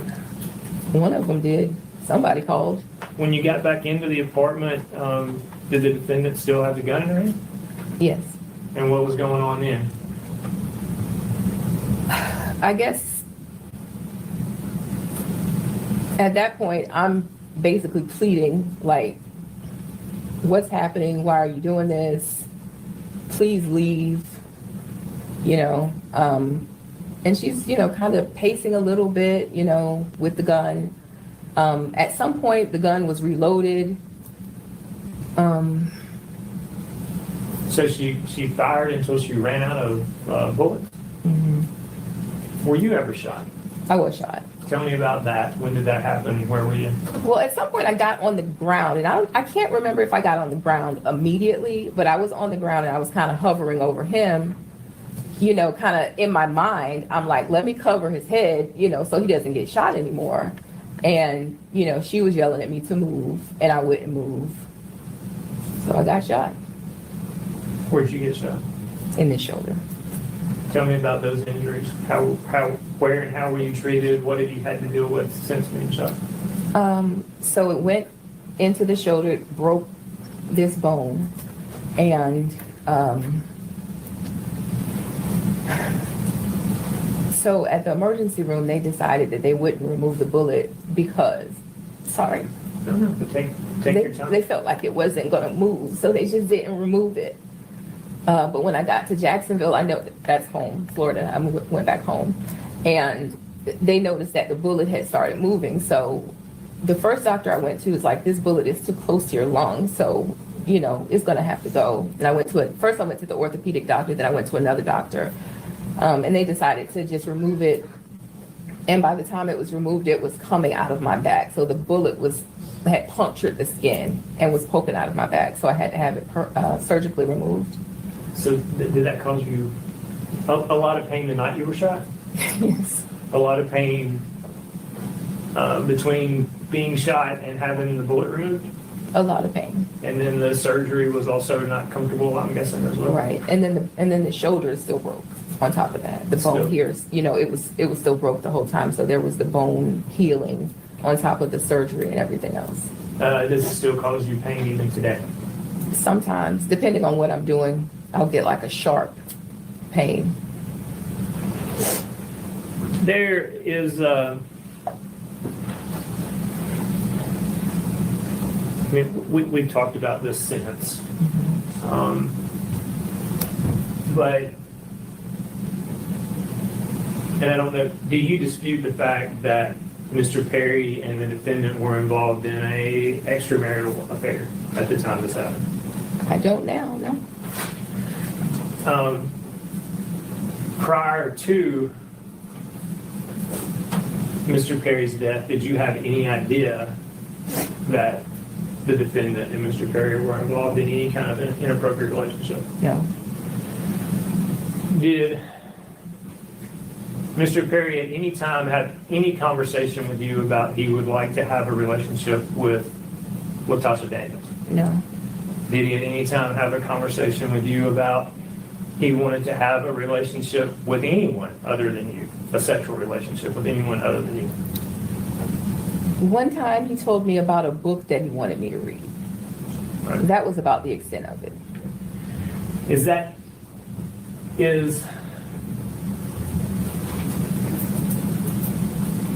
a marriage where you would agree to allow your spouse to have a sexual relationship with somebody else, anything that you would ever agree to? No, And by saying that, does that mean you never agreed to that with Mr. Perry? I did not. And you had no idea anything like that was going on? I did not.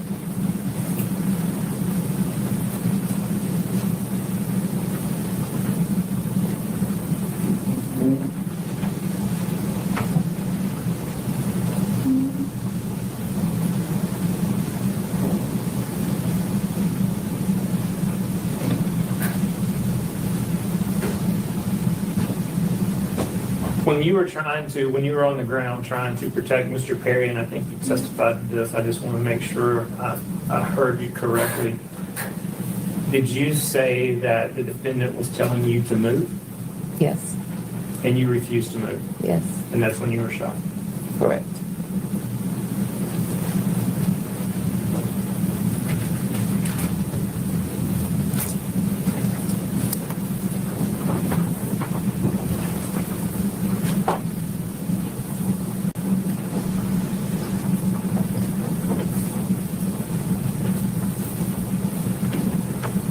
That's all. Cross-examination? Yes, Your Honor. May I have just a moment to get tech situated? Yes. Thank you.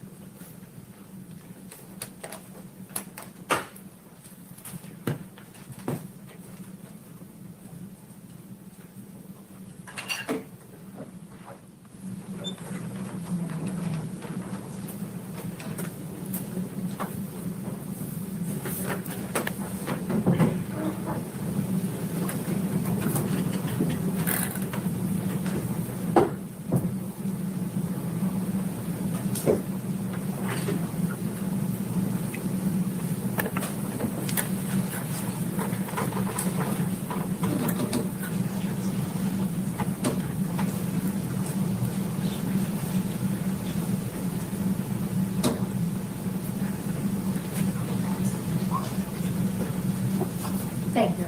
Welcome. Ms. Archie, please, I apologize if I defer to Perry because that was just what I've known you as. Please feel free to correct me, okay? I want to talk to you about some things regarding this case, okay? First, I want to talk about ethical non-monogamy. When you were on direct, you told Mr. McAlvin that there was a book he wanted you to read. That book was called The Ethical Slut. I guess. I don't think I ever considered it enough to know the name, but I guess. And that was something that he was interested in and brought to your attention. Right. He told me about this book. Hey, I read this book. I think you should read it. Did he tell you what it was about? I think I've gathered what it was about. Yeah. What did you gather it was about? I gathered that it was about people who are in open marriages. And is that something that you were interested in? No. Now, there was an ethical non-monogamy group that Brodus was in, right? His book club. Right. Apparently so. And did you know about the chat group that he had with 2 other women regarding that book? Not at the time. This is something I learned about maybe 2 years after his death. I knew that he was in a book club. I didn't know what kind of book club it was. To know Brodus, to know is that he's very, very much a nerd. I would say after he died, I probably gave away 1,000 books. So to say I'm in a book club didn't seem out of the ordinary to me. So, did you know that he was on this, and this was on the Marco Polo app that he was talking to these women, right? Did you know that he was talking to people on that app? I did know because I asked him, why are you always on this app? And he said, well, I'm in that book club. And instead of constantly typing back and forth, we just get on the video and chat about the books that we're reading. And you saw him on there a lot. Like, when you log on, you can see who else is on. So I'm like, why are you always on the app? Did Brodus ever talk to you about bringing a watcher into your relationship? No. Did he ever talk to you about Ms. Daniels being a watcher in your relationship? No. Did he ever talk to you about wanting to have a girlfriend outside of having you as his wife? No. Did you select Ms. Daniels for Brodus to have a relationship? No. I'd like to show you some videos, okay? And it will be clips mostly. And then I'm going to ask you some questions about those clips, okay?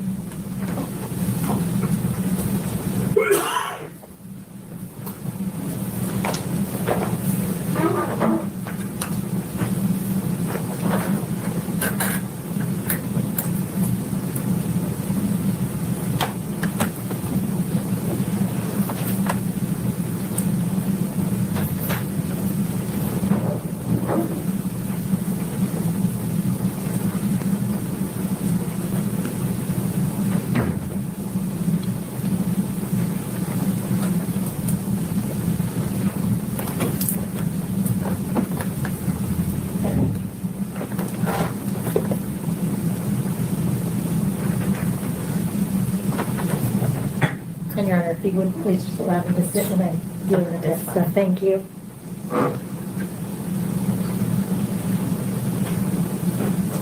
Well, I am at a place now where I want to expand this ethical non-monogamy, and your opinion matters to me because we are in this relationship. But at the same time, like I said from the outset, I want to be respectful, but I also want to let you know that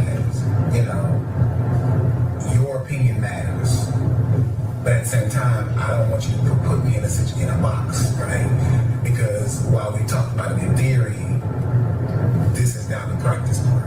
And with a tab being perfectly fine with, the situation, because how I've handled and been honest and transparent and open with her with regard to this current relationship, me expanding it is not an issue for me. Basically, she told me, hey, we can talk about it when you think it's worth talking about.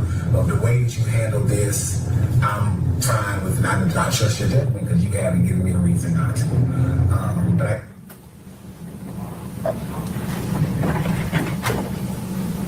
So this clip has been talking about LaTosha not being okay with the ethical non-monogamy and you being perfectly on board with it. Was that true? No. Did you believe that Brodus was being open and transparent and honest with you about his relationship with LaTosha? What relationship? He wasn't being open with you about his relationship with LaTosha, right? That there was a relationship at all? Right. He was not transparent about that. There was nothing, to my knowledge, there was no relationship. And you never said because he was so open and honest and transparent with you with his relationship with LaTosha that you were okay with him then adding another girlfriend? No. That didn't ever happen? No.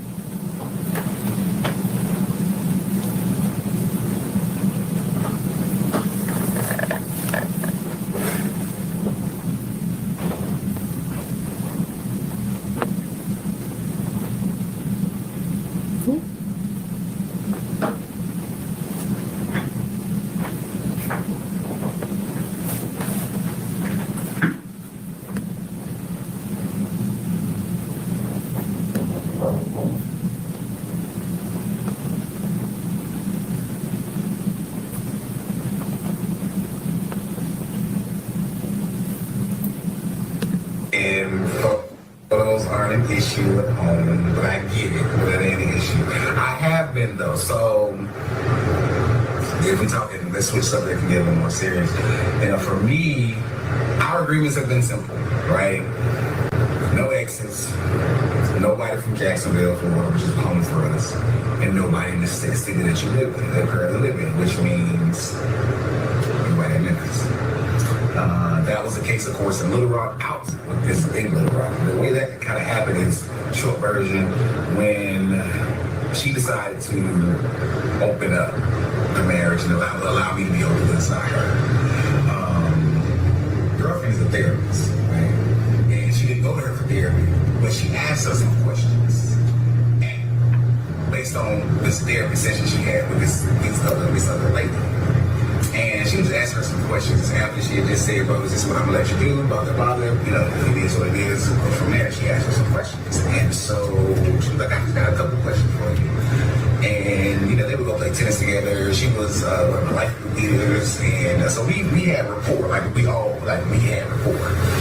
And she asked a question and was like, yeah, blase, blase, I'm thinking about this. And what do you think about this? Or what do you think X, Y, Z could potentially become?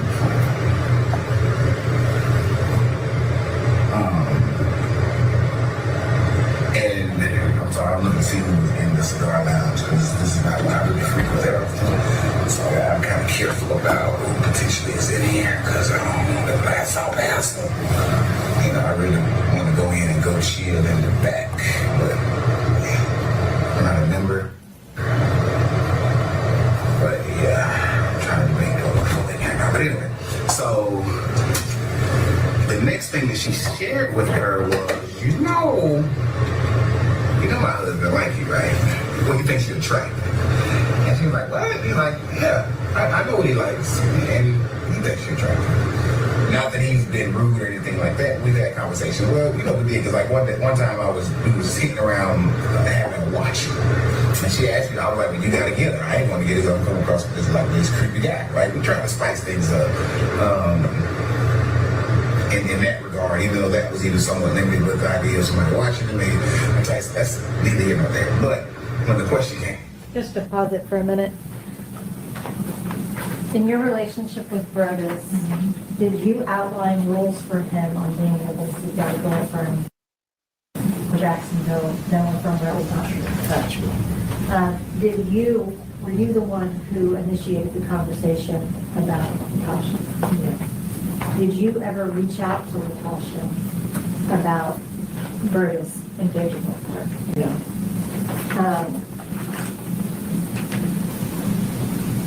Did he ever talk to you about wanting a watcher, as he described here? No.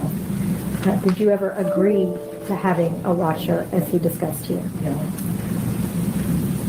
And look, it was her, right there. She asked, who would you want? And that was the first thing I said. She said, I know you like her. I know her. So anyway, so she said, like you know, blah, blah, blah. And she said, well, if you were interested, just, I'm not saying that you are, but I'm also saying I've given him this X, Y, Z, and he may come your way. And she did. And she said, okay, cool. So we had a conversation. And after that, that's when the whole nobody in the city thing came. It was more like, I'll give you a pass with her because I essentially gave you the alley. But nobody. So I'm trying to figure this. So fast forward, that's a whole lot of shit, right? Trying to get to that. So I've been thinking about the past couple of weeks in terms of expanding, I have to look on monogamy. It's kind of so. Her and I were chatting the other day. I was like, well, baby, I got a couple questions. I'm just curious. She knows about the everything like that. So I was like, what do you think you want to? Just to ask a couple questions real quick. Did you ever have that conversation that he talks about with LaTosha? No. Did you ever have that conversation that he talks about with him? No. Did you ever give him the XYZ that he was talking about? No. Did you ever give him a pass for LaTosha? No. Did he ever talk to you about further expanding ethical monogamy in your relationship? No. No. Like, when did you want to know that? I'm gonna stop and show y'all this because I really don't know. So before it was not showing it like this. It was just really showing old testimony. But now it's like showing like this. So I don't know if this means that they about to bring in a question, if they're about to ask a question, if they have a verdict. I'm not actually sure. Oh, wait a minute. We got movement in the court. Perfect. We're right on time. I don't know what it's about, but we'll see.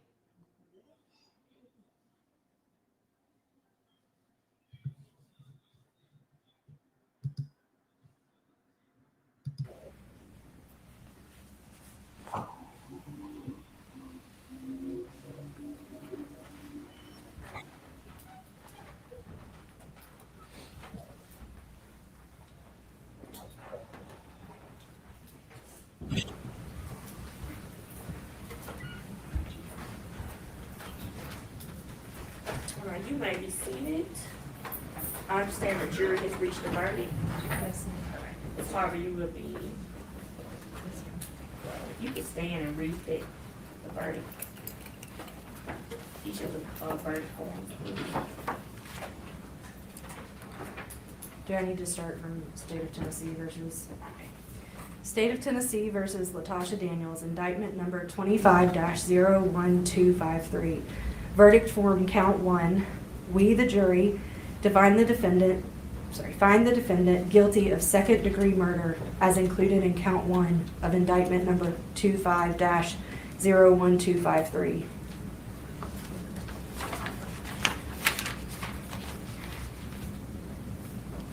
State of Tennessee versus LaTosha Daniels, indictment number 25-01253, verdict form count 2. We, the jury, find the defendant guilty of reckless endangerment as included in count 2 of indictment number 25-01253. State of Tennessee versus LaTosha Daniels, indictment number 25-01253, verdict form count 3. We, the jury, find the defendant not guilty in count 3 of indictment number 25-01253.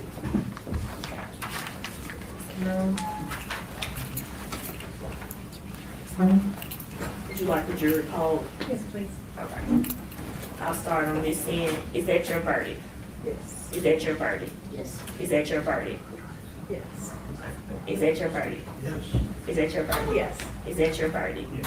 Is that your verdict? Yes. Is that your verdict? Yes. Is that your verdict? Is that your verdict? Yes. Is that your verdict? Yes. Is that your verdict? Yes. Is that your verdict? Yes. Now that you have concluded your service on this case, I thank you for your patience and conscientious attention to your duty as jurors. You have not only fulfilled your civic duty, but you have also made a personal contribution to the ideal of equal justice for all people. You may have questions about the confidentiality of the proceedings. Because the case is over, you are free to discuss the case with any person you choose. However, you do not have to talk to anyone about the case if you do not want to. If you tell someone you do not wish to talk about it and they continue to bother you, let the court know, for we can protect your privacy. If you do decide to discuss the case with anyone, I would suggest you treat it with a degree of solemnity, so that whatever you say, you will be willing to say in the presence of your fellow jurors or under oath here in open court in the presence of all the parties. Also, if you do decide to discuss the case, please respect the privacy of the views of your fellow jurors. Your fellow jurors fully and freely stated their opinions and deliberations with the understanding they were being expressed in confidence. Again, I thank you for your willingness to give of your time away from your accustomed pursuits and faithfully discharge your duties as jurors. You are now excused. I will be back to speak with you shortly, so I'll show you excused to the jury room.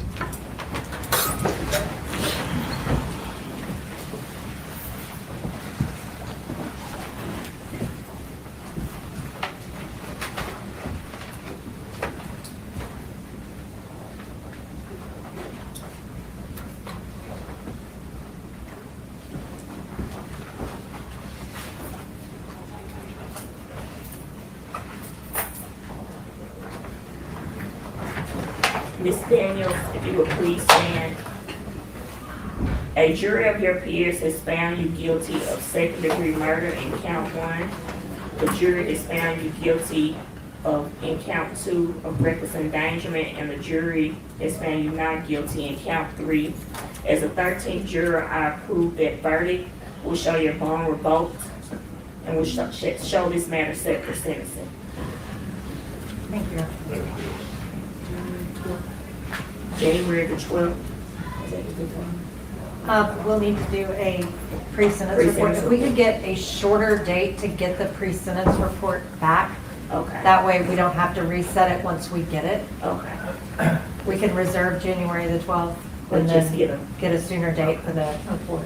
Actually hoping to be in Cabo that week. On January 12th? I'm hoping. Okay. December. We can get a December date and then pick a date this time.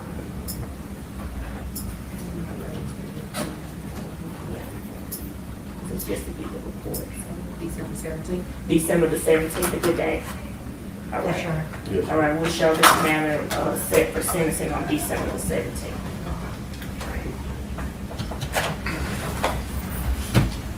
All right, we can show court adjourned. All right. It's on the first day adjourned till Monday morning, 9 a.m.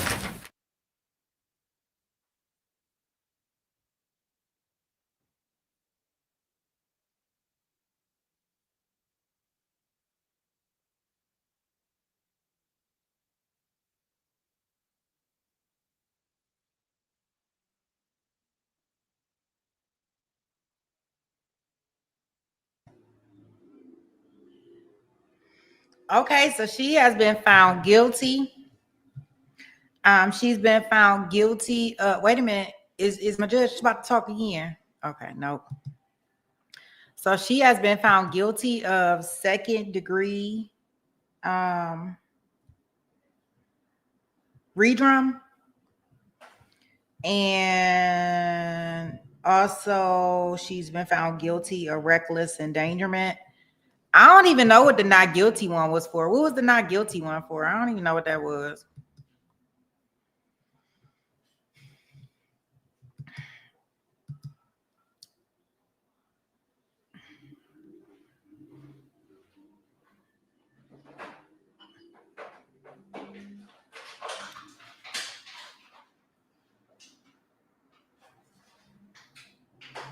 You say sentencing will depend on that? Wow. So she was not guilty. She was not guilty of M1, but guilty of. She was crying. She was crying. Don't do her like that. She was definitely not laughing. Oh gosh, she was definitely not laughing. So it's actually a win for her, right?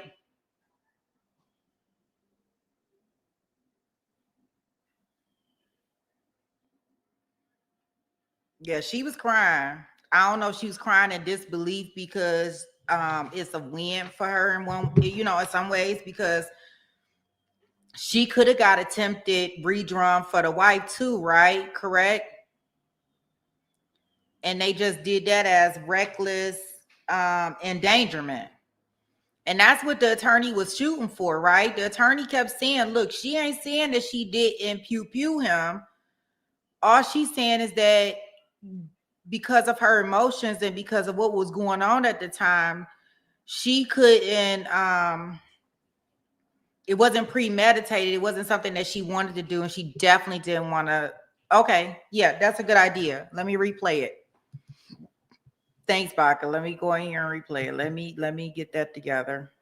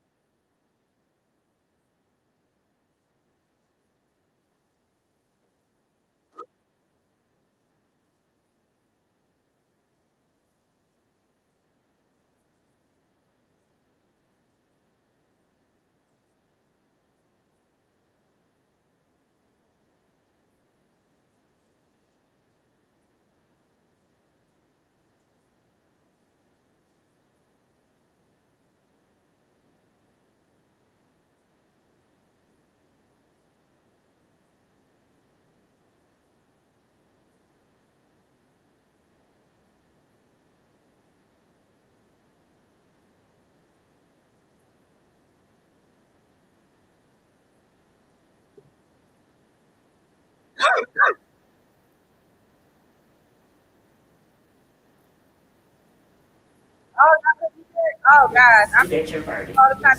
Is that your verdict? Y'all got me just in the room. Is that your verdict? Is that your verdict? Yes. Is that your verdict? Oh, there go my text message. Ding. Sorry, homie. I thought y'all could hear it. I was listening to it. I was listening to it and writing and everything. All right, you may be seated. I understand the jury has reached a verdict. Yes. Ms. Harvey, you will be. You can stand and read the verdict. Each of the verdict forms. Do I need to start from State of Tennessee versus? State of Tennessee versus LaTosha Daniels, indictment number 25-01253. Verdict form count 1. We, the jury, find the defendant guilty of second-degree murder as included in count 1 of indictment number 25-01253.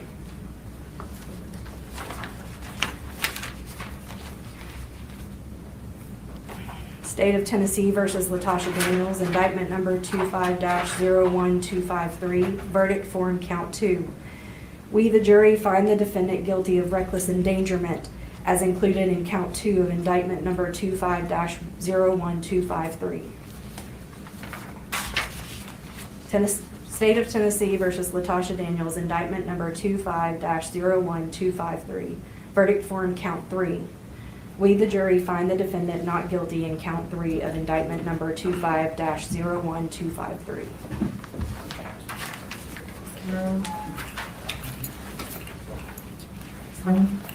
Would you like the jury poll? Yes, please. Okay. I'll start on this end. Is that your verdict?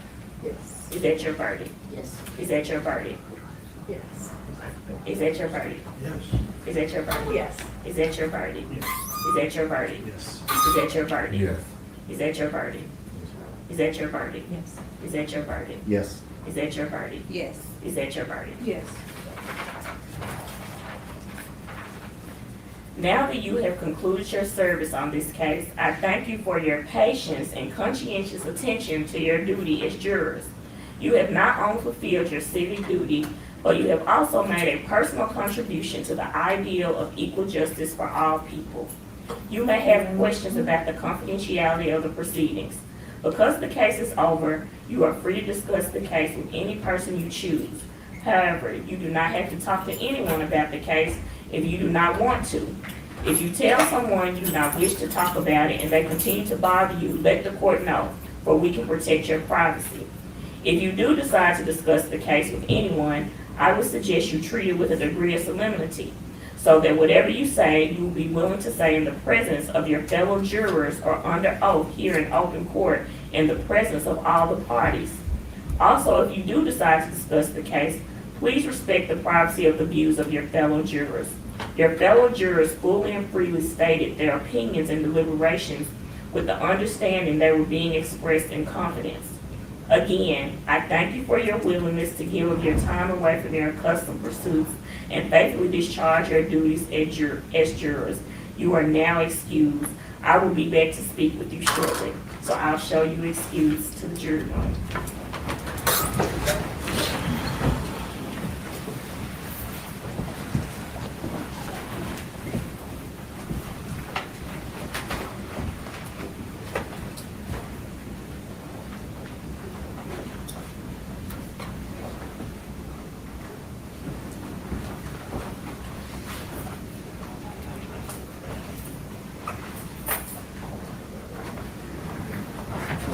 Ms. Daniels, if you would please stand. A jury of your peers has found you guilty of second-degree murder in count 1. The jury has found you guilty in count 2 of reckless endangerment, and the jury has found you not guilty in count 3. As a 13th juror, I approve that verdict. We'll show your bond revoked, and we'll show this matter set for sentencing. Thank you. January the 12th. We'll need to do a pre-sentence report. If we could get a shorter date to get the pre-sentence report back. Okay. That way we don't have to reset it once we get it. Okay. We can reserve January the 12th Or and just then get a sooner date for the report. Actually hoping to be in Cabo that week. On January 12th. I'm hoping. We can get a December date and then pick a date this time.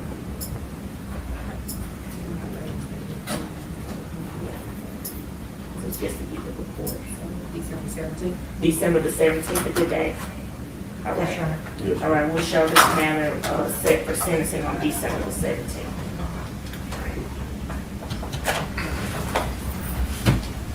All right, we can show court adjourned. All right. It's on the court stands adjourned till Monday morning, 9 a.m.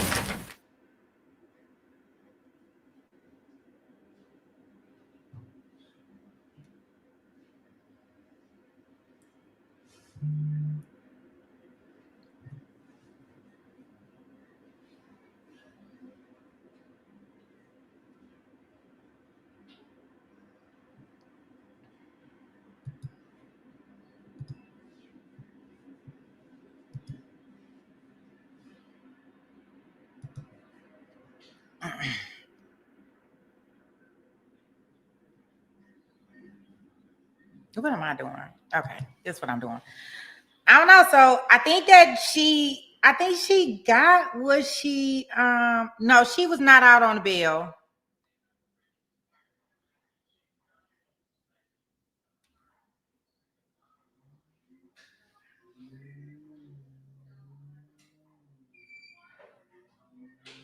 Well, she was already in jail, so she just probably go to a different suite.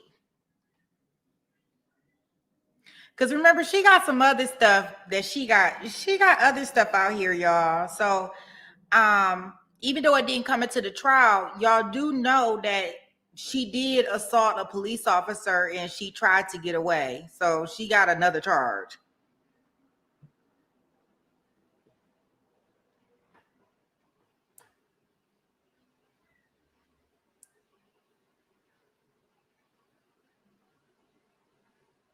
I think she wanted that. I think that's what the best verdict that she could have. I mean, she probably wanted manslaughter, I guess. She definitely was not getting out, not guilty. And Rockstar said she was a violent woman. I don't know about that. I think she had a mental episode. But that does not mean just because you have a mental episode that you're allowed to go out here and redrum people. Y'all didn't think so? I thought when she was sitting over there at that table and it was reading the verdict, I could tell that she wanted to. It looked like to me, and y'all can go back and watch it. It looked like to me like she was trying to do everything to control her emotions from not breaking down. You know, because they tell you like when the jury do certain things that you know, when the jury out there, that you can only do so much with your emotions, right? Yeah,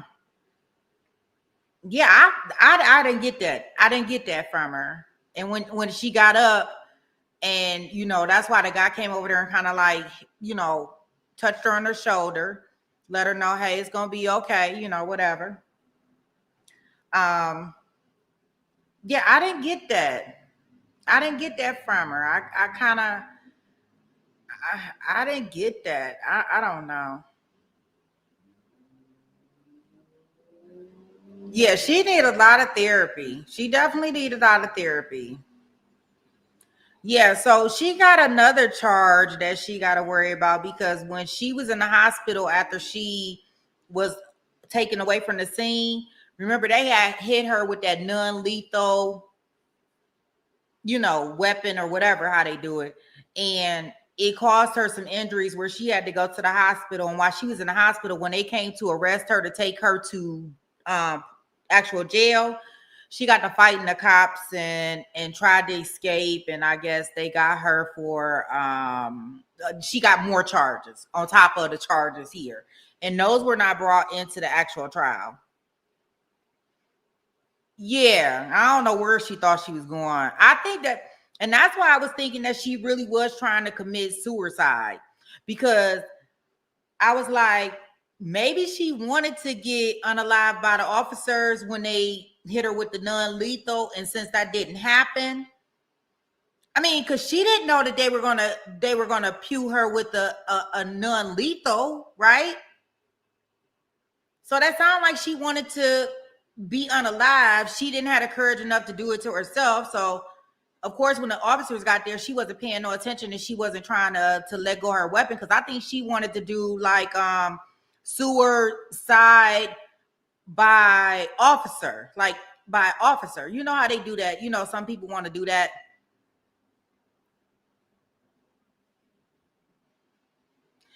Can we sneak a look at the one pic now, please, so we can discuss what's really what? She's so silly. I can't deal with her. SD, if you don't take your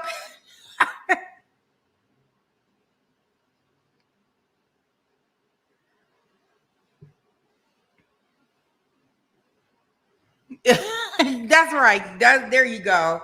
SD said, I'm moving on for this case. Guilty, proceed.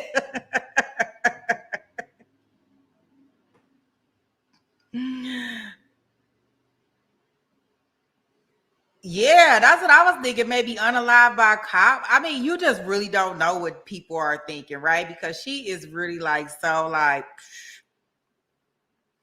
I don't know. Druggy said, I'm the only one that hasn't seen it. Yeah, they blowing down my email drunkie for the photo. I don't know what they call themselves doing with the photo. You women out here, I don't know what y'all doing with these photos.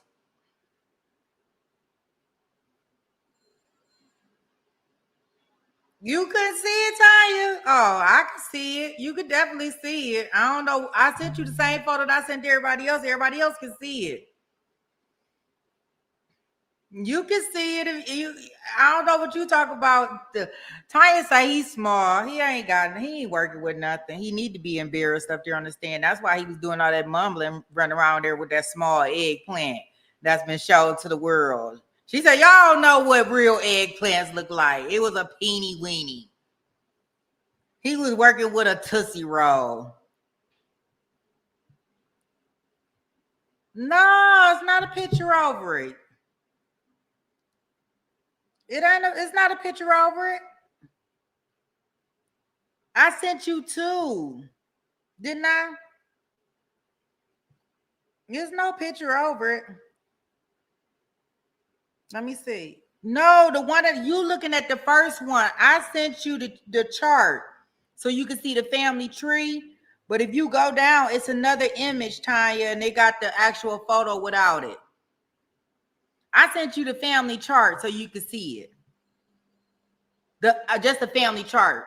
I just sent that to you just because, since we all don't know what's going on.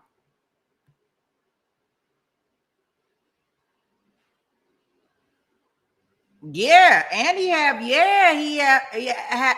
Japanese. You can't tell in this photo. I was trying to figure out if it was a hook. Okay, whatever. I ain't trying to do that. He met in the middle.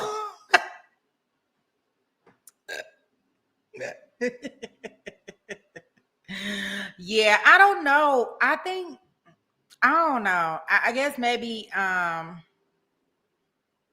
I think I don't know. Maybe she'll show some remorse. I guess maybe she'll show some remorse when after the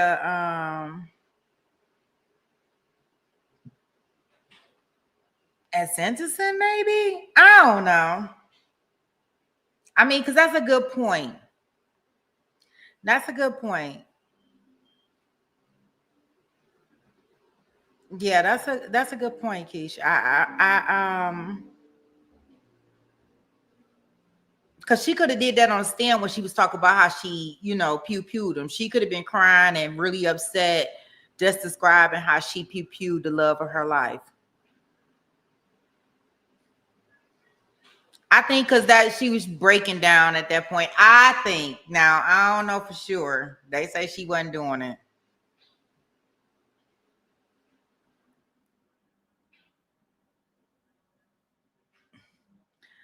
Yeah, I don't think old boy got a hook. He ain't got a hook. I tried to see. I don't think it's a hook. It's not a hook. Y'all better stop talking about them type of things on Fridays.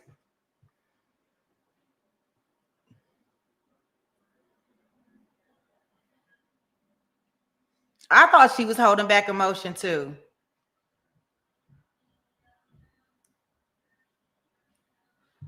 Druggy said she gonna announce her verdict soon.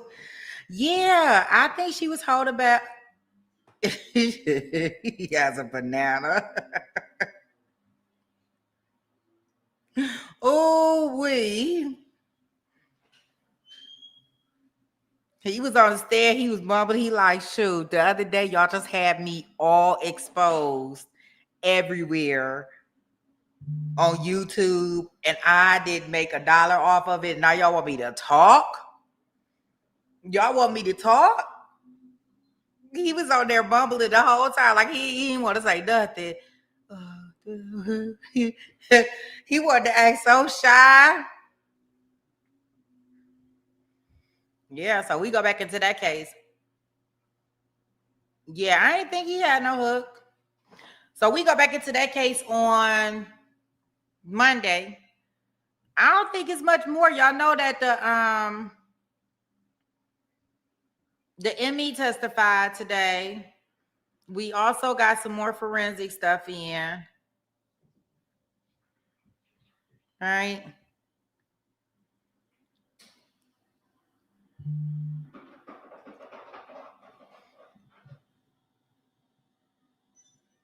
So you say you do believe he above average? I guess for what he got, for where he coming from.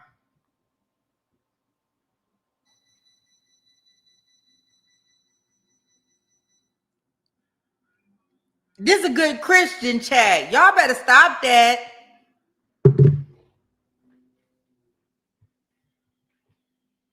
I don't know what changed the demeanor during that period of time, Keish. I don't know. I don't know. I don't know. To be honest. Because at that point in time, I don't know.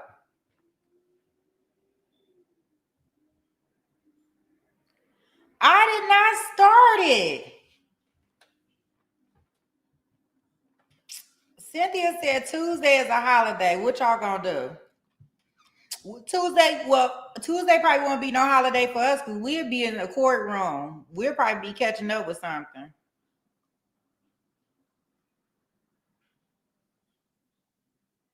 Yeah, we'll probably be in the courtroom.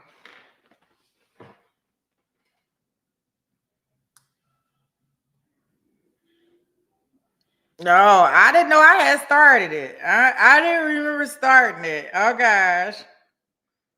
No, I didn't start it. That was SD Barb. That's SD. She the shit starter. She the one started it. She put it all the way back in the chat, talk about, can you please show it? And therapist was like, no. What's up, Prince? I'm trying to get, hey, Zach, I'm trying to get this good Christian chat. These women in here going crazy. You say, is it after dark already? We just got our verdict. You say you guess it's Freaky Friday. I don't know what they doing. We seen this picture of this band 2 days ago.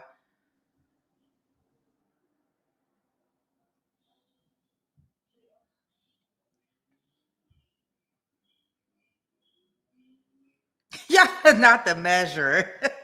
We are not. Yeah.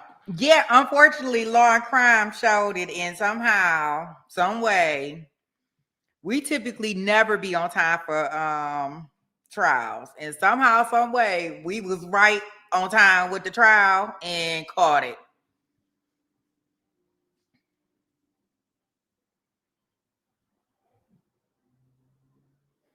You say fake crime got her 15 to 60. It wasn't believable. was that the no talking man? Yes. Yeah, Frank. So he got up there yesterday and he couldn't even open his mouth because he had been exposed the day before. And I'm pretty sure he know it.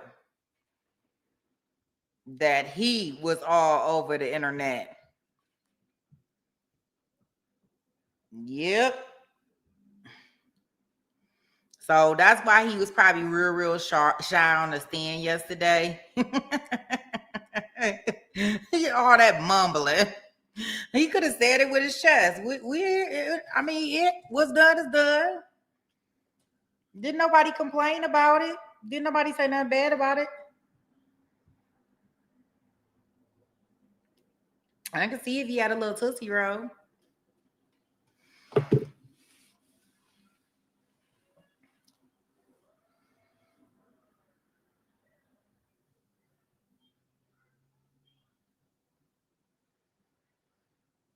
You say Alicia was believable.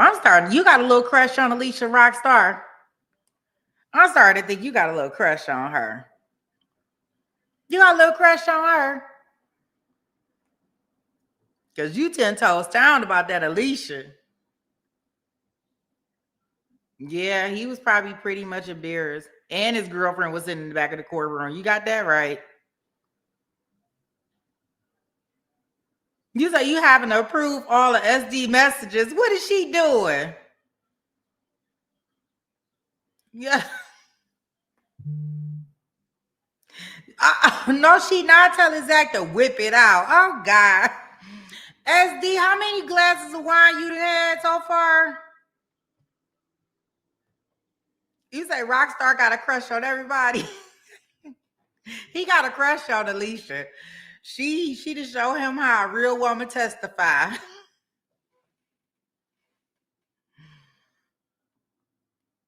SD is she done had too many glasses of wine, Zach. She is so not a good Christian girl right now. Yeah, I believed her too. I believed her, but I also believe her, but I to a certain degree. You say she should have took lessons. You gonna tell me the truth? You got a crush on Alicia Rockstar?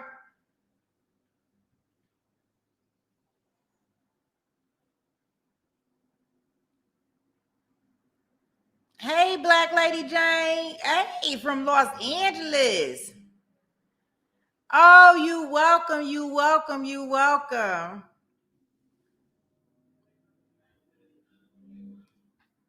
Thank you for her gifted membership. Yes, come hang out with us. I still think she was cap about some stuff, especially when she was in the interrogation room. Like she was trying to spin that stuff, and we will plan to dive more into that when we do her sentencing day, because in that video she was capping. Like, come on, ain't no girl getting in no car. She act like she didn't know what was going on. Yeah, I got all types of things. That's why I said if you want to go toe to toe in regards to some stuff that Alicia did that wasn't great, rock star, we will have an open panel discussion to get into that, because she was cap on some stuff. Like, nah, come on. Now I can admit some stuff us women do, but I ain't buying some of her stuff. Not to that point. But I do think that everything that could have been done without her. So I will give them that much. I think they did prove some. I think they did prove some things. I think they proved that she was aware of what was going on. I think that she at least has accessory after the fact. I do think they should have charged her with that.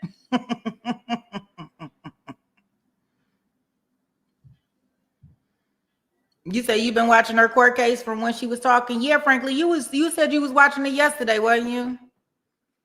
When I seen you in the when you was leaving your messages.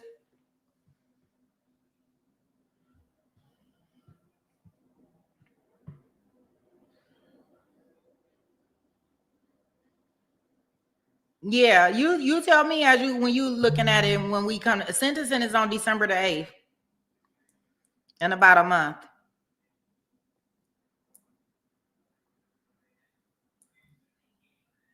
Nah. Yeah, Keisha, I don't know. I'm conflicted in regards to that. Only because I don't believe the mask stuff when they was outside the club. I don't believe that.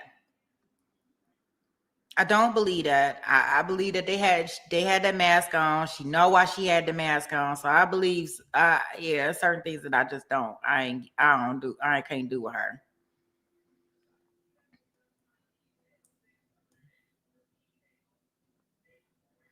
And I don't feel good with the fact that she's still still messing with him real tough while they locked up. Like I don't get that.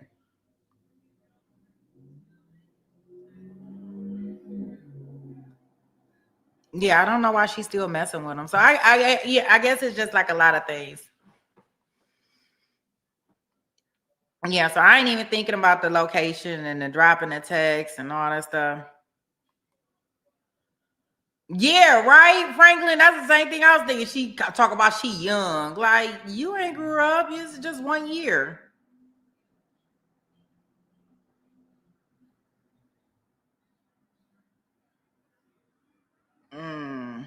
Okay. I guess if you say so, Rockstar, I want you to keep that stuff. You say he lied on her? Okay. If she asked her boyfriend, did y'all do that? He would have been like, don't ask me no mess like that. So she can't say she knew.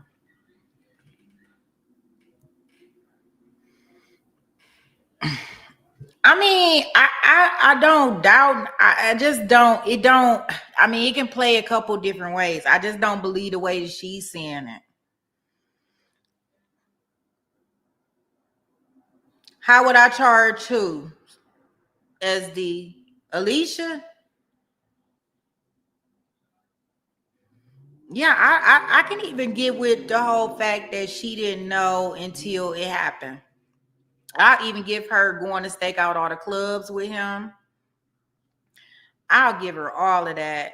I don't know how they riding, so I don't know how she thought it was a trip that they was going on and it was gonna be romantic and they was getting back together, or I don't know what they was talking about with that. They shouldn't have been going nowhere when they got to split a Mickey D's meal. Okay, first thing.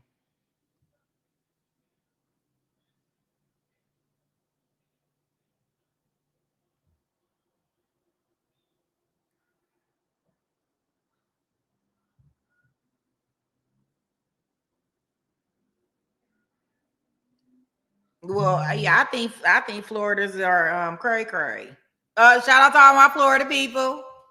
Film free. Hey, hey. Uncle Charlie said the craziest people is in Florida and New York, in the Bronx, New York. So I don't know.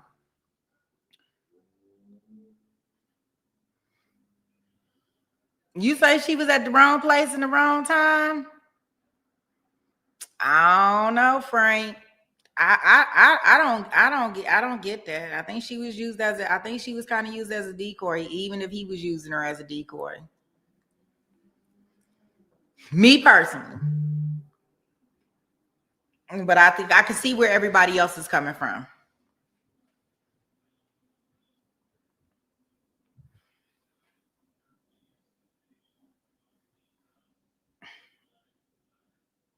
Yeah, I can see where everybody else is coming from and every idea. But the jury spoke on it and the jury says she guilty.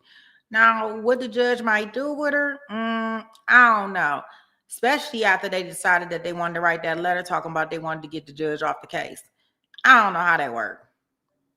So we'll see. I don't know if they take that into consideration. I don't know if the judge gonna feel some more bias because they tried to do that or what, but yeah. I mean, the jury spoke. I wanted her to have accessory after the fact. because I do feel like she knew. And because there's no way, as somebody that I'm kicking it with you, we ride up there in one car, we going back in the Uber, we got all these guys with us. Like, no, I mean, I might want to be all the way up your butt. You know, like I want to be, you know, all up in your butt, and I want to be hanging with you, and I want to be with my boyfriend. But in the same token, I'm gonna be asking some questions. Like, even if you don't give me the answers, I gotta ask some questions. That's all.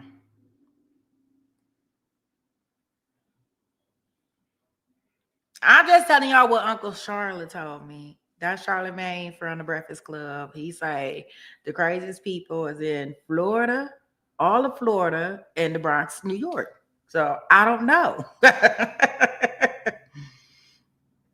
He said you can't even spit on the sidewalk in Florida.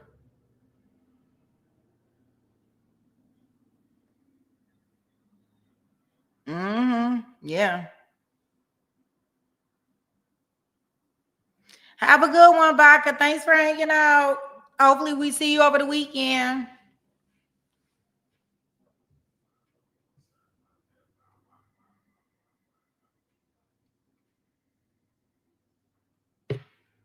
He up under the weather. He feel icky.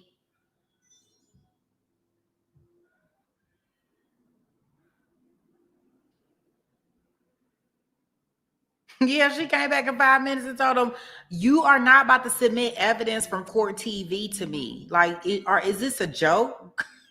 That's why she came back in 5 minutes. I don't know, but I think that's crazy. A crazy process in its saying in itself. Because why wouldn't y'all? Why wouldn't y'all let? Why wouldn't y'all have another judge look at something like that for a motion to disqualify, even if it had to take some time, like Judge Glanville? You say you're not even about to argue with you. You say they'll overcharge you, Sweet Pea?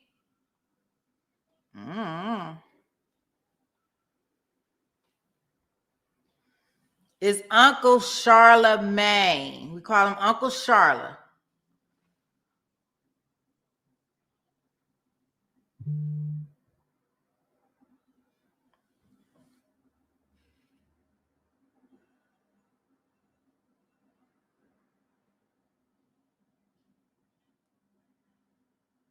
Yeah, I know. That's a play on the appeal. You right, Rockstar. Correct. Yep, that's absolutely correct.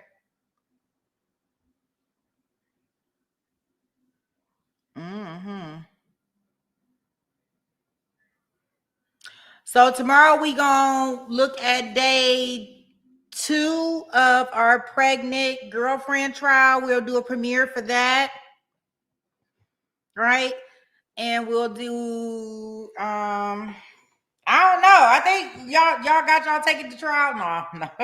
We'll do some after dark.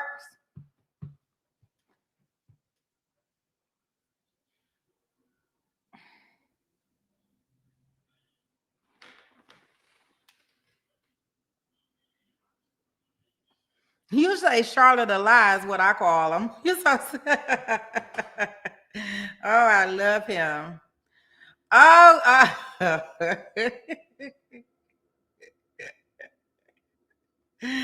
oh no. You say, oh, okay, I know him now. You know him now? All right, SD.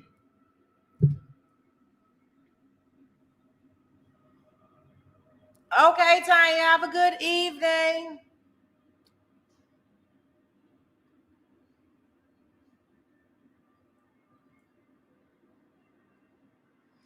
Thank you, thank you, thank you.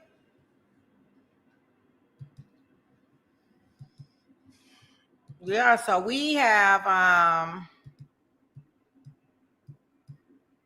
what we got going on? I guess for the people that got bingo during this trial, I don't know if y'all got bingo or not, I know some people got bingo. Y'all have to email me if y'all got bingo so I can put all these names in this hat so we can see what you get. Just like that. Right?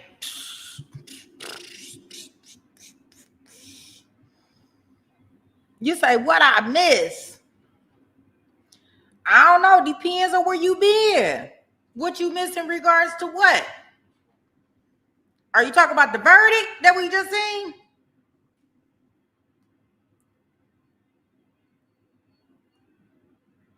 Yeah. Oh, yeah. We talking about a whole nother trial.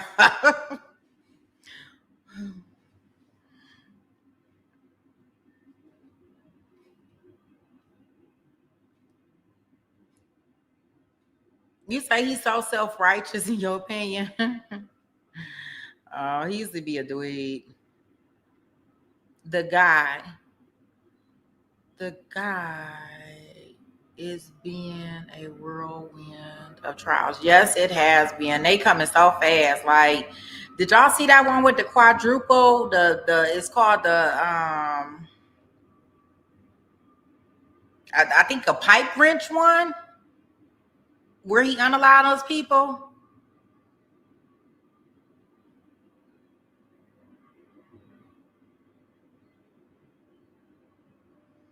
I was like, oh gosh, I don't know what is going on. That's another trial that I seen, but we gonna do this pregnant girlfriend one. So if y'all haven't seen day one of that, please go and look at the channel. It's on there. We'll be premiering that tomorrow morning, day 2.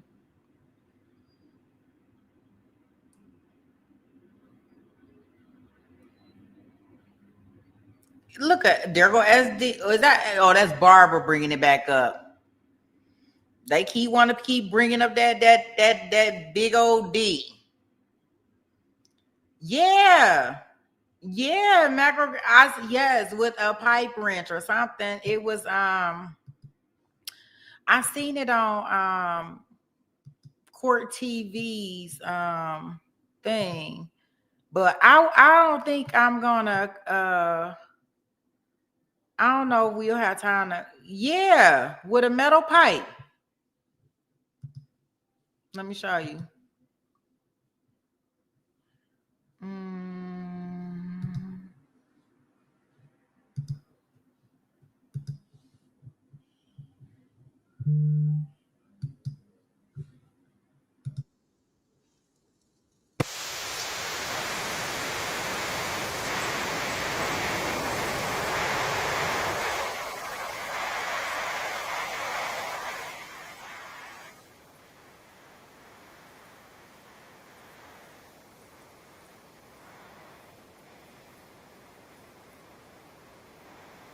Ooh, maybe we should watch that one. Wow.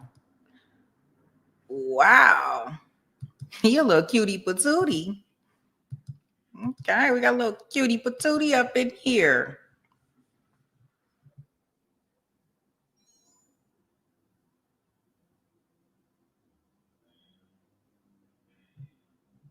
Yeah, well, he is currently on trial for unaliving 4 people with a metal pipe. This guy right here. And the 4 people that he unalived, I don't know. I don't know where they at. Oh my gosh! And the defense is blaming the defendant's father. Oh, because they say that his dad, the defendant.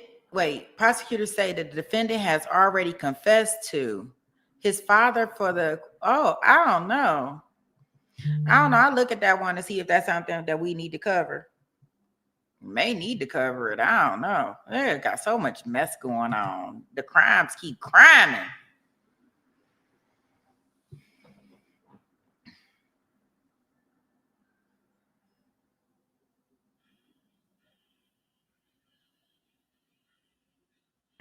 It is. It is. You got that right, Drunky. It'd be completely nuts up in here. We don't know what be going on.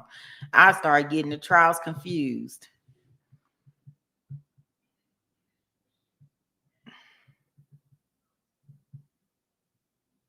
Yeah, this one just had opening statements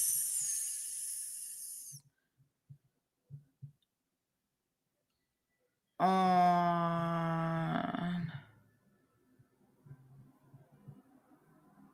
I think the opening statement. What about this one, y'all? The butt lady. She was thoroughly sentenced like the butt lady. That's what they call her, the butt lady. Sentenced for killing a patient with silicone injections. Like, and look at this. I wasn't looking at. She looks scary. And killed this lady putting that mess up in her butt.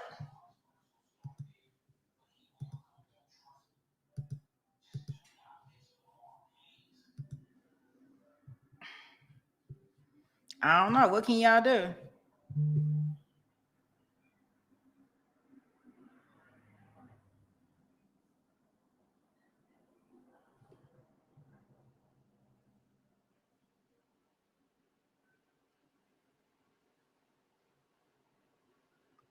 Yeah, I think he was a white guy, SD.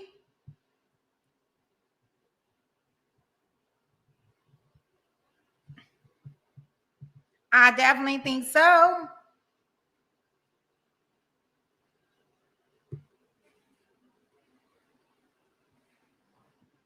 Yeah, the butt lady. Now, what kind of butt you gonna get? It might be the butt of death.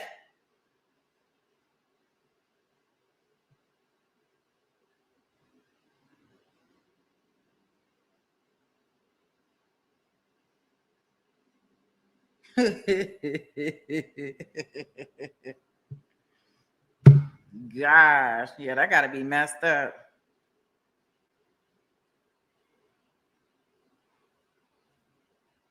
Messed up, right?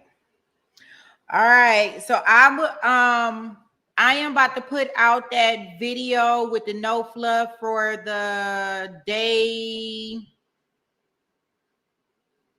3 of our beheaded trial.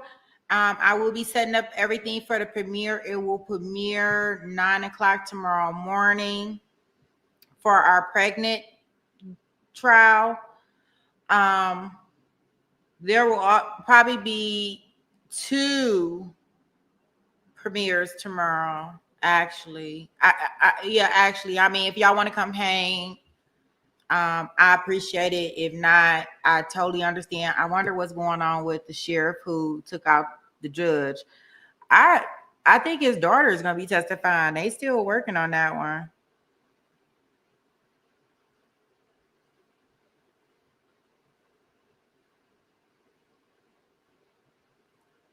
Mrs. Butt,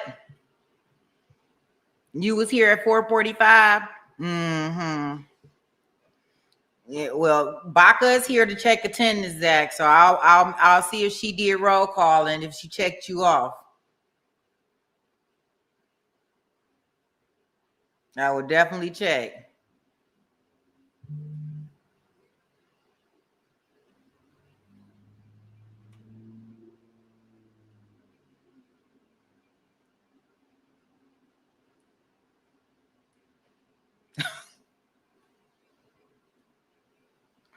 Okay, that sounds about right.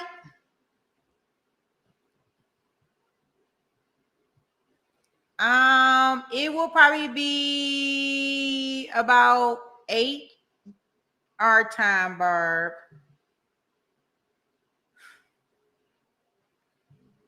And I gotta get up and I am gonna premiere the second day of the civil trial. Yes, guys, I do know that a settlement has been reached, but I only saw day 1 and I don't know the dynamics of anything else.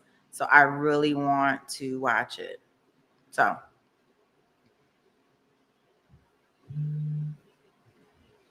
I am gonna watch it.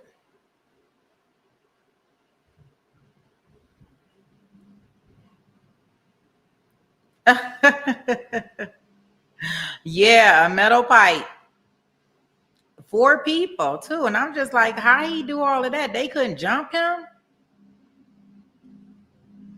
Like certain things just I don't understand. Like y'all couldn't jump him? Could nobody grab a leg out of all 4 people? Even if he took 3, even if he took one person down, the other 3, they could nobody grab a leg or nothing?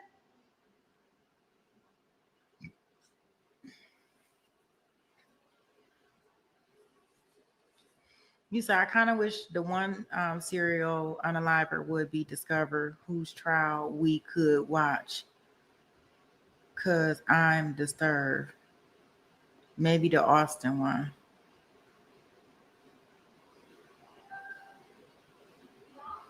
I'm just talking to myself. Yay, TK. I said, what?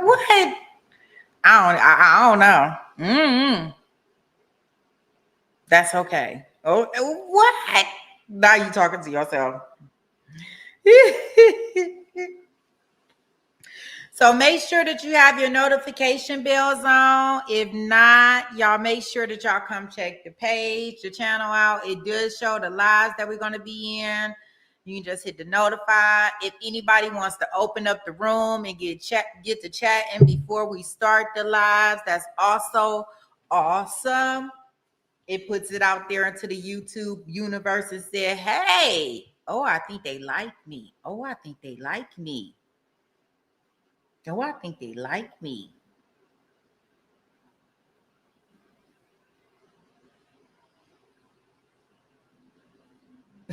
She talk about brownies, tortilla chips.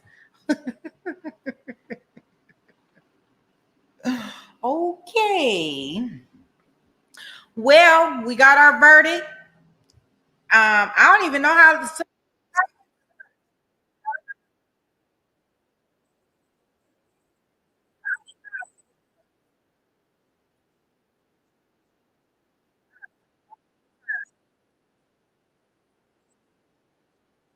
Look, he's stalking me. He just automatically talking and stuff in the background. That's the pastor.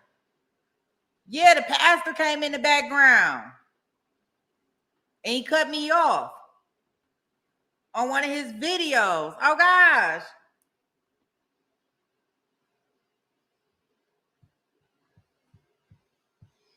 Okay, so our plan tomorrow, everybody look at their things, their alerts. Yeah, he muted me. He surely did. I'm gonna get off of here and yeah, and we'll touch base tomorrow, right? All right, guys.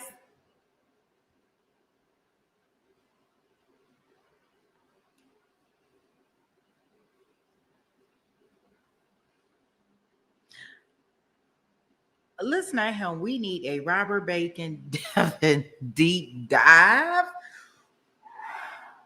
That was a whole lot of D's.